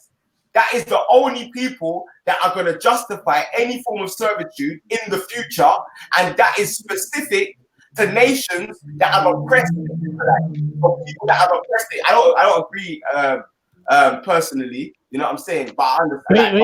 Wait, guys, I'm an Israelite if you need me still. Out of the millions of people that read the Bible, no one is pushing this interpretation that you're talking about. No one. Like, there's churches with thousands of people, and this isn't nothing to do with the message of the church. If anything, the church now, especially since they abrogated calls for the abolition of slavery, along with certain Islamic texts as well. Like, the churches now, if anything, are in unison, except for maybe the KKK churches, on the condemnation of slavery in the modern day. So I'm saying that there's a united consensus amongst Bible readers on that, even though you would say everyone can interpret things differently, James. I accept that, but I have to also say that this interpretation is not one that is even being propagated by the millions of Christians across the planet. And then on top of that, the people that do propagate slavery in the future are the Hebrew Israelites. They're the only ones that you're going to actually be able to get a video of people actually saying this is what the Bible is saying, and they're specific about the nation that they say have oppressed the Israelites. Hold on one sec. Already, what's happening? Yeah, big up. Yeah, big up. I just need to make sure that was you first. Breakers off chain. Unmute your mic and introduce yourself, bro. Good afternoon, Velle Vision. How are you? Okay, yes. Man, like witness, Fucking hell, come on. Good afternoon. Hello. The backup. James. Hello, Ultra Funky. All right. DC Brad, yeah. Hold on for a sec. I'm gonna add you in, yeah, because I'm gonna jump back off. No, Velle, listen, I'm not gonna lie. Wifey just walked through the door. I'm gonna have to jump off for like 15-20 minutes. Right, I'll give up my spot. Yeah, go on. Yeah, If yeah. you All jump right, off peace, now, peace, then I peace. can add Brad on it. All right, cool.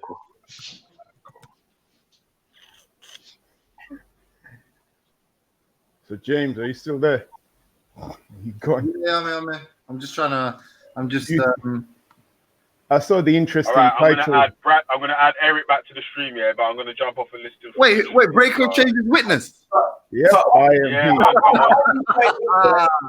My only point is, that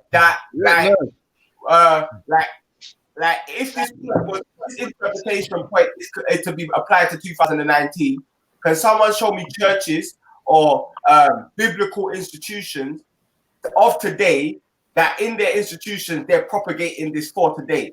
If they're not, then I think it's clear that the people that study this book, or the people that follow this book, definitely are not pushing that narrative or that agenda from these obscure verses. You know what I'm saying? So that is clear in it. You know what I'm saying? So I understand, like 100%, James. If someone wants to just take one verse out of the Bible and not put anything around it and not put any, you know what I'm saying, any rulings and teachings, because remember there was different laws given to the Israelites at different times based upon where they was and who they was engaging with. Yeah. If someone wants to like put that to one side, then yes. But if someone wants to read the Bible in its entirety, you're not going to find anyone that's reading the Bible that's propagating this in 2019. Oh yeah, Russell. By the way, you know what's it? When you're interpreting things like this of like a serious matter within the Bible, you only have to go. You have to go to the King James version only, and you know in the King James version it says. Instead of violated, it says when you humble the woman. When you humble a woman, that's consensual sex, is not rape. Yeah, I know. 100%. Yeah, let the other guys know. Because you have to go. Yeah, you have to go to the King James only. I got James Ultra tried to push some. Obviously, because, and that's the thing, bro. Like we gotta accept, that people have changed the words of the Bible. Like when Yeah. I accept that, Russ. But as an Israelite, I accept that. That's why we only do the King James only. Me personally, even these verses, about servitude, I'm reading the King James right now. I want to go back to the Orthodox because I know sometimes the Orthodox, the way it uses the words, like it's different. You know what I'm saying? So King James and them, man, I don't even trust him, fam. Because sometimes there's verses that read mad in the King James, and then you read them in the Orthodox, and bruv, they just make much more moral sense. Like, because there's certain verses I'm like, like that's you know what I'm saying? But I know that there's no way that anyone is out here saying that that's applicable to now. I'm like, even amongst the craziest Hebrew Israelites, the craziest Christians, like no one is teaching that in any church or any institution. Do you know what I'm saying? Because the entirety of the Bible, that's not the message. The message is about getting closer to God. You understand? The message is about doing good unto your neighbor. The message is about, you know what I'm saying? It's got nothing to do with what happened with Moses and them times when they was in the wilderness and going. That's their story. Are you an Israelite? You know when the Bible says servitude, you're not just talking about what's it, working a normal job. It's not slavery. Slavery in the Bible is captivity. Yeah. As well. Are you a Hebrew Israelite? Yes, sir. I'd like to ask you a question. It ties in a bit with what's been discussed. It's just a narrative in Genesis. I'd like you to explain it for me. It's just a short narrative. When we read Genesis, we hear how God creates Adam and Eve. And if we follow so it's a cutting, but may I ask it? What you want to ask me? Is it before Abraham was born? Yes. I hear this. I'm going to be short. Myself as a Hebrew Israelite, I mainly focus on when Abraham was born all the way into Revelation. The reason why, because us as Israelites, we focus on our ethnicity only. Things that happened before Abraham, we don't really know much about what happened before Abraham, but we focus on Abraham because that's our forefather. But go ahead, you go. Oh, that's interesting. So you don't regard Adam as being part of your lineage? Yeah, he is. Yeah, metaphysically, yeah. Okay, because the main reason I was going to ask is because God creates Adam and Eve, and then Adam and Eve, they disobey God, get kicked out of the Garden of Eden. They go on to have two kids. First of all, Cain and Abel. Cain murders his brother Abel. A mark is then put on his head, and he goes east of Eden to the land of Nod, where it says he meets his wife. who gives him. Oh, he's gone. He's disappeared. What was you going to ask before? I was going to ask him because Cain goes to the land of Nod, east of Eden, where he meets his wife, and she gives him a son, Enoch. My question was, where did she come from? Who is she? Dagger. That was the question. Damn. I never thought of it that way. I think what you run. I think what they would answer is probably God created people. You know. Yo, give him a round of applause for that. Yeah. Bro. God, Damn, I never thought of I think it's simple. I think it's simple though. Like God probably created a wife for them, man. You know what I'm saying? Yeah, the problem with that is that there's no passage that actually confirms that. Yeah, it doesn't confirm it, but him finding a woman kind of confirms it. You know, well, I'll be honest. The reason why I asked that question is because when I ask people, they end up telling me that later on, Adam and Eve had daughters, which means that Cain married his sister. So then I'm saying, doesn't that challenge morality? No, I think that, me personally, I just feel like it's one of them things where, yeah, God, like, I think it's simple, man. Like, you know what I'm saying? God would have created next women for them, man, there, and then boom. Yeah, I'd like to think that. I would like to assume that, but the problem is when I read Genesis 1 and 2, it doesn't mention anyone else. That's the problem. I'd say that the funny thing is that they give birth to the son Enoch, which is Idris, and he's the 7th descendant of Adam. Yeah. And the funny thing is, it's him that is actually the Ethiopian patriarch of the Bible, and he's the first person to walk with God. You know what I'm saying?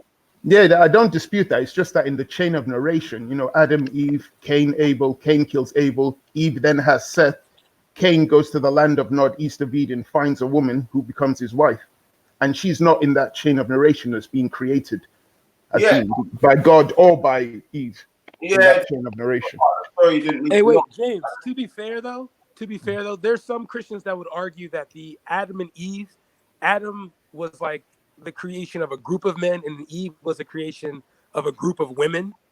So, like, the translation, I have to be fair on this one because I've learned this when I was younger. That is, it's not just like 1, 2, then the boys. That these represent groups of people, and then like the morality behind these stories are what dictates. Like, I mean, you know, because that was it. For that me, was a good point though. For me, like you see, like for a lot of people, like the semantics of the Bible is what kind of, you know, like trying to, like for me, it's just a message. You get me? It's the message of remembering God, of being unto my neighbor as I'm wanting to do unto me, walking in righteousness. You know what I'm saying? For me, that's the message of the Bible. Like all of the other semantics, they're important to other people. You know what I'm saying? But for me, it's like there's a message, and that message speaks to my soul, especially Psalms and Proverbs. I can't lie. You know, those are my favorite books in the Bible, Psalms and Proverbs. But in its entirety, even Joshua and a lot of the way he was, I feel like that's like one of the best examples for human beings, atheist or religious, to follow. You get me? And that's why I kind of connect the Muslims on the Isa thing and him being the Messiah, because like, I believe that he set such a serious example of how to be a human being. So like the semantics of the Bible, obviously that's important to maybe people that are, you know what I'm saying, trying to debate and rare. But when I talk about the Bible, I'm talking about the overall message and how it can inspire a human being that might not be religious, to maybe be better. And I feel like that's what it done for Marcus Garvey, and that's what it done for Nat Turner. But I don't believe that it can't. But Nat Turner could only read one book, though. Like, people can't use that, though, because he only could read one book. No, Marcus Garvey could read multiple books. But what I'm saying is, it inspired them in that way. It might not inspire the next man in that way. And I'm saying that the Quran, to some degree, whether someone believes in it or not, definitely inspired Malcolm X in that way to some degree. And many of people that the Nation of Islam, they reformed probably more people in Black America than anyone else using the Quran. Obviously, I know there's ideological debates on their ideology and all of that. No, it wouldn't have been the Quran. It would have been the teachings of the Honorable Elijah Muhammad. Based upon the Quran. That's based upon the Quran. So when man ain't drinking alcohol and when I'm walking upright and man I've got Allah as a defender, so you don't have to fear no wicked man. These are all things that are found in the Quran. So when Malcolm X said he didn't fear anyone because Allah was protecting him, this is what he found in the Quran. So even the fearlessness that we saw in Malcolm X You've got to put that down to the Quran. And I'm not saying that trying to put something in his mouth. That's what he said out of his own mouth. Do you know what I'm saying? So I'm saying that these things have been used. Like these things have for some people, it's inspired them to be revolutionary. And I don't think there's a lot of people in our community that they've read a Bible and said, "Yo, I want to go and get a slave." You know what I'm saying? I think most people read the Bible and they speak against slavery and abolishing slavery and freeing up the people there. You know what I'm saying? I've never understood why in the book of Deuteronomy 28, you know, when a man violates or humbles a virgin, and he's then supposed to pay 50 shekels of silver to the father, and he's then to marry her. I don't know why she's never given the freedom to decide whether or not she wants to marry that man. No, because when it says humble, it's they were seeing each other. You understand? And then obviously, in them times, they had no contraception. So if you see a woman and then you want to duck out, she could have a baby, and then that's going to be a fatherless baby in society. And as you know, but I don't think Ras has ever argued that the Bible wasn't patriarchal. No, I'm not saying it's not that. I'm saying you never argued against that, have you? No, but it's for both of them, because once he marries her, he can't divorce her. She can't divorce him. So basically, it's one of them ones where if you want to sleep around and you get catched, now both of you are stuck with each other. That doesn't go on the man or the woman. You know what I'm saying? But obviously, a man pursues women. Women don't really pursue man like that. So it's the man that would have pursued her and take off. No, I'm defending you. I'm saying that I'm actually no, I'm not defending you. I'm asking you. If a woman were to make a lot of arguments about points in the Bible being sort of patriarchal and sort of anti-feministic, you wouldn't disagree with that, would you? You'd agree that it probably is, as far as they're concerned. I'd refer to Ruth, and I refer to Naomi, and I refer to Queen Esther. That's what I would do. So you'd argue that as well? To any man that tries to come, because Hebrews, that are patriarchal in their mentality, and for any man that wants to try and oppress women, I'd refer to Queen Esther, who he would have had to answer to. Yeah, I'd refer to Naomi and Ruth, who were said to be one of the most loyal. I'd refer to Mary, who is regarded as higher than all of the men. Yeah, you understand? So but she would still have to cover her hair, and a man wouldn't. She would still have to be silent in front of a man, and like, you get what I'm saying? You can't do that, bro. You can't overlook rules. No, but wait, you can't define the rules by exceptions. Only Esther being silent in front of a man. Are you listening to what I'm saying? Esther was afraid of being killed. No, but wait, stop. You're talking about a fucking queen. We're talking about a regular girl. I'm saying you can't use exceptions to define the ruls. You can't do that. That's what you've been doing this whole time, brother. It's intellectually dishonest. It's not exception. It's examples in the Bible. Yeah, I lost it, man. I don't know. I've done a mad thing. It's not called an exception. It's an example in the Bible, and I feel like you're right, witness. Basically, to answer, I was wrong. You were right. He would defend that point as well. I think most Christians, if you go to people that read the Bible, that's not what they're pushing. They're pushing man and woman and equality. So what I'd say is, let's look at the readers of the book. I'd say when you're talking about matriarchal things, you're going to come across a lot of Hebrew Israelites. Yeah, but a lot of them lot ain't dealing with the New Testament. I think the New Testament, where man and woman is concerned, balances things out a lot more. But even in the Old Testament, you have examples like Esther, you have examples like Naomi, you have examples like Ruth, where a man to respect women in it, because women are great. Women didn't have the right to vote in this country when there was a queen on the throne. They didn't have a right to vote. Was this country more fair then or now? There was a Queen of England, People had to respect and exalt the Queen of England. But at the same time, there were women that were not allowed to vote. Were you saying that it's more equal now or then? Does that make no sense? You can't use some random example and say, "Oh, this is why it's very helpful to women." No, you can't. No, I'm saying that. I'm saying in the verses of Esther, in these verses, you can find women being exalted. You understand? You know what? All right. Look, I'm gonna Google this now. Fuck it. I don't do this trying to detect you with scripture, but this is just stupidity.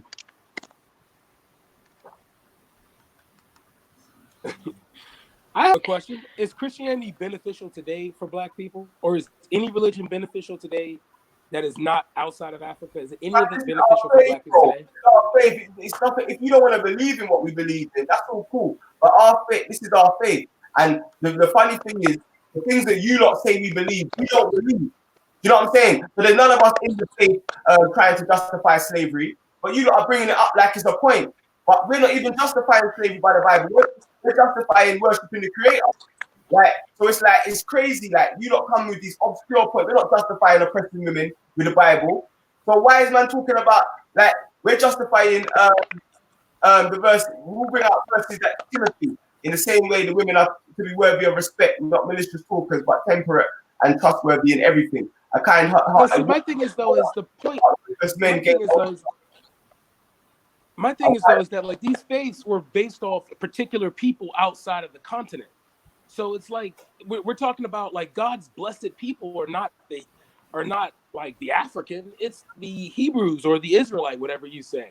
Then to Islam, it wouldn't be the African, it would be the Arab. So it's like, what religion, which one of these are like, say, hey, which one of these can we say, hey, this is something that black people can follow? Because it's like, I like what it's an actor that said that black people are the only people that will follow a God that has nothing to do with them. So it's, you know, I'm trying to figure out. Wait, hey, hold on. Yo, 1 minute, let me respond to him. Yeah, I've got verse for you though. Yeah. Bro, you can bring whatever verse you want, bro. Like I said, like the verses you men are bringing don't make no sense because you can't show us, man, them reading the Bible, pushing the mentalities that you're talking about, James. So you can bring out whatever obscure verse you want. And so let's never discuss your Bible with anyone. Well, the thing was what I actually mentioned never got discussed. At least, what I asked never got discussed. At least, at the minimum, say, okay, Christians, there's a problem with Christianity because Christians over here are oppressing women. So this is what, like, at least say how it's actually applying to today. Because if it's not, like, say there's a problem with slavery because Christians over here are trying to justify slavery. If it's not applying to today, like if the people that are reading the book ain't pushing the messages that you're saying are being pushed in the Bible, then it's a bit irrelevant. So, like, I think the point that was just now by my man, what did you say again, bro? Oh, what I was saying. Yeah, you said it's a foreign thing, yeah? No, I wasn't saying that. That was DC Brad. Yeah, and I'm saying that like it can be foreign to you lot, but for us, it's inspirational. So it shouldn't really matter to you lot what our personal faith is, you know, like that. Like it shouldn't really be that deep. Like we've had Christians like Marcus Garvey. So Christianity is not an issue, and you lot know better than anyone else that when we leave religion, you can look at Sarnetta TV and you can see that we're not united all of a sudden. We've got maybe more divisions. So it's not like just because we're in a religion we're divisive. Human beings are divisive no matter what. Yeah. Wait, there's like a unit. So then your religion is bullshit. Then wait, hold on. Then your religion is bullshit. It didn't civilize shit. Then it came down and people carried on acting the same way. There was no divine authorship. There was nothing. There's nothing more special about your God than J.K. Rowling. Nothing more special. That's it. It's a fact. That's a fact. You just your point. James, that's your opinion as an atheist, but that's your point, mate. Because you're someone who doesn't wake up in the morning and give thanks to a creator, I think that you're dumb. You get it? Like, so what your opinion is. I make sense. You don't. That's the problem. That's why your opinion is shit. You don't have the spiritual intelligence. Wait, James. No, come on. Let's not start with the personal. That has nothing to do with the argument. James, come on, man. Be fair. James, be fair, man. No, wait. What do you mean? No. Be fair because that's personal. That's your personal opinion on his belief. No, it's all right, James. It's all right. No, he's wait. Hey, Raspik, stop shouting. Lack of religion. Let his lack of religion. Stop shouting. No. Shouting. That's cool. No. Let me make up. Hey, wait. Please, she said something. Can I respond to Jen, please, for a second? It's not Jen, because what I'm saying is I outlined the point he just made. He basically said that human beings are impervious to this divine advice. So I'm saying, by your own admission, then it's useless. It's as good. It's a good tool as wait, man. What's wrong with you, bro? You shut up. No. What's wrong with you, bro? The only point I was trying to make is. Why are you fucking butting in? No. You cut me, bro. You said go. I tried to respond to Jen. Go. Sorry, go. Shut up. Yeah. Don't be rude. But go on. Anyway, the fact of the matter is, Jen Wallace, he doesn't have the understanding and intellect to realize that this life is a test. Yeah, this is what these atheists don't get. So if God was like came out of the sky and showed us him, it wouldn't be a test no more. You understand? This life is a test. So yes, we're going to be impervious to the teaching, yeah, but that's the test. The test is whether we as people that read the book get it right. So there's going to be enough people that said they was of the book, yeah, and they're going to be told that they wasn't following it, yeah. That is told in our text. It's not said that everyone that says they believe in what we believe in is going to be blessed. No, it said that many of the people that say they believe, yeah, because of their actions and because of their bid'ah and because of their innovations and because of their wicked hearts and because of their bad minds, yeah, they're going to be said that they did not pass the test. Okay, can I follow the teachings in the entirety? Okay, thank you. Hey, may I say something real quick? Wait, brother, please. Can I just finish? You got it, Jen. Go ahead. I'll give you one thing. Jen, what I'm saying is, the point I'm making is I'm responding to arguments that he is outlining. So it's unfair.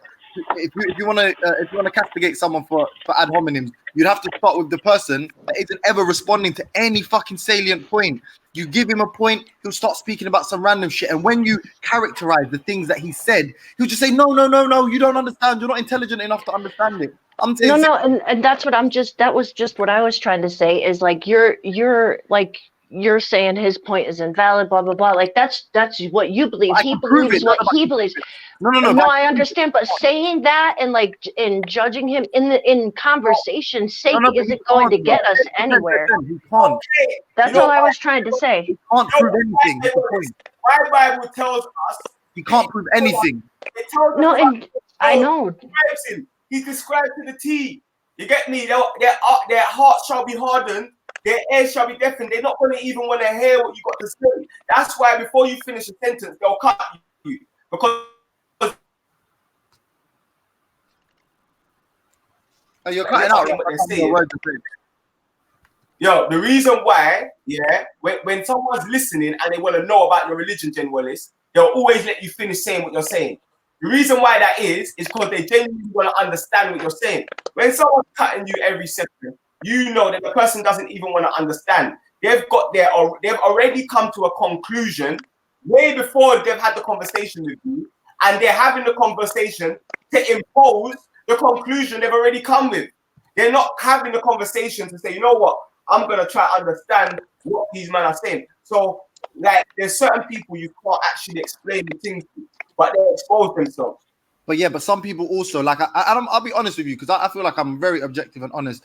I don't believe he has the scholarship to be able to, and even if he were to, these are age-old arguments, right? It's not something, no one's going to reinvent the wheel in any of these discussions, but he is fundamentally dishonest from his position, mainly because he doesn't, I don't know if he has the skill to broach most of these topics, like, logically, I don't think he can, like, and specifically with the characterizing of someone's arguments, if you say, like, no one is going to get it, then I'm going to make a counter argument and say, well, then there's nothing divine about this authorship. And I've made this point many times, but if you're going to simply reduce it to human beings have exert a greater influence over these texts than the creator who created it or who authored it, then I'm going to equally say, then, well, there's nothing special about its fucking authorship then, isn't it? If it didn't do any, what's the miracle in it? Where's the divine nature in it? What can you point to in that text that it's I just wanted to ask in relation to what all of you are talking about in relation and that's to the why I never said that no one understands it. Yeah, I said there's going to be a set of people, yeah, and some people that are going to go against it. But this is why I use examples like Malcolm X, because Malcolm X understood it, and Malcolm X showed you an example that is exuded even greater than James Jones. Yeah, Marcus Garvey understood it, and he's exuded an example that's even better than James. So what I'm saying is, like, man, you don't have to, if you don't understand it, you don't understand it. But to me, yeah, if you're going to make an argument about the Bible, you're going to have to show me the churches that are propagating the argument. So if you're going to say that, that's the first step, isn't it? So if you're going to say something and it's not actually being preached by the church, then it's like no one's reading the Bible in this obscure interpretation that you're getting. So it's like your point is null and void from the beginning. You have to say the issue are with the church. Like, for example, white Jesus. Yeah, that's a real example, because we can say that there's black people that are subjugated to a mental worship of white people through the imposing of white Jesus.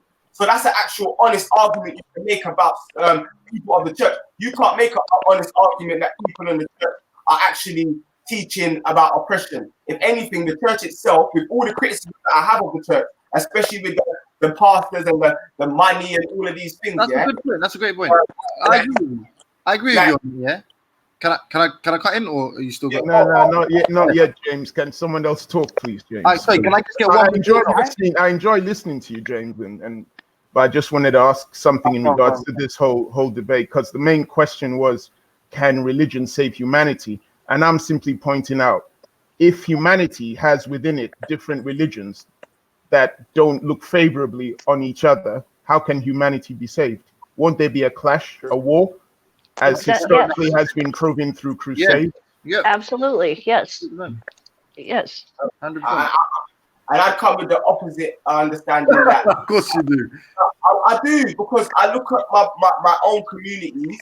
Yeah, I look at African religious people and I see connections more than differences. Yeah, I see respect, I see reverence, I see communication, I see Pan-African organizations in Africa, Christians and Muslims sitting at the same table to bear Africa. I see Marcus Garvey had an organization that had a lot of Muslims that supported him. I see Malcolm X that had a lot of Christians that supported him. And these are the very best amongst our people.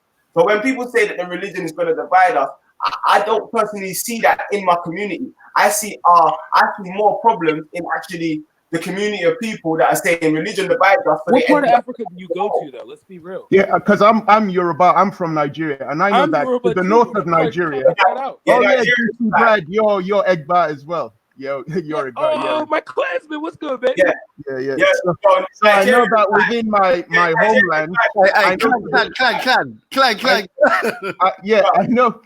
within my homeland. I don't know about Jihad the Fulani launch, bro. One at a time, please. So as I was saying, as a Yoruba person, I know that within my homeland to the north, there are certain people who are practicing. They've been in what's the word? Put Sharia in 9 states up to the north. Now, my people, some of them followed the system of Ifa.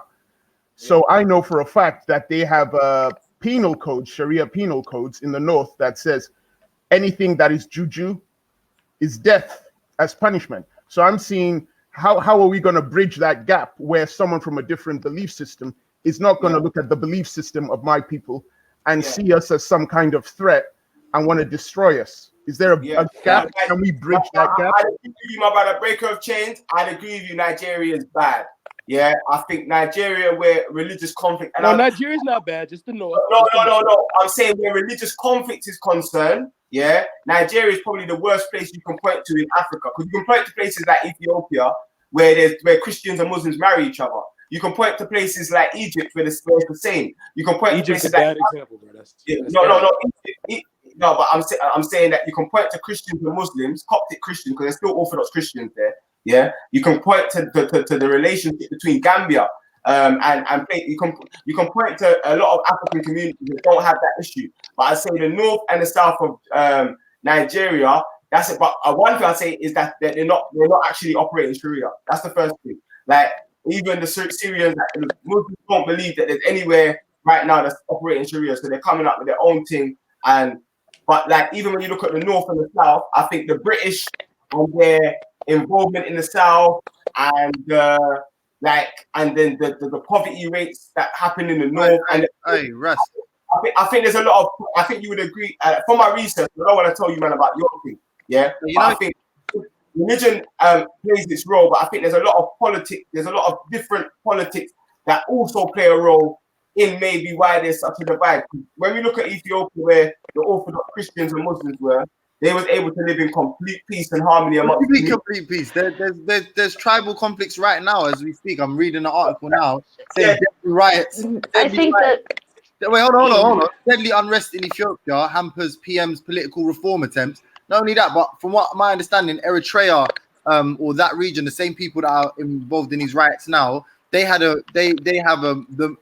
a larger population of Muslims than Ethiopia had, and that's one of the reasons for the tribal conflicts was along religious lines as well. So that's again your It's more, I'd say it's more tribal. You're ready for it. You're misinterpreting the facts. No, I say it's more tribal than religious because I say if you go to Ethiopia, you'll see Christians practicing Ramadan and Muslims practicing Lent. So I say it's more political than just religious. I say I'm saying the tribal, a lot of the tribes I don't just in the religious lines. I say that our religions are teaching us to live good with our neighbors, and I think Christians But this and is the Muslims. thing, though. This is not our religions, though. That's the thing. I think we're overglossing here. Like we had, like, a breaker of chains. Correct me if I'm wrong, but bruh, we've been practicing Ifa at least 2,000 years longer than Christianity. So I don't even understand, like, why are we arguing about a faith? You see that religion is political, though. In the comments, That's the thing. Yeah, I hear the thing about Ifa. No, I agree with that. I agree with that. One minute. Like I hear about the thing about Ifa, and if a man want to practice Ifa, that's his right. You get me? I don't think any man should oppress him and tell the next man what to do. And I think if you look at certain places like Gambia, certain places where there are places where people maintain their religion and maintain their spirituality, aligning it with their religion. Do you understand? So it's not like everyone in Africa like that's religious has lost their spirituality. But I think some of the maybe actions, yeah, of some different, I don't know, because there's so much different ones, yeah, different spiritual states. Man ain't gonna agree with, you know what I'm saying? And there's religious people that do voodoo. So there's religious people that go and do voodoo, and that's the negative thing that those religious people are doing. They're not going to do something positive. They're going to put a little curse on someone, and they're not meant to be doing that. But they know they're not meant to be doing it, but they're going against their religion.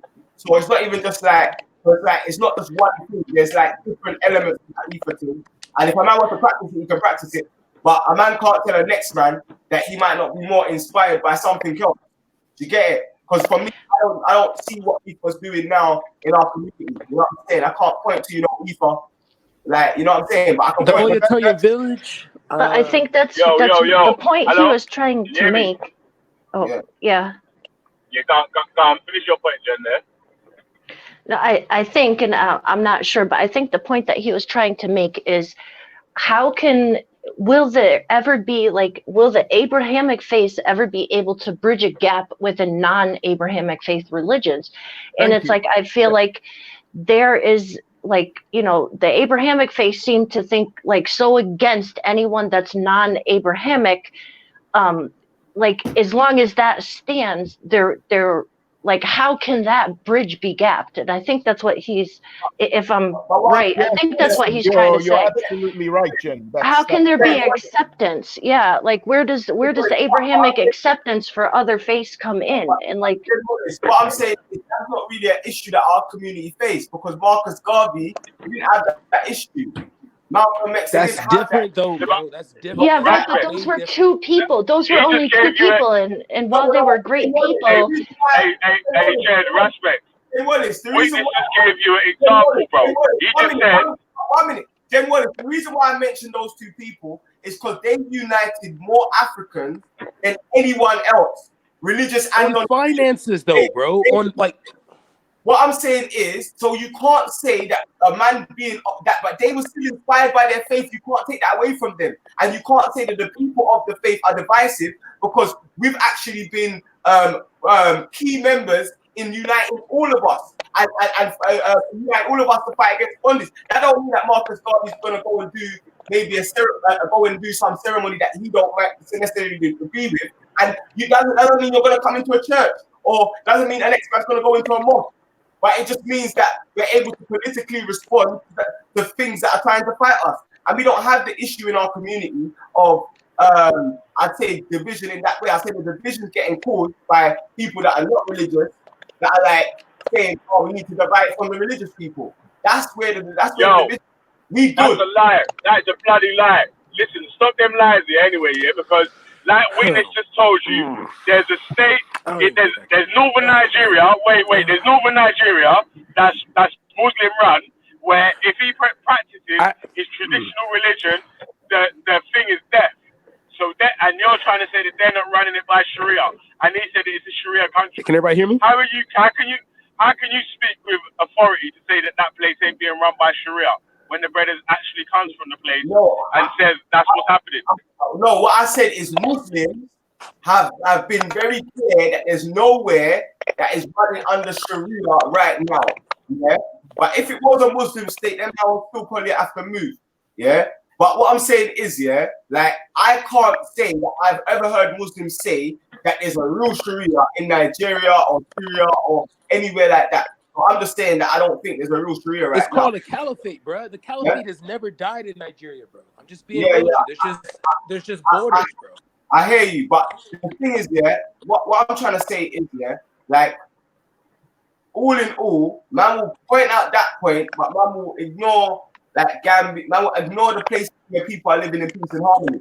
So it's either we can roll in on the people that are living in peace and harmony, and we can encourage that, or we can zone in on the people that are more divisive, and we can propagate that.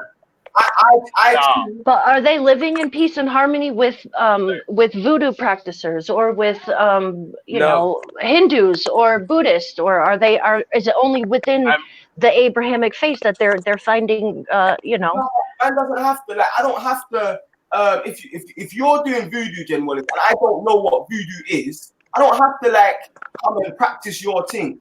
Like, I can respect you on the road. We can, like, you know what I'm saying? Like, I don't know, like why we have to be forced to kind of like do something that we don't know what it is that we're doing. Like you don't have to go. You don't have to go into a church. No one's trying to tell you, look, you have to practice man's faith in order for us to have peace. We're just saying we're human beings. You know, everyone's neighbors. Like, let's look after the whole community. There's some issue. Man says, no, you got to practice voodoo with me or something.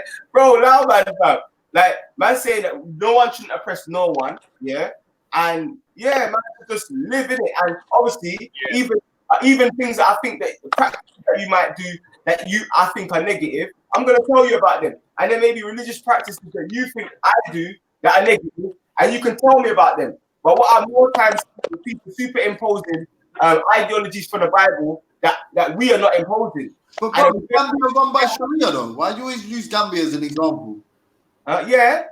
No, it's not.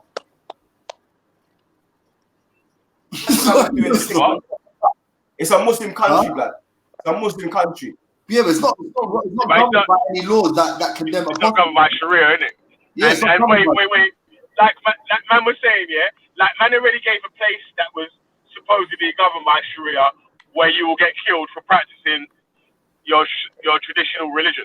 Man's already gave that example of a place where he actually comes from, where you will be killed if you practice the traditional religion. So I don't know why man keeps saying about it's not man not practicing it properly, because I don't know how man can even say that, bro. Like, them man are actually there saying, right, we're Muslims, and if you don't do as we say in our thing, or if you practice anything that we don't say you can practice, you man are dead. Yeah, and I'm saying they're wrong though, but I'm saying you can't superimpose that exists everywhere where Christian Muslims are. So you can't superimpose that's like everyone who reads the Bible thinks like that, or everyone who's a Muslim. But can we be fair and realize that a lot of people on the continent? We never said that. Hold on. I gave an example of a place where that. And I don't agree with that place, fam. Hold on. Man, not saying man should be killing, man. That's the thing. So it's like the points man are bringing up. Man's pointing up. You man are bringing up negatives, and man's bringing up positives. That's all it is. No, what you failed to understand was when I witness. Can I say one thing really quickly? Can I say one thing? The president of Gambia used to be a security guard in Argos. Yeah. That's the new president, not the old one. Yeah, Jammeh. He's just done a military coup. No, this is Adama Barrow. He used to work. Yeah. And that's the new president. That's the new president of Gambia that the British just put in there. Yeah, that's the puppet. The one before that. Can we take a moment? The one before that was Jammeh. That's the new president. I was in Gambia when they done the military coup, and France was on the bloody border of Gambia coming to invade, and the guy had to fly to another country. Yaya Jammeh. Yaya Jammeh is the one that was dashing the English batting man. They tried to do some batting man festival on the beach, and obviously their version of. But the point still stands, Respect. You use that as an example, but the reality is not governed by Sharia law, so it's not an example of.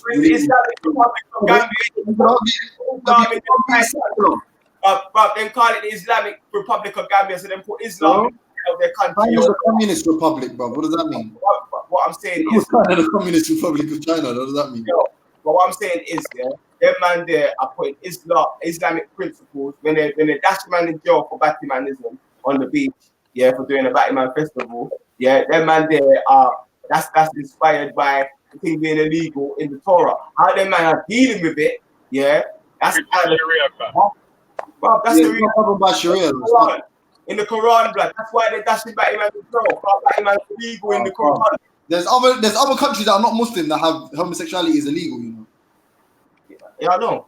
Yeah, so what's got to do? Like, man, there's some the gaff, man. Their basis for a lot of their judgment, including the charity and the food and the eating of the people, them in the ground, is based by Islam. A lot of the countries' tendencies are based upon Muslim understandings in the Quran. That's what I'm saying, isn't it? I'm not here to say whether religion is good or bad. I don't personally have a problem with religion. I simply want to know how people of different faiths can actually work together and save humanity. That's all I want to know, because at the moment I see different faiths using certain doctrine to belittle other faiths. So we've had for hundreds of years, whether it's the Crusades, whether it's one caliphate in West Africa invading another country, you know, we've had these problems. I just want to know, how can we bridge that gap so someone who is practicing voodoo can sit next to a Christian and not have a problem? That's all I want to know. We can't, bro. You can't, because it says in the commandments, "Thou shalt worship no other God before me." There And we those go. that follow those then we have to be commandments real. will always frown upon anyone who worships anything else than what they believe in. And that's the core thing about being an Abrahamic faith. We got to be real. The Bible is everything of African culture. Does anyone know that? That means you man are saying that you're worshiping something other than the Creator. Quickly, can we move this quickly? I'm saying that I don't have I'm saying I don't have the intellectual, spiritual propensity to tell someone else that they're not worshiping the Creator just because their religion or like their intentions ain't worshiping the Creator just because they're not the same religion as me. You understand? Special. Hey, listen, you don't know what a Kardashev scale is? No, sorry, no, I don't. So like type 1, type 2. Oh, James, why the fuck you? Yo, all right, cool. Halfway through your sentence, watch. Kardashev scale. Yo, fuck it.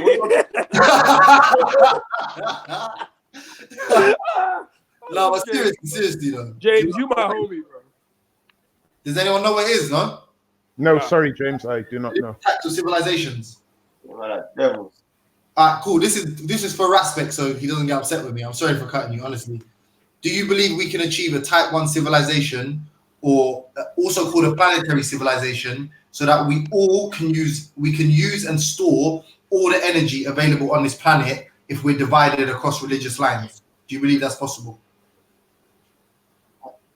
Like my point is, yeah, like us not be. Let's get rid of the religion then. Let's say that everyone that's religious is not religious anymore. I don't think there will be some unity amongst people just because that's the way our religion. I'd say right now the unity is going to be formed by us propagating, yeah, the tendencies within the religion, yeah, that propagate unity. You know what I'm saying? And propagate respect.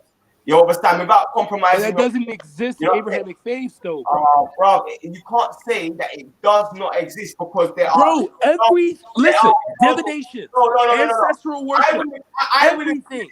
I will agree, yeah, that there are places where Muslims and Christians and their interpretations, they're part of the same family. You're talking about Esau and Isaac here.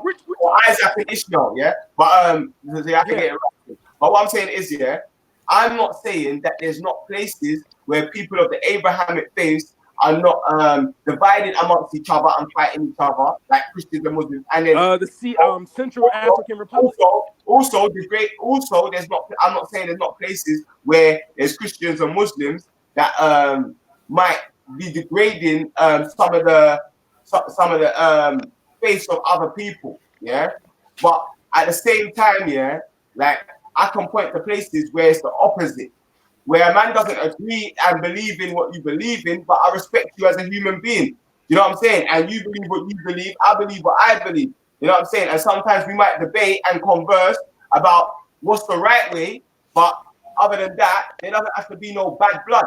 You know what I'm saying? And I think most of the Abrahamic religions have teachings and tendencies that tell us to be like this, tell us to have good manners, tell us to have respect, tell us not to disrespect another man. Yeah, I say no.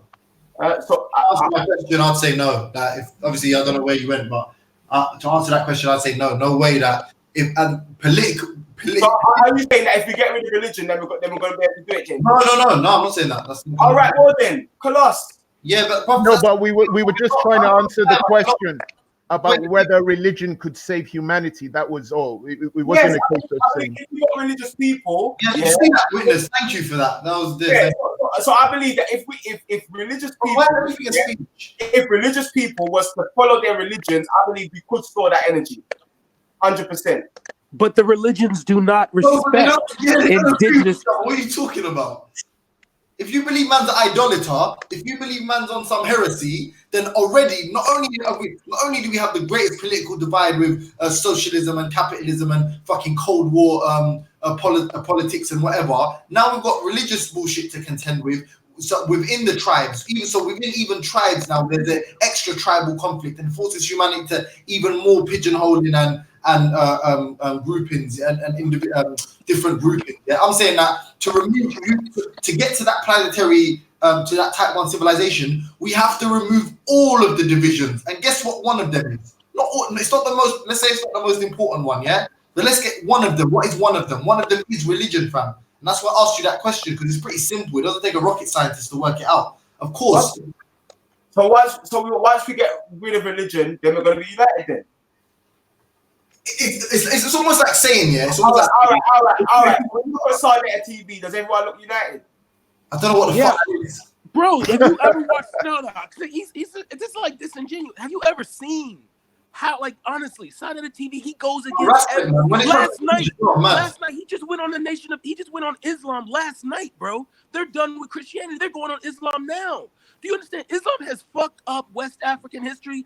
I've met Yoruba that will tell me that a Dudawa was related to Bilal. So, bro, are you saying African breaker of chains? Be honest. Are you saying amongst the African Americans that have said let's dash away religion because it's division? Yeah, when they go and start doing their own thing, are we saying that there's unity? Yes, I'm not the one who's talking. That's DC Brad. DC Brad. I'm saying there's mass division, mass argument. How can you prove that from across the Atlantic?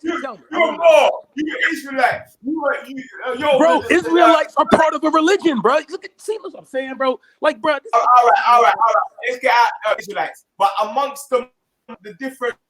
No, name someone that's not part of an Abrahamic faith, and you got this. Name someone that's not part of an Abrahamic faith. I'm a lot of the Kemetic ideologies, like the man them ain't agreeing either. The man them are arguing. The man them like if you look at like Tariq Nasheed and Umar Johnson. Tariq Nasheed is not a Kemetic. Umar Johnson is African spirituality, but he's a Pan-Africanist. I know, that's what I'm saying. So Tariq Nasheed and Umar Johnson are two black people that are not religious anymore, innit? They ain't got their religion. They united on something to do hidden colors. But now, them men are beefing, and it's got nothing to do with religion. Their beef has nothing to do with religion, though. That's the thing. That's my point. Their beef is about a movie. That's my point. Dr. Umar, no. But this is being disingenuous. You don't even know what the beef's about. Dr. Umar Johnson didn't like the fact that Tariq Nasheed in his fourth movie about Haiti, he did not like the fact that Dr. Umar Johnson did not like the fact that Tariq Nasheed came out and was trying to that had more white people. He was like supporting white people and things like that. He did not like that. That's why they were beefing. They were beefing because one lives in a white neighborhood and the other doesn't. Bro, if you want to talk about like us, you have to learn us. So we get rid of the religion and then we find politics. My man's more integrated. I'm more segregated to divide over. That's what I'm saying. Show me where you're going to see black conservatives killing black liberals, and you got it. DC Brad, yeah. That's what I'm saying. The people that are not religious, yeah, they need to find some James Jones, Velle Vision, DC Brad, Breaker of Chain, Shakara. All of you, man, need to form some form of like conglomerate, yeah, and actually like show the people something, so even religious people can say, "Bam, look." There's actually, but right now it's like, boy, man. Cool. I'll help you, Rasper. I'll help you. Yeah, cool.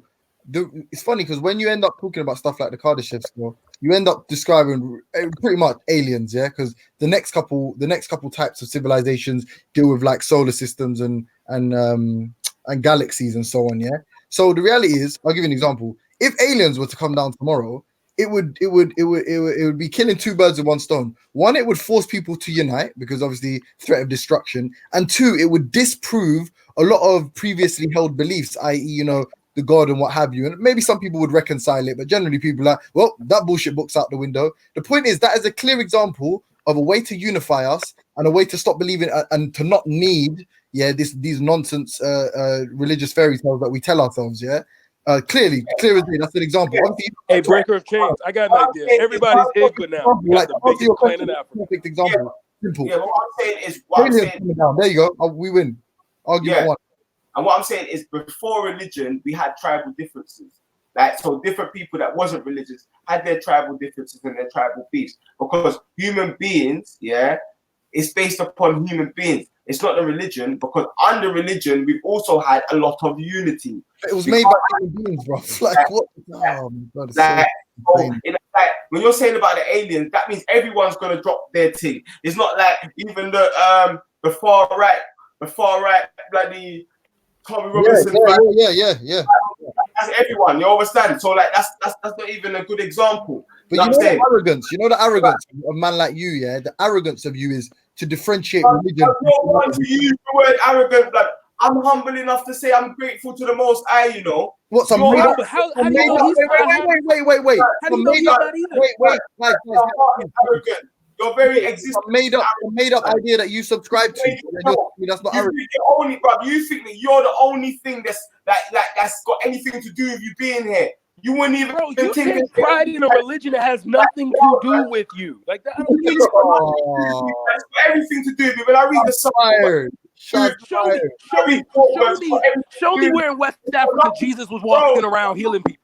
Oh, listen, bro, and this is where you man are complaining that religious people enforce themselves on other people. But it's really the non-religious people that enforce themselves on us. You understand? Because there was a slave trade that put us on here.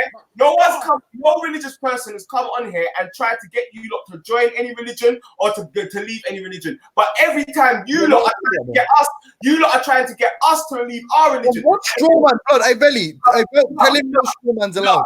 No, bro, I'm saying no point man's done that, but yet the actual energy of we don't accept you for your faith is coming from the non-religious people. Yeah, fine. But what I wanted to say, Respect, is James, let me just ask Respect a simple question. Maybe he'll be able to answer me. Respect, you mentioned to us that you like to venerate the Most High.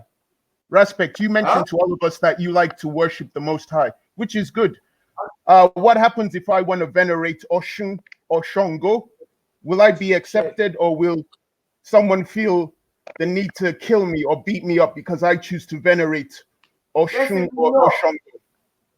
Definitely not, man. The Bible is literally against everything, bro. Like everything you just said, the Bible is against. Can I finish what I was saying to Respect, bro? Arrogance is not. It's the fact that you believe or you don't see any distinction. Or sorry, you see some distinction between man and God, as if to say the examples that we would have of man authoring these Bibles or man authoring the Quran, you would dismiss them because of your subjective belief in this Most High. And then you try to defer and be like, you try to say, it proves my humility in something that you've created. You've created and personified some deity that's above all humankind. That's inextricably linked to yourself.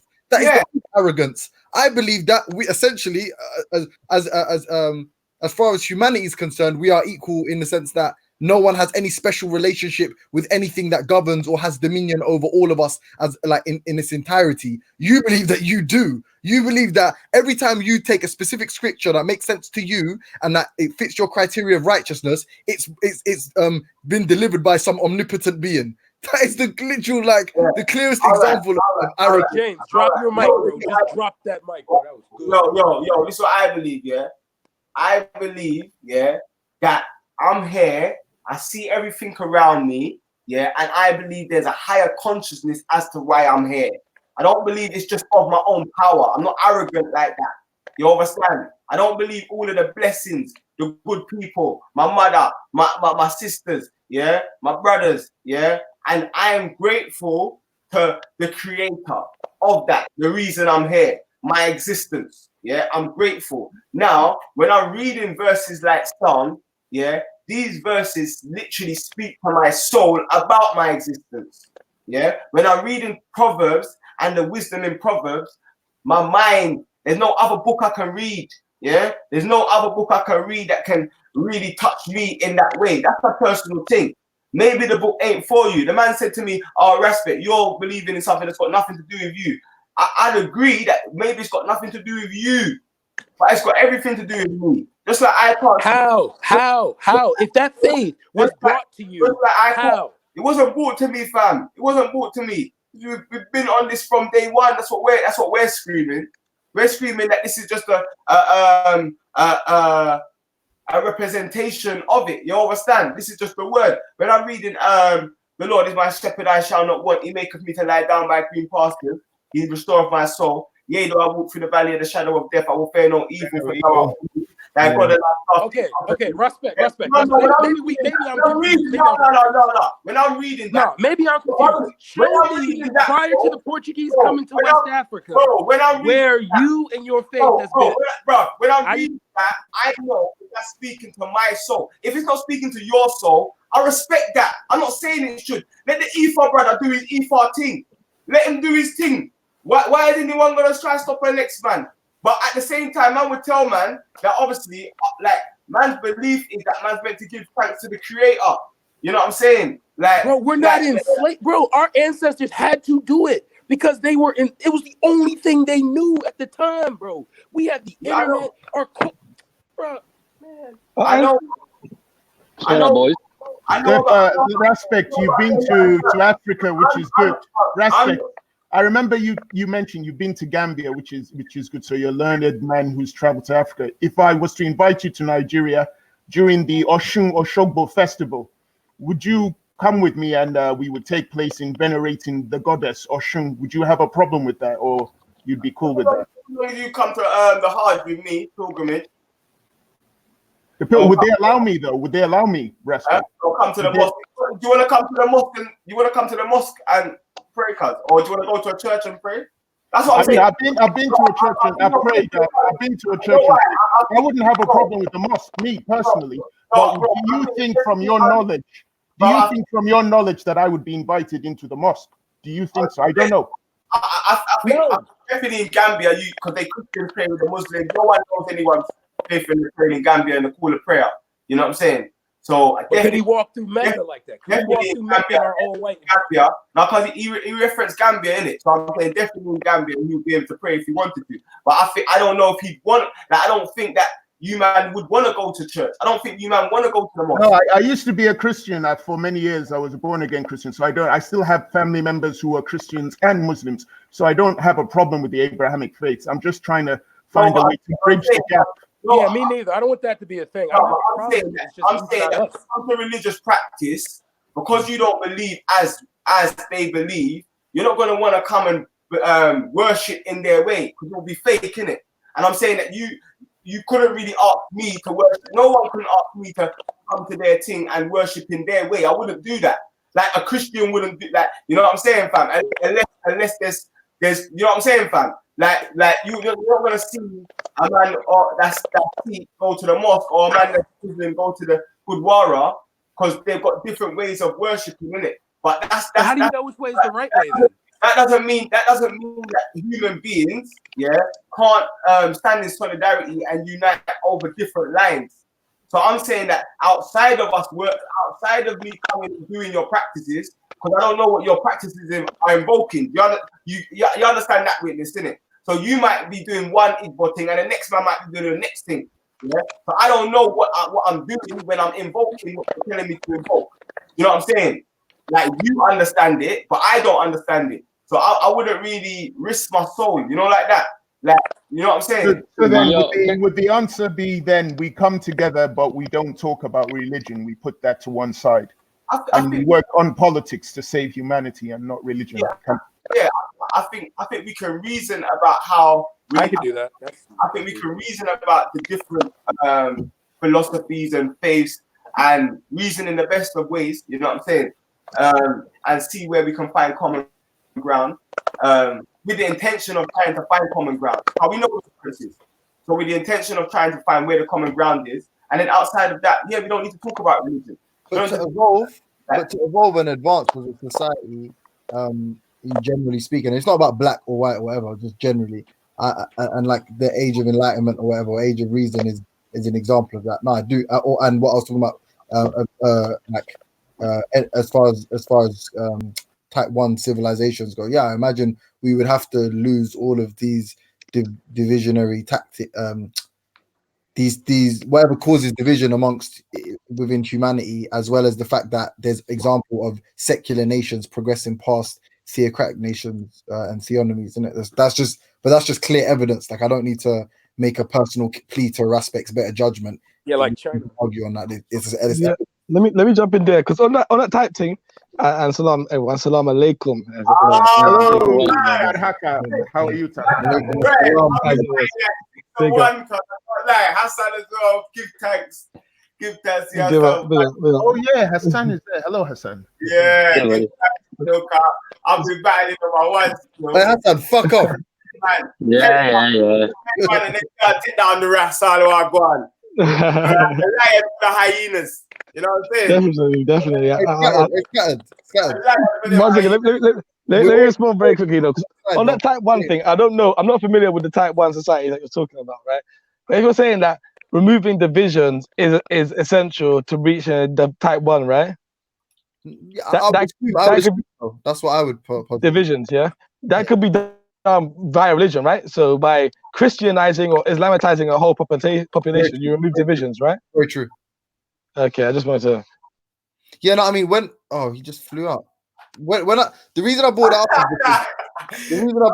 just Streamlabs, man. I mean the StreamYard thing. Yeah. The reason I brought that to the attention is because, and Hassan, you know this already. This is Hetero's argument for globalism. So he's like, this is the best. This is what he believes is the best way to achieve that. And so I got. Okay, so I've been listening to you guys go back and forth on this for a little bit. I think, so first, someone like Raspek, for example, maybe someone like me at one point might have said, okay, hello? you got to step. Can you guys hear me? Yeah, I can. Go on, Hassan. Yeah, so I was gonna say, you guys got to accept this. You got to separate the scripture from the people, and the people in the groups, and this is what's causing actual division, etc. Y'all hear him? But I would say, like, kind of after I guess, I don't know, thinking more about it, that it's kind of the scripture on its own is only defined by how people interpret it. Now, with that being said, I think there have been tons of examples about various groups and people interpreting it what we would say would be the wrong way. And then there's tons of people and tons of examples of people interpreting it the right way. So I think the better argument is there going to be more good or more harm from this? Because this is kind of a more appropriate thing. Like, for example, the example that Scatter just gave, couldn't everyone just be, let's say, Christian? Wouldn't that actually unify everyone, or Muslim? Yeah, but that's number one. On its own, when you say it on its own like that, yes, it sounds like it's fair and it makes sense. But the problem is, we've seen, even within Christianity or Islam, division. Yeah. So I'm moving on with people, Hassan. There's division. So it's not like exactly. So what I was going to say was, James, the one problem here with your argument, though, but that and I told you this with never hetero caused them to, before, kill is each that other. hetero, that the divisions are going to be there no matter what. There's division based on everything. So if your argument is, let's remove one. No, one second. The problem that you're facing, and it's Raspek's argument, and it's an immature one, is, okay, so we remove it, then what, guys? Then what are we going to do, guys? I don't like problems. I like solutions. I like solutions. No, I can wait. I can critique something, right? I can say that this cancer is killing you. What's the cure for the cancer, doctor? I don't have a cure. Is the cancer good for me then? If there's no cure, the cancer must be good for me. That kind of dumbass shit is No. The reality, No, we know that it is dividing us. It is. That's No, no. We gotta be It's real, like, though. I was like Islam saying, oh, bro. no, it's like saying this car, that car's shitty. That car ain't working. Even Yo, though that car, I was even though gonna you got empires with that car, you got empires. You got so many productive people in that car. You got some top racers, Formula 1 racers that drove that car. But man saying that car shitty. So man saying, all right, cool. Let's get rid of this car. What's your car saying? Your car saying? Yo, James, my argument We is build that a car that we made, not a car that someone gives us. argument- Like, come on, it's Yo, simple. that the separation Yo, let Hassan speak, man. You're lost. the separations and the groups are inevitable. There's no way to get rid of them, and the religions allow you guidelines and kind of ways to handle separations. That's what my argument was. Yeah, and it's amateurish. I'm not gonna lie. Like, what do you mean? How do you figure that? Because you have skin in the game. Every time the light shine on you, what you're going to attempt to do is re-shine the light on some other issue within humanity and society. Because but what about that? But what I'm saying is ours is just the best of a bad bunch. Fine, you're biased. You can say that. I'm just saying that. No, if I was to look at something like that, so if we look at that as the apex, yeah, that's something that we all aspire to. We're all gonna share. Like we're gonna build. We're gonna fucking master our own galaxy. Yeah, that's the plan for the world and human race. I'm saying that one of the things that would preclude us from that kind of achieving that kind of aspiration, yeah, is religious divisions. Simple. That's what. It's a very simple point. But because you're not so fucking tied to your bullshit fairy tales, you're just like, no, they are great. I promise you. Like, all right, fine. No, I didn't say that. I'm not saying that. Hassan, the thing is, our text tells us about people that want us to leave our religion. Like, Bro, it's not. Yeah, you man, like people like James Jones, you've been described, fam. Yeah, with your harder hearing, and you make your hard heart and your ears deaf. You know what I'm saying? Yo, what's going on here with the aggressiveness today, man? What the hell? Like, obviously, my thing is, we believe what we believe, and if you clock it, Hassan, the division ain't coming from the religious man. Them, the religious man. The religious man. I'm saying in this conversation. The religious man are saying, you know what? Regardless of what the Ifa man believes, yeah, I don't have to come and practice your thing. But the Muslim man would kill the Ifa man, though. That's the craziest thing. Bro, are you listening? I'm saying that I'm saying, yeah, that we already proved earlier that nothing of the man them was selling man to the Europeans before it even adopted religion, yeah. But even outside of that, yeah, because not just Congo, I can go to other nations that were selling slaves before they adopted Christianity. So when they was then you have to explain that how like the Abrahamic faith religion compared to how slavery was done by Africans. You have to read the book, The Construction of the Slave Trade in Africa. You have to read that because the way we dealt with each other was different. Yeah, but bro, cultural dissemination. Yeah, but you have to admit that some of us was religious and we were still dealing with that cultural dissemination. Like, we have to admit that. We did not receive these faiths, bro. So we have to admit that the Europeans that was their own thing. Because we had Muslims and Christians that was dealing with that same system that you're talking about. Right. Even the religious people that we're talking about had the same servitude, bro. 100% true. I don't dislike religion. That's 100% true. Can I just say, I don't dislike religion, but you know, like, because I'm just talking about when we talk about that type ones and that. I don't believe that the world's ever going to get to that stage anyway. But yeah, do you know what I'd say? Like, what some of my issues with religion are? Obviously, that the religious conflict, the sectarian conflict. I don't like any of that. I wish people wouldn't do that. I definitely believe it makes some people better trying to aspire to piety. I respect that. But one of my main like criticisms, and this is actually very recent, yeah, is religion makes my guy Respect a dummy. Like, see my guy Respect, he's a G more time, yeah. He's a smart youth, but when it comes he's respected over here. I don't know what's wrong with him. No, man. I just think from my perspective. Wait, Hassan, you are a Muslim, yes? Yeah. Someone from West Africa following Ifa. If I was to invite you to come to the festival where we venerate the goddess Oshun, and we drink libations to her and we celebrate, would you join me? You drink libations or you pour libations? I'll come. We pour libations. And Scattered Mind as well. Would you both join me?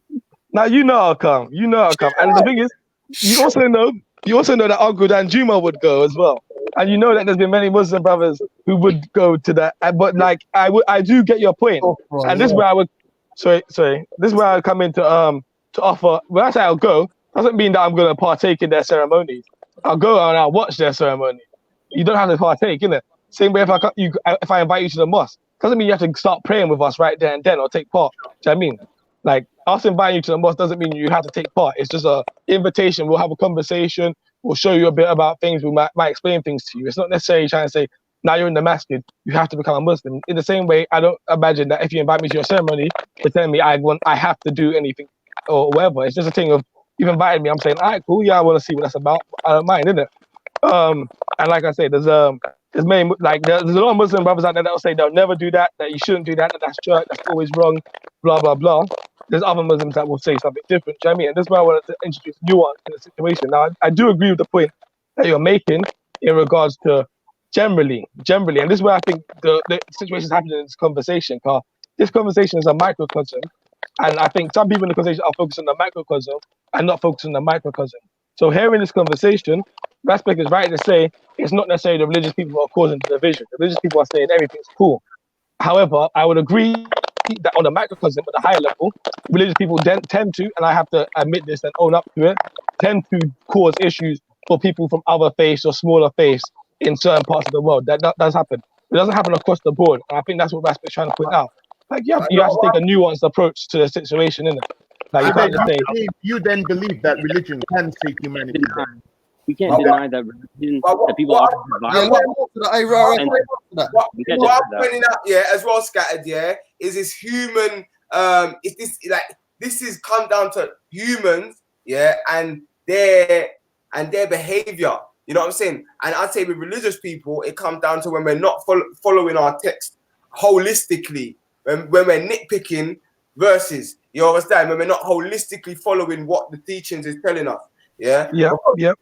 Because like when I'm looking at it and I'm being honest, you know what I'm saying? Like I look at the religious people and I look at the non-religious people and I see that, like, if we got rid of religion, I feel like we'd be much more divided. I feel like religion actually gives us probably we got more chance of like and respect, or not uniting but standing in, because what I'm saying is Scattered, amongst people that are not religious, they've got all sorts of differences. But then even amongst the religions, you got Catholic and you got Protestant, and sometimes them man fight better than they fight people that ain't Christian. And then you got Sunni, you got Shia, like same sort of things. And you got so I'm saying amongst religious people, even amongst even if a man says they believe the same thing, there's still differences of interpretations, and man are fighting. You got to provide evidence for your aspect, man.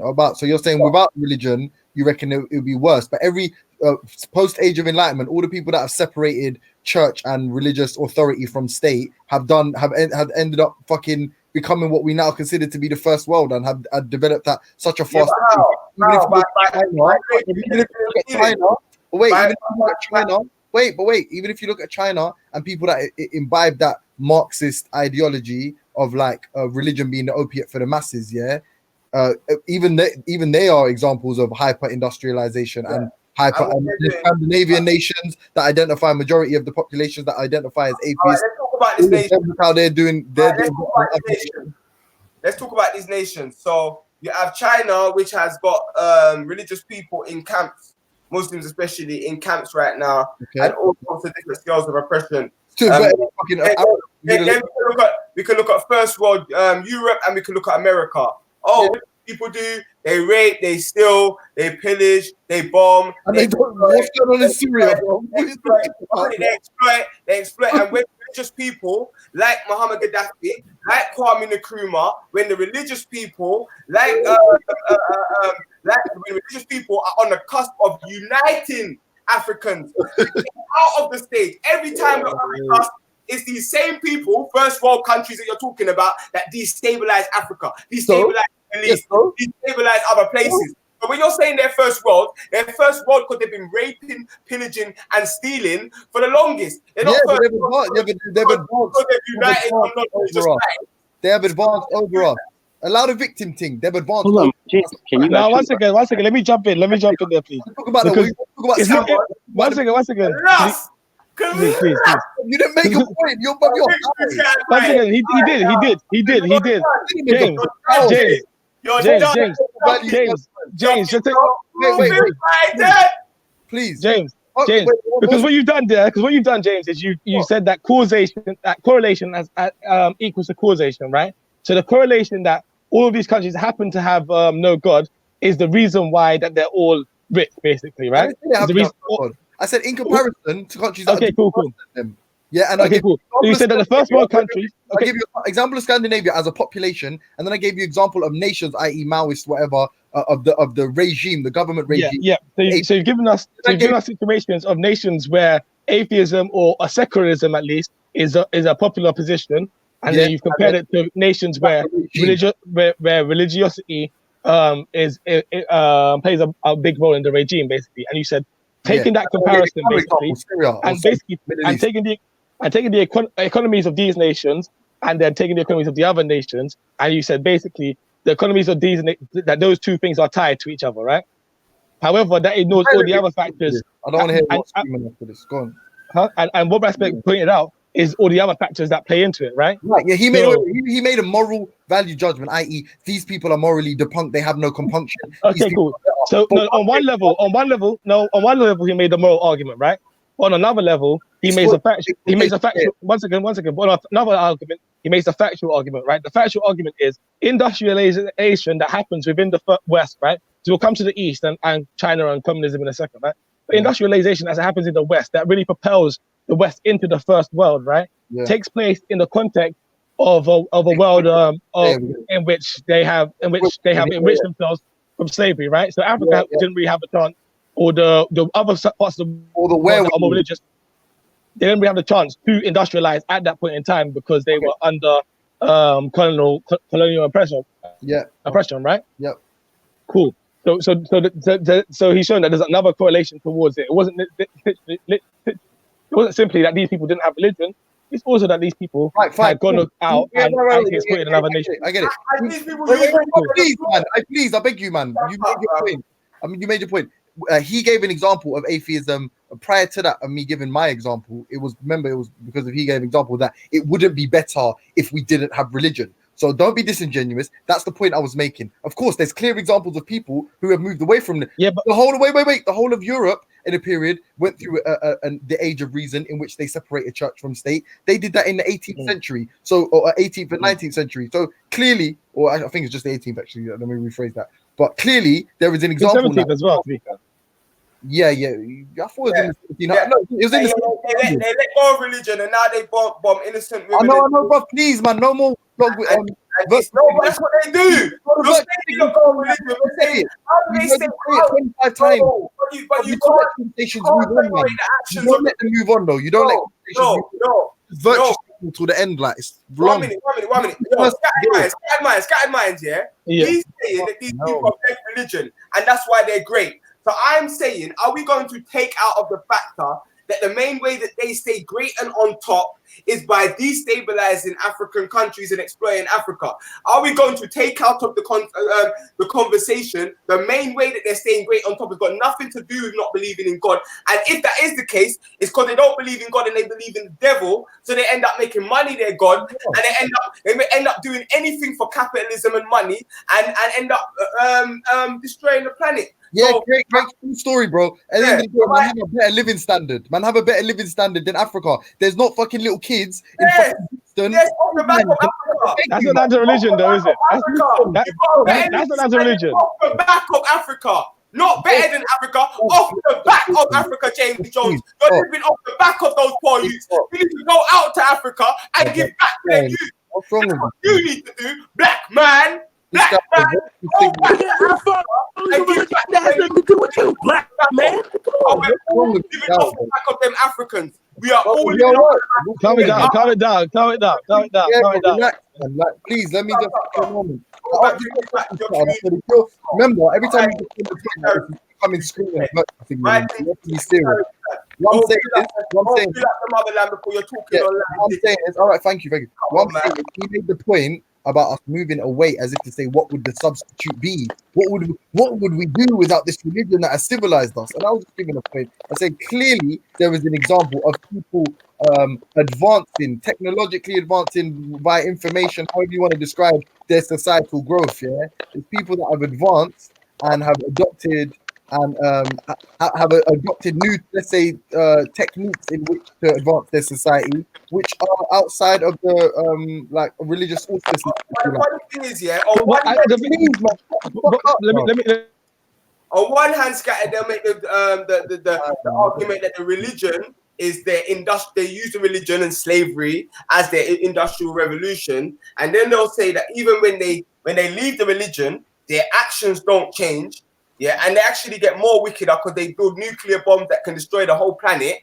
Yeah, and these people who you're talking about that have left the religion, you're not looking at none of the stuff that them lot are doing to stay on top. Yeah, you're smart. You're better than this, man. You're smart enough. Most of the scientists was religious. You get me? You can't separate scientists and religious, like religious people. You know what I'm saying? Religious people till this day in your society that you live in, yeah, they are your technician. They are scientists. They are. He's just saying the same shit over and over again. Even in this atheist society, religious people are playing a major role. Yeah, and you can't deny that factor. You can try to, but you can't deny that factor. Why don't you just argue against raw men?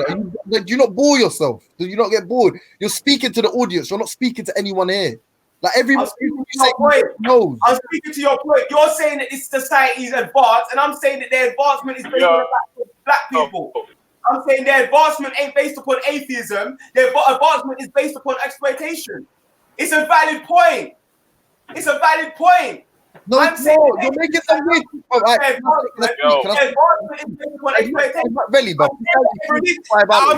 want to be religious tomorrow, and they continue exploiting. I'm saying if all of England becomes religious tomorrow, and they continue exploiting like they are, then their civilization's not going to decrease. Just relax, man. Just relax. Their civilization is not going to. All right, man. I get it. What I'm saying is, what if they become religious tomorrow, civilization. I'm about to fly out, man. This is ridiculous. Actions of exploitation and you said the same thing 1,000 times. That make the society good. It's got nothing to do with them leaving the religion.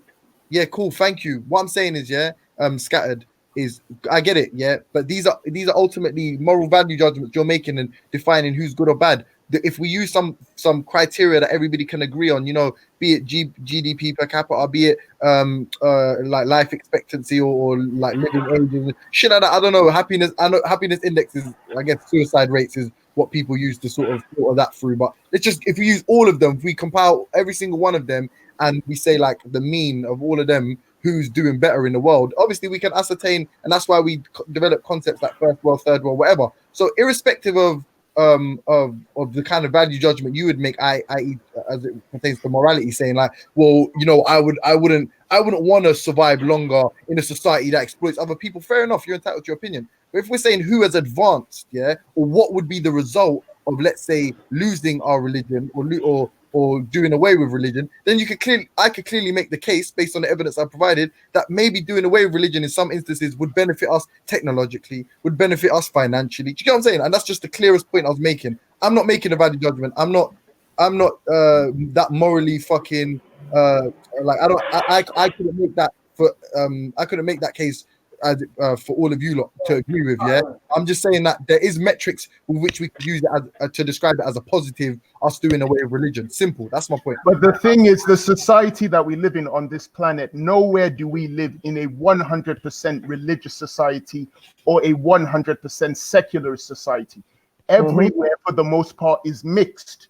So for us to make the assumption that religion can save humanity or secularism can save humanity is also is like counterproductive, because we don't have any examples of a 100% secular society or a 100% religious society. I agree. That's my point.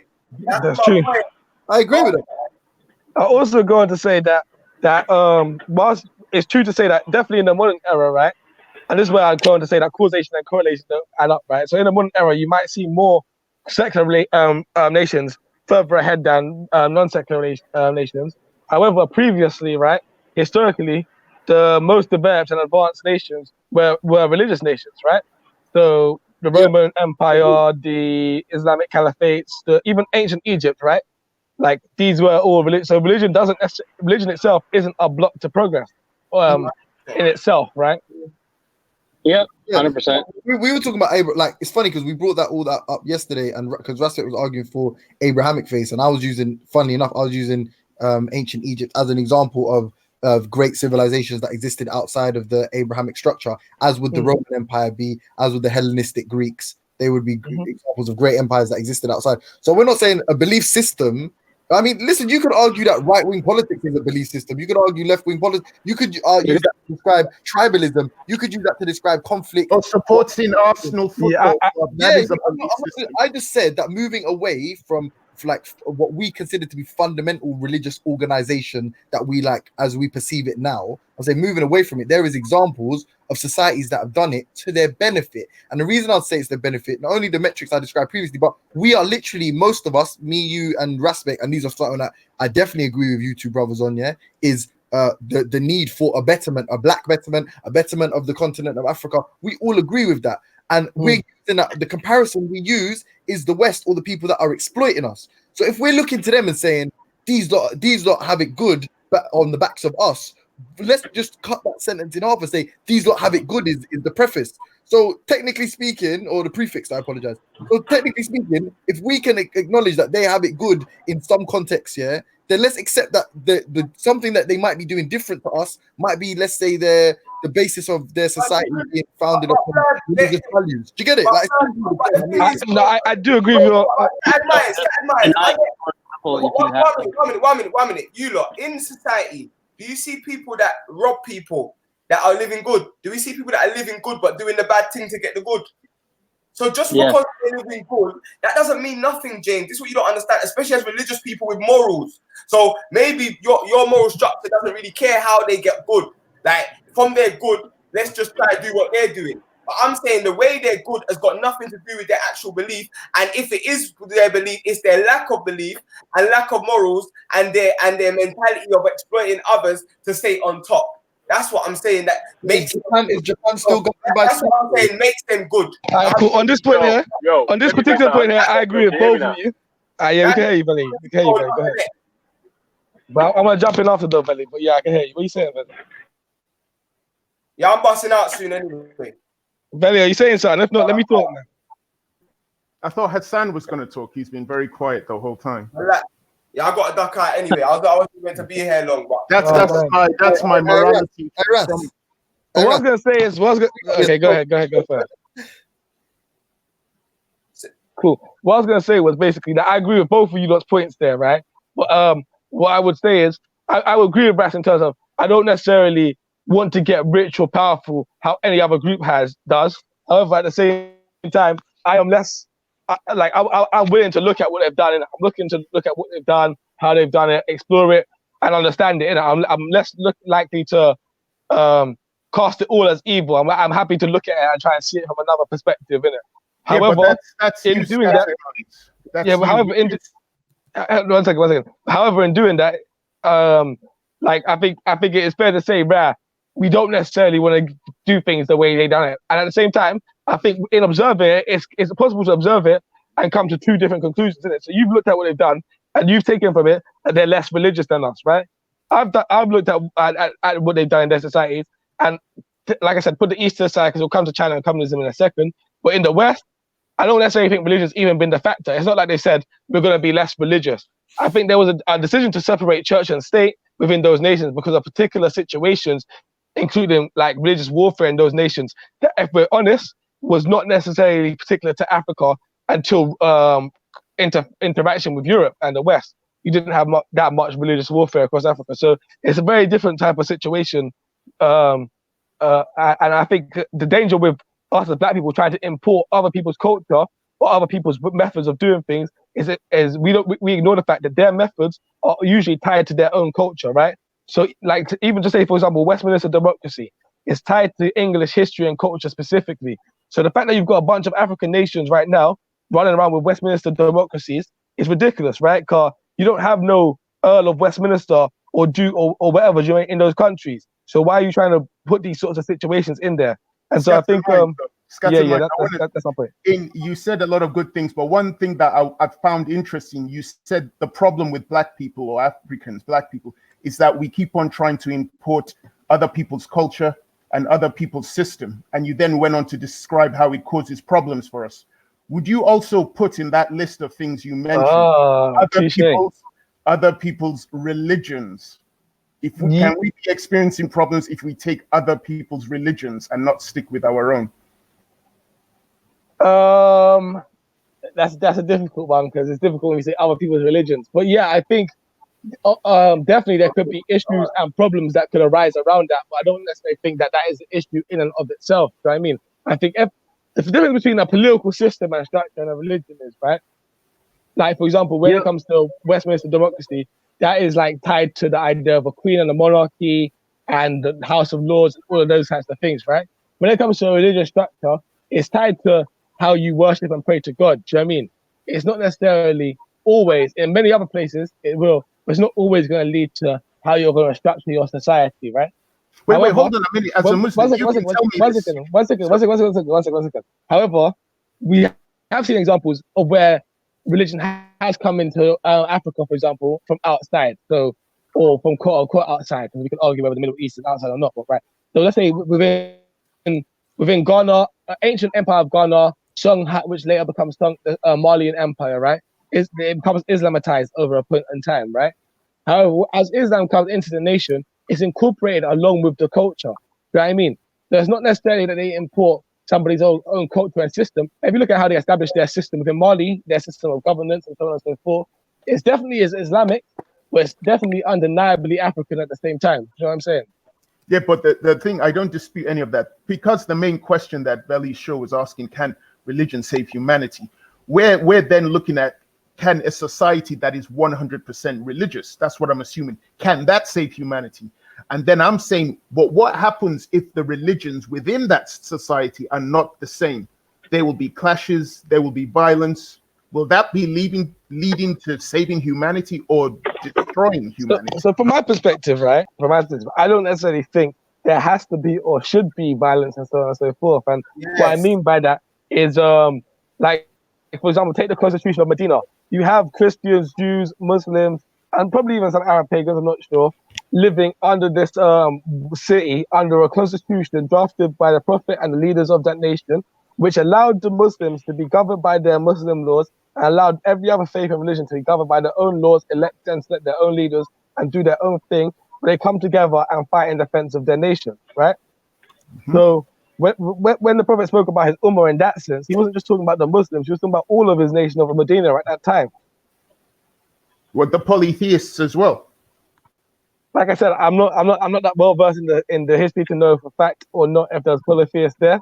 But the problem with the polytheists is it wasn't necessarily just they were polytheists, which was a problem in itself, but they were also like burying their daughters and doing a whole lot of... Sure. There were rituals within the polytheists, and there were also political motives they had which clashed with Muhammad and and the Sahaba. So I don't dispute that. But it's looking to a brighter future. If we are to answer this question about religion saving all of us, can we honestly say that this is possible? Yep.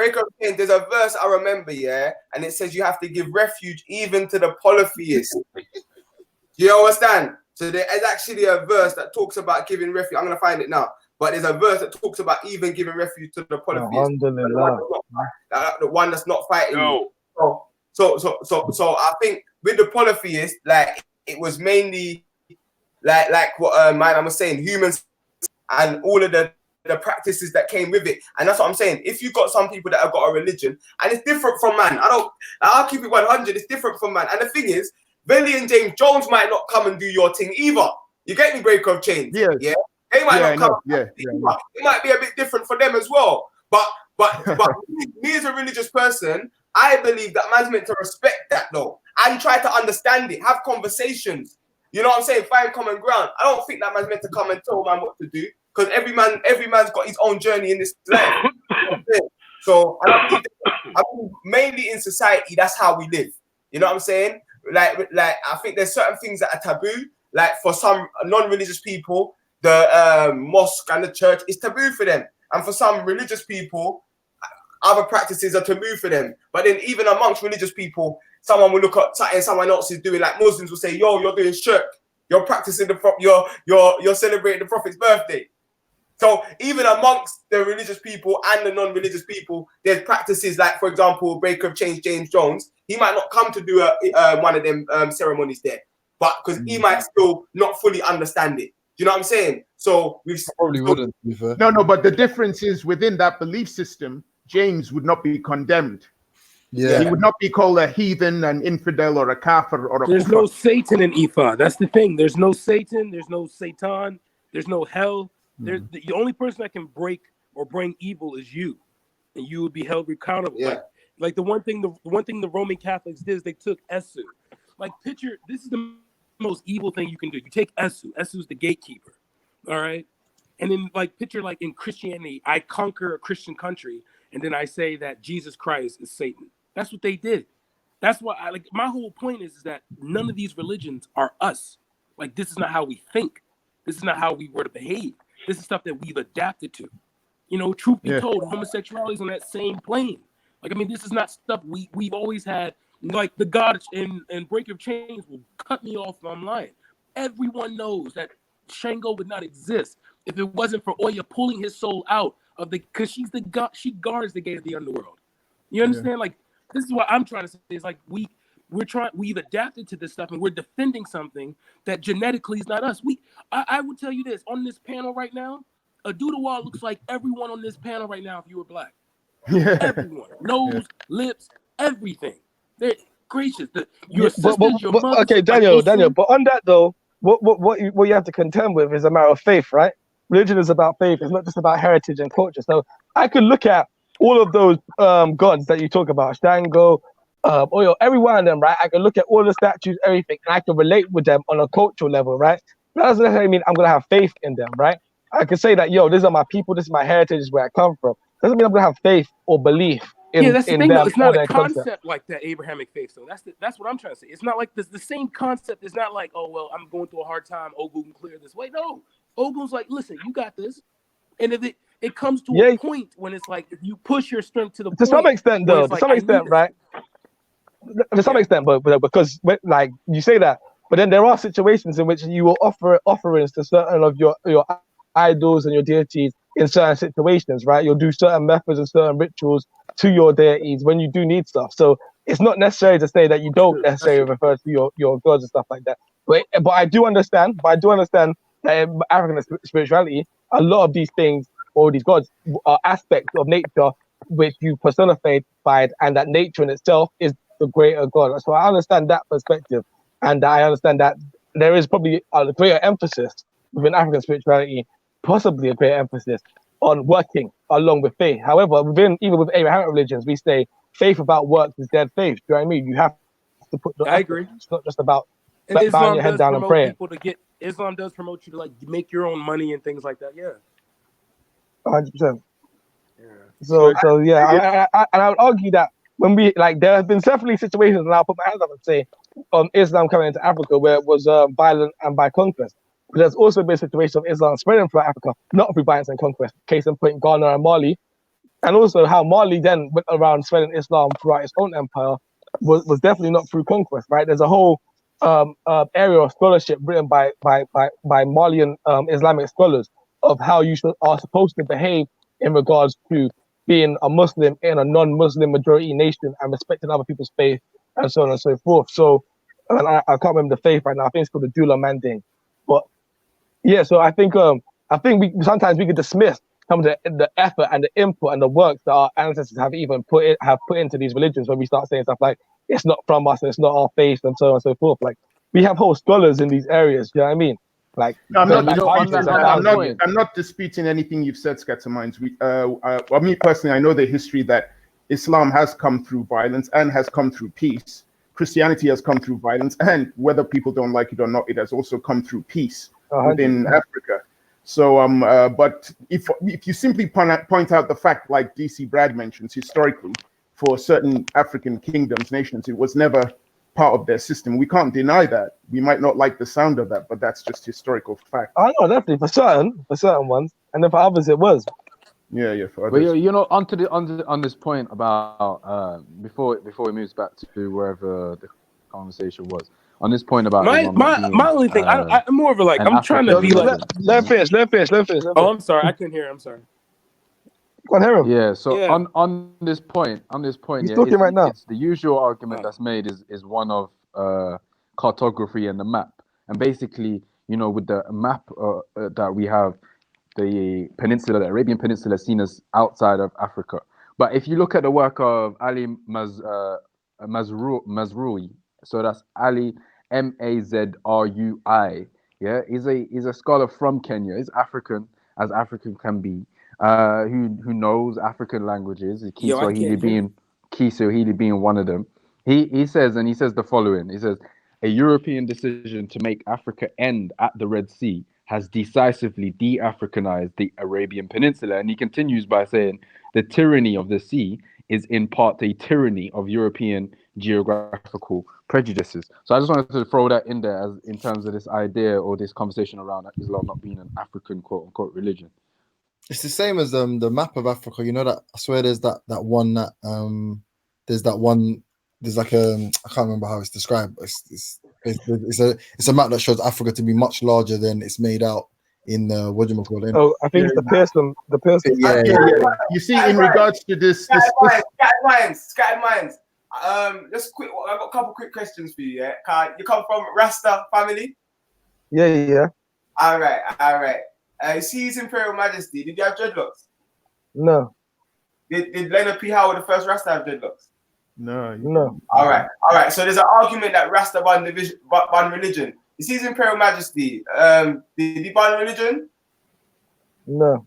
What was his religion? Huh? What was his religion?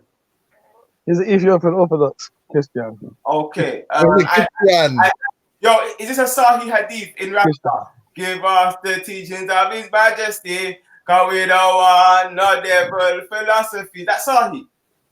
Of course. All right. My last question, my brother. Are you aware of the speech where Selassie says he glorifies in the Bible? Yeah.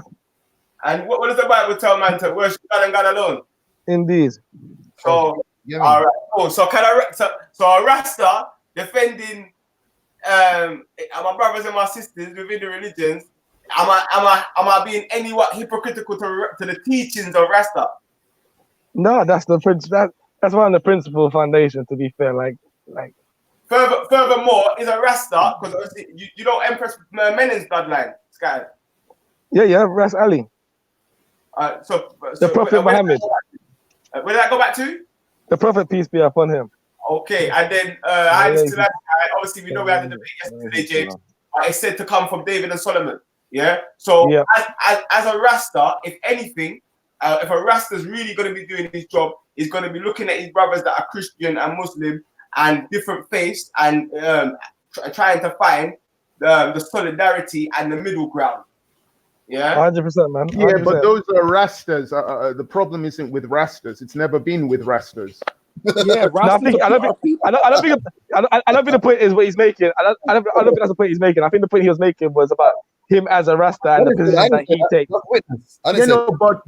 But what Respect is saying, Respect and Scattered Minds. I'm saying if most people were like you when it came to religion, we wouldn't be having this discussion. But that's not the real world we're living in. I accept that. But why not? That's about my own personal opinion. That's what content is. 1 minute. Content over everything said, Kai, not on the panel. Tell content, jump on. Yeah? I like that. He said that's a Bob Marley song, personal opinion. But what content over everything can't deny is that Rastas, are saying follow that is a Rasta principle, the teachings of His Majesty, whether it's the teachings about everywhere is war, or whether it's the teachings about economics, modernization, education, no matter what the teaching is, these are teachings and principles that Rastas are meant to put forward. And and he himself said, I myself glorify in the Bible. You know what I'm saying? He also said those who create division between the Christians and the Muslims are enemies of Ethiopia. He also said that. Yeah. A Rasta's position is to actually fight against those who try to create division between Christians and Muslims, and that's why Rastas, that's why when to Africa, he said Africa unite. And if you listen to most Rastas, them say Africa unite. Man ain't really. Can I just trust? I'm about to fly out. Yeah, big up for everyone, every man on the panel, especially to you, Ras, for being my opponent this evening. But just to answer the question from my what about me, man? Well, I ain't been worthy, no. Oh, you ain't, because you was teleporting and stuff, but you're common. You know what time it is already, innit? But no, seriously, to answer that question, I don't think it can save humanity, and yeah, that's my point. But sweet man, in a bit later on. And then he goes. He leaves the party and he goes. Only the most I can save our souls. Haile Selassie wasn't Rasta though. I swear he told Rasta not to worship him and become Christians.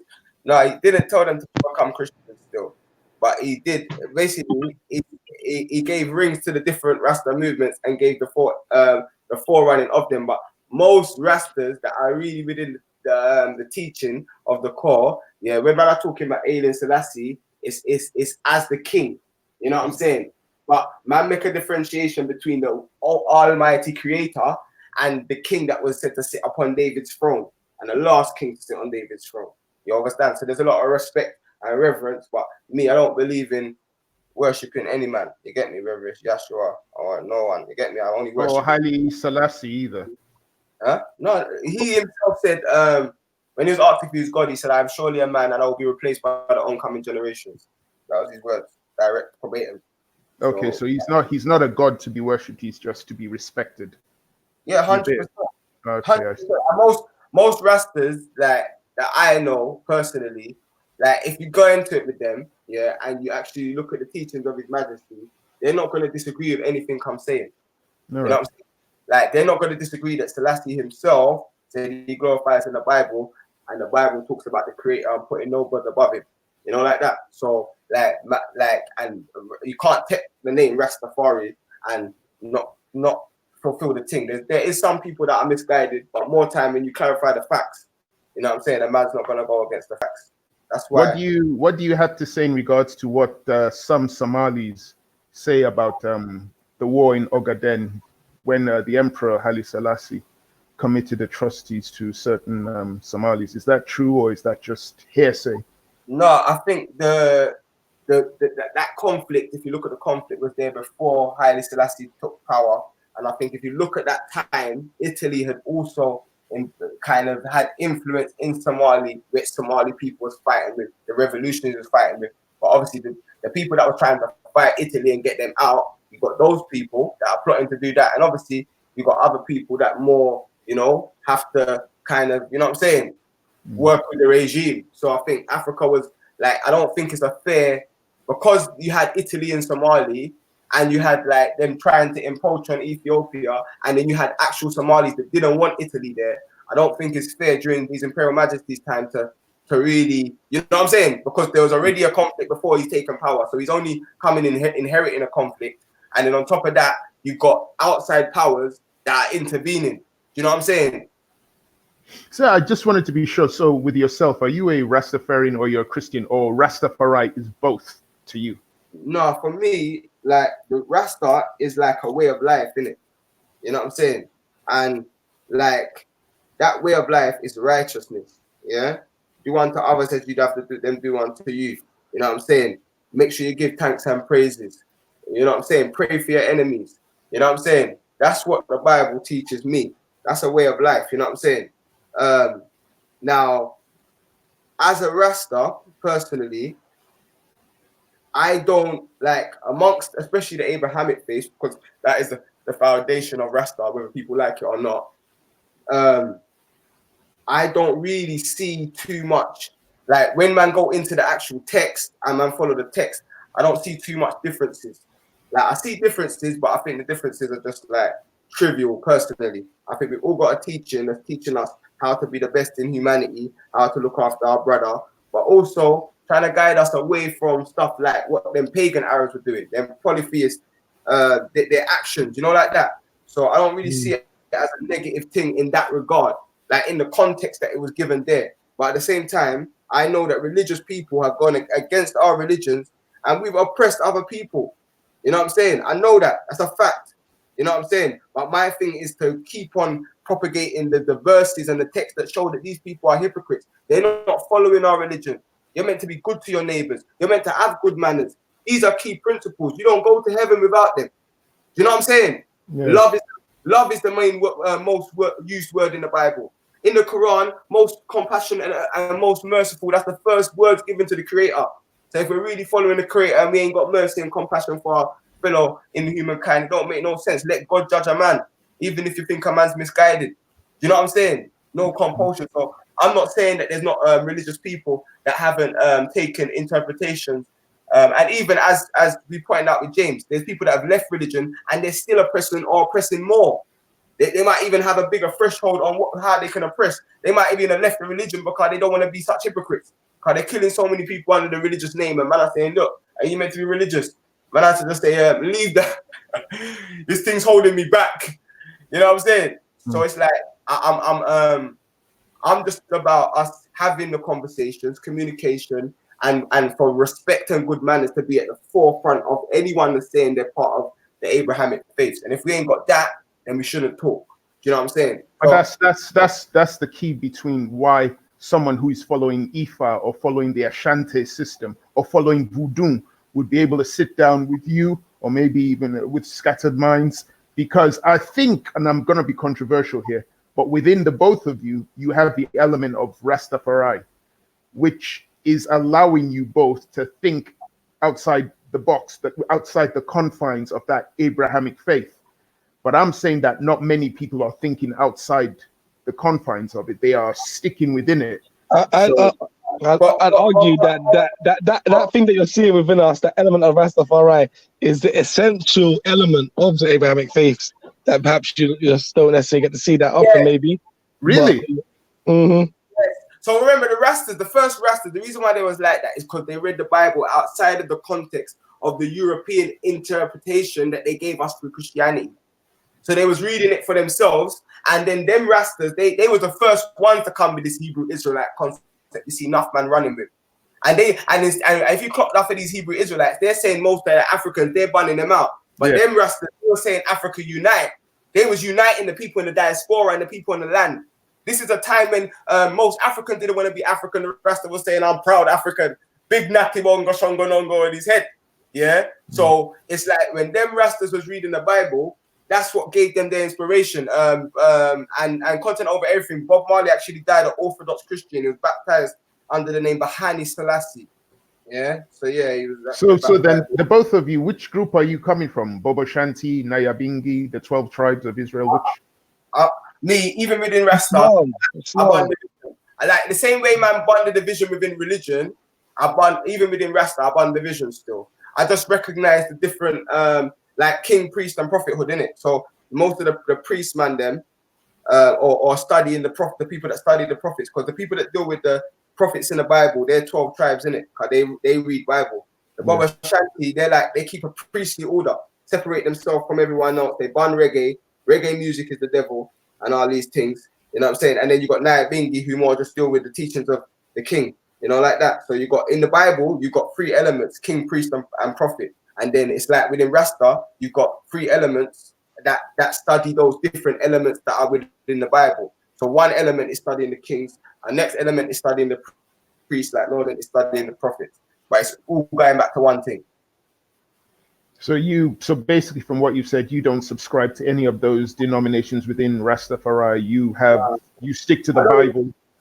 I don't like even of recent, like even the term Rasta or the label Rasta, because of other people's perceptions, and like me, I just see myself as a follower of the teachings, like that, the teachings of Abraham and his legacy. And I think that the main core teachings is be righteous, don't oppress the orphans. Like I think there's a main core ethos of the teaching, you know, like that. Don't let no adultery, you know, honor your wife, you know what I'm saying? Like, don't fornicate, no homosexuality. Like, those are just core ethos teachings that guide my life. You know what I'm saying? And if I start reading Psalms to everyone now, people are going to be like, even people that are not religious, like they love the Psalms, they love the Proverbs, because there's, you know, there's substance for humanity there, no matter whether you believe or don't believe. Like, enough of the reggae songs is based upon Psalms, and you know how reggae has touched people. Yeah. And that's biblical, because there's something in our people that resonates with these words. So from you, basically, you do believe that religion can save humanity. Different forms of religion coming together, working together will save humanity. Basically, that's I think if the religions are practiced, like within the fullness, like if people are encouraged and we start to condemn the negative people and we stop letting them feel like they own the religions, you know what I'm saying? And we actually, and non-religious people even know the verses that hold us to account of good manners, hold us to account of respect, just as long as they're giving it to us. You know what I'm saying? Like, it's up to non-religious people to know the verses that and hold us to account. I heard Christian Prince the other day talking about a woman's panties, and I went and got their Christian verses showing blood. You don't talk like that. That's not biblical. You know what I'm saying? So it's up to us to hold ourselves to account and other people to hold us to account. And from we're held to account and we're actually practicing the religions now. We're not just claiming a religion and doing something that's opposite from what our religion is teaching us witness. And then everyone's saying, look what these religious people are doing. But we of the religions, we're like, yo, they're not even doing the thing properly. And I think you lot do know, because Velle went to a mosque the other day, and the Muslim that came out was so peaceful. I was so glad when Uncle spoke to Velle. So when you go to the mosque and you come offline from some little youths that are immature, that just can get onto the hangout quickly, you go to the mosque, you find out the real characteristics of a Muslim. Whether you believe in what they believe in, you go to a real church, you're going to find out what real Christians, you're not going to hear the hate speech that's in Speaker's Corner. You're going to find out love and grace, and so you're going to find out what real the ethos of Christianity is. You understand? And that's what I think needs to be promoted more. And we also need to break down the division element. You know what I'm saying? Yeah, I understand what you're saying. But it's like something that was mentioned earlier. Even if religion didn't exist, most men have it in their heart to create division anyway. So yeah. So it's, I don't know. To me, it's a tough one. I can't answer. I think they're good things to religion, but I also think they're good things in secular. I would like to chime in, my brother witness. Oh, hello, Ultra. Hello. You're right. I'm back. I've been listening in, and I was trying to think. All right, I hear the points Ras is making. I hear the points being made on the panel, but I'm trying to. Who's that? That was DC Brad. I think he has. Sorry. Yeah, sorry, Brad. Big up Ziriad. Big up Scattered every time. Come on. Yeah, big up. One thing I will say. Is somebody speaking? It's like it's muffled. No, the problem, DC Brad, is your connection is bad. Ultra is actually speaking, but you can't hear him. So I don't know whether you have to go out and come back in. I don't know. Okay. Oh snap! Okay. Yeah. Bad, yeah. What I'm trying to just like figure out is there anything that religious people do, or like is there what are the actions that can't be achieved by purely secular means? Like, I'm trying to think, like, all right, look, when we're talking about building, what we're saying is we're leaving our religion, so that's what we're saying. No, but respect, you keep saying that, bro. No one's telling you leave your religion, stop believing in God. No, what I'm trying to say is, bro, what is it that you do that can't be achieved by purely secular means? So ultra. Unless you're looking to do concentration camps to us like Sarah, we might as well look at how religious people and non-religious people work together. Unless you're looking to no, but bro, I'm saying that unless you're looking to put us in concentration camps and brainwash us out respect, I don't know what you're talking about right now. Why are you talking about Sarah? Why are you talking about concentration camps? My question was, what is it religious people do or like that can't be achieved by secular means? I'm not saying respect leave your religion. I'm not saying respect go to a concentration camp. Like, what is that? No, I'm saying that the people, that's the argument that's being put forward right now, Ultra. It was said yesterday. Wait. Whoa. Who put the argument forward yesterday? Nothing to do with me. No, Nobody put the argument forward today. I'm saying, what is it? I'm saying that I can point to whatever I want to point to, Ultra. You know you can't stop man from doing that. So man's gonna point to whatever. I'm saying that a lot of people that are saying the religion, oh, how can we do it in secular means? I'm saying that most of us are religious right now. Yeah. So rather than Agreed. about secular means, we might as well look at how people of faiths, of different faiths, can work together for the betterment of Africa, which is Pan-Africanism, rather than looking at doing it through secular means. So the only way we can do it through secular means is by forcing religious people out of their religion. And the more you fight religious people, our books tell us that there's people. You keep saying that, Respect. So I don't know if you're deliberately missing the point or accidentally missing the point. At no point, bro, is anyone saying you have to leave your religion. My question was, what is it that you guys are doing that cannot be achieved by secular means? I'm not saying religious people do it this way. No, that's not what I'm saying. I'm asking, like, so if a religious person is instructed to do good works and charity and blah blah blah blah blah, all right, cool. So if somebody who's an atheist, agnostic, or secular also chooses to do good things and good works, like, what's the problem? No, I'm not saying that they can't do that. We're saying that there's not encouragement to do that. So what we're saying is they can. What do you mean? Yeah, but they don't need the encouragement, bro. We're doing good because it's good. I'm saying when I go to Stratford and I see people giving out food, it's religious people all the time. It's never non-religious people that I see doing like this charity on the roads and that. I see a lot of religious people doing that, and with my own eyes as well, turbans, or I see Muslims. So I'm saying that there's at least some acceptance that that a lot of these men that are atheists in this country, the average people, they go to the pub, they go to the brothel, or they, you know what I'm saying? Like a religious lot of people use brothels as well. Respect. Don't be stupid. That's the society. One is going against his thing. One can do that. It doesn't matter. He's not doing nothing wrong. I'm just saying that when you're in a religion, then you're held to a bit of a higher standard by not only your companions, but you should be held to that standard by the rest of the world. Whereas if you haven't got a religion, then you can kind of set the standard anyway. That's all I'm saying. So I'd rather be on that kind of man say, yo, Respect, look at this verse of the Bible. You can't be like that. And man say, yeah, I hear you still. You get me? Like, I'd rather have and that's what religion does for some of us. Maybe not everyone. No, Ras, do you know what the funny thing is? Like I said, I don't know if you heard, but all day I've been repeating myself. I am not an anti-theist. I realize that there are people that use religion for a variety of different reasons. Some people use it as a crutch. Some people use it as moral guidance. Some people use it for spiritual reasons. Some people use it for... Wait, let me finish. Some people use it for the social scene. Some people use it as a guide for life. Some people use it when they've lost somebody, bereavement, and all the rest of it. And I get that, bro. I really do. Which is why I'm not an advocate for getting rid of religion. No. It's not what I'm saying. What I'm saying is, it's like nobody's presenting me an argument like where religion is great. I'm hearing. You got it wrong. You got it all wrong, fam. You got like why like man is religious because God first. Yeah. Like even if you go to the Zimbabwe tribe or what Shaka and them and deal with, they say Tendai Mari. Thanks be unto the Creator.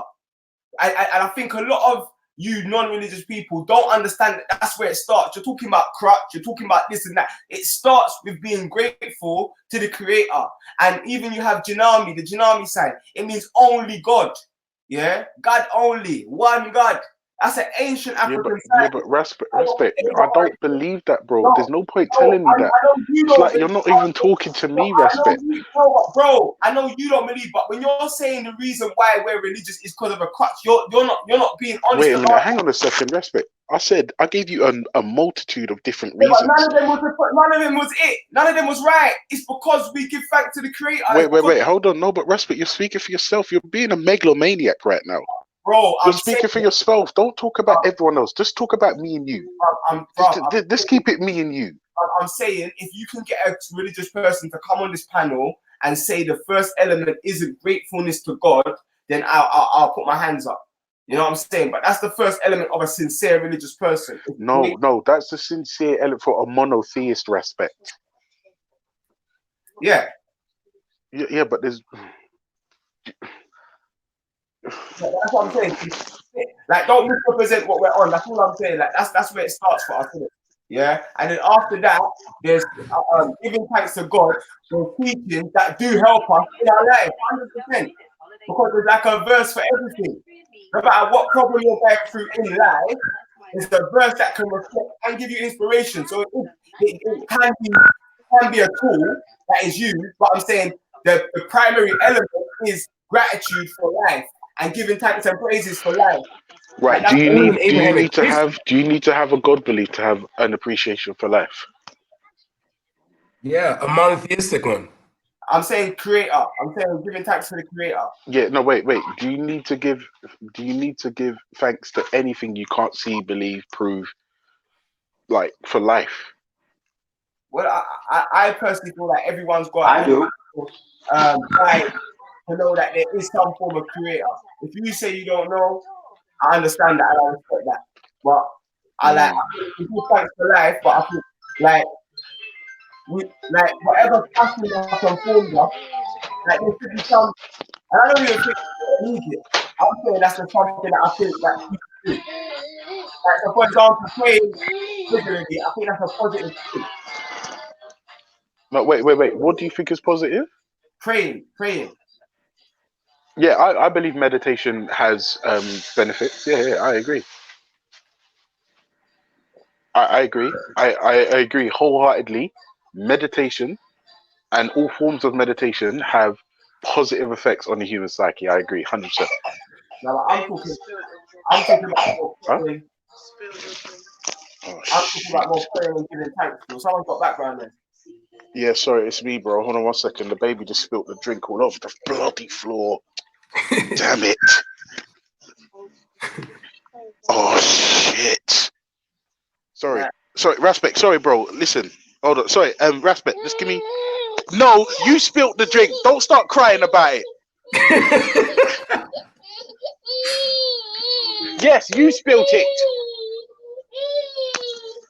All right, I'm sorry for shouting. Come and give me a kiss. Come. All right, sorry. You're a good father, bro. He said, "No, you spilled it. Now give me a kiss." I love that. Yeah. No, sorry. Yo, big up Ultra Dad here. Yeah, come on, big up. Anyway, one lion against many hyenas that you don't know ignoring today. Sorry for the raised voices, but you know when you got very different people and you just clap it off. It's a lot. It's a lot. I'm not gonna lie, Ras. Yeah, you held it up today. I mean, he's on the ropes for a long time, but you're still standing, isn't it? You're still standing. He did not held up, bro. He wasn't even in the ring. He was shouting from the sideline. And it came from just one little sticky bit, yeah. And that was funny, Ras. I'm not gonna lie, bro. You was on the ropes the whole evening. Bro, he was on the sidelines yelling. Bro, I've been flipping. He never even got in the ring, bro. I had a moment. I'll admit it. I had a moment. Yeah, there was one moment, and it came from only Ultra, not James Jones. I thought she was on the chair. I killed you in the Malcolm X thing. Be honest. Yeah, you did not, bro. You didn't. No, bro, y'all romanticize Malcolm X everywhere else. Conversation, you might have been on the back foot, and it's one guy against like 7. Like, you get me? That's how we do. No, it probably felt like 7. Respect. It probably felt like 7 because you was getting heated up. But it was only like 4 or 5 man at a time. Man are tagging out, tagging in. Yeah, and that's why I'm not gonna lie. I saw your comment when Scatter jumped in. You was like, "Yeah, some backup." It's like Gladiator, yeah. Where man's in the ring, but it's winner stays on. And obviously, man fights one man, boom, that man ducks out, then the next one comes, boom, then 2 will come at one, boom. You get me? But I'm not gonna lie, Rash. It probably felt that way, But it really wasn't. It really wasn't like, it really wasn't. But no, listen. Do you know what the funny thing is? The one thing I will say is that everyone, if you ask everyone in the chat, this live show has been thoroughly enjoyable. We've all learnt something. It's been good, man. It's been good. It's been good. But I won't lie to you, Ras. You're gonna have to. In my subjective opinion, like you're a little bit forceful with your beliefs. What comes across sometimes is your thing is actually right, and like there's no hesitation or second thought about could you be wrong, and I think that can come across as arrogance sometimes. So I would say, why are you throwing socks at me? What are you doing? I would say on a level of God first, like God first will always be the thing. The Creator first will always be the thing. So no, I hear that, Ras. But what I'm saying is, remember this. This is my motto. We can't all be right. Yeah, but we can all be wrong. But bro, looking after the poor, doing unto others as you want them to do unto you, looking after your neighbors, being righteous, that's always gonna be right. It's always gonna be right. No but bro, this is the thing. I kind of agree with you. It's just I'm just not into the God business. That's what I'm sure about. That's why. You're not sure, bro. There's no such thing as absolute certainty. There's no such thing. This is what I'm sure about. I'm sure about looking after my neighbors. I'm sure about giving thanks to the Creator. I'm sure about loving humanity. I'm sure about. Yeah, I love humanity. I'm not gonna lie. Some of humanity are pricks, though, but I love humanity. Yeah. Justice. I'm sure about all of them things, man. I'm sure. 100% sure. And I'm always going to be sure about that. My ideological belief, I don't know. I might be wrong. It could be like anyone could be right. You know what I'm saying? Like the ideology. I feel like you only do it from one perspective. Like you're doing it from Abraham. Yeah, that's what I'm saying. Respect your viewpoint is so skewed, and you don't even see it, bro. Like you're so one-sided. It's like you're not even trying to hear. And I'd literally just said to you, we can't all be right, but we can all be wrong. Yeah. Like if you think about that, that is so. It's like you're defending a foreign religion over your own. I'm telling you, I'm not sure about. I can't say I'm 100% about all the different things that happen and rare. I say I'm sure about love. I'm sure about respect. I'm sure about looking after my neighbors. I'm sure about doing like that. others as I'd have them do unto me. Yeah, I like that. Principles. That's what I'm saying. I'm sure about everything else. I'm just the same way you say I'm biased. You're 100% biased on the other side. No, that's not true. Respect. No respect. Let me prove what you just said. Let me bust up your argument right now. My position could 100% be wrong. Could you be wrong about the Creator aspect? Yeah, let that sink in. Let that sink in. Let that sink in. Do you understand now? Do you understand now, respect? Let's just take a minute and let that sink in. I'm telling you, I can be wrong. I'm asking you the same question, and you said no. And then you have the cheek to say, I'm 100% biased on the other end. Respect. You need to work on equations. No, bro. No, bro. I just busted up your argument with one question. Listen. I've got my own personal relationship with the Creator. So you can deny it because you haven't got that relationship. No, I'm not denying that respect. How can I deny your personal experience? No, I'm not saying you're denying my personal thing. I'm saying you haven't got a personal relationship. So I understand. Yeah. I haven't. Yeah. I'm not telling you to believe in the Creator. I'm saying when I read my texts and when I pray and when I walk and the confidence and the jubilance, I can feel what was going through Malcolm X's bones. I can feel what was going through Marcus Garvey's bones that made them able to fight against an oppressor. Bro, you can't feel what's going on through no one's bones, bro. Stop that. One minute. That gave them the confidence to fight against an oppressor that has nuclear weapons. Yeah, even to their own death or demise. So that's what man's dealing with, because that's what the Bible's the story of. A man then who was righteous. Wait, the Bible doesn't mention nuclear weapons, bro. Behave yourself. I'm saying the Bible was a story of enough man who was righteous, and then there was a wicked man that tried to oppress them, force their way of life onto them. They had to stay.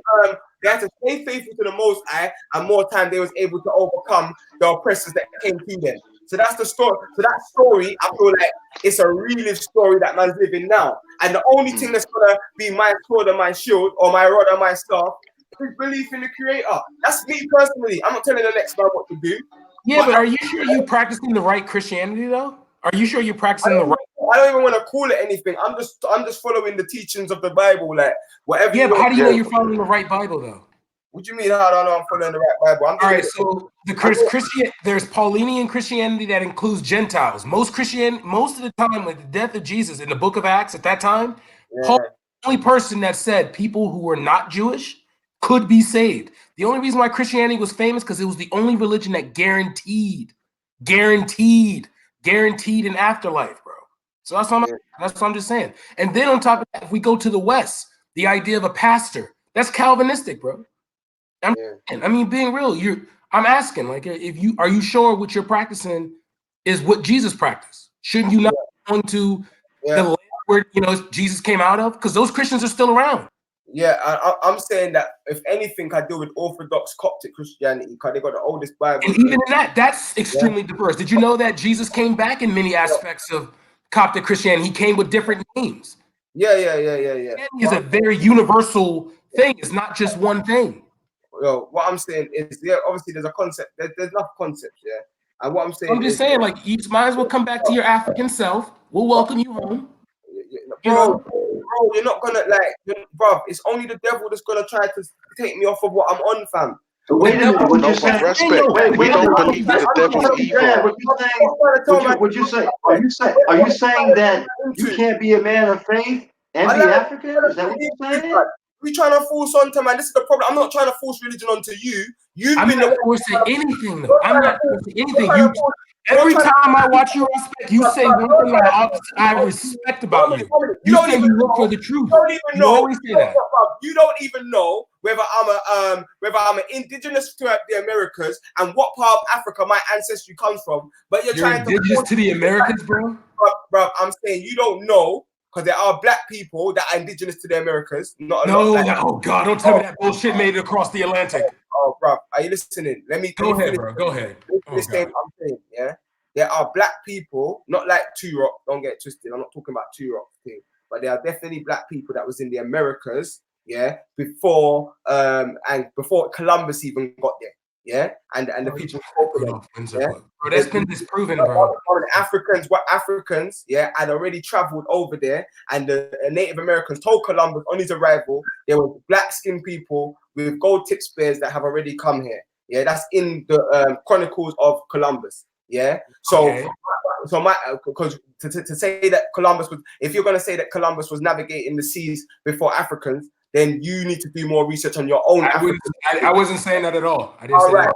So we'd already reached different places. Yeah, we'd already migrated. Okay. Places, yeah, but what I'm saying is, you don't know whether I'm of them people, because I know people that are of them, like really of them people, not like Two Rock faking it, really of them people, or you don't know what part of Africa I'm from. So the fact of it, and if I was taken away, you don't know I don't know. Most of the people in the Caribbean don't know exactly what part of Africa they're from. And you can find that out, though. You can find that out. His name is Rick Kittles and Gina Page. Africa. Yeah. There you go. Yeah.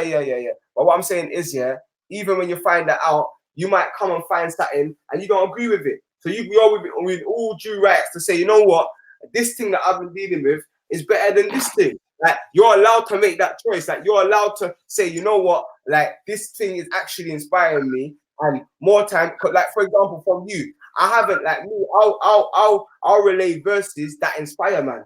I'll give man a Psalms 23. Like, there's nothing from the Ether tradition that I've heard anyone tell us today that is actually inspirational. All man's telling man, come back to something. And man's not even telling man what. Bro, stop being too emotional, bro. You're being emotional. I'm just simple. I was joking right there. Like, I can quote Amos 9:7 when the Jews asked God, what is our love like? He said, are you not like the Ethiopians to me? Then I had to figure out, is he talking about just the Habasha? No. Ethiopia was the name of the continent. So I can find Bible scriptures, bro. Okay, I read Proverbs a day. There's like 30 of them. I'm praying to God for a Proverbs 31 woman. So yeah, I can agree with you.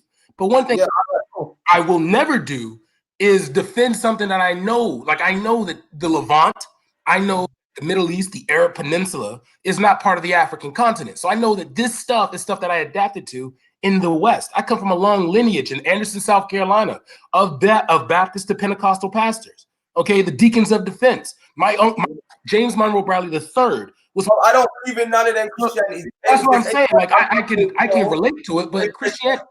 Anyone I'm gonna say is going to be the Orthodox Christianity in Ethiopia. With the oldest Bible, 800 years older than the King James Version. It's the oldest found Bible, bro. You guys. All right. 800 years older than the King James Version. Yeah. Yeah, but King James. Christian empire, Christian successful empire, 7 wonders of the world, the Church of Axum. And did you see what the oldest Bible looked like, though? You see what's inside of it, though, right? Because none of the people inside that Bible look like the ones who have it. I'm just going to. Yes, it does. I can get up now. Get out right now. They look just like the East Africans in the imagery. Yeah, look at the Bible. Look at that Bible. Look at the brother holding it. Look at the pictures in it, and tell me he looks like the ones holding it. Yeah, they do. Go ahead. Look, hold it. It's a picture. I know the picture you showing. I know the picture you're gonna get too. I can pull it up because I'm on my laptop now. I can share my screen. Yeah, I'm sharing my screen right now. Literally. Yeah, like you have to realize Christianity came to Ethiopia from Syria. Just letting you know that. I don't say Syria, the Levant. I'm sharing my screen right now. All right. Wait, Ras, are you doing it on StreamYard? Yeah. I can't see it. All I'm seeing is the fire line. Maybe click on it. Got my screen sharing on my side still.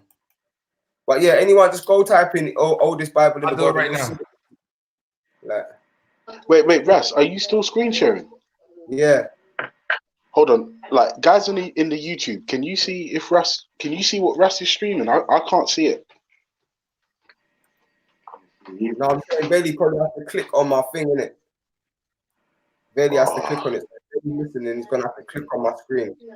Fuck's sake! Hold on. Here we go. No, Velle's gonna have to click on your screen as well, cuz it's not gonna come true. But either way, like you man believe what you man believe, we believe what we believe, and on Judgment Day we'll find out what one. You know what I'm saying? Velle, you have to click on it still. I'm not gonna lie, that sounded like a threat, you know, to be fair.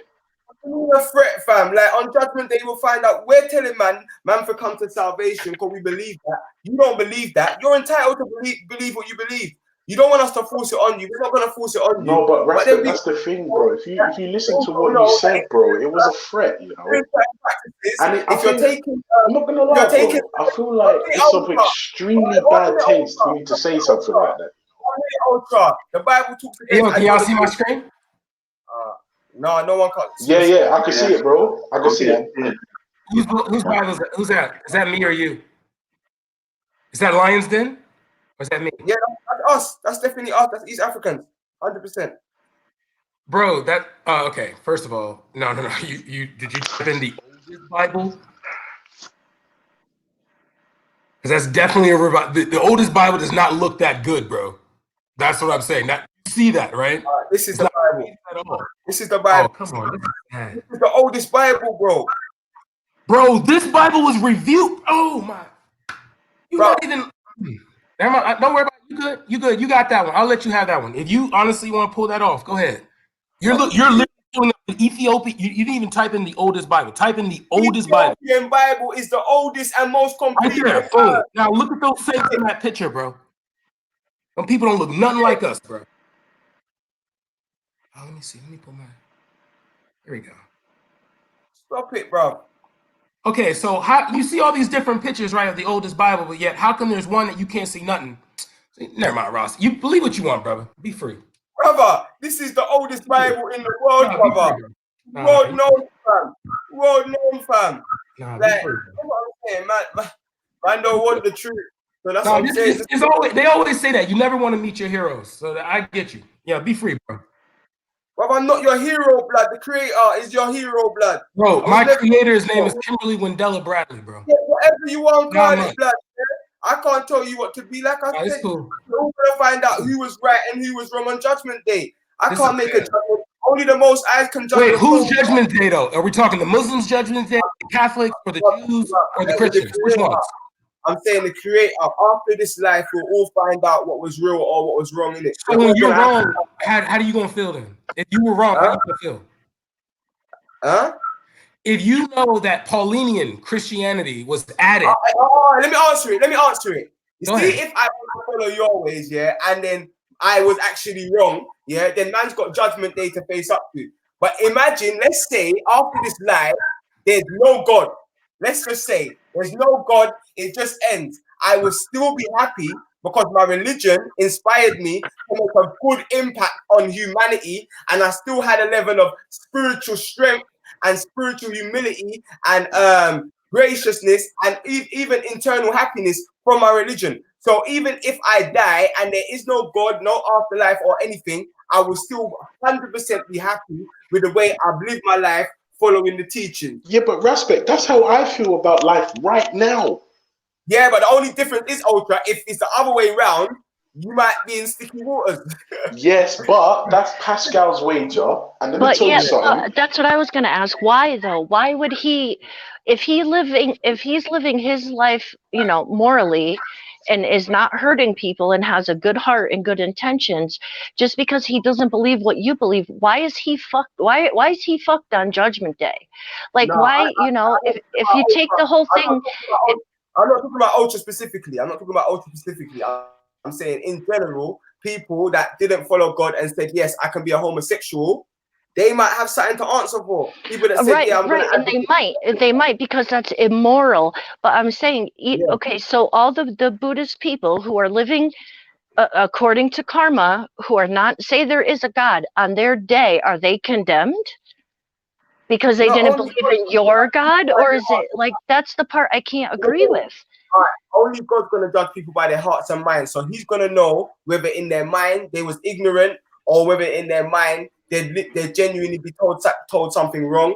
And he's going to know within their hearts whether they was wicked or not. So on Judgment Day, I believe there's people that are going to say they believe in religion and they may get the harshest judgment. And there may be people that didn't necessarily believe because when religion was come at them, it came at them in the wrong form. And they ain't got no judgment. But people that genuinely knew and like just deliberately went against what they knew, those are the people that are going to be judged. That's in my humble opinion. Like only the creator can judge a man, innit? I can't judge no man. But I'm saying that obviously our thing is like a warning. Like it's not like we're trying to condemn a man to hell. We're warning man. If man keeps on going down the road of wickedness, then it's peak. A man for come and walk in righteousness. And obviously we got something here that does teach righteousness. But that doesn't mean a man has to follow us. You get me? Because every man's gonna be account on Judgment Day for his own sins. Oh, sorry. Squeegee Black left a comment. The reason why it's a threat, bro, is because I'm not convinced by any God claim that anybody has brought forth thus far. And therefore, according to your stuff, if I die in a state of disbelief, I'm fucked. It's a threat, bro. Right? And just because I don't know, I'm not just going to say, all right, I believe in God, just to secure some kind of fucking place in afterlife. No, bro. That's just not how intellectual honesty works. I mean, if you believe it, bro, more power to you. I hope it makes you happy. Cool, bless up, no problem. Right? But I'm not just going to say, oh, just in case, like, this creator burns me to death. Now, fuck all of that. Get out of here with that. And furthermore, just miss me with it if that's the thing. Believe in me or burn. Fuck that. Yeah, but I'm not trying to hear it. It's not that. That wasn't you, Rasper. That was Squidgy Black. I was saying, like, that's the reason why. That's why to me it's a threat. That's why to me it's a threat. Like, for instance, if it's a creator and he created me, he already knew that I was going to be me. And if he created me in advance, knowing I was going to be me, then he's already condemned me essentially to hell, which is fuckery. Yeah, but it's not. No, there's no yeah, but bro, it's out of order. You wouldn't condemn your child to burn, respect. And I know you wouldn't, just because your child disappointed you in some harsh way. Well, why would you say the creator condemned you? Condemned because it's a cosmic punishment, bro. Read the scriptures. Listen to what it tells you about dying in a state of disbelief in whatever deity is the head guy and the thing. Excuse me. I wanted to say something. I'm reading this oldest Bible. There's two different things. That's what I'm saying. That's like, bro, this is like it's like self-appointed harm, like, and then complaining, like, because obviously the Bible. Do you see what I'm saying, Respect? You don't even understand. Did you hear what you just said? Yeah, because you're like, saying by not believing is self-harm. Listen to what you're saying, bro. I'm saying the concept. Yeah, that's what people of faith believe. Listen, the concept of believing is based upon gratitude. Maybe you're going to get it one day, but it's not based upon just believing for the sake of believing. It's based upon gratitude and giving thanks. So if you don't want to believe, you don't have to believe. And I'm not even saying that the Most High is going to judge you because of that. You know what I'm saying? But I'm saying that again, it's not that I don't want to believe. That's not where I am. Societies that didn't believe, just like this one that we're in now, end up doing stuff that are immoral within the society and getting judgment in it. That's what I'm saying in it. Yeah. So we're in the context of believers and non-believers. More time, it's an oppressive non-believer society that is talking about. Like, and even in this non-believer society we're living in right now, it's still an oppressive society, isn't it? Hang on a second. Respect. Are you saying that there are more non-believers than there are believers around the world? No, I'm saying that. Yeah, so then how can non-believers oppress believers? That's insane. I'm saying, bro, but how can because people can oppress people? Wait, time out. Are you saying Come on now? Did you really ask that question, Ultra? Sorry, Eric, I'm gonna bring you in right now. Every day. Oh, Eric, I'm gonna let you take over because I gotta go stop here. But you see how Ultra that was They got respect. Are you coming back, Res? Because right now, if you look at the world, Europeans who are a minority have been controlling most of what they call ethnic minorities all over the world. So to say that a minority and those Europeans are the actual atheists or the secular nation, if you want to call it that. So yeah, I'm gonna need proof, Res. I'm gonna need proof because I don't know that to be true. And if you could, and an atheist is not someone who doesn't believe in God. An atheist is someone who doesn't follow the state religion. That was like done in Rome. Come on now. Yeah. I'm saying this secular society. Then what about the case where there is no state religion? So then, what's your answer to that? Then, decent Brad. If there's no state religion, you said that you said an atheist is one that does not believe in a state religion. In antiquity, anyone that was considered, like for example, the Coptic Christians were considered atheists because they did not follow the state religion. And your question was, what if there's not a state religion? The state religion? What state religion? No, you asked me, what if there is not a state religion? I'm asking you what state religion? This is what I'm saying. You said an atheist is one that does not believe in the state religion. So what was the state? So what's the state religion? Okay, so the reason why Constantine followed Christianity was because he couldn't control it. It was a political move. Like the reason why we were freed, and I don't know if your background, but if you were like a slave if you were a descendant of a slave in America, the reason why the North freed the slaves wasn't because Lincoln was tired of slavery. It was because he knew that slavery was keeping the South funding their side of the war. So in freeing the slaves, you know what I'm saying? So that it was a political move. It wasn't a religious move. And prior to it was political. Go ahead. I agree. Okay. I agree. When you go, and this is why I'm not trying to be disrespectful to Prospect. This has been an opening experience because I never thought he thought like this. This is wild. But when you come to when they were forming the religion, things like Christmas, things like Easter came later, but things like they took like a lot of their former traditions and then tied them into this new one. So then when you get to the Nicene Creed, the biggest question was Jesus, Yeshua, man or deity? That's why like in Matthew, they'll have him as a God, but in Mark, you don't. You understand what I'm saying?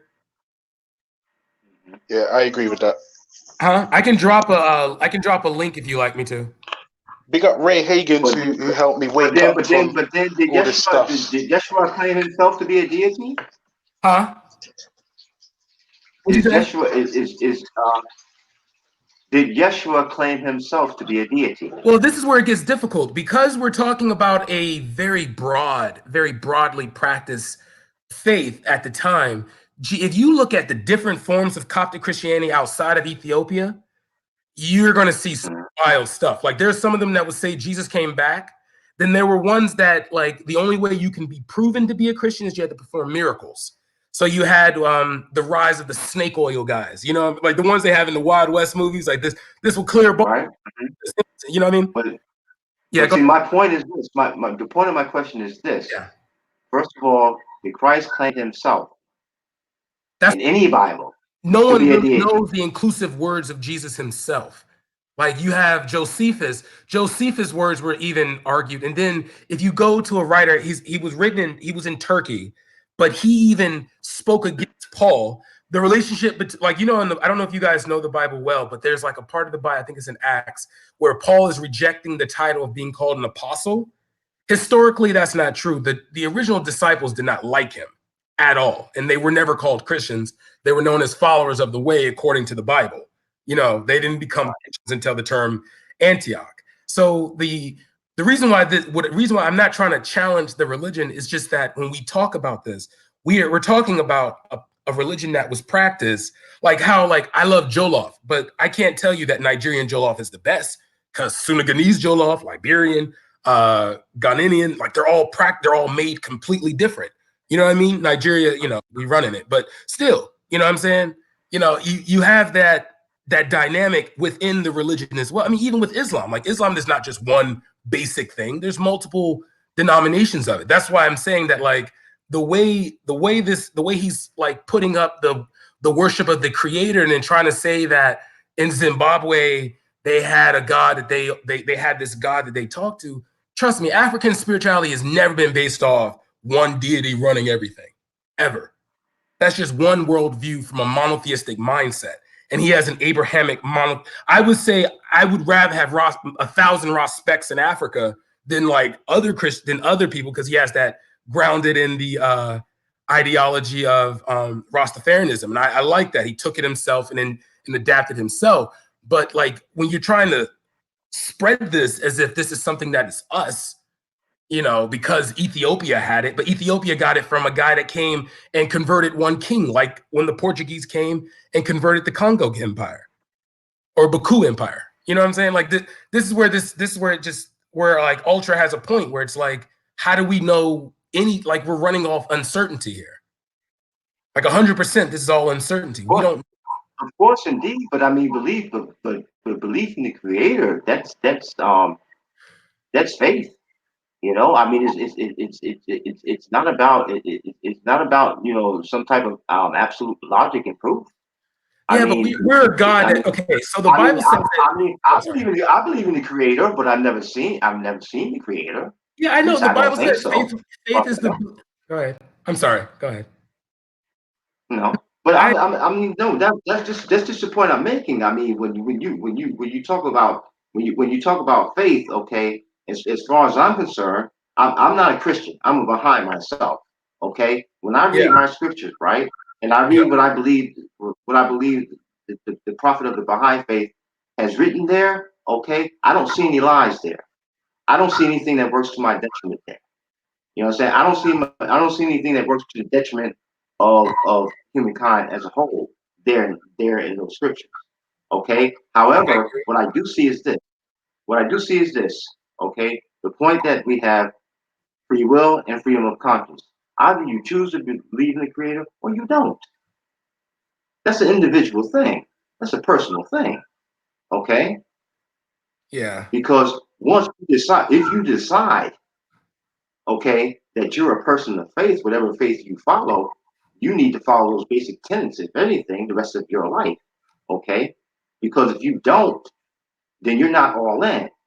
Okay? So then actually you're not about that faith if you pick and choose certain tenets to follow and certain tenets not to follow. You understand? I'm talking about the moral tenets, not the social tenets. Okay, way back in the day. I'm talking about the spiritual and moral tenets, okay, of the faith in general. And if you claim to be a person of that faith, then you should be developing yourself towards fulfilling, living out those tenets in your life. You know, and for me, the reason why, for example, I pray to give service to God, but prayer is not enough. Okay, because as far as I'm concerned, the Creator sees how you move. Yeah. Whether you're alone or you out in the street. You see what I'm saying? Yeah. And the person who claims that he or she is a person of faith sees how he or herself, himself or herself moves, and they know that if they're acting right, within their faith, right, and living by the spiritual tenets of their faith or not.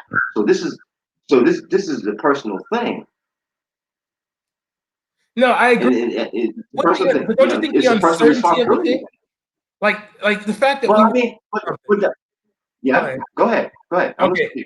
I'm listening to you. The fact that we were given this, and then the thing is, it's uncertain. Like it's 100% of it's been disproven. Like a lot of it's been disproven. Like that's what scares me. It's like I have to ask the question, like, what if the Portuguese never came to like West Africa? I'd be going to hell right now. You know what I mean? According to the book. You know what I mean? If Islam never came down, I'll be burning in hell. So it's like, and then on top of that, I look at the cultural preferences behind these faiths. They're not tied to anything. Nothing about them is tied to us. Nothing. Like you're talking about a people who wandered the desert, east of the Nile, and like the most they went into Africa was like Egypt. But at the time they were in Egypt, Egypt at that time was like the mouth of the Nile. So, you know what I mean? Like it's not even us. That's what I'm saying. Like, and then on top of that, there's one other aspect. How do you mean that is not even us? I mean, if you look at human culture over the ages, okay, it has been us to be spiritually and morally inspired by a creator. But that's the thing though. It has never always been a creator. It's always been like a pantheon. It's always been like, like we have a god of war, but the god of war is not the god of power. The god of war has nothing over the god of, death. Death and justice hangs out with the god of war. You know what I mean? Like and I'm just speaking from my personal, but then like other faiths, right? Other faiths, if you like, okay, for example, there's a certain sections, because even if you break down the Yoruba faith, you have to do it by clan. There's certain sections that if you were to rape a woman, a group of women would come, pull you, castrate you, and then put a mark on you. So all the men know you're not to hurt another woman. You know what I'm saying? Not pay off the father because you got her pregnant. You know what I'm saying? Like, I'm just. It's not rape, fam. Stop saying that, brother. It's not rape. Go back to the original thing. It's not rape, fam. If you see all right, what does the Hebrew say? The Hebrew doesn't say rape. No. Okay, I'll look it up then. Violate then. If you violate, so I don't see how violating a woman. Okay, molestation, is that the closest? Because if not rape, I understand there's stages to it, but I'm just saying that like it's just the uncertainty of it is just, and then on top of that, we are a people. Because I'm saying this thing has been, and then on top of that, it's how detrimental it's been to us. You got brothers who believe that they are descendants of Abraham. They are like Abraham came to West Africa and bred with everyone. Negroes, the Hebrews. You got that movie out now. You know what I mean? You got Negroes thinking that, I got Muslims telling. I have to take a phone call. Yeah, no, it doesn't. It doesn't, bro. It's when a man seeks with a woman out of marriage, and then boom, you have to be with that woman for the rest. Respect. You're gonna have to do a little studying, my bro, and some non-biased studying. Yeah, no, I'm saying I've done the studying, and I'm saying it's 100% that it's not 100%. I'm not even 90. Yeah, no, bro. Literally, that verse in the Bible that he mentioned with the 50 shekels is immoral on like 3 different levels, bro. Yeah. So that's my question is the exact same as what I'm sorry to cut you, what you're saying. Why are these verses even in the Bible? Like, why would anything about enslaving someone even be put there? Like, why wouldn't it be condemned off? I don't understand this. In like raping, why would there need to be rules? In context of the time in which the teaching was revealed. Okay. I mean, the Buddhist Pali Canon was written centuries before the Bible. So up to 2019. Okay, it's in the the way the Bible is written, right? Okay, you have certain spiritual and moral tenets, right? And you also have passages in there, whole books in there that talk about that that talk about how people lived during that time. Okay, let's say culturally speaking. Okay, and the way they lived in that time is not it's not the time that it's not the way that we live now. But it's the way people lived then. And when the prophet went and spoke amongst the people, okay, he taught them in the context of what they could understand.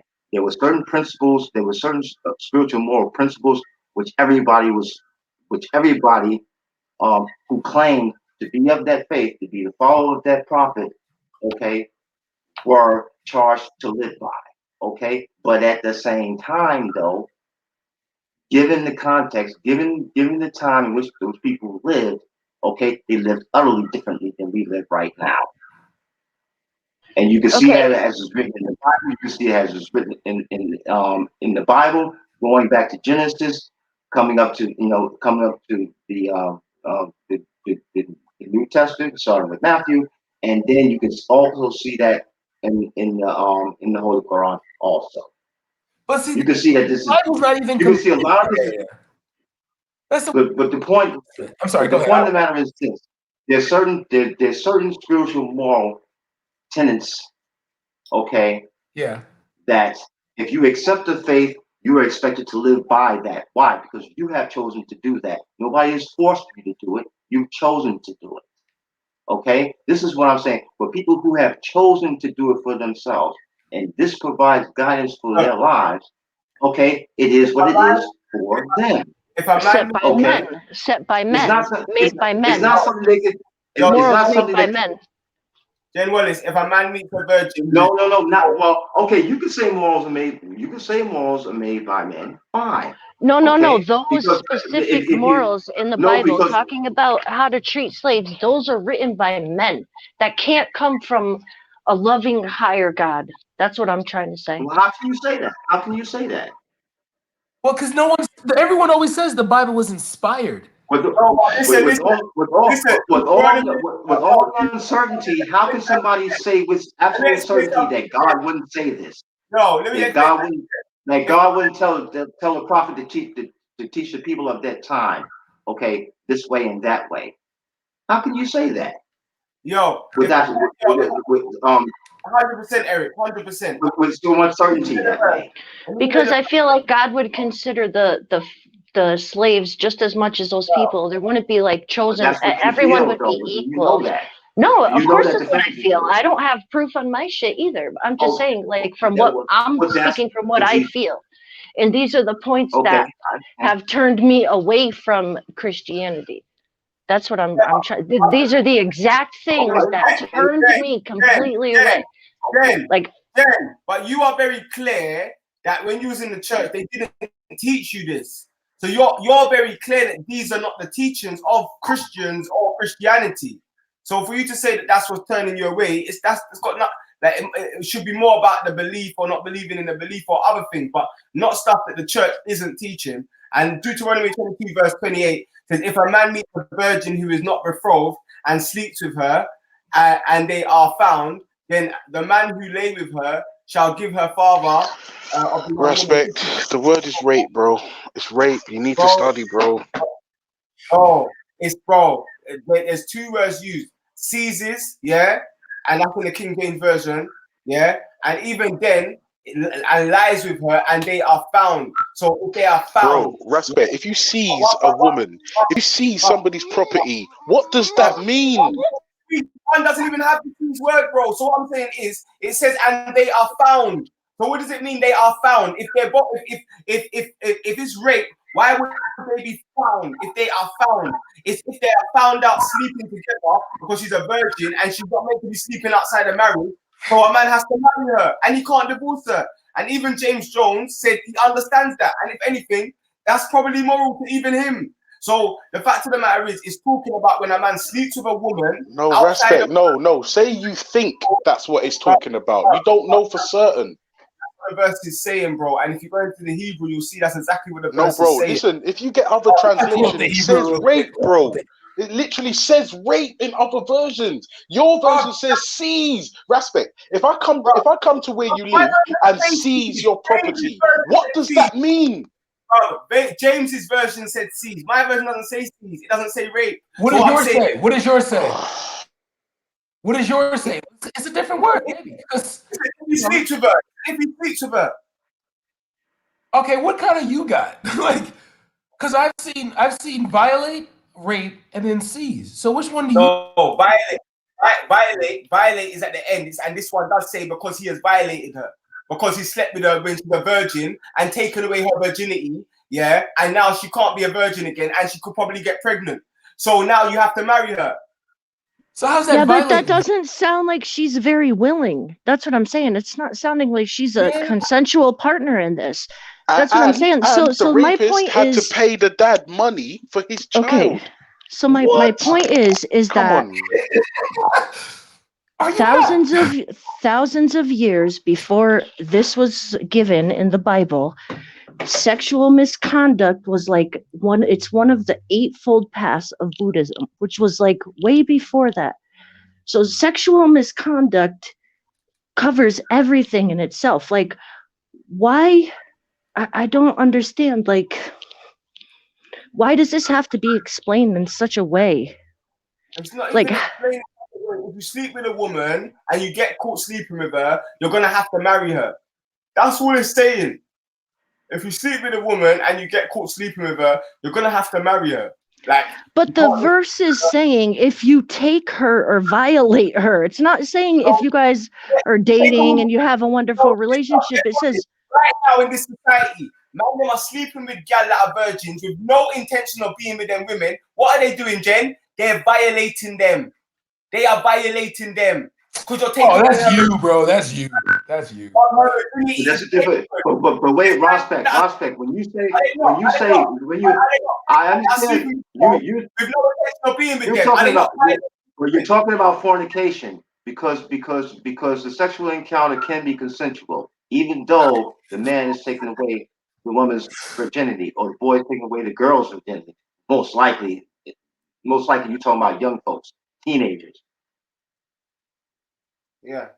So yes, he is violating her because he hasn't married her first before having participating in coitus with her, because she can become pregnant and bear progeny, which means that both of you are responsible for taking care of the progeny. So I understand what you're saying there, but when you talk about seize or molest or violate in such a manner, okay, then that is tantamount to rape. Okay, because you're taking her against her will, is it not? Yeah. And you gotta think about Lot too, bro. Like, what did Lot do to save himself, bro? He literally threw his daughter to get gangbanged, bro. Yeah, but what I'm saying is, if I say I grabbed my girlfriend, I seized my girlfriend, and you understand, like that's it. That's what you're gonna say. That's all you're gonna hear. If you seize your girlfriend, still what you're doing today is tantamount to rape, and you get charged with it if you No. What I'm saying is, bro, yeah, if a man's with a woman, yeah, and he goes on her, starts kissing her, and she has the kissing, not she's fighting him and telling him to get off her. That's not what it's talking about. It's talking about a man pursuing a woman, her allowing him to pursue him and not saying to get off. You understand? And then once they do that, now they have to be together for life, both of them. It's not saying, if a man's raping a girl, like real talk. If you go back to the Hebrew, there's no rape word used. Like, it's not there. Well, there's a difference between fornication and non-marital coitus and seizing a person. Right, but the concept, the core concept of it comes long before God had to explain to people to tell them. Not even that, Jen. Hold on, that's a good point, Jen. But just quickly, Jen, let me ask you a question, Jen. If I came to America right now and seized your home, bro, what does that mean? You're the white woman, bro. You would have been dead before you hit the door. So America, white people got guns, bro. This is the point.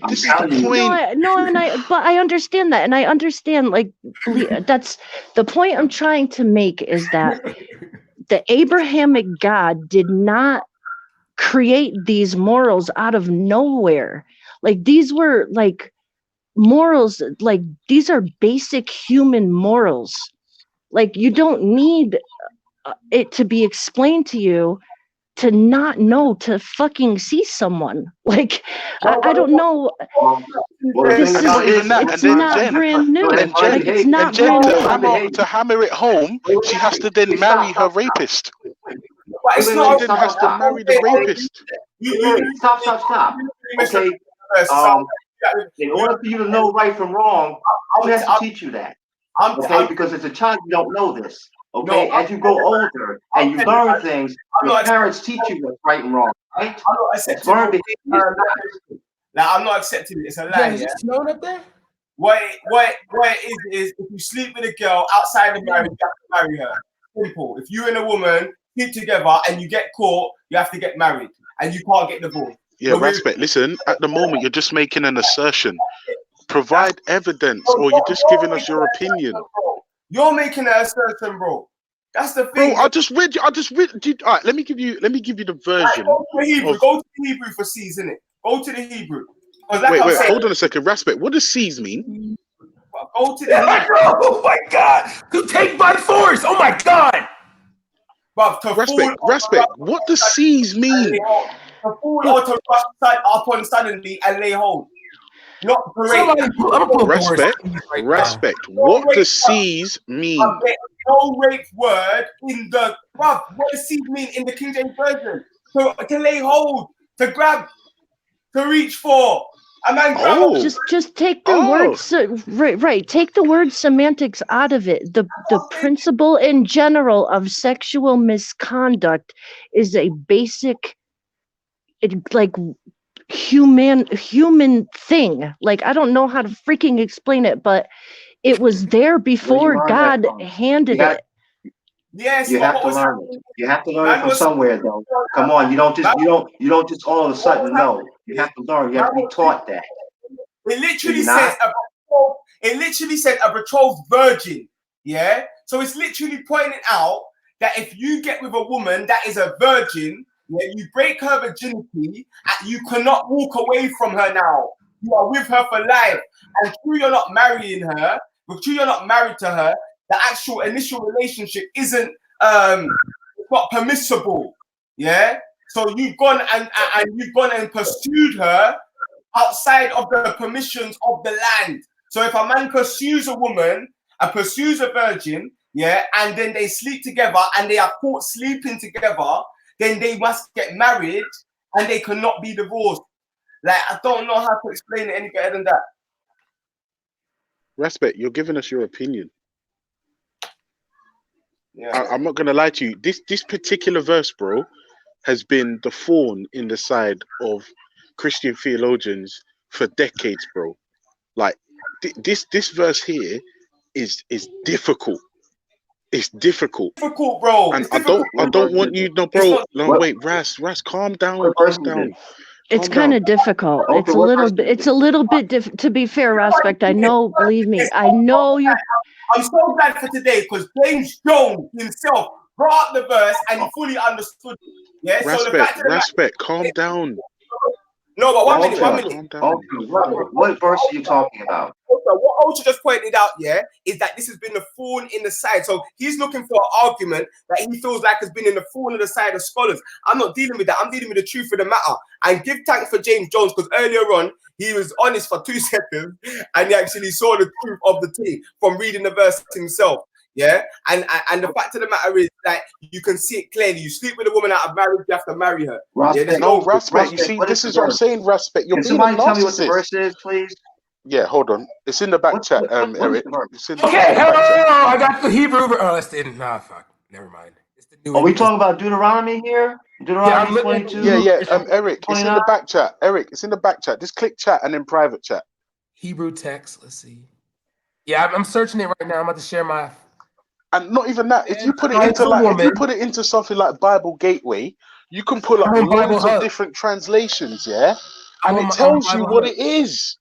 And this is the thing. If a man finds a woman who's not betrothed to her, look though, hey, Respect is right. Look, he said, and lie. Okay, if who's not betrothed to her and lie hold on her and lie with her. I'm gonna actually share my screen because I want you to see it. All right, look at us. Technology. I'll show these tips again. Yeah, go on, brother. All right. Tell you I'm right. I know I'm right. So how do I do this now? Wants to share content. Choose what you like. I like to use this one. My entire screen. Okay. Yo, Kimo, what you say? Cause you better speak up. You better speak up now. Come on, respect to we keep for Islam. Now we're speaking up for the Bible. I beg you talk up the things and let man know if it's rape or not. Stay silent. Yeah. Lay hold on her. Can you see it? These men are acting like they've never linked to girl. Lay hold lay hold on her. These men are acting like they've never linked to girl.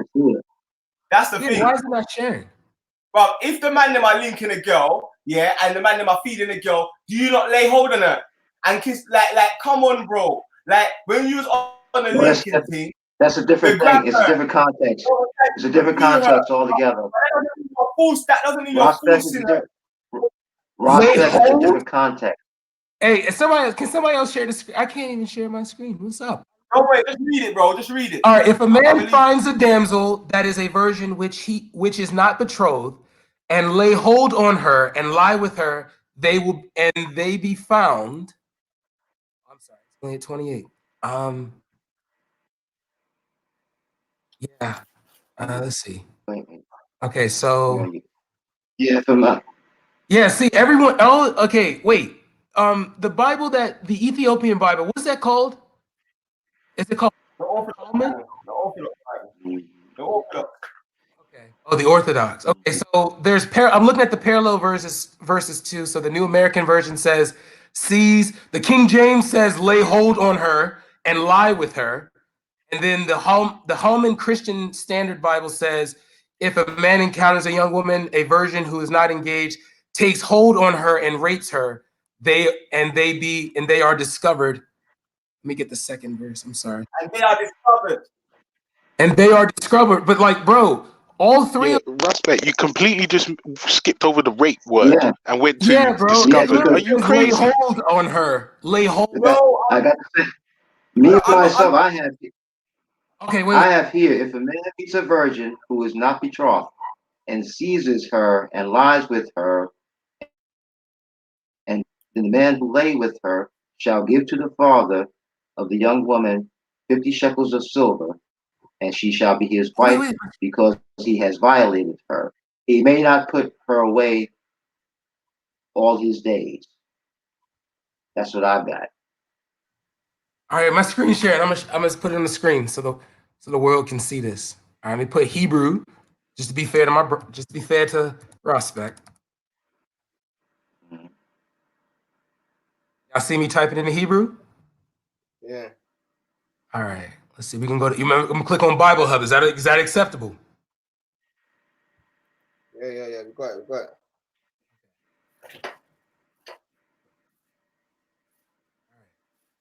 Down. All right.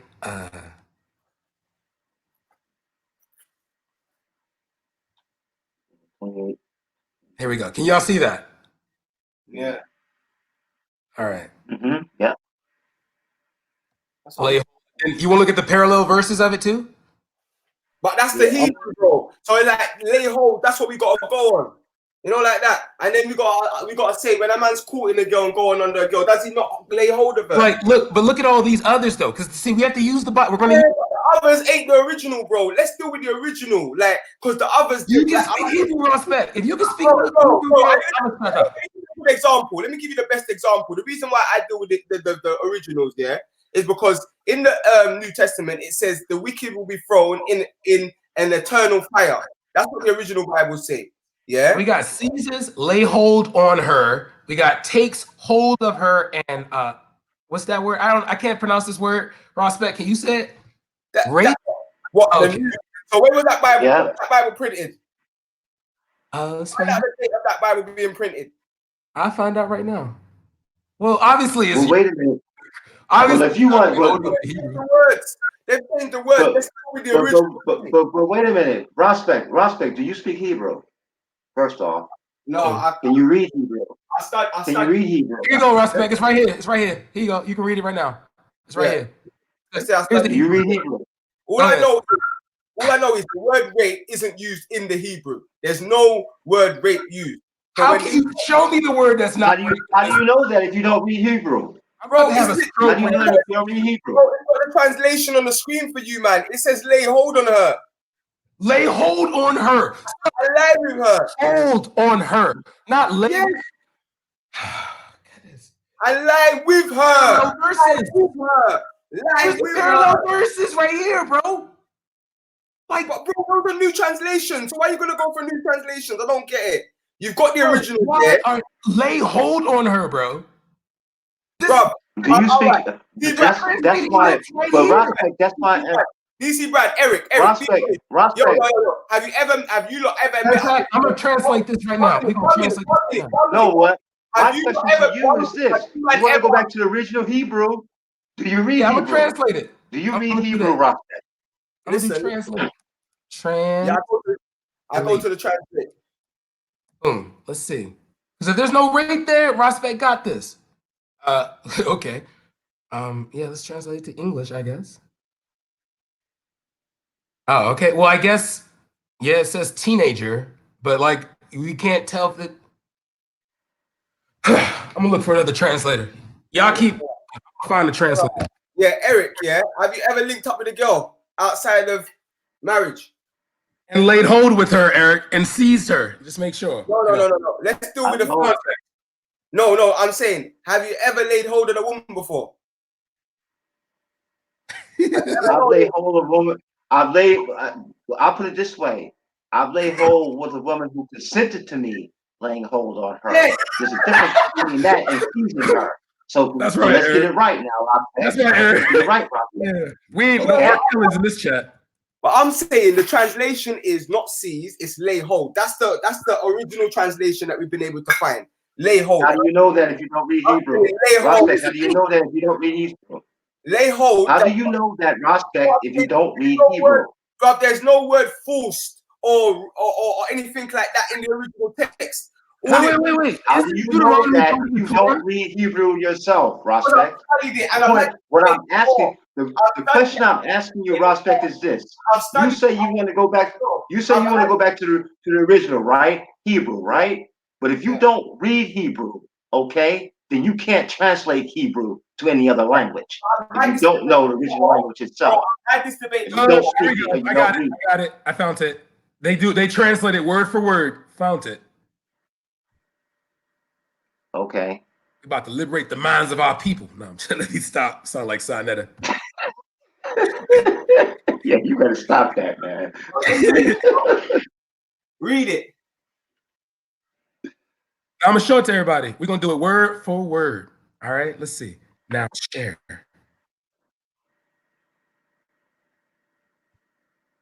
Come on. Sorry. Just waiting. Come on. You might as well just read it, bro. No, it's going to say the same verse. If a man finds a damsel which he is not betrothed, which is not betrothed, and lay hold on her, all right, lie with her, all right, be found. Yeah, so there you go. If you rape her, you got to marry her, and then they do the parallel verses down here. You're saying rape. It doesn't say the word rape in the Hebrew, does it? Bro, okay, no, wait. I'm waiting until this. If my screen shares, I'm just trying to get my screen to share. Anybody know? Hold on a second. No, wait. Hold on. Can you read the verse again before you share your screen? Read the verse again. I'm gonna read it. Yeah, just as is in English. Just read it as it is. Okay. Sorry. Scrolling back down to it. If a man finds a damsel that is a virgin, which is not betrothed, and lay hold on her. Hold on. Pause. If a dude finds a virgin who is not betrothed to him or is not betrothed to anybody, do we know? That's what it says. And lie hold. No, it says not betrothed, period. Okay, so she's not engaged to anyone, yeah? And then he does what? lie hold on her. Yeah. Oh, wait. Hold on. Lie hold on her. And then what does he do? Lies with her. Wait, so there's a clear distinction between lay his hands on her forcing and her then down, press her. and then Come laying on. with her. Like, you see, there's a clear distinction there's a clear distinction there. There's a clear distinction there, bro. I think Chemo just gave the thing to show how disingenuous the man the master. Let me just look for it now. Either way about it, if he violates the woman, sexually through coitus, okay, he has to marry her. He has to pay her father for sex. He must remain married with her all the days of his life.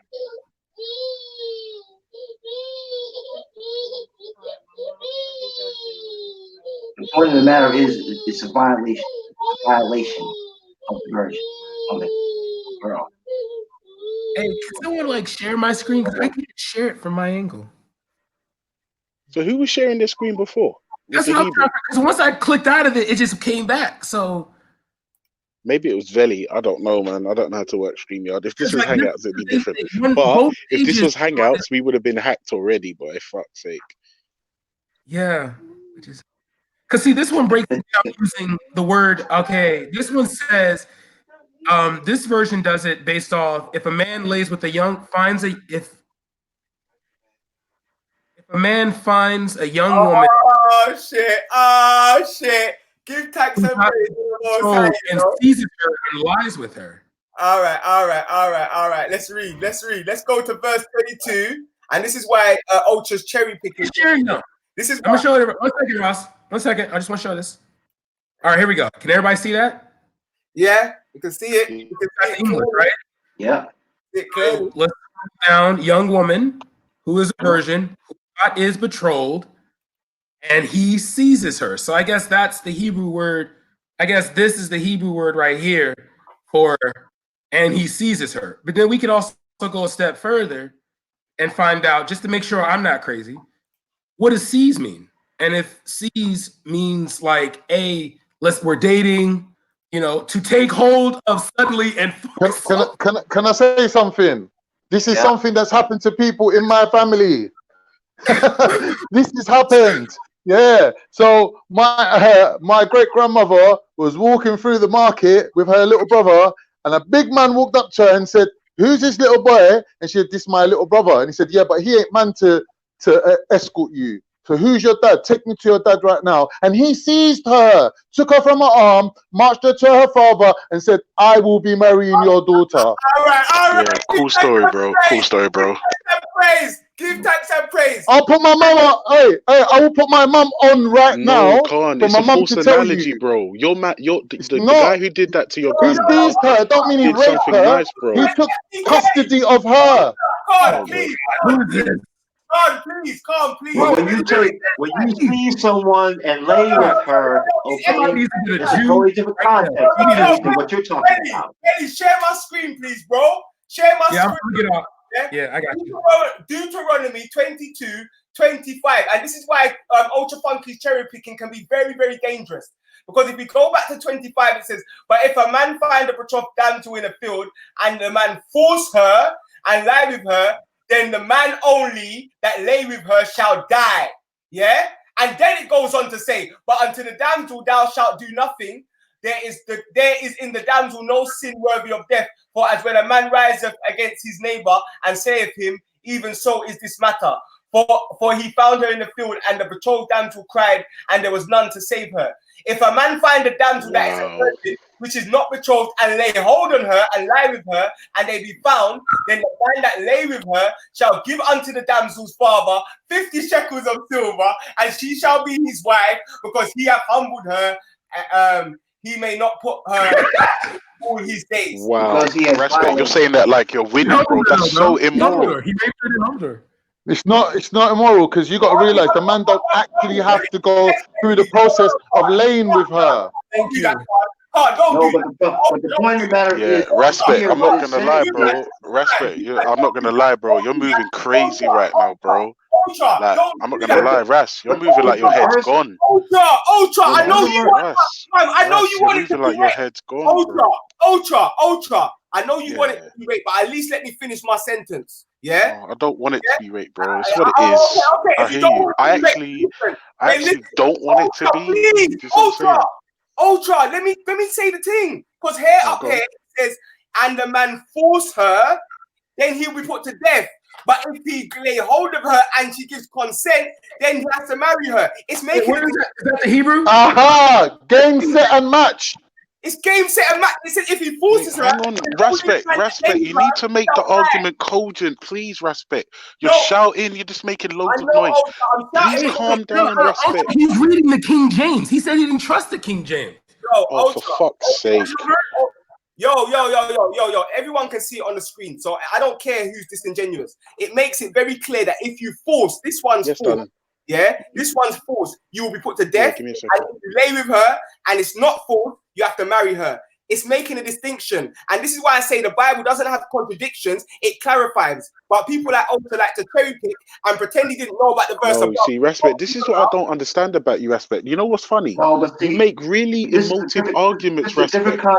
No, respect. Okay? Hold on a second. First What of all, I don't understand is why you're making emotive arguments.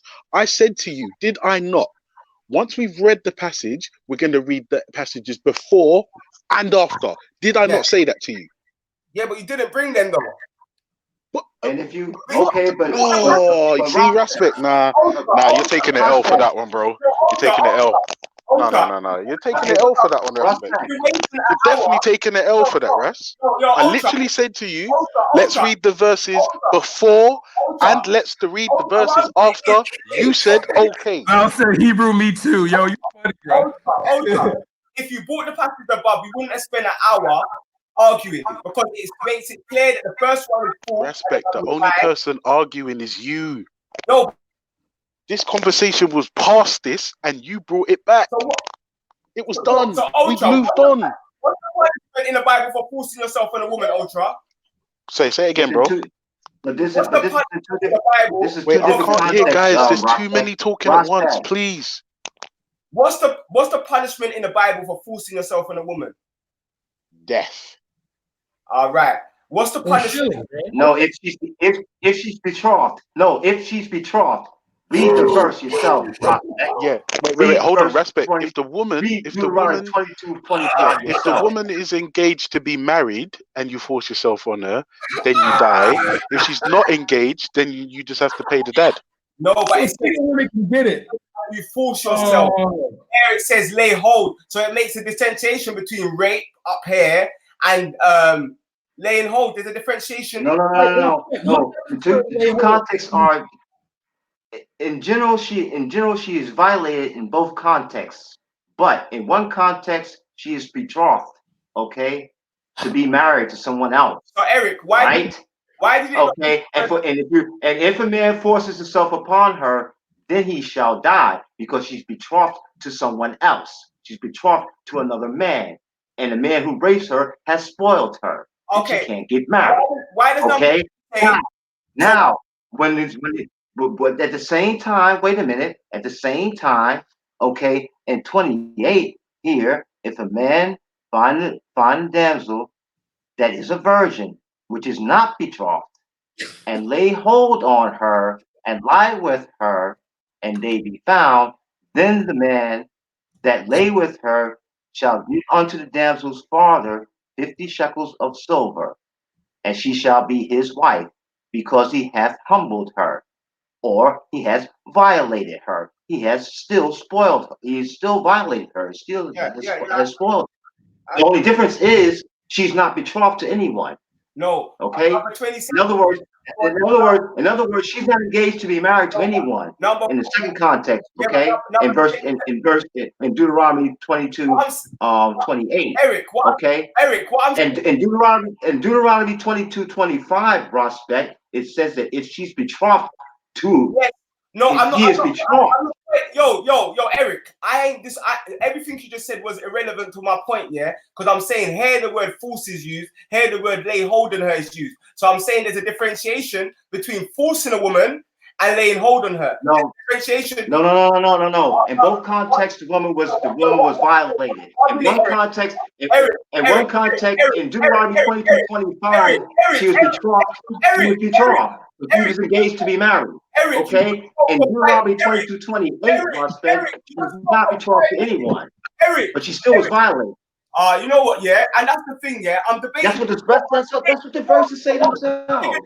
You're not even letting me, like, I read the verse and I wasn't even allowed to explain it. Ultra cut me, then you got my man cutting me, then you got Eric cutting me. There's three of you. So okay. Go ahead. The least you man can do, the three of you, is let me at least explain my points without getting cut. Okay, go ahead, Rasta. I'm saying verse 27 on top, I'm saying it's making a differentiation between force and hold on. Like, they would have used the word 100%. I believe they would have used the word force here if this was rape. Yeah. Differently from that, 27. For he found her in the field, and the betrothed damsel cried, and there was no one to save her. So it shows that this woman is crying. She didn't want to be touched. This one is if they are found, then the man has to marry her. She's not crying. She's not upset. In the verse, I'm saying that my main point is, I know that this one's betrothed. I agree with you, Eric, and I know this one's not betrothed. But I'm saying the main difference is that I'm seeing is the Hebrew word for force and the Hebrew word for hold on her is two different things. Yeah. So, and that's respect. The word for virgin when they're talking about Mary is Alma and Bafula.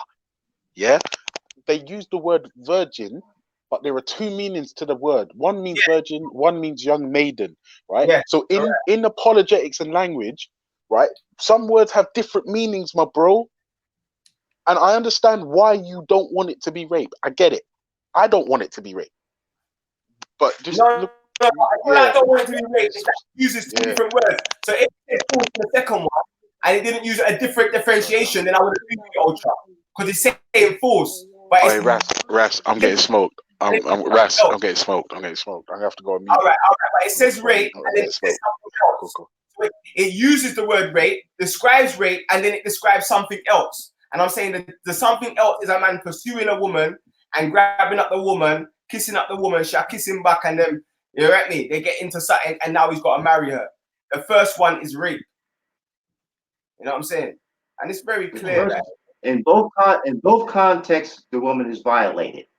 The one in which he has to die is because the virgin is betrothed to another man. Yeah. That means she's supposed to go wed with another man. Therefore, the man who violated her. You're getting it wrong, bro. The woman's not violated. Her father is violated. That's why he's compensated money-wise. The woman's not violated. No. The father is violated. No. In both cases.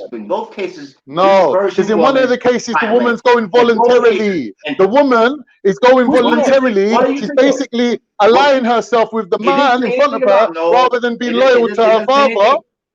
How can you read that she's about? How can you say that she's being violated voluntarily? Really? No, I'm not saying that. I'm not saying that at all. It says I'm not saying, how can someone be violated voluntarily? You're saying both accounts add up to violation. I'm saying no, it doesn't. In both cases, no, I'm saying in both cases that the virgin woman is violated. She's violated. No, she's violated she's violated in the first case because she's betrothed to someone else. Eric, okay? Let's say a woman, Eric, a woman is either the property, the woman is either the property of the father or the property of the man that took her. Yeah, the woman herself, if left alone, can be violated. No, it says nothing. It doesn't say that though. It doesn't say it like that, and you know it doesn't say it like that. It doesn't read like that. You know it doesn't read like that. Don't add your own interpretations to it. Okay. Yeah, the Bible says you cannot add or take away. So don't add your own interpretation to it. Hey, don't do that. Don't do that. I think it's very clear that Eric, Ultra, and DC Brad believe that the word means force, and I think the verse I brought, King James Version, yeah, shows. What are all the parallel versions say is for? One minute, bro. You said you don't trust the King James version. Why are you using that to support your argument? Why are you man doing this? You know why? Like, You know why? what I'm saying is also. I think I know. 1 minute. The Bible is also making a distinction between force and hold on her. It's making a distinction. Yeah, in the verse, it's making a.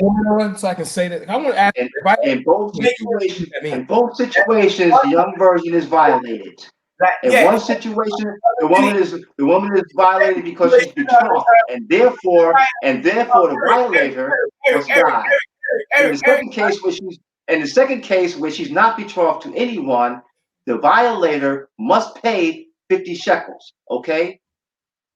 No, he has to marry her father, and he must remain married with her. They have to marry each other. They have to marry each other because he's violated her by taking her virginity, and now we can't leave her. He laid hold on her, seized her. Come on. It doesn't say. Come on, she was violated. Come on, man. Son, do you look up the word "seize"? Come on, it says. Oh God. It's that, yeah, and the thing about it, the fact of the matter is, the word "seized" is used, and the word "violated" is used. And rape. Yes, violated her virginity, 100%. He did, and that's why he's got to marry her. He violated her virginity. She's a virgin girl. 100%. But in Deuteronomy 22:25, though, what happened was this man violated that virgin too, but she was betrothed to another man. And so therefore the man who violated her had to die because he spoiled her. She can't marry that other man. Okay? In the other case, which is a lighter case, yes, but she still was violated by a man who took her virginity from her. It's just that she was not betrothed to any other man, so now this man has to marry her and has to pay her father 50 shekels for violating her, and he must remain married with her. It's two different situations there. I know you can read that. I got the Hebrew. Share my screen again. Share my screen again because I'm Hebrew has to say. I'm fed up of this. Like, let's just put this to bed. And it shows how people go out. And chemo for us as Hebrew, it shows how people can try and misrepresent our thing. So I think we can sympathize with other communities that deal with this with their verses. Oh, Ras, stop playing the victim, Ras. For fuck's sake, man, just get on with it. No, you can't deny what Eric is saying is when you lay claim to a woman and you grab her, it's automatically assumed that you somehow bedded her. Like, you can be a righteous man and take a woman under your jurisdiction and deliver her to a rightful owner and say, listen, my friend, that's not the story, bro. The verse says. That was not the case. Why are you assuming that the man must have raped her? He took hold of her and lay with her. It says it in the it says it in the verse there, man. What are you talking if it says it, then it's if it says it, then it says it. Fair enough. If it says he laid with her and lay with her. It says he seized her and laid with her, and because they got caught, he had to pay the dad. Let's read it. Can we read it? Yeah. Okay. Well, all right. I've got it on the screen for the whole world to see. I've got it on the screen for the whole world. Yeah. We have heard. I don't want no one to cut me while I read. I don't want anyone to cut me because it goes into the Hebrew words and everything. We have heard so often that we can throw out the talk of stuff like allowable rape. We did our argument. In fact, I saw much research, we decided to create a page about it. Anyway, Deuteronomy 22, 28 to 29. If a man finds a damsel that is a virgin, which is not betrothed, and lie with her, they shall be found. Yeah, then the man that lay with her must give unto the damsel's father 50 shekels and shall be his wife, because he hath humbled her. He may not put her away all his days, so he can't divorce her. Yeah. All right. 25. Oh, it says, wow, we are. Looks like we are commanded to marry a rapist, huh? Says that a man finds a damsel that is a virgin and holds lies on her, bound for all his days. Well, let's look in the verse before to put in context before we join conclusion. But if a man find a betrothed, I can't hear you, man. You dropped off. Respect, you cut out, bro. Respect, you cut out, bro. Saying, all right, cool. You cut out. Read it again. Yeah, read it again. All right. 28, yes. Deuteronomy 22, verse 25. But if a man find a betrothed damsel in the field and the man force her and lie with her, then the man only that lay with her shall die. Yeah. But unto the damsel thou shalt do nothing. The damsel is of no sin. Rare. For he found her in the field, and the betrothed damsel cried out, capital letters again, and there was none to save her. Yeah. The word force in Deuteronomy 22, verse 25 stems from the word chizak, and to forcibly lie with the person without consent. If you later notice the verse in Deuteronomy 22, verse 27, it states that the woman cried out, but nobody could help her. So this is considered rape and is punishable by death. We agree with this command. Now back to the verse in question. Deuteronomy 28, verse 29. If a man finds a damsel that is a virgin, which is not betrothed, and lay hold on her and lie with her, and they be found, then the man that lay with her shall give the damsel father 50 shekels of silver, and she shall be his wife because he have humbled her. The word Deuteronomy 22, 28 for lay hold on her comes from the Hebrew word translated tafas, which does not mean forcibly lie with her. It means to grasp or take hold of. Later in the verse, you will notice that this time the woman didn't cry out, so the verse is stating she isn't at all opposed to it. This is to do with a virgin, and the virgin was to be bought and paid for the family which she came from. If the virgin laid with another man in her value was half as much, but keep in mind that this virgin laid with consensually to some extent, as again she did not cry out. Very small difference from the English standpoint in word variations, but not from the Hebrew language, which was very descriptive and lost a lot of its meaning when translated to Greek. So again, this is a misquote, rare, and into believing, into mislead people. In this again, it's a misquote to mislead people into believing the Israelites were to marry a rapist. Yeah. So it breaks down that there's two differences between the word. One is force, which is rape, shazak. Yeah, and the other one, which is tafas, is not force. Yeah, it's not to forcibly sleep with anyone. Yeah, two different words used in the Hebrew, and I hope that is correct. He found no respect. Hold on.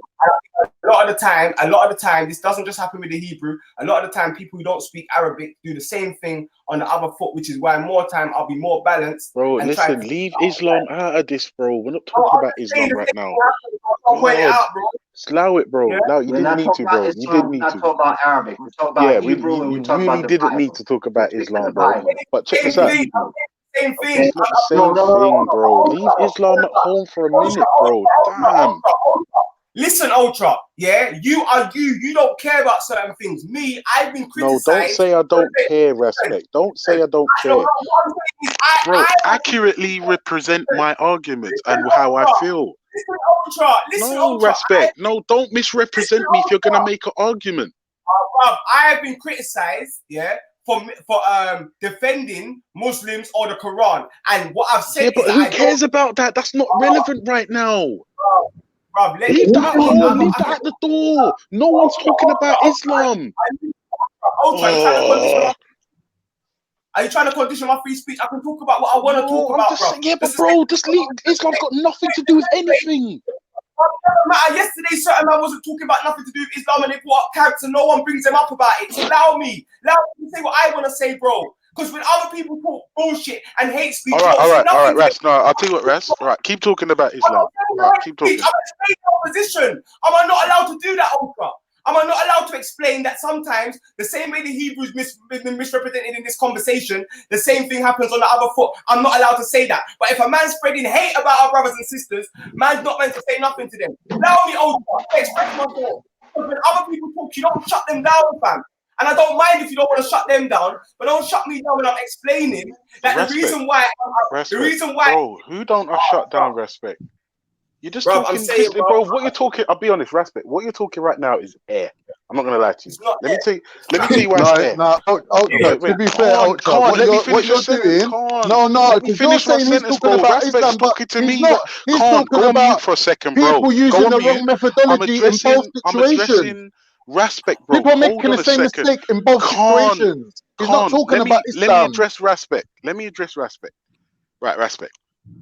If I'm on a panel with somebody and they say something I don't agree with, I'm going to argue with them. I had an argument with Khan the other day over this thing they're trying to introduce into school. Guess what? We had an argument. That's it. I'm saying we're talking about Deuteronomy, and you felt a compulsion to bring in Islam, and I'm like, what are you doing? I You said, did, and I'm allowed to. and it's just like, what are you doing? Yo is your God. You're not my God. So I can say anything I want to say, Ultra. You can Oh my respond. God, bro, you're taking it personally, bro.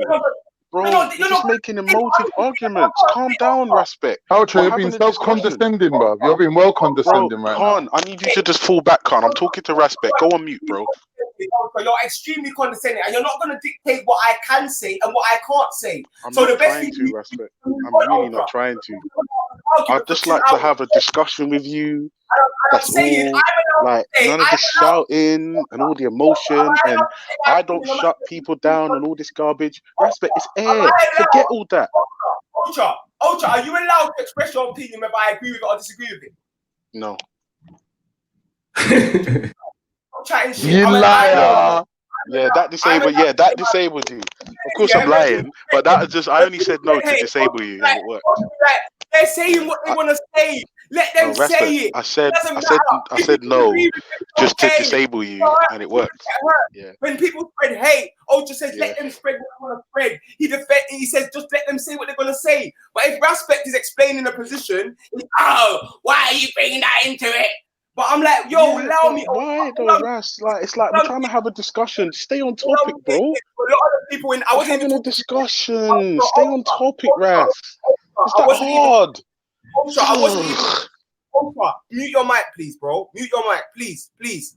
Yeah, I wasn't even addressing you. I was addressing Chemo, and I was telling Chemo that sometimes the same way these men have tried to misrepresent our text, we may be misrepresenting Arabic text, which is why I like to go back to the Muslims. So I wasn't even speaking to you, Ultra. I was speaking to Chemo and showing him that right now we're in a position where man are literally misrepresenting the text and not going back to translation. We don't care if you man believe in it or not. But I'm saying to Chemo, that thing might happen with other people and their languages as well. So we got to just be skeptical. I wasn't talking to you, Ultra.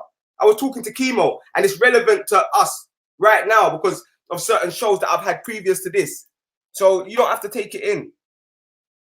You know what I'm saying? But I'm just saying to the people of the Bible, we can see now, Reggie, all of us can see now how we've got verses in the Bible that can be misrepresented and made to seem like it means something that it doesn't mean. And the people can be very persuasive in their argument if we don't go into the Hebrew text and differentiate the words. And I'm saying it's the same thing with any other text. That's all I'm pointing out. Yeah, and it's a very, very no, I'll tell you the truth, Respect. What you just said sounded really sweet on the surface. If only you didn't say, "Oh, Ultra, you don't shut people down." And I'm saying, Respect, listen, just forget all that, bro. That's all air. We're not talking about that. That's just personal, dirty feeling. Who cares about that stuff? I'm saying, listen, we're talking about Let's stay on topic. Yeah, and what's wrong with that? I'm addressing Chemo in the chat, which I'm allowed to do. I don't have to address just you, the people in the chat, and I'm allowed to address them about something. Well, I'm not, Brett, but Ras, I was talking to you. We was talking. You can just ignore the point, fam. Like, I don't understand. Why would I ignore your point? We're having a discussion. All right, well then take in the point and say, yeah, that's true. Arabic can be mistranslated then. That could happen. You could say that if you want. Respect, a plane could fall out of the sky and hit me in the face. Who speaks Hebrew then? Can someone speak Hebrew and just explain it? Because in multiple translations, it says the exact opposite. You know what I mean? It doesn't. The Bible says, even in the time of Jesus, people weren't running around talking Hebrew. Hebrew ain't a language to be taught. It's the religious language. Do you speak Hebrew, bro? Khan, do you speak Hebrew? The word for rate is shazak. The word for even the Hebrew is shazak listed. The word for rate is shazak. The word for pursue is the fast. Yeah. So that's it. Like the word for rate is shazak, and the word for fast. It's simple. And it's simple first. So if it makes it go fast, it would have said shazak, and then it would have said shazak. It wouldn't have changed the word to a different word that means something different and doesn't mean false. Like people are too invested in translations because they have no intention of actually going and learning Hebrew or Arabic. And this is why we're so invested and we give so much credence to translations. It's because deep down in our hearts, we know we're lazy. We want someone else to do the translating. When really you need to go and look for it yourself. Like, is this not the truth of God? If it's not the truth of God, then why are we doing this? What I'm saying is, why are you relying on translations? Then tell us the truth then. Come on now. I ain't one of them black Brits. Come on now. What is it? He just did. Man, Hang on a second, he just Khan. did. Can you My read brother, Arabic? my brother, he just did. He just did.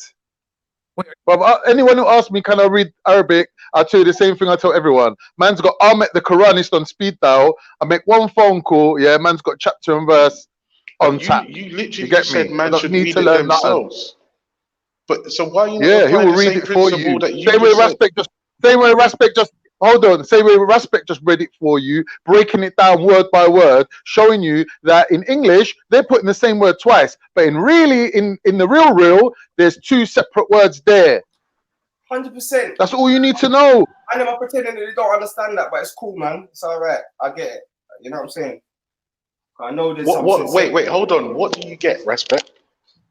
No, I know there's something. We see you, Ocha. Ocha, we see you in video games. What do you get, Respect? People like there's certain things that like no matter what proof you bring or of the differences of the word, it doesn't matter.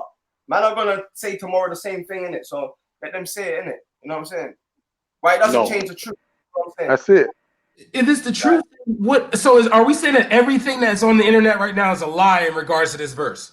That if you rape a woman that's being married, you should be killed. If you rape a woman that's not married, you should marry her. It doesn't say the word rape, so you're using the word rape. That's okay, so if that was the case, then when a man hold on, bro. If that was the case, then when a man wanted to get married, all he would have to do is go and grab up the woman, rape her, and say she's mine. Yeah. Yeah, that's it. And give the dad. That's what you're saying. That's what you're saying. No, that's what the Bible says. No, it ain't. No, it ain't. Otherwise, that's what people will be doing right now. That's what the Bible is saying. That's what the verses of the Bible is saying. That's what the Bible's saying. I'm not saying that. It's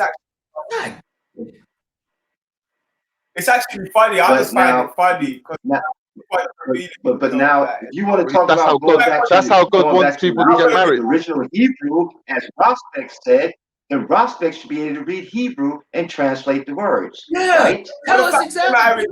But if he can't do that, But he just read it for you, Eric. Eric, he just read it for you. Yeah. He can't. How are you gonna read a translation for me when he can't read the original language or the Hebrew language, as he said he wanted to refer to? Shazak in the Bible means to forcibly lie. To fast does not mean to forcibly lie, but to pursue, grasp, take hold of. Yeah? Two different words. Shazak means to force a woman to sleep with you. To fast does not. It's simple. You lot can say to fast does, but it doesn't. That's the facts. Oh my God, this is retarded. Like, my head hurts. My head. Simple, like. So, like, let's just move on. You man think it means rape. It's not us, bro. That's why I don't get it. Like, so much confusion. But you man don't read the book. So I guess it's better that we who read the book and believe in the book don't believe it means rape. Bro, you're reading a book you don't even trust. You're talking about a virgin you don't even trust. Bring up the Ethiopian if you like, bro. Come on, this is just bullshit. Bro, this is Hebrew. Tafas is a Hebrew word that does not mean to forcibly lie with a woman. Right, can you show me? Can Val share your screen and show us where the words you just brought up means to you? Oh my God, bro! You defending this shit. Damn, feel free. Like, it's simple. They would have used the word Shazak twice if it was rape. Simple. They would have used the word Shazak twice. Forcibly lie. They would have been used the word that meant to forcibly lie with a woman twice, but they did not. They differentiated between the two. And it's just simple. I like, yeah, but Respect. All right, let me give you an example. I gave you the example of Mary. In the Bible, they refer to her as virgin, but in the original text, the word is Bafula and Alma. Both, one means virgin and one means young maiden. Which one was in the original text? Yeah, I actually, when I go back to the Old Testament, if I remember, I'm sure it actually means young maiden. That's the one that's used in the original. This is my point. But for some reason it says virgin. And this is what I mean about one word having two different meanings, bro. All I'm saying is, could that not be... two different meanings? Tafas is never used to forcibly lie. Shazak is used every time in the Bible for forcibly lie. Yeah, Ocha, you're wrong right there. All right, hold on, rest, hold on. Your explanation. Khan, hold on a second, bro. You're just putting me off. I'm trying to talk to Respect, Khan. Just go on mute for a minute, please. Why are you getting emotional? Why are you because getting I'm trying to emotional? talk to Respect. What difference I'm trying to talk to Respect. I'm trying to talk to Respect, bro. Does it make if I said it? Bro, we're talking about rape. We're talking about rape, and you're Said the interrupting truth, me. bro. You're talking about rape. No, you're effectively talking to Respect that you don't need I'll to be able try. to It's that answer it as easy. soon as you stop talking. Cool. Just go on mute, and it will be sorted. Bro, I've already said it, and you failed to Go answer. mute, Robert. You failed to answer. So Respect, basically, yeah. When we read the verse, yeah, it says if a dude lies with somebody that's not betrothed, he has to keep her and pay the dad. Do you agree? He has to marry her. He has to snap her if he seizes her, and then if he lays hold on her, if he pursues her, like not pay, and he just pays the debt. Pursues her. If he pursues her, if he sexually pursues where's the word pursuit used? Pursue is another word used for to fast, along with lay hold on her. That's what it translates to. To lay hold on her? To lay hold on her, yeah. Lay hold means in modern terms. This is why I'm getting frustrated, because I don't understand what's happening. Like, what does it mean to lay hold on something then? Can we figure that out? Bro, as a man, yeah, you are given your mandate. But listen, let me tell you something. This is my culture. You're too detached from it to even know. As a man, what is your rights? Are you black? Kyle, are you black? Are you black? If you're not African, listen, what I'm saying to you, man. You're not listening. Oh, you're not listening, bro. You're not listening. Checkmate. The fact of the matter is, the verse itself does not say anything about a lack of consent. Yeah. So okay, let's deal with that. Yeah. All right. Let's deal with that.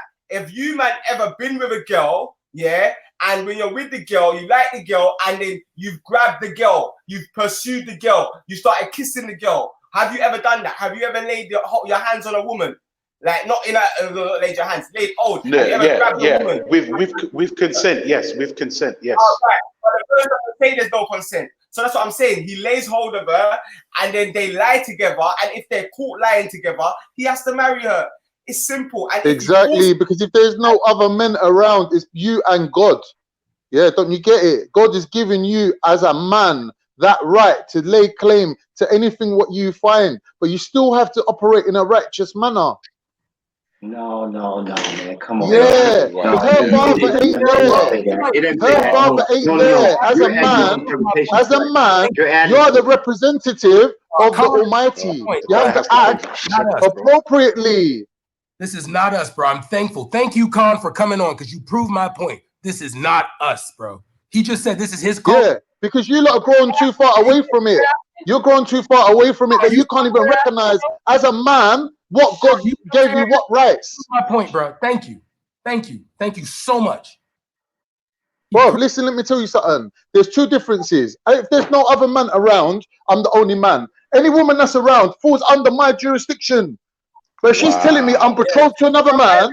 If she's telling me, hold on, if she's telling me I'm betrothed to another man, or she's telling me my father is so-and-so, yeah, then I must then respect that. But if she's just a wild woman rolling around, yeah, and I'm the man, it's down to me to tame that. Yes, thank you, Khan. I want every African in the chat to listen to Khan. He has proven my point. This is not us. You cannot lay claim. Why isn't it? Woman, thank you. Thank you, Khan. You are the best. How can you make love to a woman that you're not laying claim to? That means you're sleeping with another man's woman, or you're sleeping with another man's daughter. If you're not laying claim to a woman before you sleep with her, what are you doing? What are you doing to her?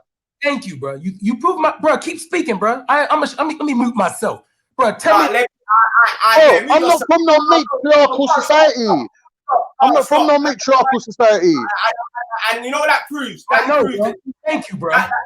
Yo, the fact that he said he's gonna mute himself proves that the reason why these lot keep on cutting me is because they know my truth is piercing their hearts. I'll big them up for finally muting themselves.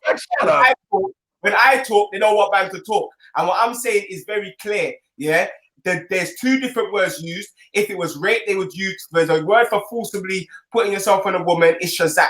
It's the only word used for rape in the Bible. You understand? And it's not the word used on the second part. Anyone who doesn't want to believe that, that's up to you. I'd have the main problem with people that are Israelites not believing that. That's the people that I'd fight and have to make sure they understand that. And I've had to fight man on it before. So this ain't even a new thing. Yeah. But if you don't believe in the Bible and you believe it meant that, that's all right. You man believe in anything you man want to believe because you don't believe in the Bible anyway. So we expect you man to misrepresent the Bible because you want people to leave the religion. So like we expect you to do that with the Quran, the Bible. Wow, you see, Ras, there you go again, bro. You've been incredibly emotive and you're being disingenuous, bro. That's the most disingenuous thing you said all night, bro. Like, you should be ashamed of yourself for saying that, bro. You should be ashamed. You should be ashamed of yourself.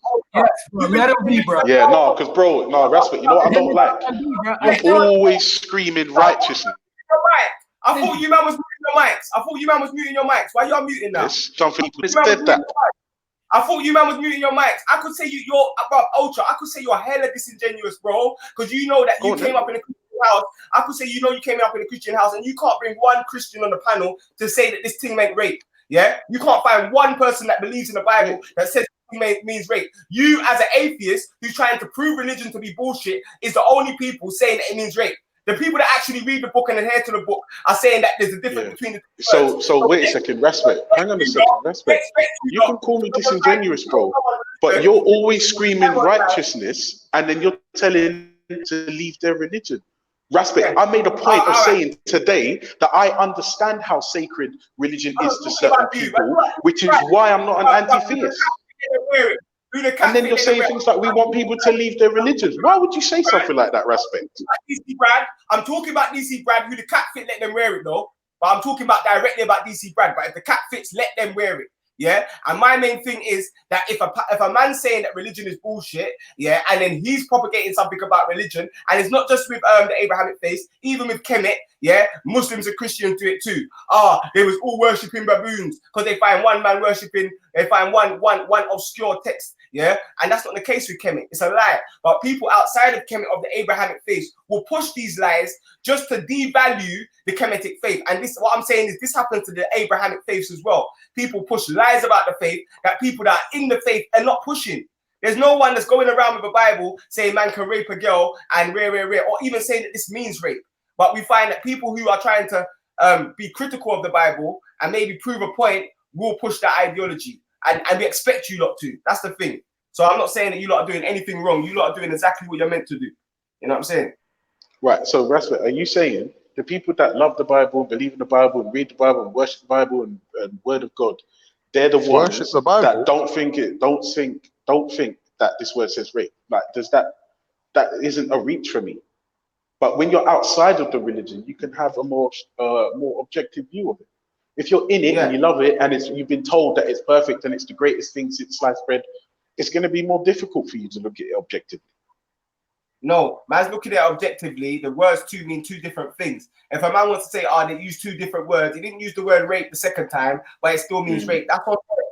But I'm saying that the word for forcible sex is used the first time, and a different word is used the second time. If a man wants to say that they both mean the same thing, that's on to them. But like the truth is the same thing is done in the English though. I'm saying in this particular verse, it's very clear. You go up one verse and you realize that if you rape a woman, then you be put to death. That's betrothed. That's betrothed. Yeah. Like simple, man. Simple. So like I don't know. Khan came on. Thank you so much, Khan. Bro, thank you for thanking me, but I just want to make one point, yeah? Put the subject matter to the side and look at the methodology being used. Respect saying to you that two different words are being represented as if they're the same thing.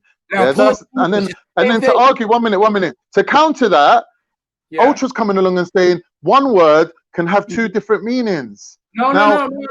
Ultra's reply is not sufficient. Exact thing.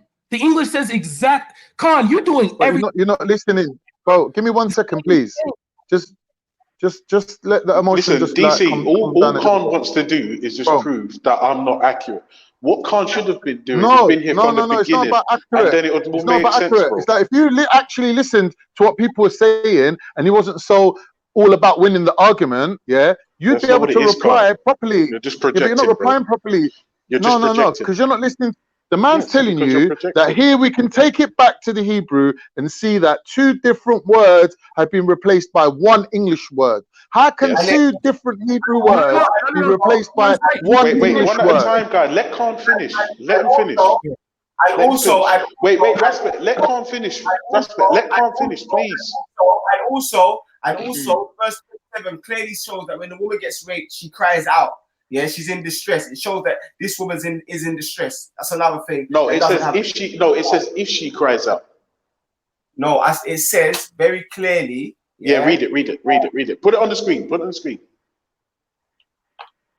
Put it on the screen. Right. Put it on the screen. Because this is what I like. It's calm now. Now it's calm. Now we can get some rationale going. It's calm now. Yeah, it's much better. Yo, Ultra, what does taking the piss mean?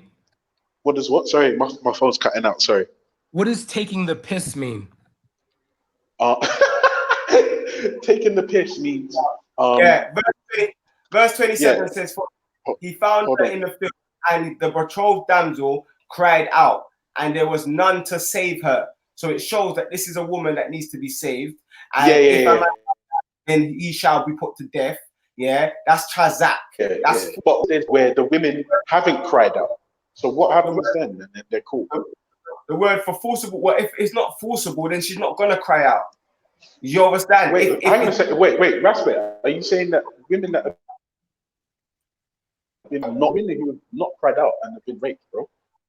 No, it makes a clear distinction between the woman who But did to be not honest, want the man. that's semantics. No. Let me see it. Hold on, let me just pick this up. 1 second, guys. Hold on.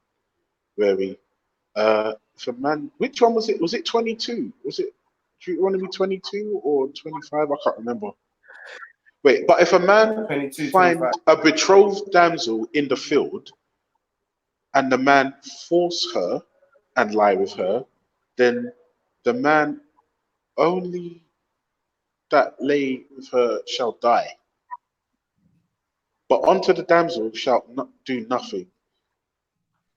All right, so listen to what that says. If you find the woman, Ultra, if you find the woman in the field and you grab her and you say, "Hey, woman, what are you doing here on your own?" and you grab her, and she says, "I'm betrothed to so and so," and you don't rape her, then you ain't done nothing wrong by putting your hands on her. Because once she tells you, "I'm betrothed to so and so," then you fall under that and you say, "Okay, I respect that," and you let her go. Yeah. So that's what that's clarifying right there. As a man, you have the right to arrest a random woman that thinks she's some independent thing walking around without no obligation to any other man. Pause, Carl. What? Black women, this is not us. This is not us, black women. I just want to let you know. There is no such thing as an independent woman. A woman either comes under her husband or her father. You're using the word arrest and pursue. They're two different words. You're saying arrest. That's something police do. You get it? Like, yeah, I know. That's cuffs and you can't go nowhere. So I would never use the word taking arrest. her under your custody. You're taking under your custody for you to decide what you're going to do with her. If she's saying such and such is my father, then you take her and you hand her back to her father saying, "I found your daughter out in the field. Here's your daughter back." You don't take her under your custody. Like those words are like. That's not take her under your custody meaning.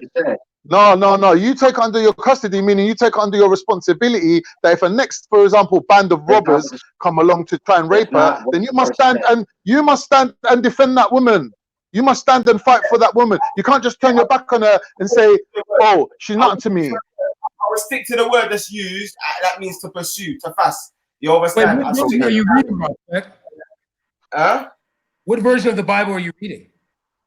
The Hebrew. Straight to the Hebrew. On the screen. Yeah, because he pulled up the screen. He pulled up the screen that's got the translation of the words. Yeah, because I need to go toilet so bad, man. Yeah. I can't do with the constantly being cut, so I'm gonna do a show about this now anyway. And break it down differently without being cut left, right, and center, and go into the different words and all of that. You get me, Carl? Yeah, That's unfair, Ras. You can't do a monologue. You can't do a monologue, man. You can't do that, man. Just stay where you are, man. The show's good, man. The show's been fire. I've debated about 8 different people today, yeah, on my own, you know, like that. So and you've done a damn good job, bro. You've done a damn good job. And most of the time, when I'm making a point, I'm just getting cut. So if I want to then at least get my point out without being cut by 3, 4, 5 different people, you know what I'm saying? Then I'm gonna do that, innit? You know what I'm saying? Because at the end of the day, I've debated at least 8 people today on my ones. Jack Jones. Yeah. No, you did a good job. You did a good job. Yeah. You did a good job. I'm not gonna lie. It got fucked up when Khan got involved, but until then, you did well, man. Yeah, fuck you know. Khan just killed the whole thing, man. Jesus. Look, Ultra. He's Ultra. I know, Squidgy Black. It would check me an hour ago, but it's cool though. You get me? It just shows how it just teaches me a lesson in when I'm criticizing other people. I just gotta know what I'm criticizing. You get me? Yeah, I agree. I agree. But not even that, Ras. If there's something about my way of life you don't like or you think might be immoral, then let's talk about it. You're here, I'm here. Let's go. Ultra, this is the point. There's no Christian on the planet that is going around saying that the Bible is teaching us to rape women and it's okay. So no one's saying that though. All right, well, then, obviously the Christians and the people that read the Bible got the right translation, and then people that don't quote the Bible have a whole new translation, and they're entitled to run with that translation. I'm not saying they shouldn't, but I'm saying that the people of the Bible are not pushing that. So you can't even say ways that are immoral because there's no one that reads the Bible that is actually pushing the argument you lot are pushing. And this is the thing with most of the arguments against the Bible. People come with arguments that people that actually read the Bible, adhere to the Bible, are not pushing the arguments that people are pushing. So it's like you lot are debating with yourselves, really. Because do you have a daughter, Ross? Do you have a daughter or anything like that? Yeah. Okay, so if someone hurts your daughter, she's not married, and all they do is pay you, you're just gonna be like, all right. Yeah, if you sleep, I know you're not. Hold on, man. Hold on. You got to remember, you're dealing with people that are not being sexualized in the same way that we are today. All women back in the day did not want to have sex with men. Even on their wedding night, they will cry. You're dealing with a different thing that you're just becoming deep. Stop talking, man. Real talk. It's bullshit. That is bullshit, bro. Like it's literally bullshit, man. Like in the Israelite thing, most men got married to their woman. You know what I'm saying? But the woman will have a healthy fear of the D. That's not true. That's not true. Wasn't the Hebrews mad at the fact that their women were sleeping with like Ethiopians and make it? Yeah. I don't know. I'm free from this class still because I don't know about that. I know about women wanting to be with a man, fam. You know, like that. Yeah, wanting to be with a man, but we're talking about the act of sex. We're talking about rape and the act. No, I'm not talking about them scared of marriage. I'm not talking about they're scared of marriage or scared of men, but they're scared of the act of sex. Yo, Khan, they know that it's gonna bleed. Something's gonna get bled, isn't it? Something's gonna get hurt. Like they know it. No, but Khan, but what I'm saying is, yeah, like all I know is in this verse, it's not talking about the gal being scared or anything. There's no the girl's scared. There's no she's screaming out. There's no she's crying. She's having sex with a man. You get me? They're having sex together, and now he's got to marry her. Like that's all it is. You get me? He's moved to her. She likes his movements. The kisses on her neck are getting to her. Like, and they're together now, and now they have to be married, innit? You know what I'm saying? Like, ain't no, she shook of him and all of that. Like, there's nothing of that in the verse, innit? Like, in the first verse, you can see it's false and she's scared. Like, you can see that clearly in the first verse. But in the second verse, there's none of that. You know what I'm saying? So, yeah, I wouldn't even bring that. You get me? Because you've got people like Nine for saying, dark's done, collapsed. Because they're just clear. And that's when you know people just want to misrepresent them. You see it, Chemo? Chemo, I just want you to see everyone in the chat right now that normally when it's another group, they do the same thing. I just want you to see that. All my Hebrews out there, all of you Bible readers, just watch the chat. Yeah? Watch the chat when the foot's on the man then. Yeah? Watch the chat. Yeah? Watch it carefully, bro. You know what I'm saying? Cause at the same time they'll have us on some bandwagon doing the same thing to other people, and it's wrong. You know, like that. Just watch them. Watch how they are going. You know what I'm saying? Watch how they are going. That's what I'm saying. Eyes peeled. You know what I'm saying? Yeah. Watch them. Watch them. Because they don't believe in the text. But if I find it funny how people that are not Christians love to impose things that Christians don't actually impose on their own text. And it's the same thing with the Quran. Don't talk about Islam. Sorry, but it's the truth. Yeah, people that are not Muslim love to impose things that Muslims are not actually imposing about their own religion. It's just so, funny. Khan, in your culture, if you want a woman and you see a woman in your jurisdiction, I'm only going to use the words you put out there. A woman in your jurisdiction, because a woman only has two rights, and this a woman she can only her father or her husband. I was talking to Chemo. I weren't talking to you. I was talking to Chemo directly. You know what I'm saying? I was talking to Chemo directly, but I don't even address, I ain't address certain people in the chat. They don't even exist. I'm talking to Chemo and I'm saying to him, look how people are moving. Just look, my brother. Yeah, how far they will go to try and misrepresent the Torah and only believe in the Bible. What's the Torah? And only get excited when Khan is speaking. Yeah, like look at the chat. Look how people because the argument's sharp and they feel like Khan is kind of going down the sticky road. God, bro, you really think you that nigga, don't you? Speak. They literally want to hear from Khan. Just that in itself is showing you exactly what this thing is and exactly what agenda. No, but like you said, but it was game, set, and match an hour ago. Oh yeah, you say something. Yeah, I know. And just do up your shirt, man. Put your shirt in the wash, man. Don't worry, man. You can clean off the dirt, man. You got drapes up a little bit today. You get me, bro? It's all right, man. You get me? Hey, can't worry about it, man. You're all good, man. Just watch out for shirt and everything there. Yeah, and one Israelite, one Rasta man bun down all of them. Yeah, one lion. Bro. All you did is condone. What you did, you did. I'm not telling you what you thought. You condone slavery. You condone rape. You condone slavery. And you condone charity. One to some schizophrenic religion. You man have got a schizophrenic religion. You condone rape, slavery, and charity. What to you, man? Jokers. You man are jokers, man. Get out of here, man. You know the atheist is going to the white man. So I'd rather the atheist. Man said rape, slavery, and charity. You know. God, whatever God you follow, same kind of God that. And proven to all the Africans. You better. It's not us. Thank you. That's all I want to say. Thank you so much. Yeah. Thank you. Rospec, enjoy the religion of the Middle East, bro. That's you, bro. Enjoy yourself. 100%, bro. I will, bro. Because I can't see you not doing anything better, blood. All you lot do is criticize other people. Bro, I feel you, bro. If Africans don't have the just knocked up the place. Trying to tear down the next man's belief. That's the only thing you lot have got. You've got nothing else to bring to the table. Literally. After that, you have my ruffles. Like, bro, I told you what happens to a rapist.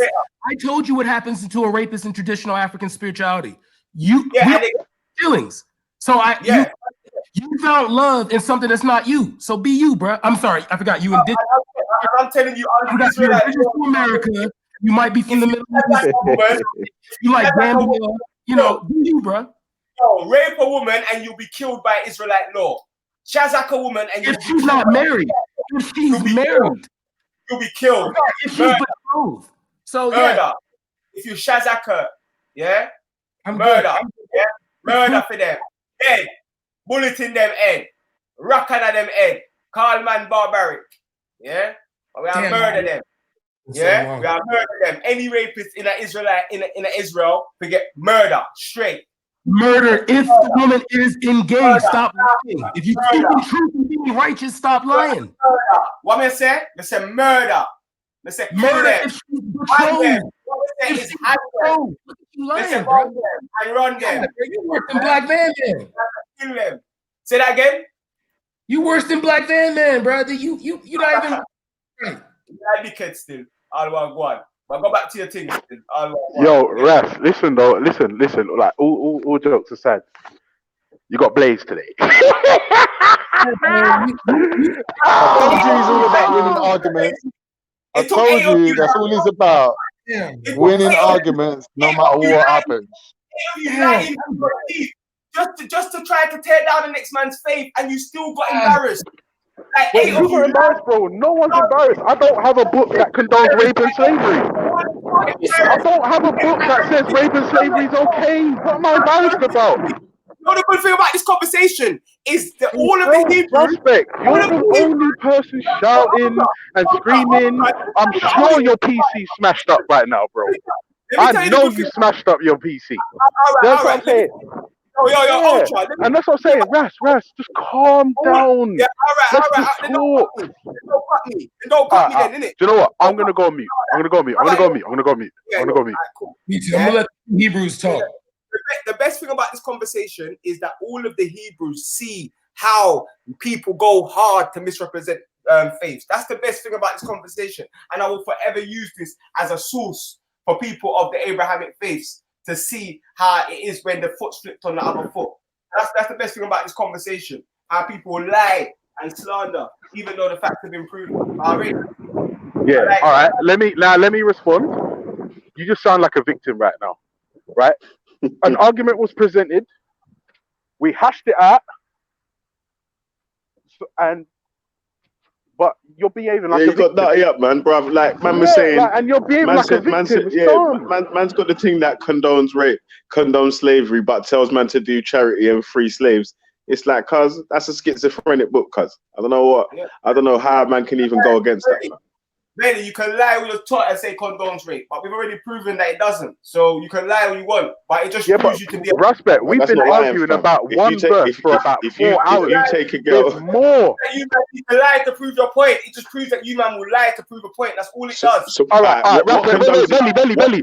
1 second. Respect. If I can provide you a verse in the Bible that's clear-cut rape, yeah, what would you say to me?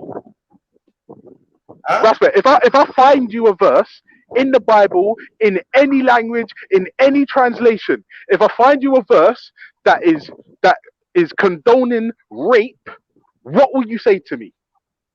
I'll ban it out. All right. Thank you. Should I find you that verse right now? Go and find it, bruv. Just go and find it, man. Give me 2 minutes. Just go and find it, man. No, because I wanted to know if this was just go and an find it, man. About you wanted to know. Ego you heard what man said. Right, find it. I'm gonna find it. Give me 2 minutes. I'm going to mute. Now listen, people, get your fucking popcorn. Hold on. Yeah, man. Bro, it's mad, innit? Like I was saying, I've seen the verses already, innit? I just don't know them off by heart, innit? So also I'll be able to just say, yeah, this one here says that exactly, and that one there says that exactly. But yeah, that's why I can't give you them. I'm done, yeah. And Khan, what you said that your nan got married. What way? Your nan got married somehow way? When you was explaining both of them situations happened in my family. Like one of them, like was my nan, obviously my great grandmother, my great granddad. He was a soldier in the army, and in the army, if you're wearing a uniform, that you're an officer, you're a respected man. So he's walking and he's seen a young girl with a little brother, and he liked her, and he said to her, "Who's this boy?" And she said, "He's my little brother." And he grabbed her by her arm and he marched her to the dad, and he said, "I seen your daughter walking alone without a chaperone. His little boy don't qualify." So he said, "I'm taking her as my wife." Get me? And the man said, "You know, it's your huck, innit? It's your huck. You found her, take her, innit? Marry her. But do it in the right way, within the family. Don't just take her and run off with her. That marry her proper, innit?" And that's what happened. But with my dad now, my dad was, he caught my mum on road, got her in the car, took her for a drive, kept her overnight, brought her back the next day, and told my nan, like, she's mine now, innit? And my nan couldn't really argue. Like, they had to get married, whether my mum wanted to or not. But obviously, at first, she might have been like, you know, I don't want to really get married. But then she was like, "Do you know what? It is what it is, innit? Like, I have to marry someone. Might as well marry this guy, innit?" So she got married. Respect. It weren't by force. Oh my God, bro. Wait, Bro, I didn't even. Are you telling the truth? Is that really what happened? So you're wait. I'll put my mum on now. I'll put my mum on now. You can chat to her now. Hold on. You can chat to her now. She's here now. You can chat to her. Yeah, man. But you said that your nan, was walking with her chaperone. My great grandmother was her younger brother. No chaperone with her little brother. With no chaperone, yeah. So her chaperone was her little brother in it. So she's walking with her little brother. No, little brother can't be a chaperone. He can't. He ain't got the status. So she was his chaperone then. So she was walking unchaperoned. She was walking unchaperoned. So she was walking without a protection, without a man, and that means that. Wait, so that means that when any man that saw her at that time, if they brought her back to your mum's house, to their dad's house, that means he didn't even have no. He was a good guy. He didn't even have to bring her back. He could have just took her, because don't forget that was the Ottoman Empire. He could have just took her and claimed her for himself, but he done the right thing, innit? He took her back to her family. Wait, so is that Respect is deflected. Wait. Is that part of the? Does it say in your religion that you can do that, or was that just the Turkish way of dealing with it at that time? The way you talking, respect. You like that man's cousin, bro. Y'all family, bro. Did your mom like your dad? Did your mom give consent? That's the only question here that needs to be asked. No, my dad didn't touch. He didn't touch her. No, but he didn't actually touch her. He kept her overnight. He didn't touch her. Yeah, she liked him. Yeah, she liked. Yeah, if your mom didn't like your dad, could your dad still take her? Well, according to my nan, yeah. I love you, Khan. I love you so much, bro. Arranged marriage. Respect tried it still. He had his clean-up kit on still, man, but you're not out yourself. Yo, respect. There's respect. I found the verse. It's in the private chat or the back chat. I don't know what you call it. It's private chat. It says private chat, so let's call it private. I would like you to pull up whatever version of whatever Bible, and I would like you to read this verse, verses, my bro, and we're gonna come to a conclusion. If you're saying no Genesis to this particular verse, 30 to 38. yeah. If you're saying no to this particular verse, then I'm gonna shut my fucking mouth. I'm gonna shut my fucking mouth, and I'm gonna say, you know what? Fire Lion for life. Fire Lion. I mean, don't get me wrong. I'm Team Fire Lion anyway, but I'm gonna be Fire Lion for life. I might even leave G Block if you tell me this ain't clear cut fuckery. Yeah, it's fuckery. Well, there ain't no G Block. It's G Spot. We say when G Block that all things, man, bro. When Lot's daughter slept with him, man, condemn that wholeheartedly. What are you talking about, fam? Yo, G Block, you try to go international? What's good? Condemn that wholeheartedly, 100%. Yeah, B.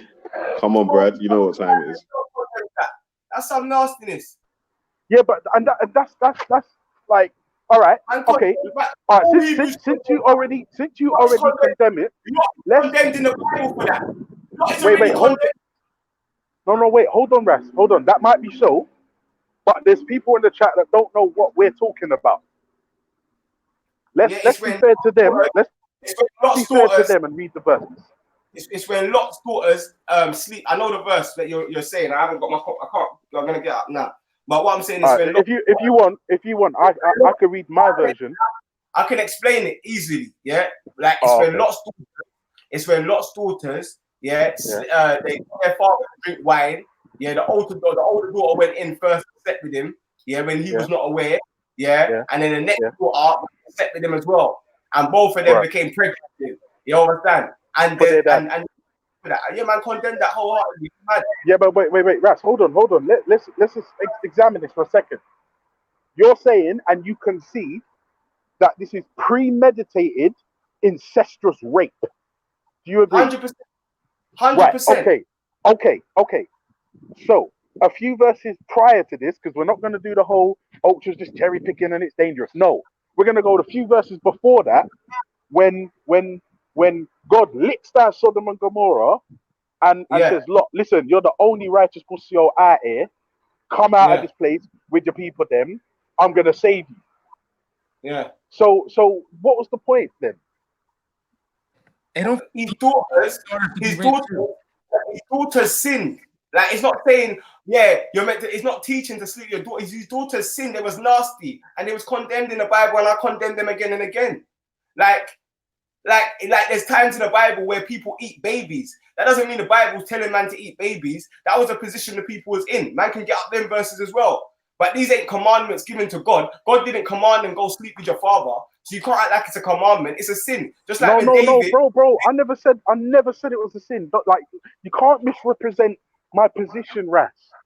Yeah. I'm not saying God said go and fucking rare. Yeah. I'm saying if we go by your standards, because remember you said ultra cherry picking is dangerous. So I'm saying if we go back a few verses prior to this, God himself picked himself up and said, listen, I'm fucking up the place. Lot, pick up your wife, pick up your kids, get the fuck out of there because I'm going to brush up this pussy. Right. God himself did this. I'm paraphrasing, of course.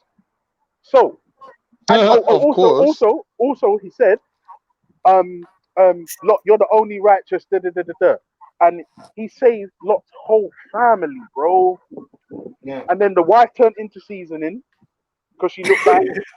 Yeah. And then the daughters made their father drunk and raped their dad on 2 separate occasions.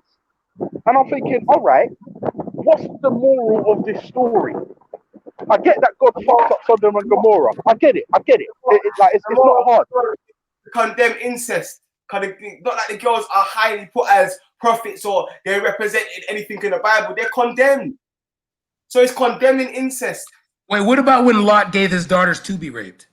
They made a choice. Yeah. No. When the people wanted to rape the angels and Lot had to choose, and Lot gave his daughters unto the people so the angels wouldn't get raped. Tell me the lesson of that. Wait, where's Khan at? Because Khan can also teach us since it's his culture. So how can he teach us this? The story of Lot, yeah, is they come for the man, then they want to be with the man, and the man. And don't forget, Lot's the most righteous one. You go for righteousness, right? I've got daughters that can't just marry my daughters. Like, can't just marry one of my daughters. You know what I'm saying? All right, respect. Samaya in the chat is saying I'm slandering her prophet. Can you please correct her? What I'm saying is, yeah. Well, no, wait. All right, Ras, don't correct her. But can you just tell me if I was lying or inaccurate, please? It's not being slandered by the story anyway. You understand? Lot was tricked and Lot was messed up. No, but when Lot gave his daughters freely, that story. Yeah, it's his daughters that done the corruption. Now, fam, you man, that's what I'm saying. That's why I'm gonna do my own show now, because you man will ask one question, I'll be answering that question, and then the next man wants to answer the next question. It's been like that for about 8 hours straight. You know, like that. So it's like you man. All right, listen, respect. I'm not gonna lie. I'm gonna drop a big 10 in your PayPal right now. Yeah, just drop. I'm gonna do it. Do you know why? You've been holding it down. You've been holding it down. Yeah, and you deserve it. So just drop the PayPal link real quick, and I'm gonna drop a lunch money in there. No problem. Bless up. But what I'm saying is, Lot is not condemned by this story. It's his daughters that are condemned for their nastiness. And yeah, man condemns his daughters for that. Are you mad? Like there's bare people that have done horrible sins in the Bible. Like I can get up bare stories of horrible sins. Me, I'm more dealing with the commands. You know what I'm saying? Because the commands is what we're gonna take on. So I'm dealing with the Christian church, and the Hebrew Israelite faith. And I'm saying, what are these people teaching from reading the Bible? A lot of the points that have been brought up today are not things that are taught by anyone that reads the Bible. They are literally talking points of atheists or people that want to debate people that read the Bible to dehumanize their thing. But the actual people that read the Bible don't push the talking points. So I'd rather the man them deal with the white Jesus, or I'd rather the man them even the slaves of their masters. That's a good criticism. You know what I'm saying? Because like even then, it's not really applicable today. That's the thing. But I'd rather be more applicable to things that Christians are doing now and Christians are teaching now that are detrimental. Do you know what I'm saying? What are Christians reading the Bible, and what are Christians doing right now? What are they teaching right now that is detrimental based upon reading the Bible? That would be the best debate, because that is relevant to actually what is going on now. Like what are Muslims doing now and teaching now that is a detriment to humanity based upon the Quran. That is the debate. Like there's no point in having a debate that no one is teaching or practicing. But that's the thing, Ras. I would retort. It depends on what sect you're talking about. Because if you ask the Westboro Baptist Church, those motherfuckers, if you ask them about Christianity, they're going to tell you all manner of fuckery. You know what I'm saying? And then you've got them bastards over in the fucking Mormon church fucking around with Christianity. Do you understand what I'm saying? It all depends on who we're talking to. Are you saying there's Christians that, based upon the Lot story, they're promoting incest? Yo, Ras. You see when Ultra drops that PayPal though, yeah? You see when Ultra drops that PayPal though, yeah? Man should just use it for dry cleaning though, man. I'm asking Ultra. No, I'm gonna forward it to you, man. You need the dry cleaning. You need to big up the Bible, big up God, you get me? But differently from that, are you saying there's Christians in 2019 that are promoting incest based upon the Lot story? I won't lie to you. If you accept the Bible in its entirety, I'll say, yeah, that has to make up the psyche, because you can't have the New Testament without the Old. Ultra, can you show me some Christians that are promoting incest on the Lot story? Can you show me at least just one denomination? Yeah. Like if you accept the Torah as like your thing, if the Torah is your thing, like if you're a Hebrew, if you're a Jew, whatever the fuck, I don't know what the correct term is. If you accept in the Old Testament as gospel, then you accept all the stories in it, the Ten Commandments, the story of Moses.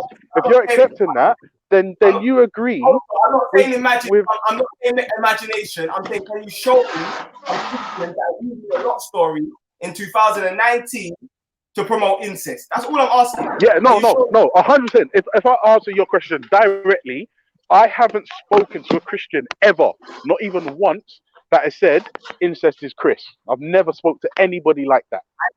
And they've never based wait, hold on, Rash, let me finish the answer. But I've spoken to people who are Christians and Hebrews, and they've never even heard this verse before. And they will swear to God that God is real and all the rest of it, and they haven't even heard it. So I would say, go on, sorry, bro. I'm saying that the fact of the matter is no one is promoting incest with this verse, so that's not something that's applicable to now as to why man need to criticize the Bible. Do you get it? Like, I'm saying that it's not something that's applicable, and I'm saying if man them can find applicable things that Christians are doing, and then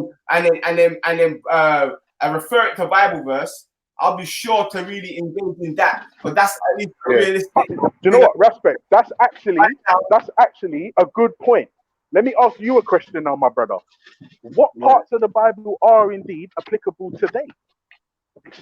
The 10 Commandments and the laws of Moses. The 613 laws. So like the laws of Leviticus, what you're meant to do. Yeah, 613. Yeah, there's 613. 613 laws. All of them. Yeah. All of those laws are applicable, yeah?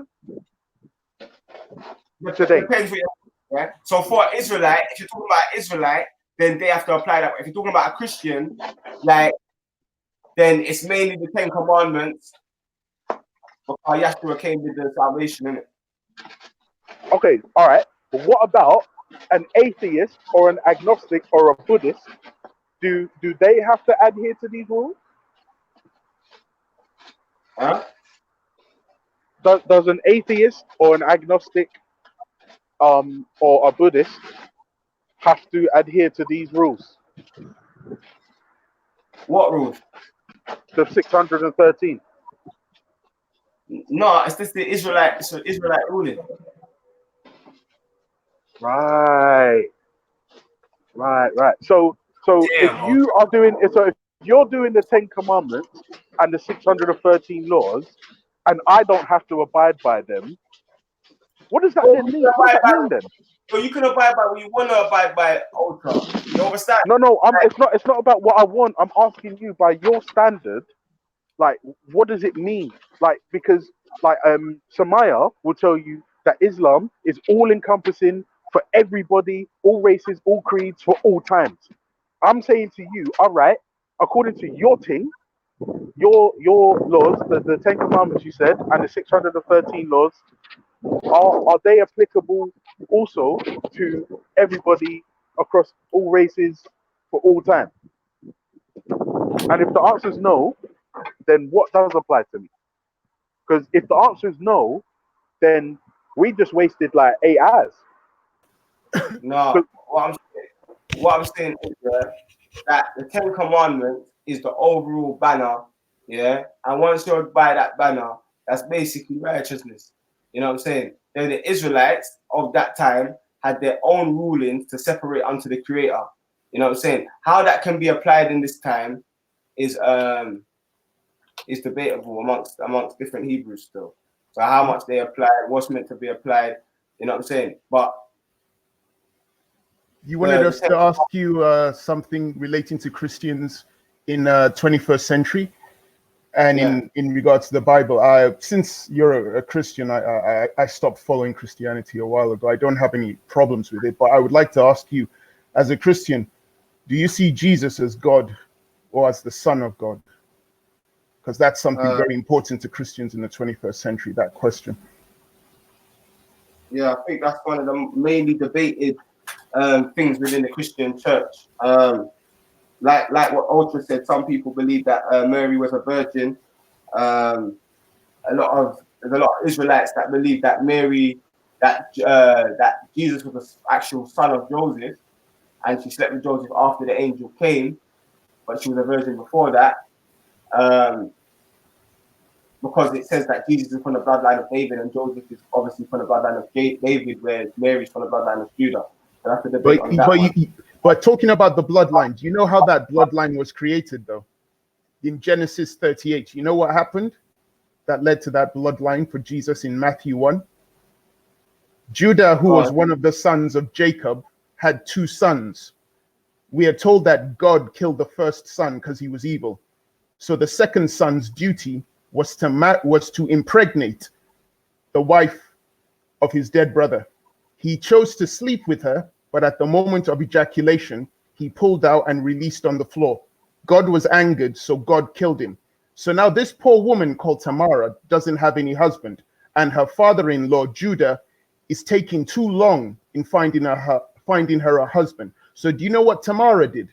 Tamara went to the red light district area, dressed herself up as a prostitute, and when her father-in-law, Judah, walked past, he saw her, had sex with her, impregnated her, and she had twins.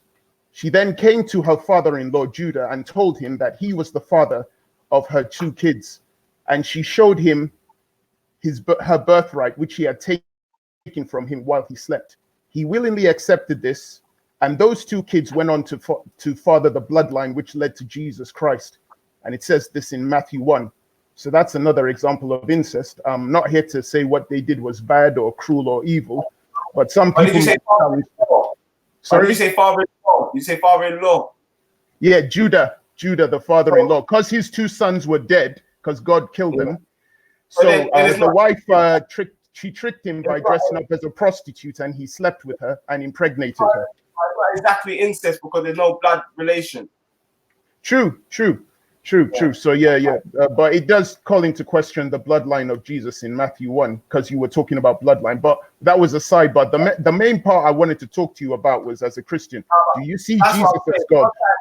These are the misrepresentations, though. So like, you just called it incest, but it's definitely not incest. You know what I'm saying? But it was called incest, and then said that this is justifying incest in the Bible, but it's not incest. And this is what I'm saying about. Sorry, it's not incest, but it's we could, like, if we really wanted to be pedantic, we would ask, why was Judah sleeping with a prostitute? Why did he impregnate his daughter-in-law? You know, I need to go to that story. I haven't read that story. It's the book of Genesis, chapter 38. Like Chemo said, liar, laugh my ass off. So that's what I'm saying. It's the book of, we can look at it now if you want.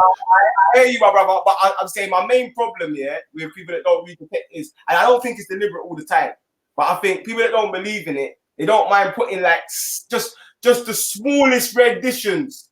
But like those renditions, like, say if I didn't like clock it wasn't incest, that would have gone through for everyone listening as incest.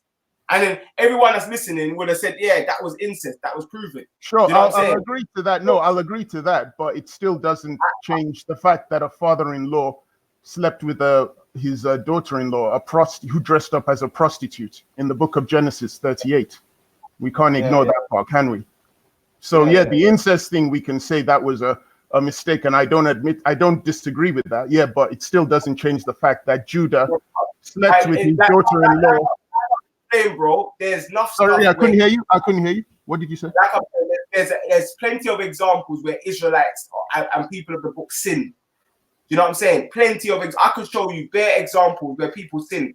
But if it wasn't a commandment from God, then it's separate, because there's enough times when the people of Israel was worshipping calves, for example. Now, you know that they wasn't meant to be worshipping gold calves. But if someone brings a verse right now and says, look, the Israelites were worshipping gold calves, it's like, it's not really a genuine point to actually criticize the religion, because the religion is going against that. That's why she disguised herself. The reason why she disguised herself, you know what I'm saying, was for that same reason. So, like, it's like, I understand that. Yeah, you're right. She disguised herself as a prostitute, and then Judah slept with her and impregnated her. The reason I mentioned it is because it comes into the 21st century, which goes back to the question I asked you. Do you see Jesus as God or as the Son of God? Because this relates to what Christians believe in the 21st century. Jesus is the Messiah. He's the Messiah.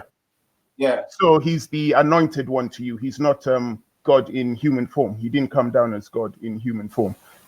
Well, he refers to the Father and calls himself the Son of Man. And when he's called good, he says no one is good but the Father. So he refers to something higher than him. So I'm going to refer to what he's referring to that's higher than him. But I would say he's the best example in the Bible. And I would say that he calls us all children of God. From where like moving righteous, we're all called children of God. So that by that statement, he would be the Son of God and the best Son of God, but not in a literal sense. So sorry, I didn't get. So he's the Son of God, but not in the literal sense. No, I'm saying that he refers to us as the children of God. You know what I'm saying? So that would make us sons and daughters, because we say our Father who art in heaven, do we not? No, but he has a special title. He has the only begotten Son. So he's not like. But what I'm saying is he is the Messiah, in it. So he's going to be on a higher pedestal than everyone else. But he said that the people that follow him are children of God. But he himself calls himself the Son of Man. And he says that only the Father is good. And he said that, Father, why have you forsaken me? So there's many times when he does actually. Okay, I see. So basically, from your opinion, I get it. So you don't see him as God. You see him as you said, Messiah. You said the Messiah. Okay. So that's where you're coming from as a Christian. Okay, I see. Yeah. So yeah, I can understand that, because you've got your Trinitarians and you've got your non-Trinitarians and you've got your I've forgotten the other group, the Unitarians. So you believe in the Father, the Son, and the Holy Spirit, the Trinity? No, I'm not. I wouldn't say I'm a Trinitarian, but I do understand the concept. Okay, but you don't subscribe to it. No, I personally, like, I deal with like the Holy Spirit is spoken about across the Abrahamic faith, so we know the Holy Spirit's real. Yeah, Jesus is the Messiah, and God is the Creator. So I'm not denying the existence of the three, but I don't see in the Bible where this Trinity concept is pushed. So I can't then create a concept that I didn't read in the Bible, because I think that's what the Council of Nicaea has done. So all I can deal with is the Creator and the inspiration that comes from the Holy Spirit, which is also called wisdom, and the Messiah. Okay, so I get it. So you're a Rastafari who's also a Christian, who sees Jesus not as God, but as a Messiah, and you don't subscribe to the Trinity. And you don't subscribe to any denomination in Rastafari. So you're not Bobo Shanti or Nyabingi, but okay, got it. Oh, yeah, I got it. Yeah, makes sense. All right. So at least I know where you fit in the 21st century with Christianity. You don't see Jesus as God. That makes sense. All right. Cool. All right. I can't.